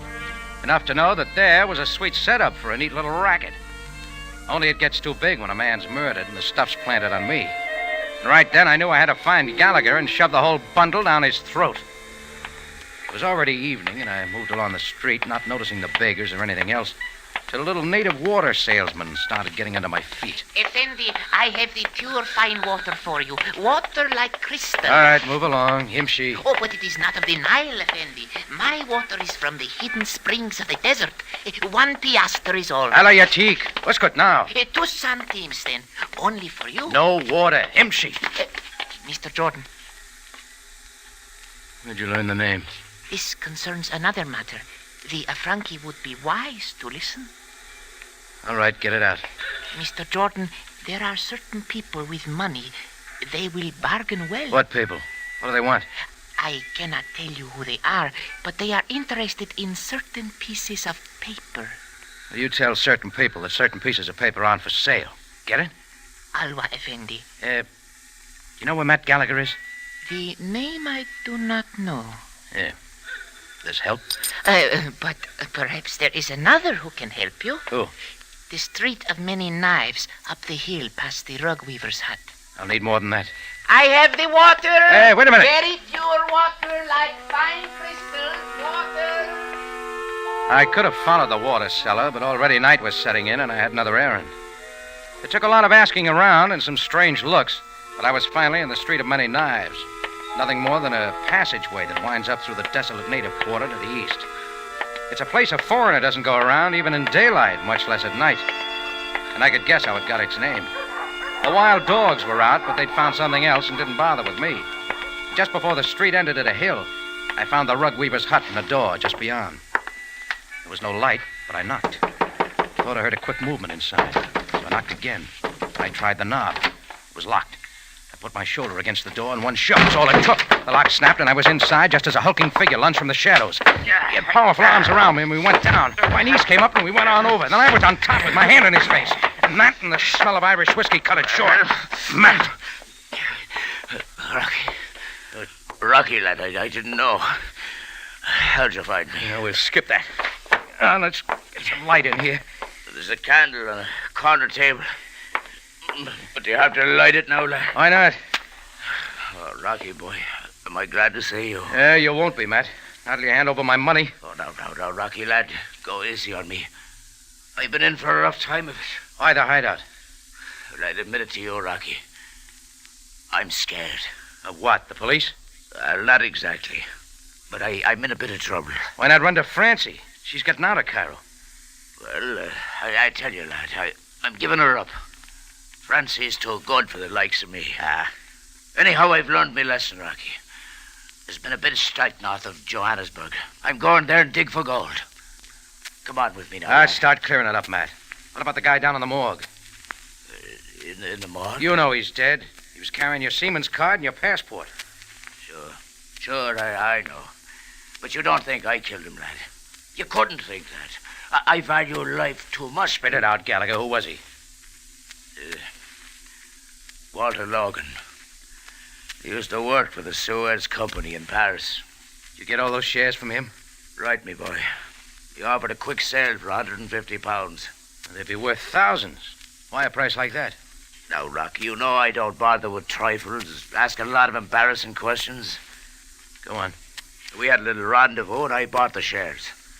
I left him, and I wasn't more than a block away, and I heard the gunshots. I ran back and found him dead.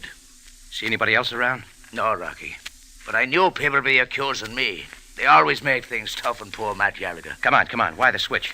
Well, I had to think fast. If they thought I was dead, they wouldn't be looking for me. So I put my stuff in his pockets. And why send the shares to me? That was our deal, Rocky. Anyhow, I was sort of hot, and I knew you'd take care of them. Yeah. All that over a stack of worthless paper. Worthless? What do you mean, Rocky? A lot of Suez shares have been lost. Nobody knows what happened to them. You say Logan worked for the company in Paris. He could have found out the serial numbers of the missing shares, made up some to match the real ones. Counterfeit? Sure. He turns up with a bunch of lost shares, and if he's lucky, no one's the wiser. Only he wasn't so lucky. What now, then, lad? I still want my £150. But, Rocky, I'd give it to you if I had it. Hey, hold it, Matt, hold it. Maybe I heard, or maybe I just felt it, but I knew there was somebody at the door. As I opened it, a barefoot native ducked away. I was after him fast, and just as I was on him, he whirled and faced me. Mr. Jordan. All right, what is it now, Buster? You don't sell water around here. No, it concerns the other matter, Effendi. Ready to tell me who sent you? I cannot. But about the certain pieces of paper, my master offers you £5,000. Is that all? Oh, but Mr. Jordan, he is prepared to go higher, possibly £6,000 or £7,000. I'll go the other way. The other way? Yeah. Tell your master he can have the pieces of paper for £150. You will give them to me? Not on your life. I'll deliver them in person. Well, I meet your master. At the ruins of the Minya Tower in Old Cairo. There you will not be disturbed. I'll be there at 11 o'clock.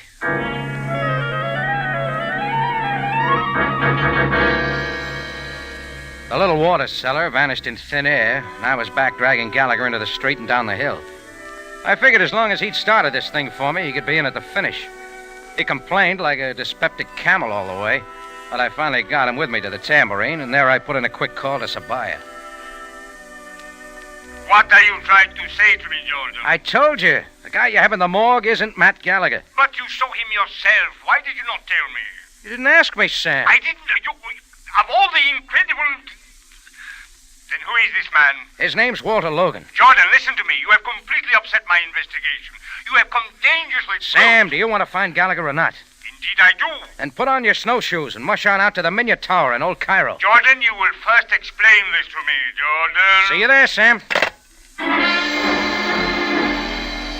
Gallagher heard every word of the conversation, and he was crying real tears as I tucked the pieces of paper under my arm and shoved him into a taxi out front. Between him and the lazy taxi driver, I had myself a time as we rolled south into Old Cairo. Finally, we drove through what once, centuries ago, was the gate to the Roman fortress called Babylon. A little farther on, the cabbie pulled up, and he wouldn't go an inch farther for all the fish in the Nile. So we walked it from there. In another quarter hour, we were nearing the crumbling Minya Tower, surrounded by ruins, just a few minutes before 11. A full moon was out now, almost white against the ancient sandstone walls. It was quite a sight, but Gallagher wasn't impressed. Rocky, I don't like it at all. We're early. There's nobody here. It's right there that Walter Logan was killed, don't you see? Yeah. Somebody might repeat themselves. Look, Rocky, this is not for me. Let's get out of here. I'm sorry for getting you into this, lad. I'll make it up if it takes the rest of my life. Might not be long enough, Matt. Now, Rocky, me boy, that's exactly what I mean. Get back I in the mean. shadows. We'll wait here. Matt dug for a dark corner, and we waited. Not more than 3 or 4 minutes. Then we heard footsteps along the passageway from the way we'd come. Whoever it was kept to the shadows on the far side. The steps were confident, with no trace of hesitation.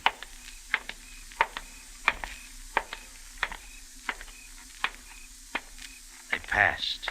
And then the figure stepped out into the moonlight beneath the tower. Francie! Matt, what are you doing here? He came with me, Francie. Gallagher's in on the deal. All right, let's get it over with. Oh, I don't understand it. I don't understand it at all. When did that muddled head of yours ever understand anything? But all this time you've Yes, playing you for a sucker. Francie, darling. Oh, no. Let Rocky explain it. He's the smart one. Later. Your little water boy mentioned an offer for certain pieces of paper. 5,000 pounds. Why did you make it 150? I'm satisfied. You have them? Yeah. All right, give them to me. Let's keep it honest, Blue Eyes. Here's your money. Now hand them over. They're all yours. Thanks. Now we'll get a few things straight. Skip it, Rocky. Come on out, Julius. Yes, I'll take over now, Francie. Julius. It's Uncle Julius. I've been wanting... Careful, Matt. That gun in his hand, he'll use it. You're quite right, Mr. Jordan. Oh, I'm getting it now. I should have known why you didn't like me, Uncle Julius. Always come between Francie and me. What's bothering you, Julius? Matt and I know too much. You've still got a lot of phony shares to sell. You could quite well interfere with our plans. So I'm going to kill you.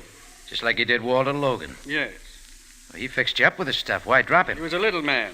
Our methods frightened him. He began trying to dump the shares at quick prices. There was no telling what he would do next. I had to kill him. That leaves just you and Francie. Great team. I give her full credit.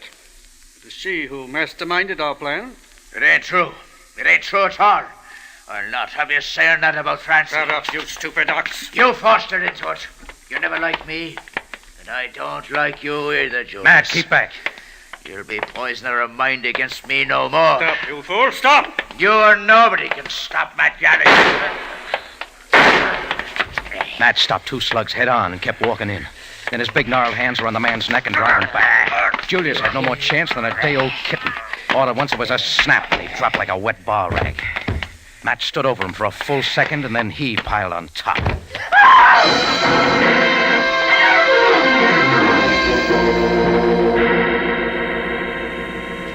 Francie was suddenly wild and running, and I didn't follow because just then I saw Sam Sabaya and a couple of his men coming up to meet her. Yeah, there was a lot of talk and explaining for a while. Then Uncle Julius was wheeled off to the morgue, Matt Gallagher to the hospital, and Francie off to a cell. Sam kept the package, and about an hour later, he and I were resting at a table in my cafe tambourine.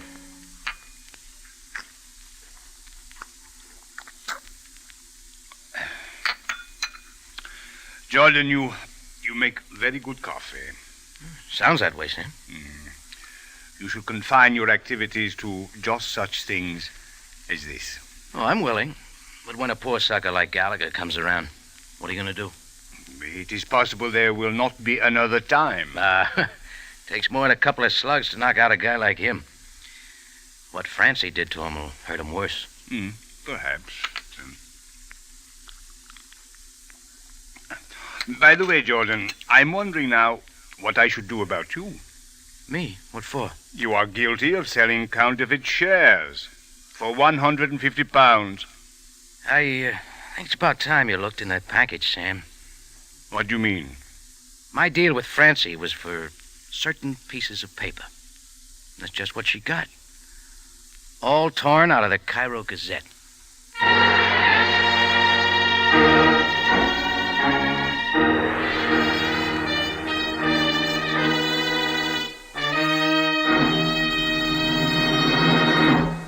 It's CBS at this same time next week for another story of adventure and intrigue when we take you back to Cairo and the Cafe Tambourine, run by Rocky Jordan.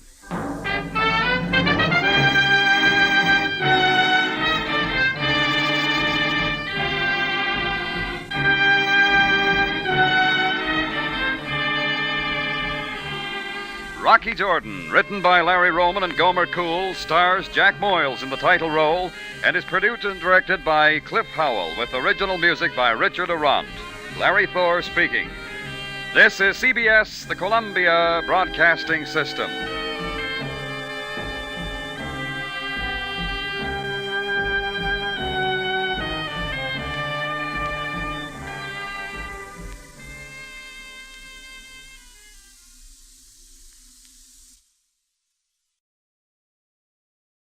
Now, Del Monte Foods brings you a world of adventure with Rocky Jordan.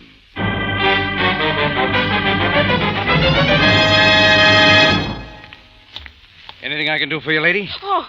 No need to be frightened. I'm okay. The name's Jordan. I run this cafe. Oh, yes. I have heard of you. You seem to be afraid to go out into the street. Maybe you'd like me to call the police. No. No. You can do me a favor, though, Mr. Jordan. If you would keep this package for me, just for a little while, an hour or so. Oh, it could be arranged. I'll put it under the bar. Oh, I would rather you put it in a safer place. Just what I thought. Maybe you'd better just take your package along with you, miss. I don't want anything the police might be interested in. You mean you think it is stolen? I don't know, is it? Mr. Jordan, how dare you? If you do not wish to do me a small favor, there is no need to insult... Oh. What's the matter? Oh, a big native in the door with a turban and robes and the scar on his face? Yes, it is El Hassan. Oh, Mr. Jordan, please, please help me.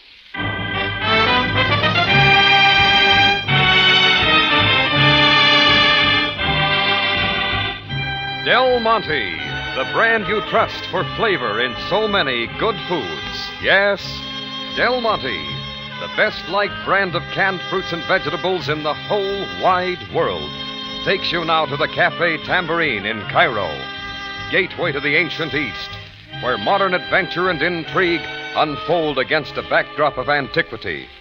Tonight's Rocky Jordan story, The Lotus Cup of Amun-Ra.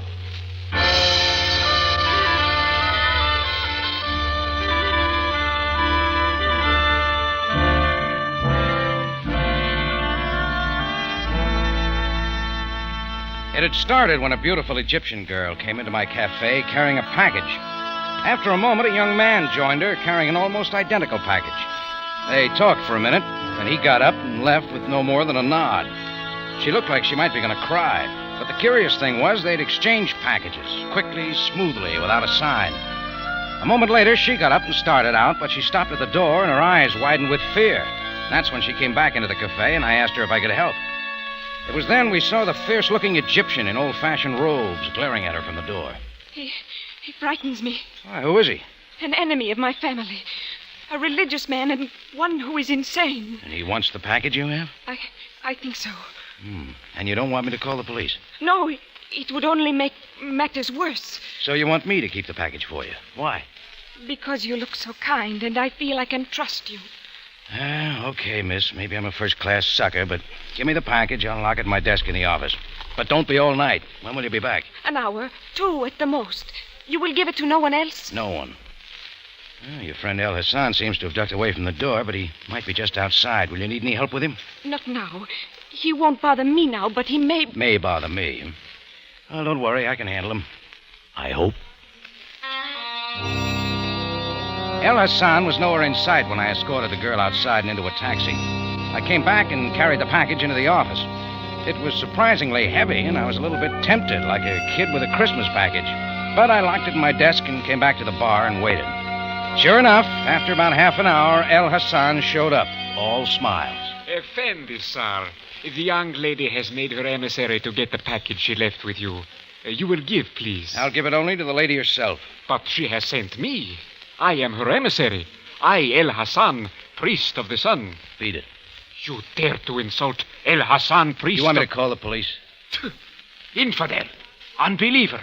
You will be sorry. Get out and stay out. He went all right. Now I began to wonder what kind of trouble I let myself in for. He sounded like the girl said, insane. And religious fanatics are bad medicine, especially in the East. I began to hope she'd hurry back. Instead, I got a visit from someone quite different. He was a mountain of a man, overflowing the chair and dwarfing the table.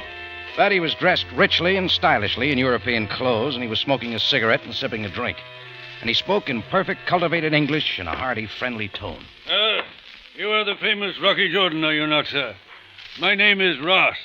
Almond Bay Ross. Glad to know you. Sit down, sir, sit down. Won't you join me in an aperitif? I never drink my own drinks, thanks. You should, sir, you should. Excellent. Thank you. So few people seem to appreciate today that life and its pleasures are to be savored. All of the good things of life, a drink, a well-cooked meal, an exquisite work of art, a legendary treasure, all are to be savored, enjoyed to the full. Yes, I suppose The ancients understood that. Their civilization had a glory that lives on today. Yes, even their religion had a splendor and a terror that could be savored. Yeah, I'll bet, but I don't know much about such things. You don't, sir? You've never heard, for instance, of the Lotus Cup of Amun-Ra? No, can't say I have. You're sure? Of course I'm sure. Well, that is too bad. You must study it sometime. It's fascinating, sir. Fascinating. A fabulous golden cup in the shape of a lotus, with an exotic religious history and a fascinating legend, immensely valuable. It is at present in our Museum of Egyptian Antiquities. Look, Mr. Ross. Huh? What is it, sir? You didn't come here to discuss ancient religion with me. No, I suppose I did not. Would you care to explain why you did come? Of course, my boy. I came expressly to thank you. Yes, to thank you in behalf of myself and my niece. Your niece? Oh, you mean the girl who was here earlier tonight? Yes, of course. A beautiful creature. Don't you agree? She sends you her most heartfelt thanks for your assistance, and I add mine. We are most grateful for what you did. But now you want the package? It is no longer necessary for you to be troubled. I will... Surely your niece told you that she asked me to give it to no one but herself. Mr. Jordan, you do not understand. I am her uncle, her guardian. Of course, I should do nothing that was not to her best advantage. No, it won't work. There's something very phony about all this. I don't know why you've been beating around the bush, taking up so much of my time. Wait a minute, maybe that's it. But, Mr. Jordan, wait a minute. Chris, has anybody gone into my office? No, Rocky, not that I saw. What's up? Come on, we'll see. I ran over to the office with Chris right beside me. And I was right, he was there, El Hassan, and he had just gotten the desk open. He whirled as we came in, and his kick caught Chris off guard, and he went down. El Hassan picked up the package and started a bolt, but I hurtled over Chris and hit him with a flying tackle, and we both went down. The package went skidding off into the corner. Then I saw the knife in his hand. It started down, then suddenly it was gone as Chris let it go with a kick. Sent the knife spinning away. I heaved at the same time, and Scarface flew off across the room. By the time I was up, El Hassan was out the back door and running. Rocky? Chris, you all right? Okay. How about you? All right, thanks to you. Forget it. Hey, Chris. Look at the package. Oh, yeah. It broke open, didn't it? Hey, Rocky, that looks like the U.S. Mint. Yeah, gold. Pure gold, maybe. Well, what is it? I don't know.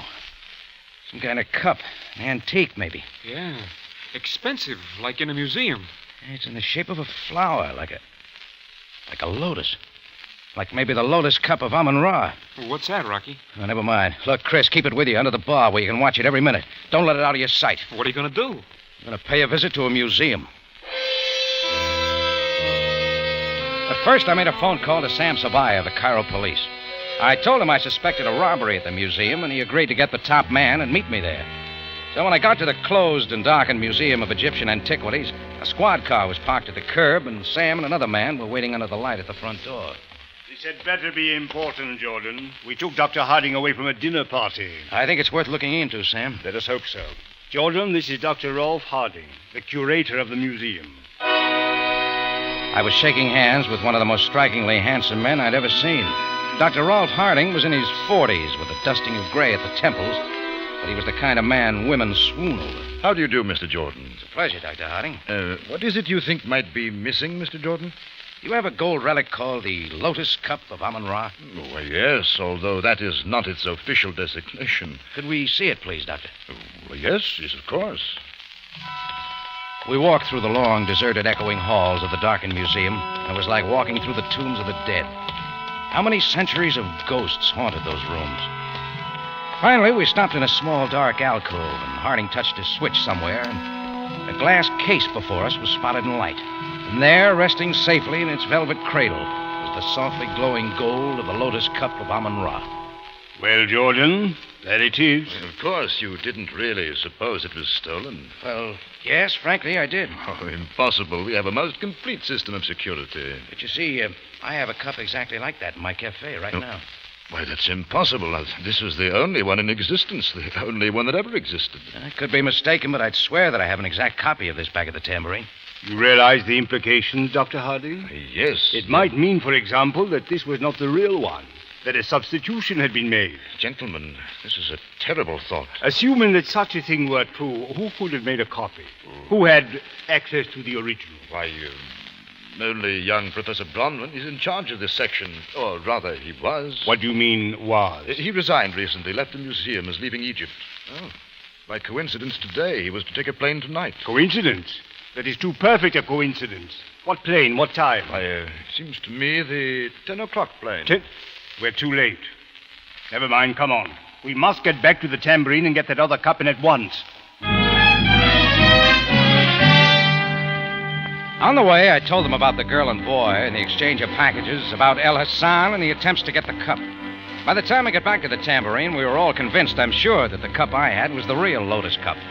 And according to Dr. Harding, it was worth somewhere close to $250,000. So we were all a little anxious as we got there and burst in on Chris, who was sitting placidly behind the almost empty bar.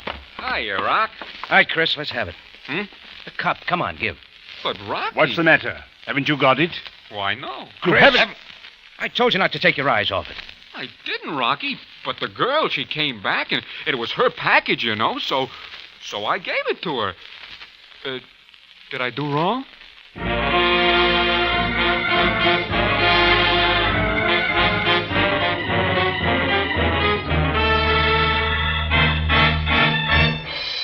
Del Monte Foods is presenting tonight's adventure with Rocky Jordan.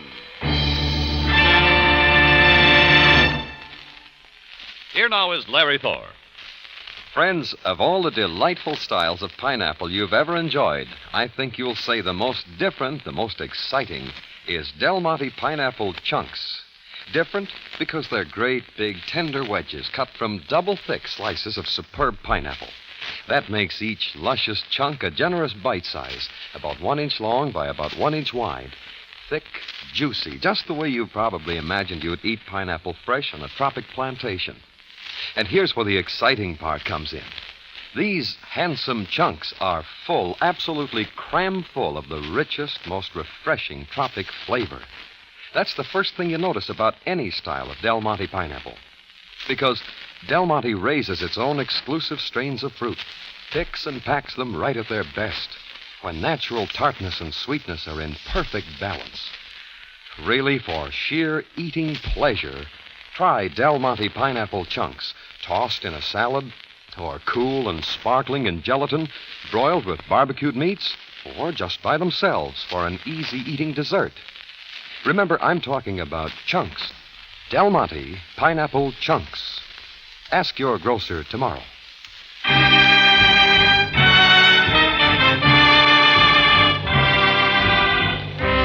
And now we take you back to Cairo and tonight's Rocky Jordan story, The Lotus Cup of Amun-Ra.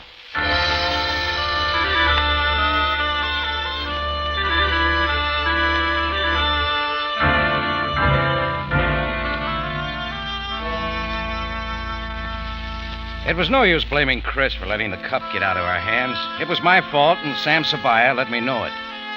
Then he telephoned a report on the possible theft and started a trace on Bronwyn and his airplane passage. Next, he talked to Dr. Harding. There are tests you can make to determine if the cup you have is genuine or a copy. Oh, yes, several. I'll do it right away. Good. In the meantime, Jordan and I will find the beautiful young lady with the other cup, and then Jordan shall identify them both. Just like that. And how do we go about it? By calling on her uncle, Ahmed Ben Ras, I believe. I don't, Sam. He was working against her, behind her back, hand in glove with that Scarface character, El Hassan. And she was scared to death of El Hassan, I know that for sure. She may not go near her uncle. Jordan, you do not understand the situation. Ahmed Ben Ras is one of the wealthiest and most influential men in Cairo, a highly respected man. He is not one to frighten nieces or anyone else. He is a collector of antiques, it is true, but it is beyond belief that he would resort to theft to obtain one, even so valuable a treasure as this. Oh, you're right, Captain. Ras once tried to buy the Lotus Cup from the museum. Offered 100,000 Egyptian pounds. Of course, we wouldn't sell. And Bronwyn knew of that offer? Of course. So maybe Bronwyn offered him a private deal. And why would Ahmed Ben Ras be a party to such a thing? He could never display his treasure. He could never even admit he had it. I don't know, Sam, but it all fits. Never mind that, Jordan. You are going along only to identify the girl in the cup. Remember that. I will do the talking.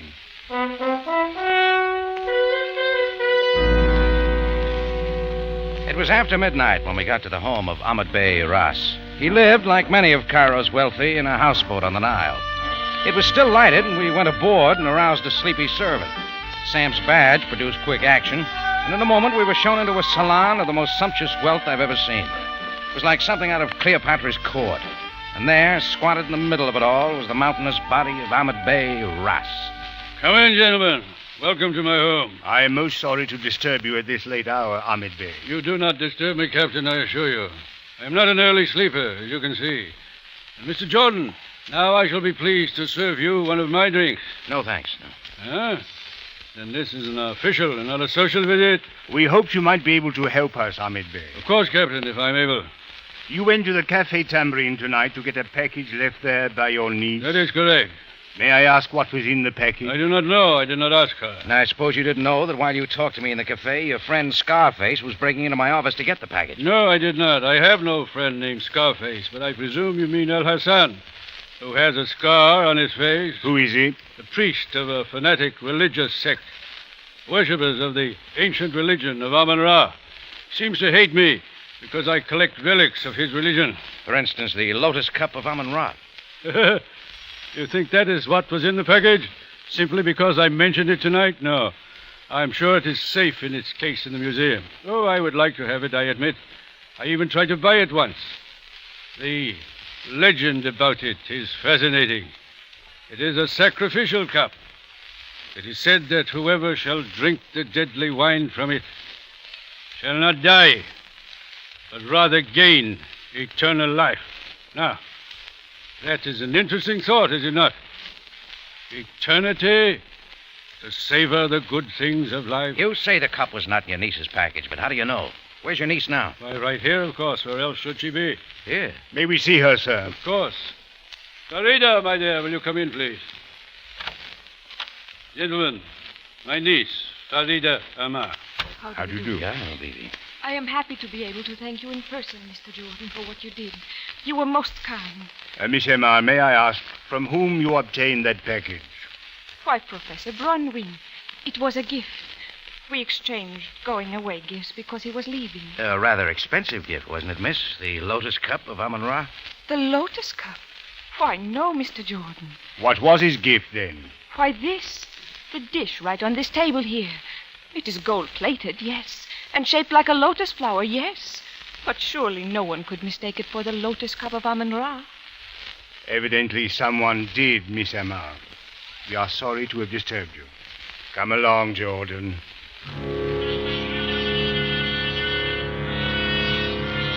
I guess I looked a little foolish, but there was nothing to do except make my apologies and get out. I waited in the car while Sam made a phone call, and then we headed back downtown. Well, Jordan? Sam, I'm not convinced. There are too many holes in their stories, too many strange coincidences. Jordan, I just called Dr. Harding. He is certain that the cup in the museum is genuine. In other words, no crime has been committed. At least none we know about. Even if Bronwyn did make a copy of the cup and give it to Ross, that's not necessarily a crime. And there's nothing you can do. Not much. But Sam, are you convinced? I am indeed, Jordan. Dismiss it from your mind.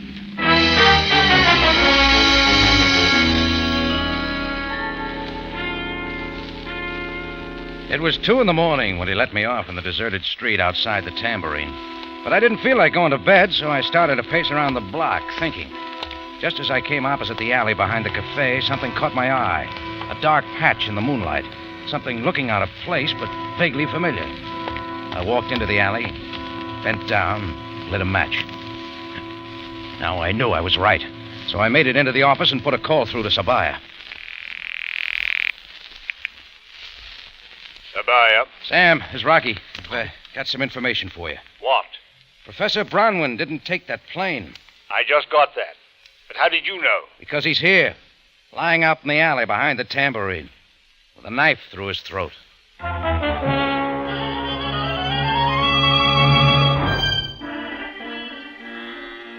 I got away from the Tambourine before the police arrived because I didn't want to get tied up. I had a few things figured out, and maybe time was important. As it turned out, I was right, because just as I got to the houseboat, I caught Farida Omar leaving, carrying a suitcase. Miss Omar. Oh, Mr. Jordan. I want to talk to you. But not now. Now. I want to know about you and Bronwyn. I saw you together in the cafe. I saw how you looked at him, how you almost cried when he left. You were in love with him, weren't you? No. Maybe you're running away now to be with him. No. And that would account for why you were so nervous. You knew it was a double cross. You knew he was giving Ross the copy of the cup. You were in it with Bronwyn, and you planned to meet later and live on the loot, isn't that it? How much was it? How much did Ross pay? No, you are wrong. There was nothing like that. Yeah? Well, listen, Miss Omar, I've got some bad news for you. Bronwyn is dead. Dead? Yeah, murdered. Oh, no. No, he wouldn't do that. Who wouldn't? Your uncle? Or his hired man, Scarface? No, no. Now, baby, if you want to save your pretty skin, you'd better talk. What do you want to know? Ross killed Bronwyn? Yes. And he does have the cup, or the copy of the cup? I don't know. Nice try, my dear, but it won't work. What? Put your hands up, Jordan. I have a gun.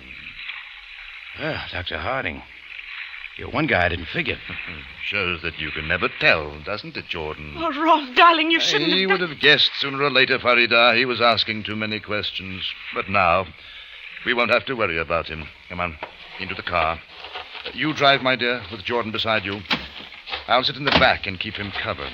Where are we going? To the ruins of the Temple of Amun-Ra, out in the desert. Because at dawn there is scheduled a most interesting ceremony. I'm sure you'll enjoy it. It's something unique. A ritual held this morning for the first time in 30 centuries. One performance only.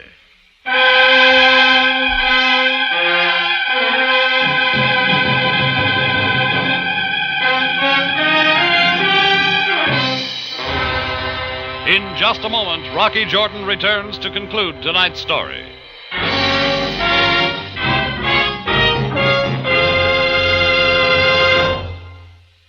Everybody has his own favorite fruit, of course, but there really isn't anything that has quite the same appeal as a combination of fruits, now is there? That could mean a lot of work for you in the kitchen, but it doesn't if you take advantage of that delightful combination called Del Monte Fruit Cocktail. Delightful is the word for Del Monte Fruit Cocktail, all right, Larry. You get 5 fruits, and 5 fruits you'd have a hard time finding in season all at once at that. Yes, there are mellow peaches and tender pears already cut up for you and mixed with dainty pineapple tidbits, juicy seedless grapes, and bright cherry halves. And really, that flavor balance is so right, so refreshing and good.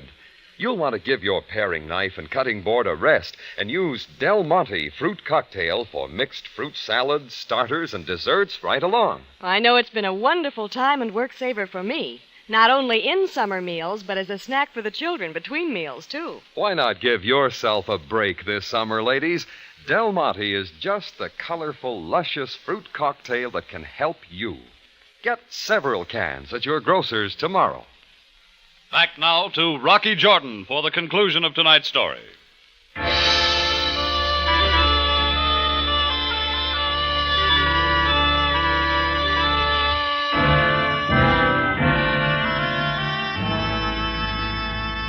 It was a long ride, and Harding talked freely.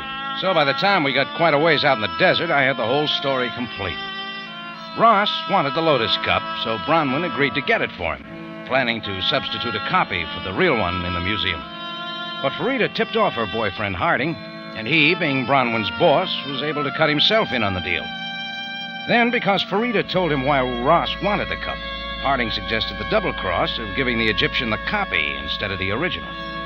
Ross would know the difference, and it would minimize their risk. Now, Farida was the go-between. She got the cup in my cafe in exchange for the package of money. Then Harding met Bronwyn outside, got him into the alley somehow, and killed him, thus completing the triple cross and getting all the money for himself and Farida. Oh, Ross is a fool, an utter fool. You know, he paid over £100,000 for that imitation cup, and why? To use it just once, this morning, out here, to drink poison from it and die, thinking he was gaining eternal life. You mean he's going to commit suicide out here? Exactly. The sacrificial rites of Amun-Ra. Well, that suits my plans all right, except that I don't want the copy of the cup to be found by his body. That's why we're going. If it is destroyed, there will be no shred of evidence to prove anything. You're forgetting me. Oh, no. You'll not be leaving the ruins of Amun-Ra. You'll be staying behind with Ross. For company.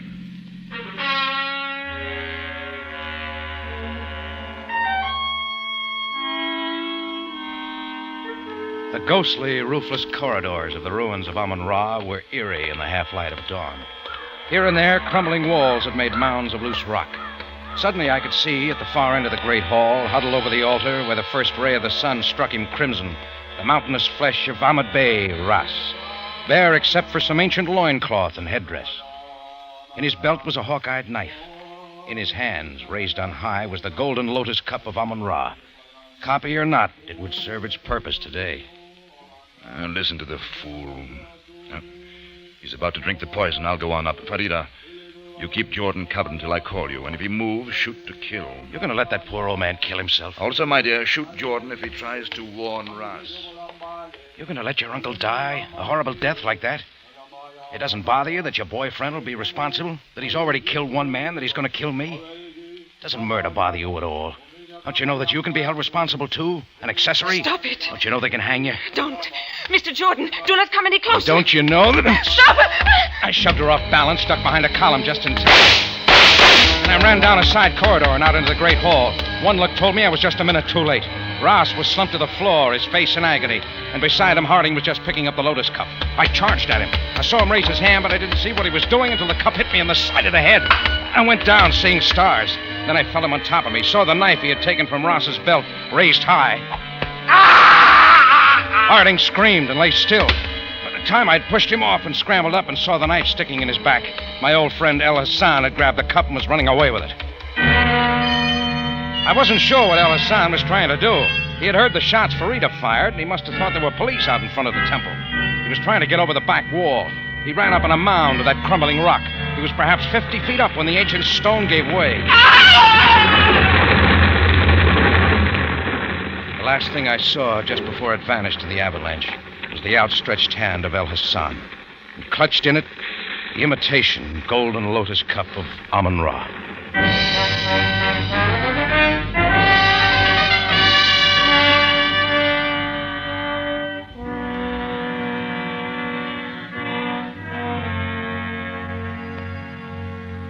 Well, Jordan, perhaps Ahmed Bey Ras has achieved his dream of eternal life in death, even as old men. Yes, sir, maybe so.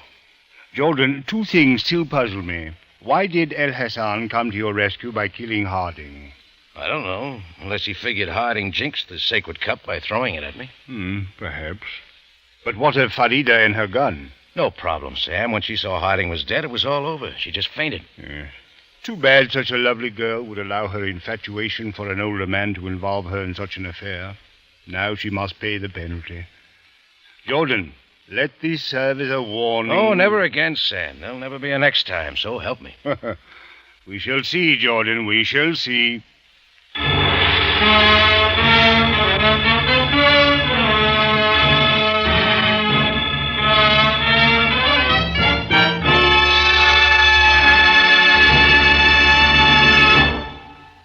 For For superb flavor, for dependable quality always, enjoy Del Monte fruits and vegetables. Remember, buy wisely. Buy for flavor.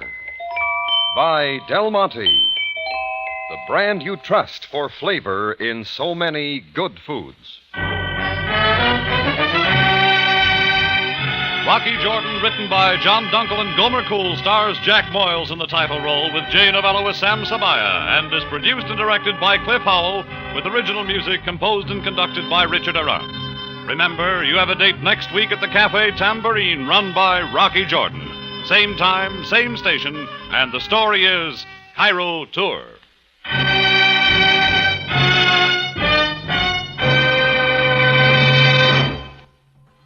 When you're hot, when you're tired, when you're thirsty, do this.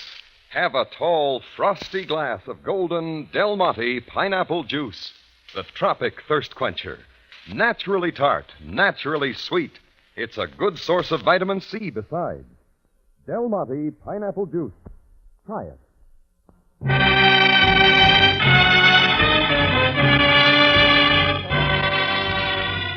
Bob Stevenson speaking. Rocky Jordan is presented over CBS, the Columbia Broadcasting System.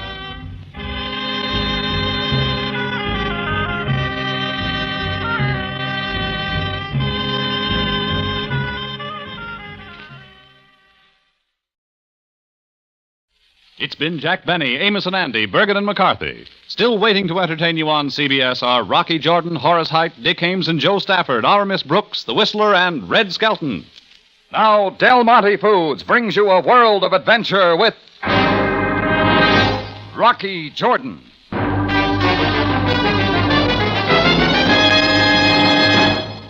Hey, Rocky, that girl's got a gun. Yeah, I see her, Chris. Let's get up there.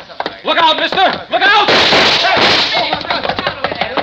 That's all for tonight, lady. No! Give me that gun. Give it to me. I'll kill him! I'll kill him! Any more, you won't. She didn't hit the guy, Rocky. He ran out the door. Don't bother with him, Chris. She'll tell us all about him. Won't you, lady? No! Let go of me! We'll try for more back in my office. Come on, let's go. I won't tell you anything. Never! All right, come on. Break it up, everybody. Let us through. No!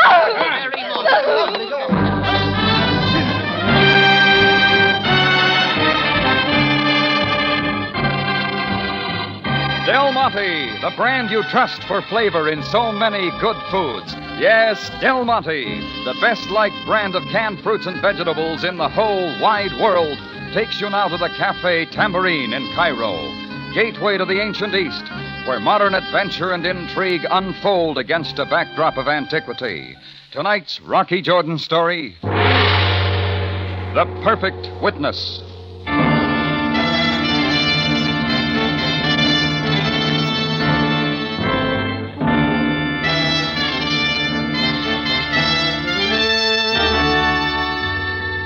Cairo holds all sorts of lonely people, like the guy who'd sat at my bar the night of the 15th, with his coat collar turned up and a faded blue scarf that helped hide his face. I hadn't bothered about him till a girl with a good figure and a bad aim came in, throwing shots at him. The bullets had found nothing but the back mirror, and he was gone before I even saw his face. It happened that quick.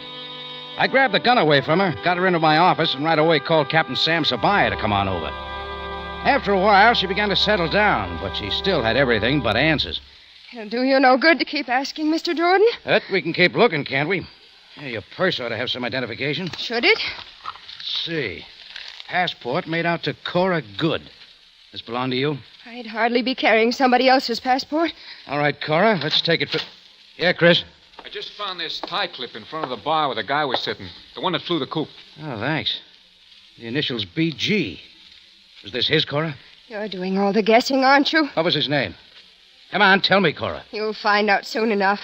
He's turned up dead in a gutter. Nice kid, ain't she, Rock? Skip it, Chris. Anyway, why should you care? Why should anyone care? Because it happens I don't like shootings in my place. What's more, I don't like people coming in here working out their problems at my expense. All you've got to worry about is a broken mirror. Captain Sabaya's here, Rocky. Oh. Come on in, Sam. Well, Jordan, I see your tambourine is having its usual busy evening. Her passport says Cora Good. Here's her purse and her gun. I'll get her out of here. In a moment. I have not yet seen the victim. She missed him a country mile. But he hasn't stopped running yet. Who was he, Miss Good? You needn't expect me to tell you anything. Jordan? Well, we didn't get a look at him, Sam. He was sitting in the bar in your cafe, as you told me on the phone, yet you saw not what he looked... He had his coat collar turned up around his face, along with a big scarf. The inevitable Mr. X. I hate him. I'll admit that. I hate him. You will tell us much more than that. Never. You'll get nothing from me. At once, Miss Good, who is this man and why did you try to kill him in this manner? Oh, throw the light in her face someplace else, Sam. This isn't the torture tank. As you wish, Jordan. Let us trust that the ride to headquarters will loosen her tongue. She walked out ahead of Sam, and I hope that was the last of her. Knowing things just don't happen that way for me. But after a couple of days waiting, without anything more from Sam, I began to wonder. And that's when somebody else came into my life. A clean-shaven, graying man with a neat mustache and dark continental dress who invited me to join him at a table in the Tambourine. He introduced himself as Dr. Hugo Klost. A psychiatrist, Mr. Jordan. Oh, I see. Your office somewhere around here, Dr. Klost? Oh, no, Paris. I am in Cairo for only a few days. Don't miss the pyramids. Thank you. However, I think we have a greater interest in common. It generally happens that way. A former patient of mine, Cora Good. Oh, yeah. Former patient, you say? I had her under therapy some months ago in Paris, but she left before any real progress could be made. And that's what brought you to Cairo? Oh, no. I am here on quite another matter. I just happened to read in the papers about the shooting incident here in your cafe the other night. A most unfortunate girl. Yeah. Did she have a habit of throwing shots at people? Oh, no, nothing that serious until now. A strange emotional disturbance which found outlet in various ways. I only wish I could help her. Well, she knew who she was shooting at, even if she won't tell anybody. Oh, I have no doubt of that. Maybe you'd have some idea who he was, Dr. Klost. That is the exact reason why I came to you, Mr. Jordan, to see if you could tell me who the man was. I don't know. Too bad.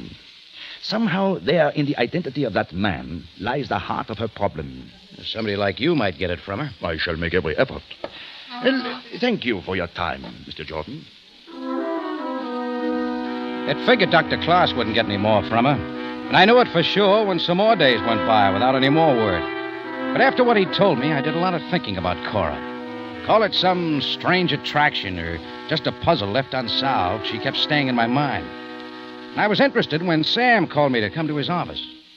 As you have guessed, Jordan, this is about Cora Good.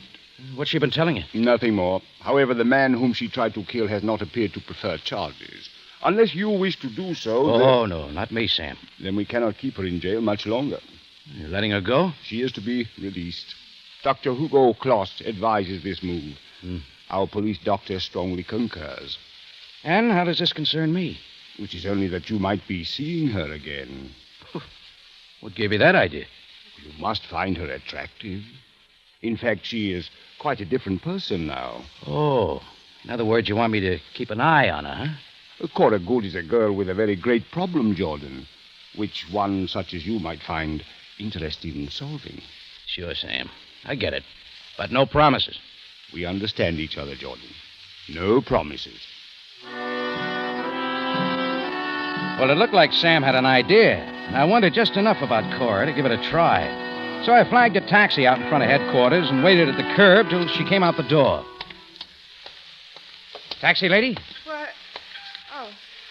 Oh, Mr. Jordan. I thought we might be going in the same direction. Well, I don't know. No beefs, Cora. Hop in. I'll drop you wherever you like. You're very kind. Thank you. Just drive it around for a while, cabbie.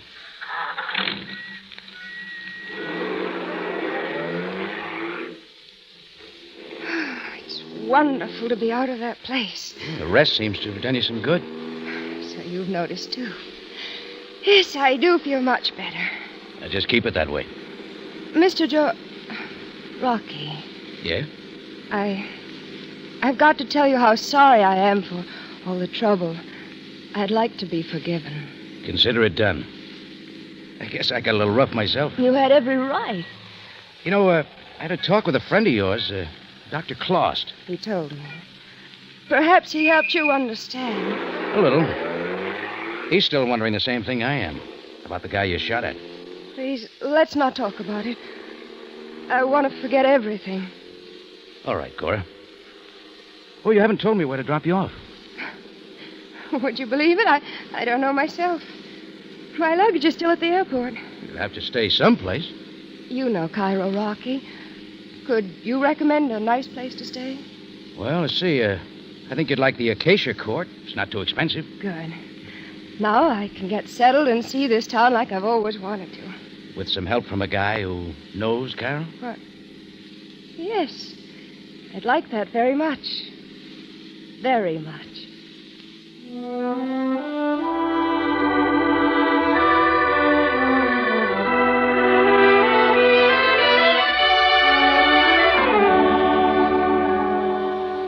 I stayed with her till she was settled, and we made a date for the next morning to do the town. I'd almost forgotten I was doing all this for Sam until I got back to the tambourine that night. The telephone in my office brought me right back to earth. Hello, tambourine. I've got a friendly tip, Jordan. Who is this? I was at your bar the other night. Overcoat, blue scarf. Oh, sure, I might have known. The guy Cora shot at. Who are you? Somebody that says, watch it. She's going to lead you right into trouble. Come on, who are you? Clear it up, will you? Hello! Hello! He was there and gone, and I had just enough to know Cora's problem wasn't over, and that I had to keep our date for the next morning. She was ready and waiting. We started out by doing the bazaars. The Kamzawi with its porcelain and glassware. The Souk El Selah, all slippers and other footwear. The Bazaar Turk blazing with jewelry, goldwork, and precious stones. We had lunch at a little place on the Nile.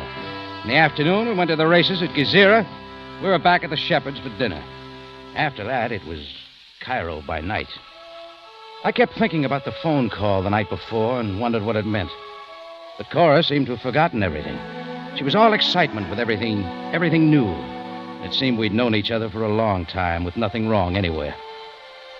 It was 1 o'clock in the morning when we were back by the fountain at the Acacia Courts, and I was telling her good night. It's been wonderful, Rocky. Everything. It doesn't have to stop with tonight, you know. No. No, it mustn't. Is that how you feel, too? Enough to want everything right with you. Rocky, please. Your trouble, Cora. Is it all gone? Are you sure? Every bit gone. You must believe me. I'll keep trying. Thank you, Rocky. You know, I'll never forget the view from the Citadel. Can't we go there again sometime? Sure, anytime you say. It's good to have something to look forward to. Just don't ever look back. Tomorrow, then? Yes, tomorrow. Good night, Rocky. Good night, Cora.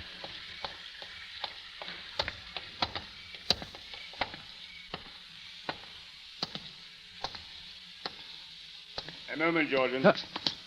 Sam, what are you doing here? I've been waiting. This doesn't go with our deal. I got nothing to tell you yet. On the contrary, Jordan, as you shall see. Come with me now, and quickly. Sam walked me to his limousine, waiting half a block down. I waited for more as we drove to headquarters, but he wasn't ready to talk. Not even after we got there, till we'd gone down some familiar steps and into the morgue. Then he stopped and took something from a table.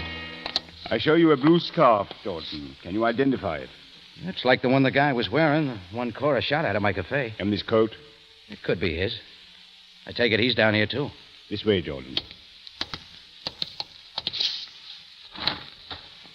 Have you seen this man before? No. I told you I never got a look at his face. How'd this happen? He was found in his room at the Sholem Hotel. Shot, as you see. You'd have the name, too, then. His name, Jordan, was Benjamin Good. Good. That goes with Cora's last name. Who was he, your husband? He was. B.G., the initials on his tie clip. I should have figured they tied in. Well, Cora's got to be told. Need anyone tell her, Jordan?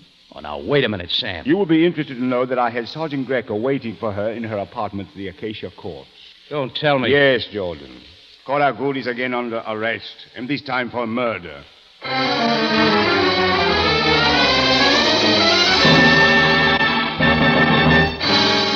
Del Monte Foods is presenting tonight's adventure with Rocky Jordan.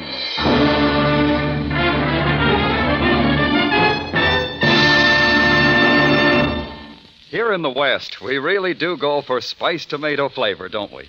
Put a Western favorite like fried shrimps on the table, and it's a sure thing somebody is going to ask for the catsup. You mean the Del Monte catsup, Larry. That's the catsup with the real, rich, lively taste we Westerners like. Yes, it's no wonder Del Monte is a top-ranking catsup and gaining new friends every day. Most folks recognize the taste of fine, genuinely vine-ripe tomatoes. And you get full enjoyment of that flavor in Del Monte catsup, thanks to its wonderful ingredient, pineapple vinegar. That's the sparkling superlative vinegar that coaxes out extra goodness in catsup. And only Del Monte has it. Del Monte is catsup, as it really should be. Well, that's no surprise to your women listeners, Larry. Remember, depending on Del Monte for flavor and quality in any food is an old Western custom with us. Friends, why don't you join the millions of others who are already enjoying this grand catsup? Its price is just as tempting as its flavor. So ask your grocer for Del Monte catsup next time, sure.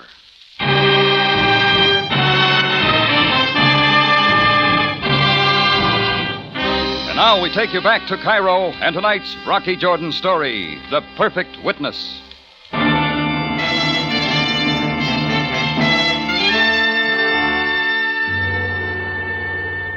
Well, this looked like where I'd come in. Only now it was a lot worse. Just as I'd begun to believe that the problem that had made Cora fire the shots in my cafe was gone from her mind, that somehow she'd changed. Now she was under arrest for the murder of her husband. Sam left the office to handle some details, so I waited. Then he came back in, and Dr. Hugo Klost was with him. Well, I gather you got it all wrapped up, Sam. Should there be any question in your mind, Jordan? I'll tell you that when I see the witness. A witness is hardly necessary. Did you not witness her first attempt on Benjamin Good's life before we even knew who he was? It takes a lot more than that. Jordan, I am most interested in your change of heart toward this lady. I can only surmise what has transpired. Look, you're the one who deals with facts. What are they? Cora Good refuses to deny that she killed her husband. Again, she will say nothing. Well, let's get on to item number 3. Little question of motive. A motive which I now have. Well, come on, let's have it. Captain Sabaya, are we to understand that you know why Cora killed her husband? In this letter, which was found on Benjamin Good's person. It is addressed to his attorney and instructs him to start divorce proceedings against his wife. Well, that's still not enough, Sam. Jordan, the letter also leaves little doubt that Mr. Good had strong documented evidence concerning his wife's personal life, showing her in the worst possible light. Such a case would have cut her off from everything he owned if he had lived. All right, I'm getting it, Sam. If he hadn't lived... If Benjamin Good were dead before the divorce, all the legacy would go to his wife. The letter indicates that it would be a rather large amount. One rarely finds a motive as strong as this. A little too strong, maybe. I only wish Cora had told me about her husband before. But now it is too late. Yes, as you say, Dr. Klost. Is that all, then? I must leave in a few hours. I am to attend a psychiatric meeting in Antwerp. I wish you a pleasant journey. Goodbye. Goodbye, Captain. Goodbye, Mr. Jordan. Perhaps we will meet again under happier circumstances. Yeah, sure, Doctor. Sam. Mind if I talk to Cora? Alone? Certainly not, Jordan. I will take you to her. I followed Sam down a hallway to the dimly lit cell block. He unlocked one of the doors, and I saw Cora slump back in a corner of the cell. It was hard to believe she was the same girl I'd been on the Citadel with an hour before. Sam closed the door and went away. You didn't have to come, Rocky. It's only to help you, Cora, if you let me.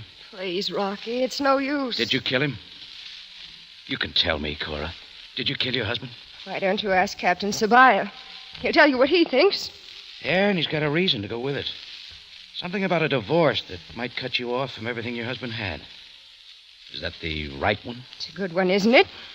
I could get away with it. All right, Cora. But you got to think about the trial. I can get you a good lawyer. I've already engaged one. Isn't there anything you want me to do? Only to go. And leave me alone. I gave it up and left her. It was daylight by the time I got back to the tambourine. 2 hours later, the papers are on the streets playing up the case with big headlines. And every new edition added more to the story with all the evidence. And they made it look strong. I kept in touch with Sam, but Cora stayed as mum as ever. Another full day went by before there was any more, and That's when a briefcase with feet came into my office. Horatio T. Merkel, Mr. Jordan, attorney. Attorney for who? Attorney for Mrs. Cora Good. I represent her in her forthcoming murder trial. Oh, I see. Well, sit down, Mr. Merkel. Thank you. Now, Mr. Jordan, where were you on Tuesday, day before yesterday? Oh, hold it, Merkel. We're not in a courtroom. You refuse to state? All right, I was with Cora all day, seeing Cairo. Very well. And exactly where were you between the hours of 11 and 12 that night? We were at the Citadel. You're quite sure? Positive. Then you will swear to that in court. Of course I will. What's this all about? Cora Good's defense, Mr. Jordan. Her husband was shot that night at approximately 11:30 in his room at the Sholem Hotel, 5 miles on the other side of town. Would you mind saying that again? That is all, Mr. Jordan. Thank you. And good day. I just sat there trying to make that one out. Why hadn't Cora said she couldn't have done it when she was first apprehended? A lot more questions came piling in, and I picked up the phone for a call to the Sholem Hotel, where Benjamin Good had been found dead. What I learned there decided my next move. It took more than a phone call this time, and half an hour later, I was at a desk at the Cairo airport. The right kind of convincing got a man to check the manifests for incoming passengers for the past few days. And I waited. TWA Constellation now loading at Gate 2 for Algiers, Casablanca, Rome, Geneva, Paris. It is barely possible that I can help you now, sir. Well, how do we make sure? It is only that there is difficulty reading the manifests. My spectacles are broken. Here, take this pound note and buy you some new ones. Ah, thank you, sir. Benjamin Good arrived from Paris by TWA at 5 p.m. on the 16th. The 16th. It couldn't be a mistake. It wasn't the 15th. Sir, do you think I cannot read? It was the 16th. I just wanted to be sure.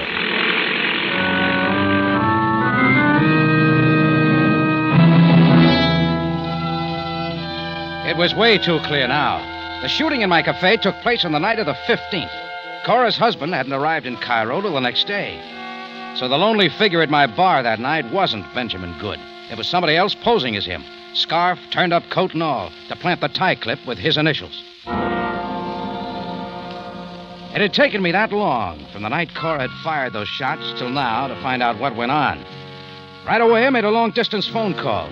I wasn't satisfied with what I got there, so I made another call. Then I had it all. I went back and had a long talk with Sam Subaya. Then he let me in to see Cora again. Rocky, I told you I didn't want you to come here. All right, drop the act, Cora. We're all through doing things your way. Just leave me alone, please. So you can keep on using me as a sucker? Me, your perfect witness? What are you saying? Oh, come on, take some credit, Cora. The setup was great. Everything was to look like you killed your husband, but I was to be the one who proved you didn't. You were with me right at the time it happened. I never asked you to do anything. Sure you didn't. Why the delay? To give the real killer a chance to get away? Out of Cairo? Who was he, Cora? Rocky, I swear I don't know what you're talking about. But I do now. You knew there'd be a little checking up. The record shows there's a psychiatric meeting in Antwerp at the time Hugo Claus said he was going there. Well? But you forgot another record. The one that says Claus isn't a doctor and he isn't a psychiatrist, so he couldn't attend that meeting. He lied, and he's been lying all along. Has he, Rocky? It's a safe bet Claus never went to Antwerp at all. But he's hiding someplace else, waiting for you to be released, so he can meet you. And you'll wander off together with Benjamin Good's money. A swell story, but everything hearsay. You have nothing definite against Hugo, and nothing at all to prove that I worked with him. Yeah, that's right. What's more, you're my proof that I did not kill Benjamin. So you see, in spite of what you think, they'll have to let me go. All right, Cora. But let's look at it this way. Any way you like, Rocky. I can prove you didn't kill Benjamin. But I can also prove that you did.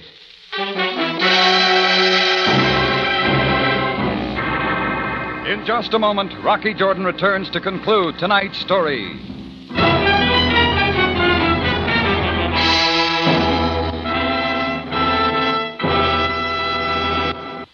The way I hear it, meatless meals must be just about the hardest meals in the world to plan. But they can be easier and better to eat, too, with Del Monte tomato sauce to give you a lift. Why, of course, Larry. It has so much rich, spiced tomato flavor, it makes meatless dishes taste heartier and, well, more interesting. But you'd better make sure it's Del Monte tomato sauce. Ask any good cook you know, friends, and see if she doesn't say the same. Del Monte is the original tomato sauce. That's why there just isn't any other brand of tomato sauce but Del Monte to so many of you, because you've found it so good over so many years. And because no other brand has ever matched its special combination of fine tomato goodness and tempting spices. It's not too bland and not too spicy, just perfectly balanced for cooking. That's what I like. Its flavor is so nice and clear. It adds lots of pep to the delicate flavor of cheese and eggs, for instance, but doesn't drown them out either. Why not get this help with your Lenten dishes? Just remember, for flavor, for texture, for consistency, it pays to insist on Del Monte tomato sauce. Back now to Rocky Jordan for the conclusion of tonight's story.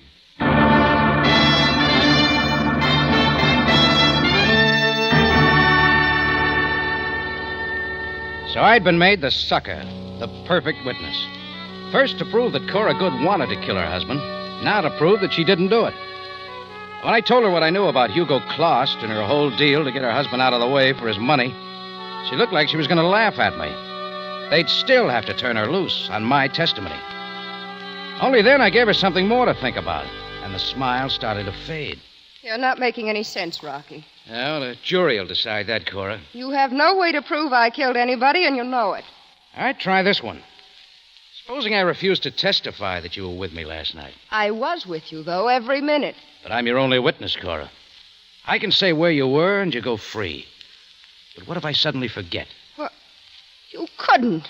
Lapse of memory, let's call it. I was alone. I went snipe hunting out in the desert. You'd be lying. Think about it, Cora.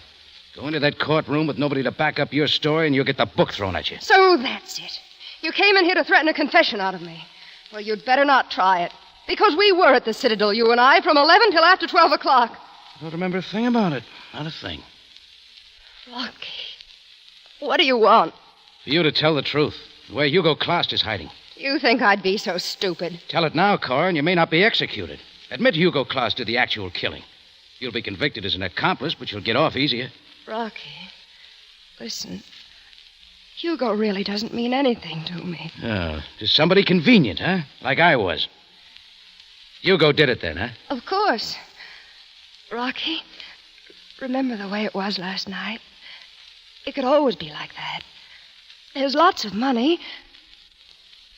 Where is he, Cora?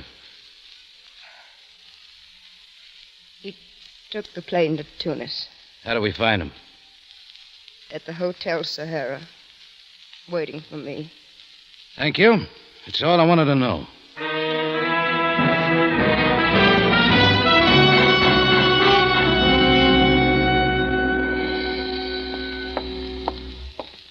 Come in, Jordan, come in. I trust you had a pleasant night's sleep. Yeah, finally, Sam. Any word back from Tunis? Indeed there is. Hugo Klost was apprehended at the Sahara Hotel. He's being held for extradition, thanks to your ingenious plan. Am I threatening not to testify for it? Our plan, Sam. No. I must confess that when you came with the suggestion, I did not dream that it would work so well. Yeah, Cora wouldn't like knowing that. I fear that she has much more to worry about. So now we have a double trial on our hands. Why not try for 3, Sam? Do you refer, of course, to the man wearing the blue scarf in your cafe that night? A plan to make us think she was shooting at Benjamin Good. He figures to be the same one who made the phone call later. There are many in Cairo who would assist in such doings for a price. Oh, by the way, have you figured out why they used Cairo? They must have known that Benjamin Good would arrive here on the 16th. They worked out their plan from there. And it had to include me. Give me the reason for that. The man with the blue scarf who aided them. He must have known of your reaction to a pretty face. All right, Sam. Anyhow, I gotta hand it to you. Why so, Jordan?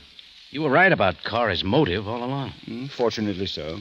In spite of their elaborate scheme to cover for the crime, their own efforts tripped them up. Well, I guess that'll be a lesson. A lesson that few will ever learn, Jordan.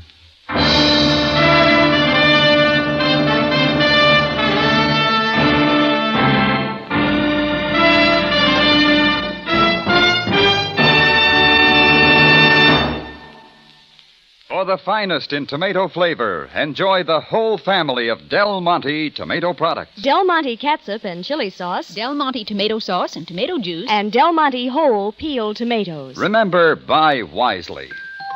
Buy for flavor. Buy Del Monte. Del Monte, the brand you trust for flavor in so many good foods.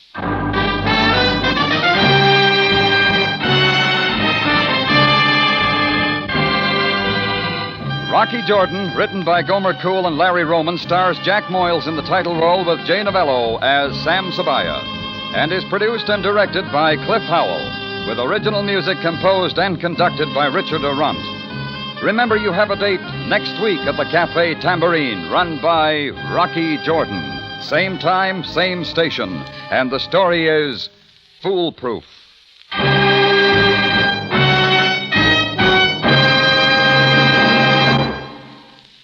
For a truly delicious peach shortcake, buy Del Monte peaches, sliced or halves. Yes, whenever you want ripe, mellow, truly magnificent peaches, look for the world's favorite brand of peaches, Del Monte.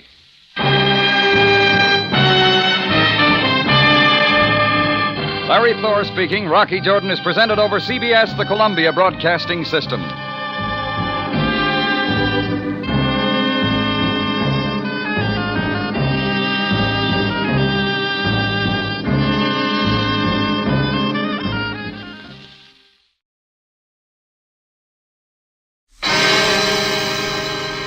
Time now for Rocky Jordan.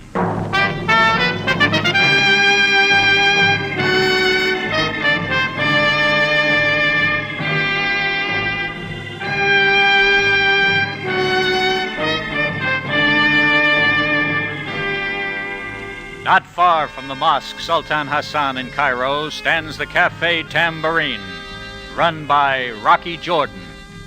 The Cafe Tambourine, crowded with forgotten men, alive with the babble of many languages, for this is Cairo, where modern adventure and intrigue unfold against a backdrop of antiquity. Tonight's story, The Coward of Mutah Kahn.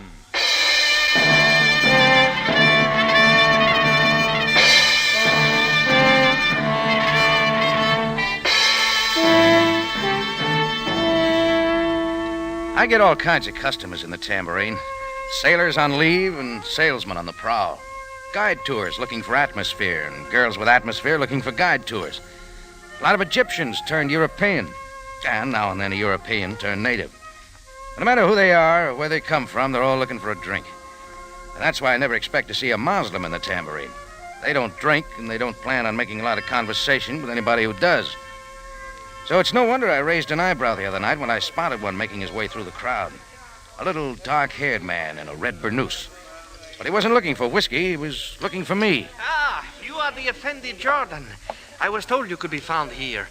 My name is Rinchi Abel from the house of the Sheikh Ali Ben Lekerk. Oh, yes, I've heard of him, Rinchi. The Sheikh begs you attend him immediately, without delay. Sheikh Ali Ben Lekerk wants to see me? Yes. Oh, no. You must be mistaken. There is no mistake, Effendi. Please, allow me to escort you to his home. What's it all about? A matter of most grave import. I beg you, accompany me now. And I did. If I didn't have any other reason, I wanted to get a look at the man who was almost a legend around Cairo. Sheikh Ali Ben Lekerk. Hey, tell me that years ago, when he was out in the desert, he made war with the French and British and Italians and Germans, anybody else that came along. Finally, everybody figured it was a lot cheaper to get along with him, so they gave him a big house in Cairo with a lot of administration work in the provinces and outposts. And the government made a good bargain. His name on a tax bill meant more than a whole army of collectors. Everybody in Cairo and Egypt knew Ali Ben Lekerk, and everybody dipped a fez to him. And that's exactly what I wanted to do when Rinchi led me into a room that fitted the old man like a book. It was complete with incense, fountain, and native music drifting in from behind satin curtains. Sheikh Ali Ben Lekerk was sitting in a chair at one end. If he'd have stood up, he'd have been over 6.5 feet tall. But he just sat there and waited for me to come over.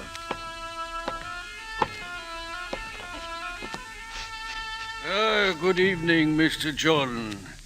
Thank you for coming. That is all, Rinchi. As you will, Master. I have heard of you, Mr. Jordan. It pleases me that you have come to my home, that I may meet you in person. And I've heard of you. Good, I hope. I've always tried to be fair. Well, it isn't often that I'm invited into the home of one of Egypt's most influential citizens. Religious customs are different in all parts of the world. I regret that ours make such an issue of unbelievers. When I visited your country, there was no such differentiation. Why are you here? For what reason? Please sit down, Mr. Jordan. I must explain. And at the same time, I must confess to being an old man. That is an issue I find difficult to make terms with. Nevertheless, for some time now, I've been compromising with my age. And as an act of pride, I have planned to record the history of my noble family, the House of Mutah Kahn. You have a question, of course, for this is news to you. Yes, there was a pharaoh, King Mutah Kahn, the first of my people. Of him I know very little, but it would please me, make me happy as an old man, to complete the record of my ancestors. The history of my family will be revealed in hieroglyphics to be read at his uncovered and unrecorded tomb. Tomb of Mutah Kahn? I've never heard of it. As I say, it is unrecorded. Why, I do not know. But at the pyramid, I will find an answer. But a pyramid? Where is there such a pyramid? There is such a pyramid in the lands of the desert, south from ancient Giza, where the high winds are almost perpetual, lies the mummy of Mutah Kahn. I've been in that area a dozen times. I never saw it. It is buried, covered with sand of the centuries.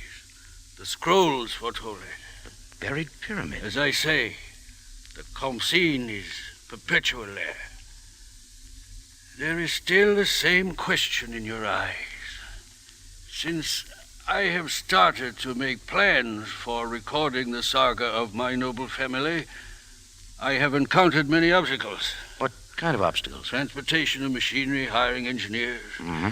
But even more, threats. Oh? I've been threatened many times in my life, and such notes and signs have always been to my mind the frustration of some unfortunate maladjusted being. However, this time, it is different. There has been a violence. Do the police know about this? There has been no time. I don't understand. Observe me well, Mr. Jordan. I am a dying man. What? The assassin's knife is foreign to my body.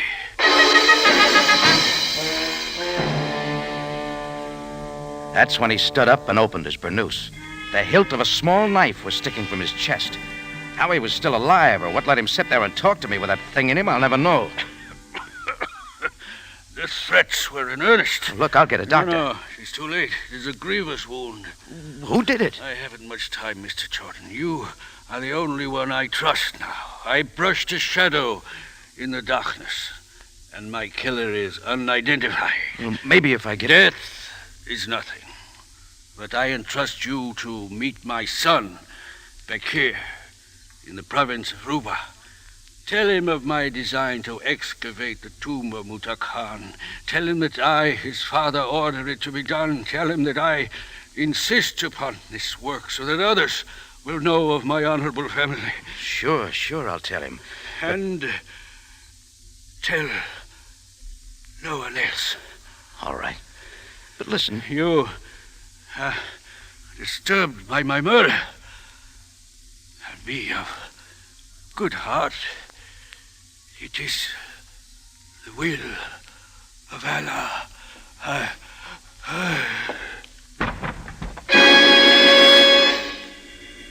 He slid to the floor and closed his eyes, and there wasn't anything I could do.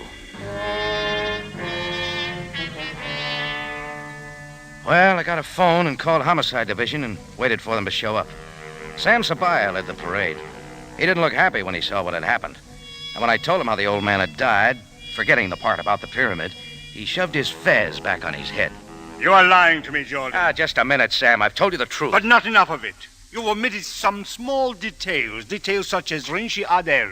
Why you came here. For what reason Leclerc sent for you. Sergeant. Yes, Captain Sabai. A servant, Rinchi Adel, is to be questioned in connection with this case. Alert communications. He is somewhere in Cairo. Right away. And, Sergeant, the newspapers should not be notified of this occurrence. I understand. No one is to be told that Sheikh Ali Ben Kalak is dead. Yes, sir. That is all? That is all. Well, Sam, I'm not going to try to figure your moves because none of it makes sense And to I me. am conducting the investigation. You hear me? I do not want news of his death to be released for the present. You've got a reason. I have. A very good one. Well, do I stay around here? Am I under arrest or what? You may go. Good night, Sam. We'll see you later. Oh, Jordan. Ah? As you forget the news of the death of Sheikh Ali Ben Leclerc, also forget the unrecorded tomb of King Mutah Kahn. What? And whatever reason Sheikh Ali Ben Leclerc had for calling you in and speaking to you of Mutah Kahn is also to be forgotten. How did you know about it? The Egyptian government forbid Leclerc to excavate. What is unrecorded is best left unrecorded. What is uncovered thus far is best buried. Yeah? What if an old man Ali died? Ben Leclerc has been murdered, it is true. It is obvious his servant, the disappeared Rinchi Adel, is guilty. Oh, you jump at a lot of There conclusions. is one conclusion alone that concerns you. Do not under any circumstances reveal the death of Leclerc. And do not pursue this matter any further. Okay, Sam. From here on out, it's a police affair. Exactly. Good night.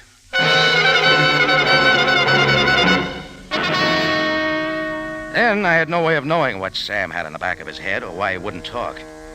I guess I was sore when I walked out of there. The old man died because someone didn't want him to dig up a pyramid. And Sam Sabaya seemed to go right along with the idea.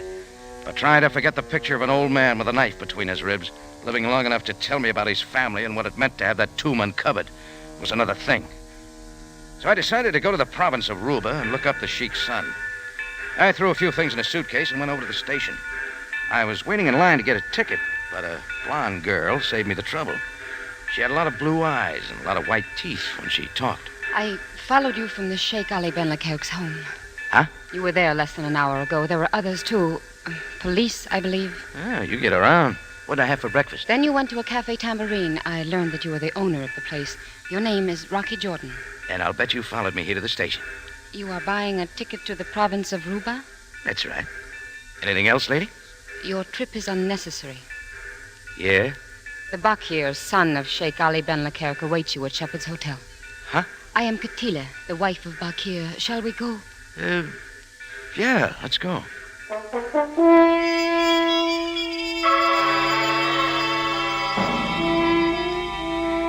And we went to the Shepherd's Hotel, Suite 609 to be exact. The Sheik's son, Bakir, turned out to be a streamlined version of his father. He was about 6.5 feet tall, big-boned, only his hair was black, and he wasn't wearing a burnous. He was done up in brush clothes, and you could tell where the sweatband of his pith helmet had stopped the sunburn. Come in, please, come in. So this is the fellow, huh? Darling, this is Mr. Jordan. Mr. Jordan, this is my husband, Bakir, son of Ali Ben Leclerc. Thank you for coming, Jordan. I suppose I have some explaining to do. A drink? Oh, not right now, then. My dear? No, thank you. Darling, don't you think... Yes, good scotch is a lost cause out in the provinces. And ice is pretty hard to fly in from the mountains. Tila and I came in tonight from Ruba. My father asked us to make the trip. It was a secret trip. We went from the airport to the Sheikh's home. There were police cars there. You didn't go inside? My father has an old saying. Sidestep trouble so you can attack it from the rear. And you were the first to leave the house, so I followed to see who you were. By the way, did you ask him if he's a policeman, my dear? I run a cafe over by the Mosque Sultan Hassan. I'm not a cop. I sure met a lot of them tonight. You people don't know what's happened yet, huh? What has happened, Jordan? Your father's dead, Bakir. Dead? Oh, no. But he was alive. The doctor said he had a good 5 years, even 10 He left. didn't just die. He was assassinated. Sheikh Ali Ben was assassinated. He called me in tonight. He explained a plan he had to dig up an old buried pyramid. The tomb of Mutah Kahn. I told him that it was absolutely ridiculous. Then you know something about it? Of course. He wants that tomb excavated so the family history will be complete. But how was he slain? Stabbed. He sat there and told me all this with a knife sticking in him. I didn't see it until he pulled back his robes. Who would do such a thing? Easy, darling. He said he'd been threatened ever since he made plans to excavate Mutah Khan. The police are looking for a servant, Rinchi Adel. I don't see how he could have done it. This message about Mutah Khan exploring it. That's what my father asked you to tell me? That's it. He died for that. He died just for that. Darling, please. It's a rotten way to die. It's a rotten thing to die for. Oh, if you only knew, Jordan, if you only knew. He thought a great deal of it. And when you dig it up, Bakir maybe... will never excavate the tomb of King Mutah Khan. What? That's right, Jordan. Never. But your father ordered... Good night, Jordan. Thanks for your help. Now, listen to me. If you could have seen him staying alive just long enough to tell me... Enough. I've had enough about Mutah Khan. Get out of here, Jordan. You've delivered your message. Now get out.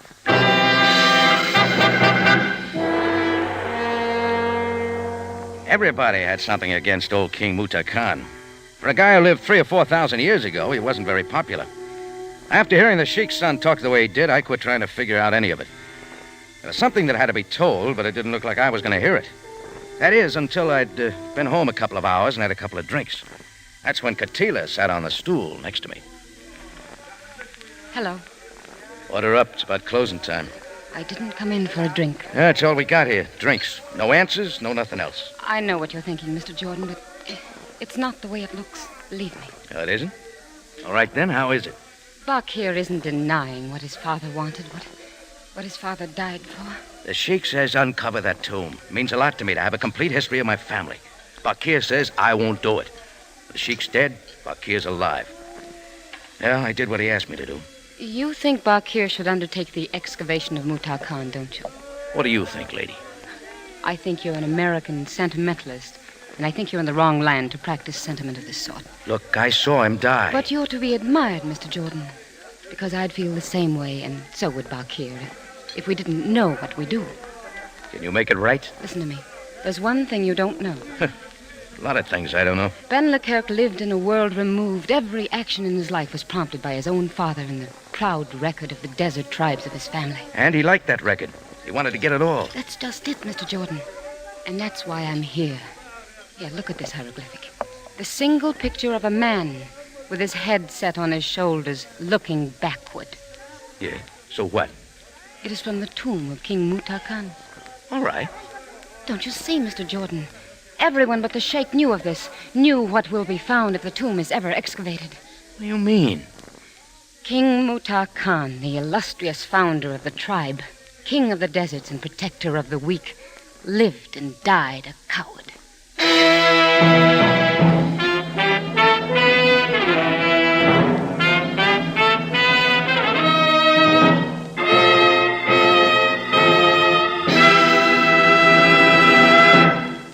You are listening to The Coward of Mutah Khan, today's adventure with Rocky Jordan.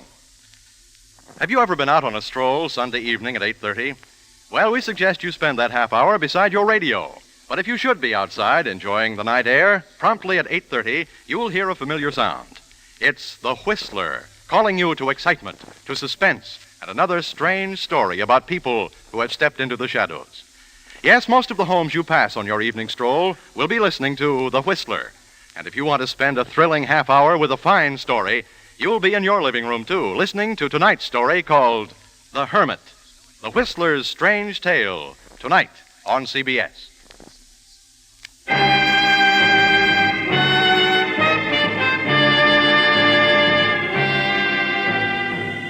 Now we return you to Cairo and today's adventure with Rocky Jordan, the Coward of Mutah Khan.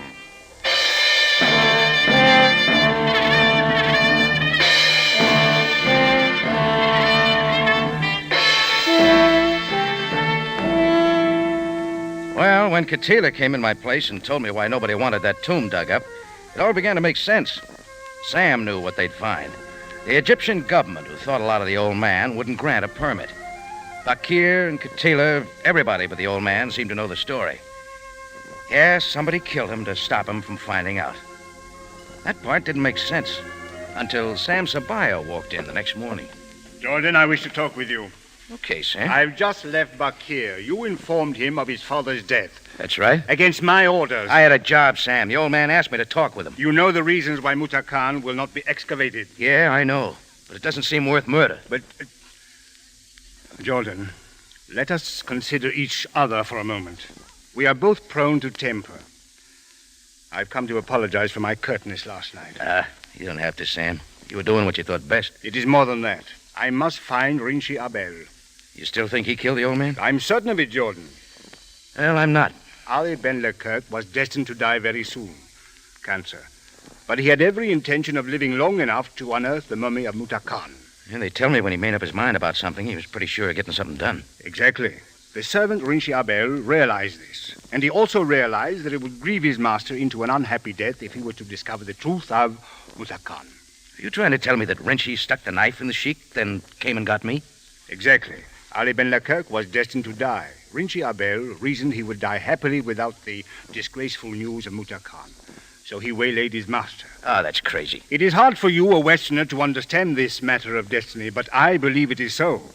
I believe that Rinchi slew his master to prevent him from knowing the disgrace of King Mutah Kahn. And I'd like to hear Rinchi's version. The chances are you never will, nor will anyone, Jordan. Rinchi Abel, in all probability, has destroyed himself by now. Is that the will of Allah? It is a way of life that you would not understand. As soon as we find the body of Rinchi Abel, Cairo will know of the death of Sheikh Ali Ben Leclerc. All right, Sam, but I still don't understand it. I didn't expect you would. Good day, Jordan.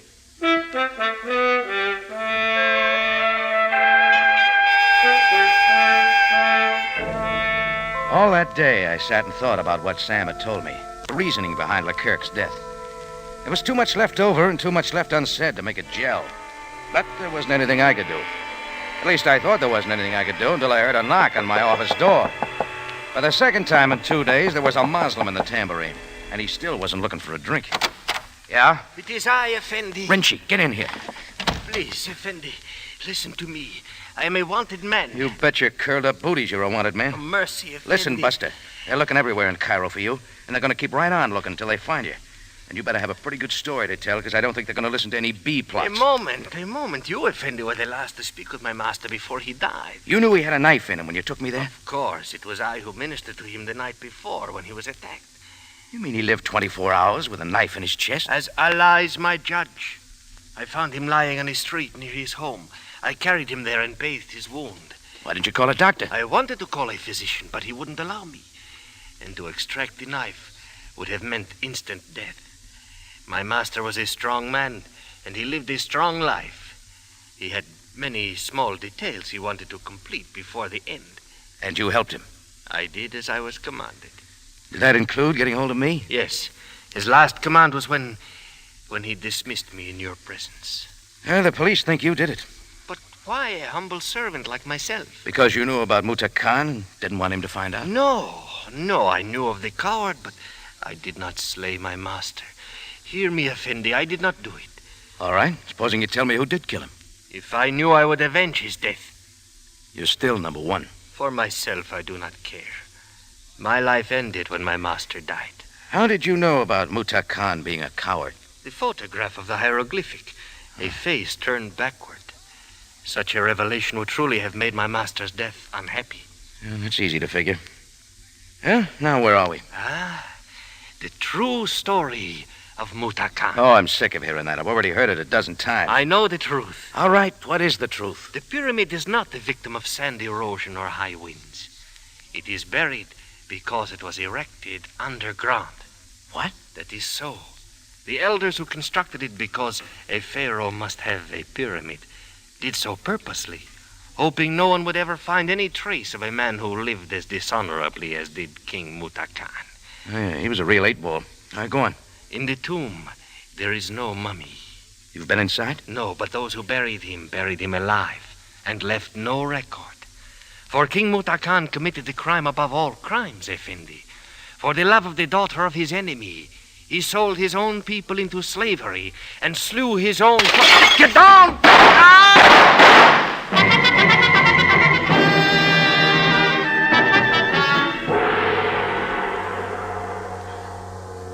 Rinchi Abel never finished the sentence. He was dead before he hit the floor. Whoever stuck his hand in through the window knew how to shoot and knew what he was shooting at. And he knew how to make a getaway. Well, that's when I stopped trying to figure Egyptian theories on honor and family and kings. I left Rinchi lying on the floor of my office, told the boys who came up the stairs to notify Sabaya and tell him I'd be around later. I had some practical figuring to do and a couple of stops to make around town. First, the Egyptian War Office, Hall of Records. Second, the British Army headquarters and a colonel who'd been with Monty's 8th Army. Third, to the airport, where I grabbed the first plane out for the province of Ruba, which, strangely enough, turned out to be exactly 2 miles by horseback from the site of the buried tomb of that old bum, King Mutah Kahn.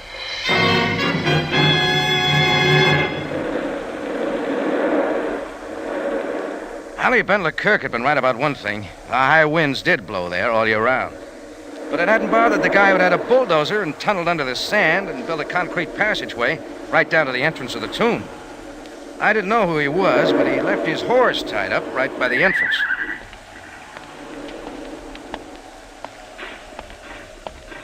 Stand where you are. I have a gun. Oh, easy, Sam, easy. It's me, Rocky. Jordan, what are you doing here? Same thing you are, looking for some answers. I told you, Jordan, this is a police affair, and I will not be interfered with. Yeah, sure. Only it looks more like an espionage job, something for the army boys to handle. Well, all right, you are here. Come on. Well, I'm glad I found you here, Sam. Makes your double talk back in Cairo look straighter. Jordan, ever since the war, the Egyptian government has been anxious to discover the cache where Rommel's army hoped to resupply themselves and enter Cairo. And this is it, huh? The tomb of old Mutah Kahn. Exactly. This is the main chamber where the mummy would have been. Some mummies. Offhand, about 200,000 rounds of ammunition, machine guns. Fuel oil, preserved foods, everything a fast-moving army cannot carry but could pick up and use. Yeah, right on top, nothing but Lotus sand. The entrance you came by can be sealed easily and camouflaged. We have been watching it since the war. You mean some of Rommel's men might still be around? Yes. Some of Rommel's men are still around. What? I shoot very well. Mr. Jordan can confirm that. Oh, yeah, that's right, Sam. She plugged Rinchi Abel back at the tambourine. Now that both of you know that Bakir and myself were the agents for Rommel, I hope you will die happily and quietly. Bakir? He's an Egyptian of noble birth. Yes, Captain Sabaya. I am an Egyptian. Bakir, son of Sheikh Ali ben Leclerc, province of Ruba. Departed from Muslim practice out of necessity.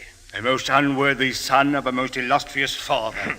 You look disappointed, Captain Sabaya. Haven't you ever heard of a traitor before? Don't tell me you don't know anything about cowards. Stop it, Bakir. This will accomplish nothing. It's all right. I know what I'm doing.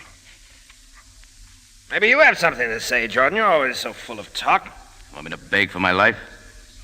I'd like that, too. Bakir, do you know what you have done? Let's get rid of these two, Bakir. The noble Sabaya has asked me a question, my dear. He wonders if I know what I've done. I tell you... Shut up. I've sold out, Sabaya. I sold out years ago. I sold out my country. When the Germans sent an agent out looking for a place to hide arms and ammunition, they came to the right man. They came to me. Yes, sir, it was little Katila here who clinched the deal. It all happened when I was in school in England. So, I came up with a wife. Why? Why did you do it? Why did I do it? Egypt has been good to you and your family. Why? Because it has given me a wife. Beautiful, isn't she? Yes. I see now. You see what? Tell me what you see before I kill you. Your real name. What is it? Mutah Kahn. Pig. Vile pig. You killed your own father. What? Stand back, Bakir. I've had enough of this. I killed As surely as if you had assassinated him with your own hand. Rinchi Abel did that so he'd never find out about... Katila. He was going to excavate and we would have been discovered. I killed him. You Katila. Oh, you fool! Let go! Let go! Poor stupid fool. You'll never get away. How? Give me the gun. Here. Ready? This was a good place for me.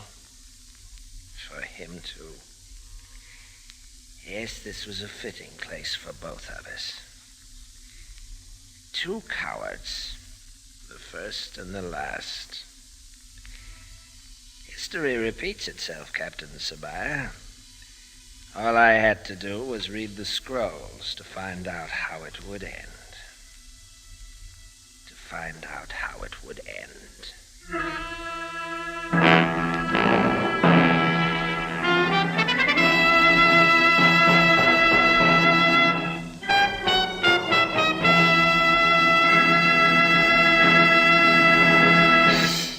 It's CBS at this same time next week for another story of adventure and intrigue when we take you back to Cairo and the Café Tambourine run by Rocky Jordan.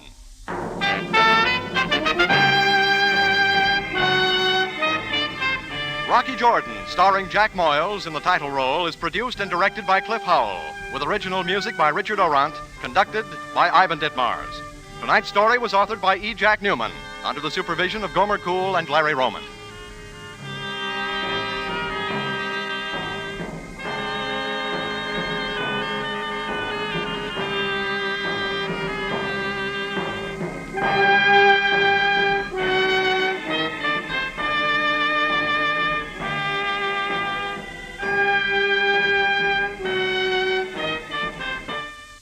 This is CBS, the Columbia Broadcasting System.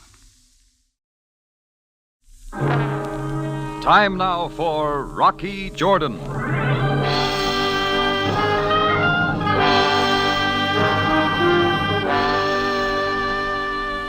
There's nothing I like better than a good game of poker. But I get tired of always drawing to straights that never fill. You have to keep throwing your chips on the table. Only the last card pays off if you're lucky enough to get it. This time I had to fill my straight. The stakes were too high.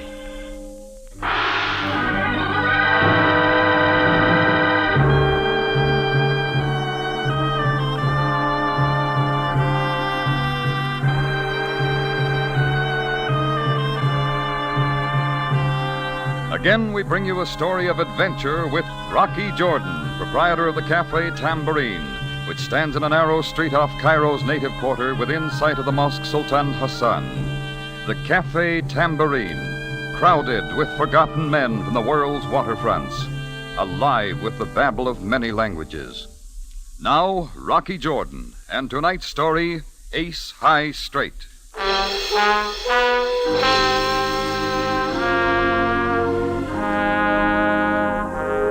I had spent half the night before in a poker game, and I always kept drawing to straights that didn't fill.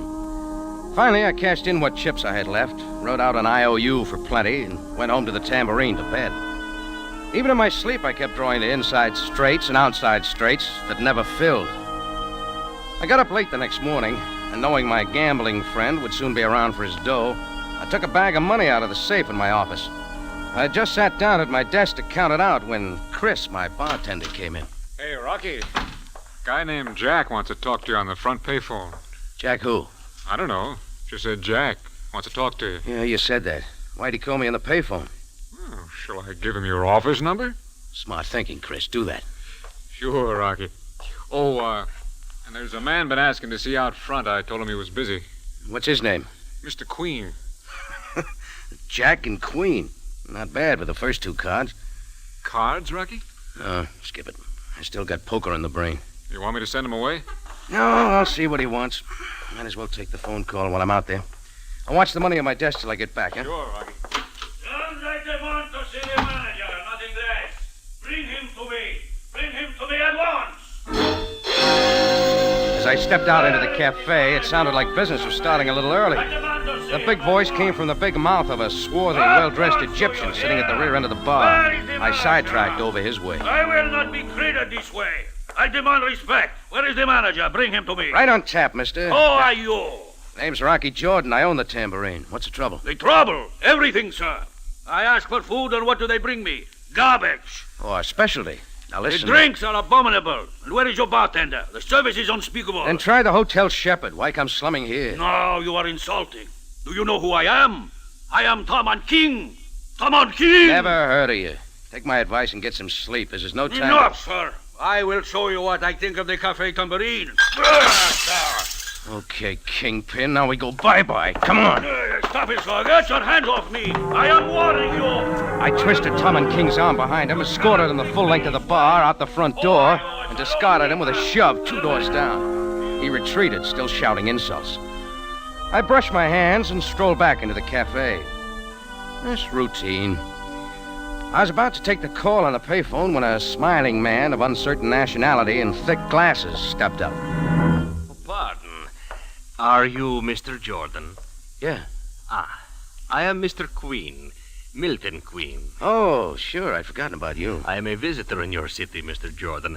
A chance acquaintance, a Mr. Willoughby, told me to look you up when I came to Cairo. Willoughby? Oh, well, have a good time. Oh, thank you.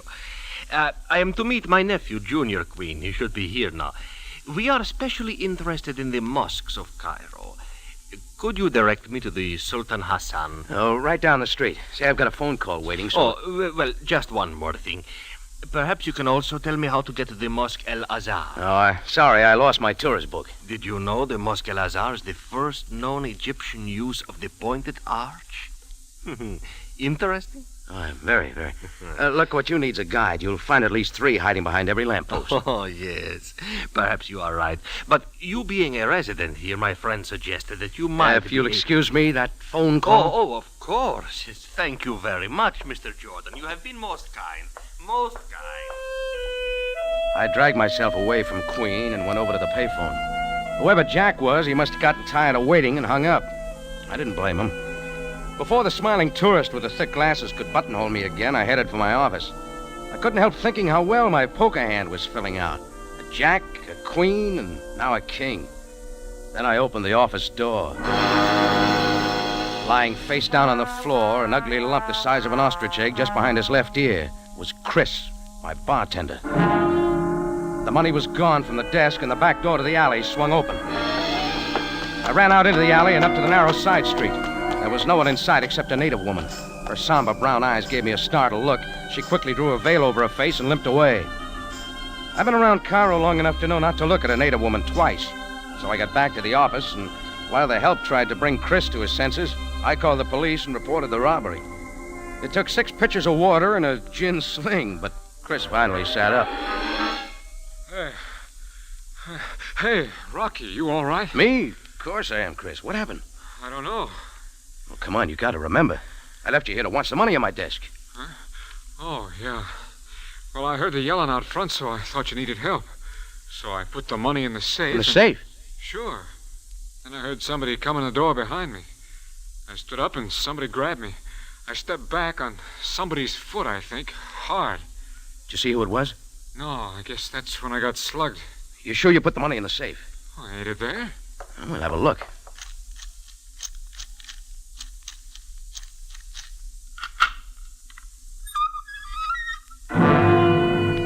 Rocky, oh, what do you know? The money was all there, every cent of it. We had a look around the office, but so far as we could tell, nothing had been touched. There was a knock at the door, but before I could answer, in walked Sergeant Greco of the Cairo police, the usual sour look on his face. What's this all about, Mr. Jordan? Greco, where's Captain Sabaya? Captain Sabaya's busy. He sent me to get the details of the robbery. I'm sorry to disappoint you, Greco, but it was all a mistake. One moment. I must make a full report. Now, how much money was involved? Oh, a few £100, more or less. But it's all here. Then what has been going on here? Nothing. Forget it. We do not take slugging so lightly, Mr. Jordan. Chris stumbled over his own foot, or somebody didn't like his ugly face. Those things happen around here. Yeah, I didn't get a chance to turn around, but if somebody... you please, I will question you one at a time. Look, Greco, I'll put in a good word for you to Sabaya. Now, if you'll just Now, leave Mr. Jordan, did you strike him? No, I told you there's no complaint. Now, for the last time... I will take it. Get away from that phone, Greco. It's for me. Sergeant Greco speaking. Oh? Oh, Captain Sabaya. Yes. Oh, by all means, sir. Yes. Jordan is here. Yeah, I'll take it. He is not at all cooperative. What? So? Yes. I will ask him, of course. You can depend on me completely. Yes, I will handle everything at once. Goodbye. Don't hang up that phone. Let me talk to him. Well, Jordan. What did Sabaya want? Jordan, when did you last see Ace Warner? Well, don't tell me I drew an ace. Answer my question. I Played poker with him till about 3 o'clock this morning.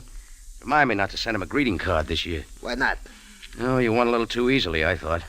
But I asked for it. I'll pay him off. You won't, Jordan. Ace Warner was just found in his casino, shot to death. Maybe somebody will give me a black tie for Christmas. I believe you own a .45 caliber automatic, Jordan. Now, look, Greco, you can do better than that. I am instructed to conduct a routine investigation. Let me see the gun. Okay. I keep it in my desk drawer. Haven't touched it in 6 weeks. Well, Jordan? Here you are, Greco. And you'll find my fingerprints on it. Thank you. Having fun, Greco? Has not been fired recently. Oh, disappointed? Now, what is in these other drawers? Greco, get out of those drawers or get a search warrant. Wait. Another gun, Jordan. What? How did that get there? Let me see it. Don't touch it. A definite smell of cordite. 2 shells missing. This automatic has been fired within the last 12 hours. It's a plant if I ever saw one. I would deliver this gun to Captain Sabaya for his inspection. And under the circumstances, you, Jordan, will accompany me to the Cairo jail.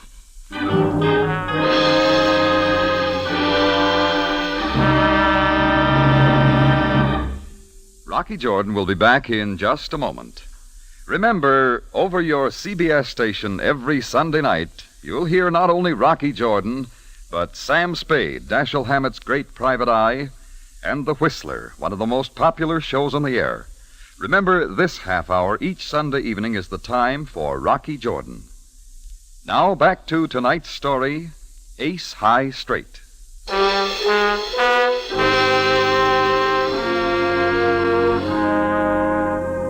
I was well on my way to an Ace High Straight. A phone call from a guy named Jack who didn't wait for me to answer. A loud Egyptian named King and a smiling tourist named Queen. And finally, a murdered gambler named Ace. I wondered when the 10 would show up to fill my straight. It was no secret that Ace Warner had my IOU for plenty of money, won in a poker game the night before. But when a .45 automatic, recently fired, turned up in my desk drawer, I was taken to headquarters. Captain Sam Sabaya sent the gun to ballistics 2 doors down and kept me in his office. Jordan, I had hoped there would someday be a murder in Cairo in which you were not involved. Just keep trying, Sam. Now, you were about to give me one of your fantastic theories. Nothing fantastic about it. The killer knew I owed Ace Warner too much dough after that poker game last night. So he planted his gun in my desk to throw the blame on me. You seem quite certain that gun killed Ace Warner. What's your idea, Sam? Never mind. Go on. Somebody contrived to get me out of my office while his accomplice entered it from the alley. He didn't count on finding Chris. Where was I? Calm yourself, Jordan. Ballistics must fire the gun to compare bullets. Sure. Jordan, supposing you are right, can you suggest who contrived to get you out of your office? It could be any one of 3. Somebody named Jack called me on the front payphone just before this happened. Jack who? I don't know.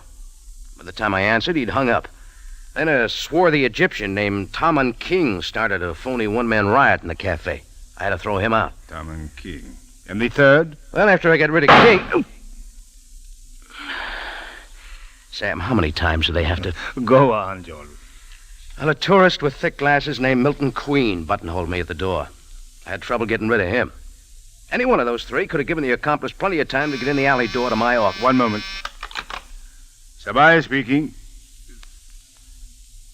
You are sure? No, not at present. That will be all. Caught him out, Sam? Jordan, Ace Warner was killed with the gun found in your desk drawer. A surprise. Now suppose you continue your story, all of it. I've told you everything, Sam. How about talking to Chris? For one thing, he thinks he stepped on somebody's foot. He's a big fella. I have his statement. Jordan, I will release you for the present. In the meantime, let me suggest... Did I give up a weekend at my country estate? Sure, Sam. I'll stay in Cairo. Watch me. I got out quick before Sam could change his mind and was on my way back to the tambourine. Now all I had to do was find a 10 spot to fill my straight. I also wanted a better look at a couple of cards named King and Queen. As I walked into my cafe, Chris nodded his head painfully toward a man sitting at a front table. The man got up and drooped his way toward me, like an underfed dog with its tail between its legs. The Egyptian one-man riot, Tom and King. Mr. Jordan, I've been waiting to see you. Get the glasses off the bar, Chris. No, please, Mr. Jordan. I want to apologize. Why didn't you bring your whole card with you? I don't understand. Your helper who delivered the gun. Mr. Jordan, I am afraid you are confused. I created a disturbance here this morning. My actions were inexcusable. I could phrase it a different way. You see, I had been drinking all night. There have been things on my mind. Like murder? Oh, please, worries. Why I came to the tambourine, I do not know. A lot of people wonder that. Mr. Jordan, I am a respectable person. It's one man's opinion. You can understand why I would not want a disgraceful affair like this to reach the papers. I did considerable damage. I wish to pay for everything. Would 100 pounds be sufficient? 100? That's your last offer? I realize that I am in no bargaining position. Well, give me your card. I'll send you an itemized bill. You are very kind, Mr. Jordan. And you will tell no one? Well, that depends. Keep in touch with me, King. He handed me his card and backed out the door, bowing all the way. I asked Chris if the guy named Jack had called again. He hadn't. There was a chance I could learn something about Ace Warner to help me find my 10. So I taxied over to his gambling joint on the other side of town. A lone policeman was on guard out front, but he let me in. One of Ace's boys was in a back room testing a roulette wheel. Maxie? Hiya, Rock. Watch your 13 coming up. Watch it. See? 13. What'd I tell you? Yeah, I see. Works something like that poker game I was in last night. Yeah, Rock. Sorry about that. We had to fix to clean out a couple of the other boys. They had some tricks, too. There was too much dough on the table. Ace couldn't afford it. You know Ace is dead? Yeah. 23 this time. Watch it. What do you know about the killing? I tell you, Rock. Watch it now. 23 coming up. 23, just like I said. Come on, what do you know about the killing? Nothing, Rock. Not a thing. Who were his enemies? Who's the angel behind this affair? Angel? It's funny. How do you know? Know what? That was his girlfriend. Ace met her in France or someplace. Quite a dish, Rocky. He was getting rid of her dough. Why? He got most of it anyhow. She's too jumpy. Scared her husband to show up. You know what the husband's name was? Let's see, no, I forgot it. 4 this time. Try to remember, Maxie. Was it King, maybe? King? Yeah, King, that's it. How'd you know? I didn't. Where's Angel hiding these days? Got no idea. Hey, wait, Rock. Watch this 4. Sorry, Maxie. Time for the next deal. Things were beginning to gel now, but I still needed a 10 to fill my straight. I figured I'd find it back to back with a King. Tom and King had given me his address down toward the river on the other side of the bazaar. It takes a taxi all day to get through the bazaar, so I walked. Ordinarily, I like to take in the bazaar, get a kick out of the snake charmers, who always play a little louder when a tourist walks by. I tossed a tattered musician a couple of piastres, and I saw a familiar-looking veiled native woman coming up from behind.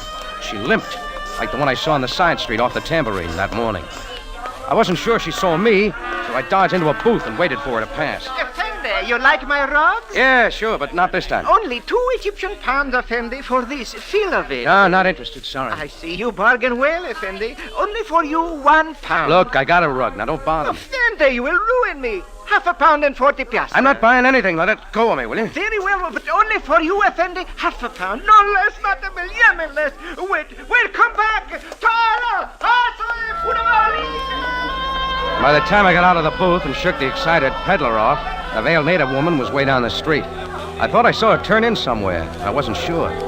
Anyhow, I couldn't have followed her. Like I said, a foreigner doesn't look at a veiled woman twice if he values his life. So I hurried on down the street. As I passed an open-air cafe, I changed my course again. Another one of my cards had turned up. He sat at a secluded table sipping tea. Across from him sat a shy, brown-eyed boy of uncertain age. I went up to their table. Why, Mr. Jordan. Mr. Milton Queen, I believe. This is a pleasure. May I present my nephew, Junior Queen? How do you do, sir? Oh, yes, we've met. We have? Why, oh, no, I was to meet him this morning, but he had not arrived when I talked to you. Oh, yeah, of course. A logical mistake. Ever play poker, Mr. Queen? Poker? No, I'm so sorry. It's so kind of you to invite me. I just thought you might know Ace Warner. Warner? Ace? No, I'm afraid not. But I would enjoy meeting him. There are so many friendly people in Cairo. Oh, Mr. Jordan, I must confess a very foolish mistake. You must? You will recall I said the Mosque El Azhar was the first Egyptian example of the pointed arch? Mm-hmm. I was wrong. It was the Ahmed Ibn Tulun. Stupid of me, but... Think nothing of it. See you later, Mr. Queen. You too, Junior. Goodbye, sir. Oh, won't you have some tea with us, Mr. Jordan? Tea? No, thanks. Kills the taste of the lemon. As I left the table, I wondered why I said I had met Junior before. I thought I had a good memory for faces. Well, I found Tom and King's address, a large brownstone modern apartment house, but King wasn't in.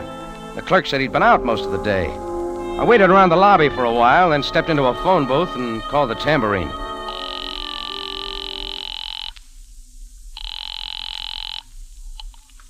Cafe Tambourine. Chris, this is Rocky. Did that fellow named Jack ever call me back? No, never did.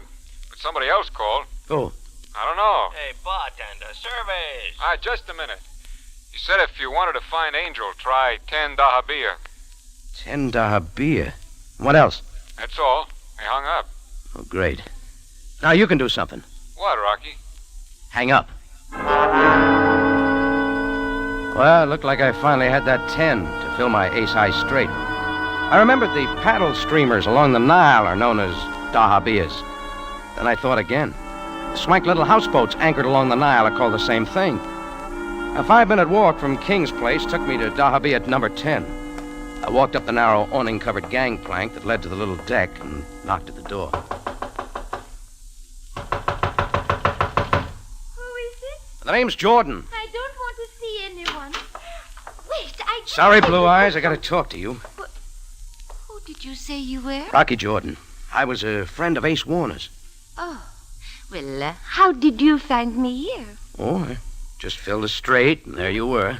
I don't understand. Straight. Oh, well, if you mean you want a drink, it's on the side cabinet. Go ahead. Thanks. I believe I will. I'm sorry I couldn't get it for you, but you see, my foot. Yeah, I noticed it. Why did you come here, Mr. Jordan? To find your husband. My husband? Did you know you had one? Well, I have not seen him since I left Bordeaux. You had better go, Mr. Jordan. Oh, sure. But the next time you see Mr. King, tell him I said hello, huh? Mr. King? Who is he? Isn't that his name? I don't know what you are talking about. Now, kindly get out of here. Oh, I'm going. Oh, one more question, Angel. What happened to your foot? A camel stepped on it. Well, it seemed almost too easy. But just in case Sam Sabaya hadn't already found the answer, I figured I'd throw in my 2 bits. So at the nearest payphone, I put in a hurry-up call to headquarters. Captain Sabaya speaking. Sam, it's Rocky. Well, Jordan, you did stay in Cairo. I'll make it short and sweet in case you still want to know who killed Ace Warner. You mean you can tell me? All wrapped up neat like a package from Santa Claus. Try a man named Tom and King at 1114 Fingal Place. Jordan, I have already talked to Mr. King. And next, look up a blue-eyed beauty named Angel. Or didn't you know Tom and King was her husband? This is news, Jordan. All right, add it up, Sam. While King got me out of my office at the tambourine with his drunk act, Angel put the gun in my desk. She still has a sore foot. That lovely creature knocked Chris out? Well, she had to. Then made her getaway disguised as an Arab woman, maybe. Ridiculous, Jordan. How do you explain Sam, if I figure this any farther, you'd have to put me on your payroll. Come on, better be on your way. Well, from there on, it was Sam's baby. 10 dahabiyah did it.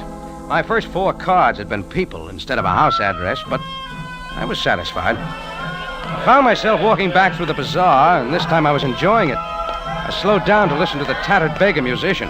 I was about to put in a request for the St. Louis Blues when I saw her again. Right behind me this time, still following me. The veiled native woman who limped. But this time I figured I knew who she was. She hesitated. Her somber brown eyes flicked my way. Then she quickened her pace and went on by. I stood there, puzzled. Then it hit me. My house of cards collapsed like a tent in a sandstorm. Rocky Jordan, the prize sucker of Cairo. Sure, I figured it. Just enough to leave a girl named Angel at the mercy of a killer and get another murder rap pinned on me. This time I didn't dare let the veiled woman get out of sight again. I turned and started after her. 3 natives eyed me suspiciously and fell in behind. She saw me coming and limped faster. Then she began running. So did I. And with every step, I picked up another native bent on mayhem. And there we went. The veiled woman, followed by me, followed by a pack of Muslims, right through the bazaar of Cairo.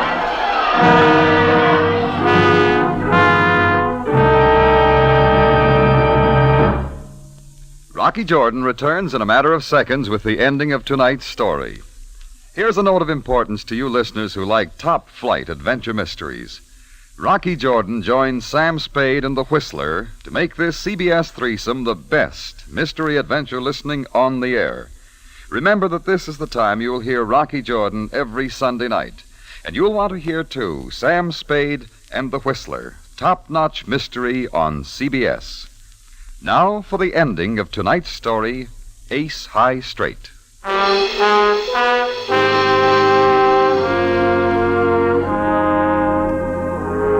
If you're ever in Cairo and crave excitement, try following a veiled woman. You'll get it. I did better than that.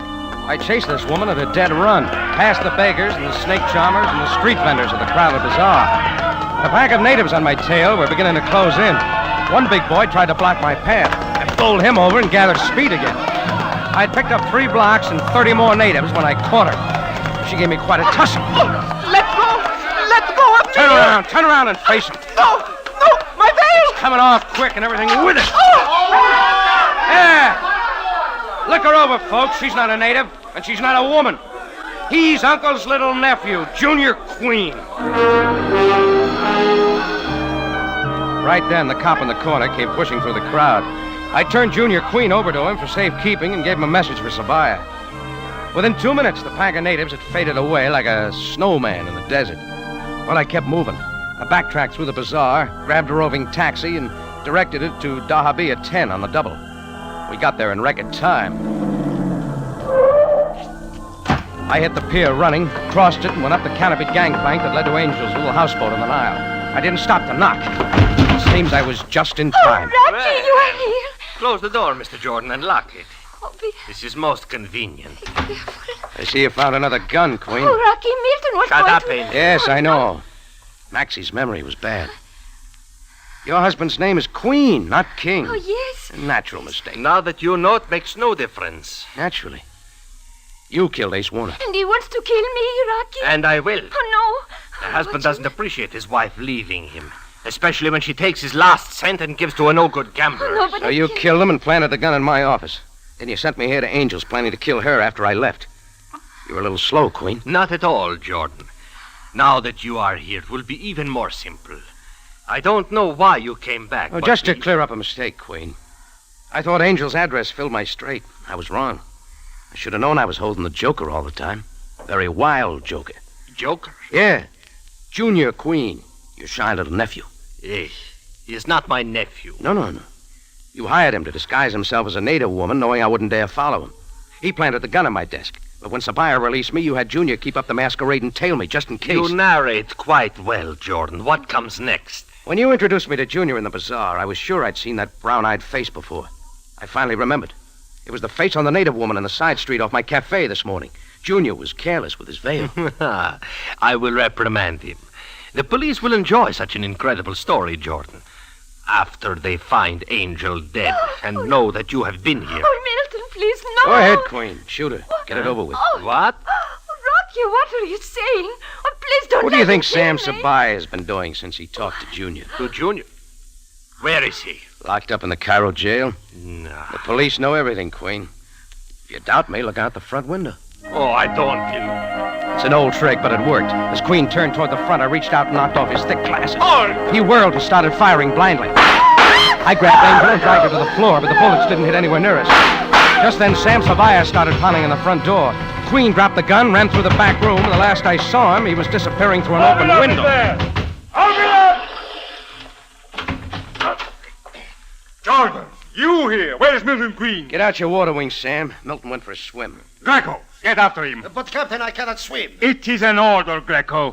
All right. Don't worry, Greco. It's only 3 feet deep. You'll find Queen among the bulrushes. Now, Jordan, about Angel. Is she... No, she's not dead. Just passed out.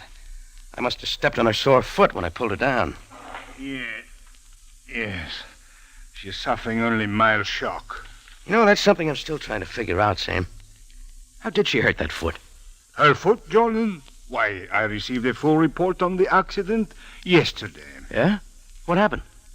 A camel stepped on it.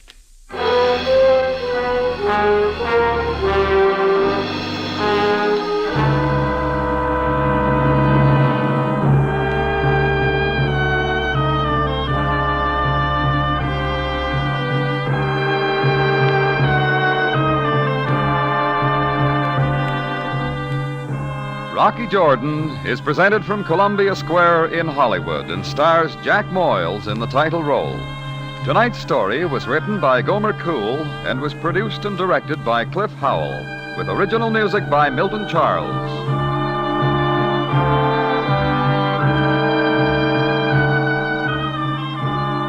This is CBS, the Columbia Broadcasting System.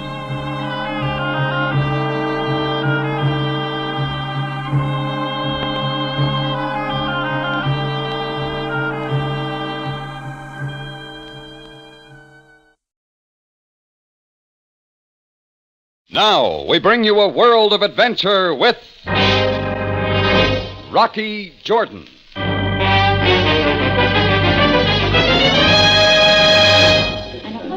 I was sitting alone in my cafe tambourine when Paulette Martin came to my table. I remembered her from 3 years back. She was the kind you remember. But now she seemed scared, said she was being followed. Paulette showed me a large manila envelope, said what was inside was worth a lot of dough. I thought she was just playing cops and robbers for the excitement of it, but when she made a private phone call from my office and didn't come back fast enough, I got that old feeling that it was going to be one of those nights. I made for my office on the double. Paulette Martin was gone. She'd left the manila envelope with me for safekeeping. I tore it open. Inside were 2 X-ray plates. Down in the lower left-hand corner was the name Dr. Konstantin Markoff. Then I remembered what I'd seen in the newspaper just an hour ago. Dr. Konstantin Markoff had been found at 10 that morning in his office on the Sharia Romar. He'd been knifed to death.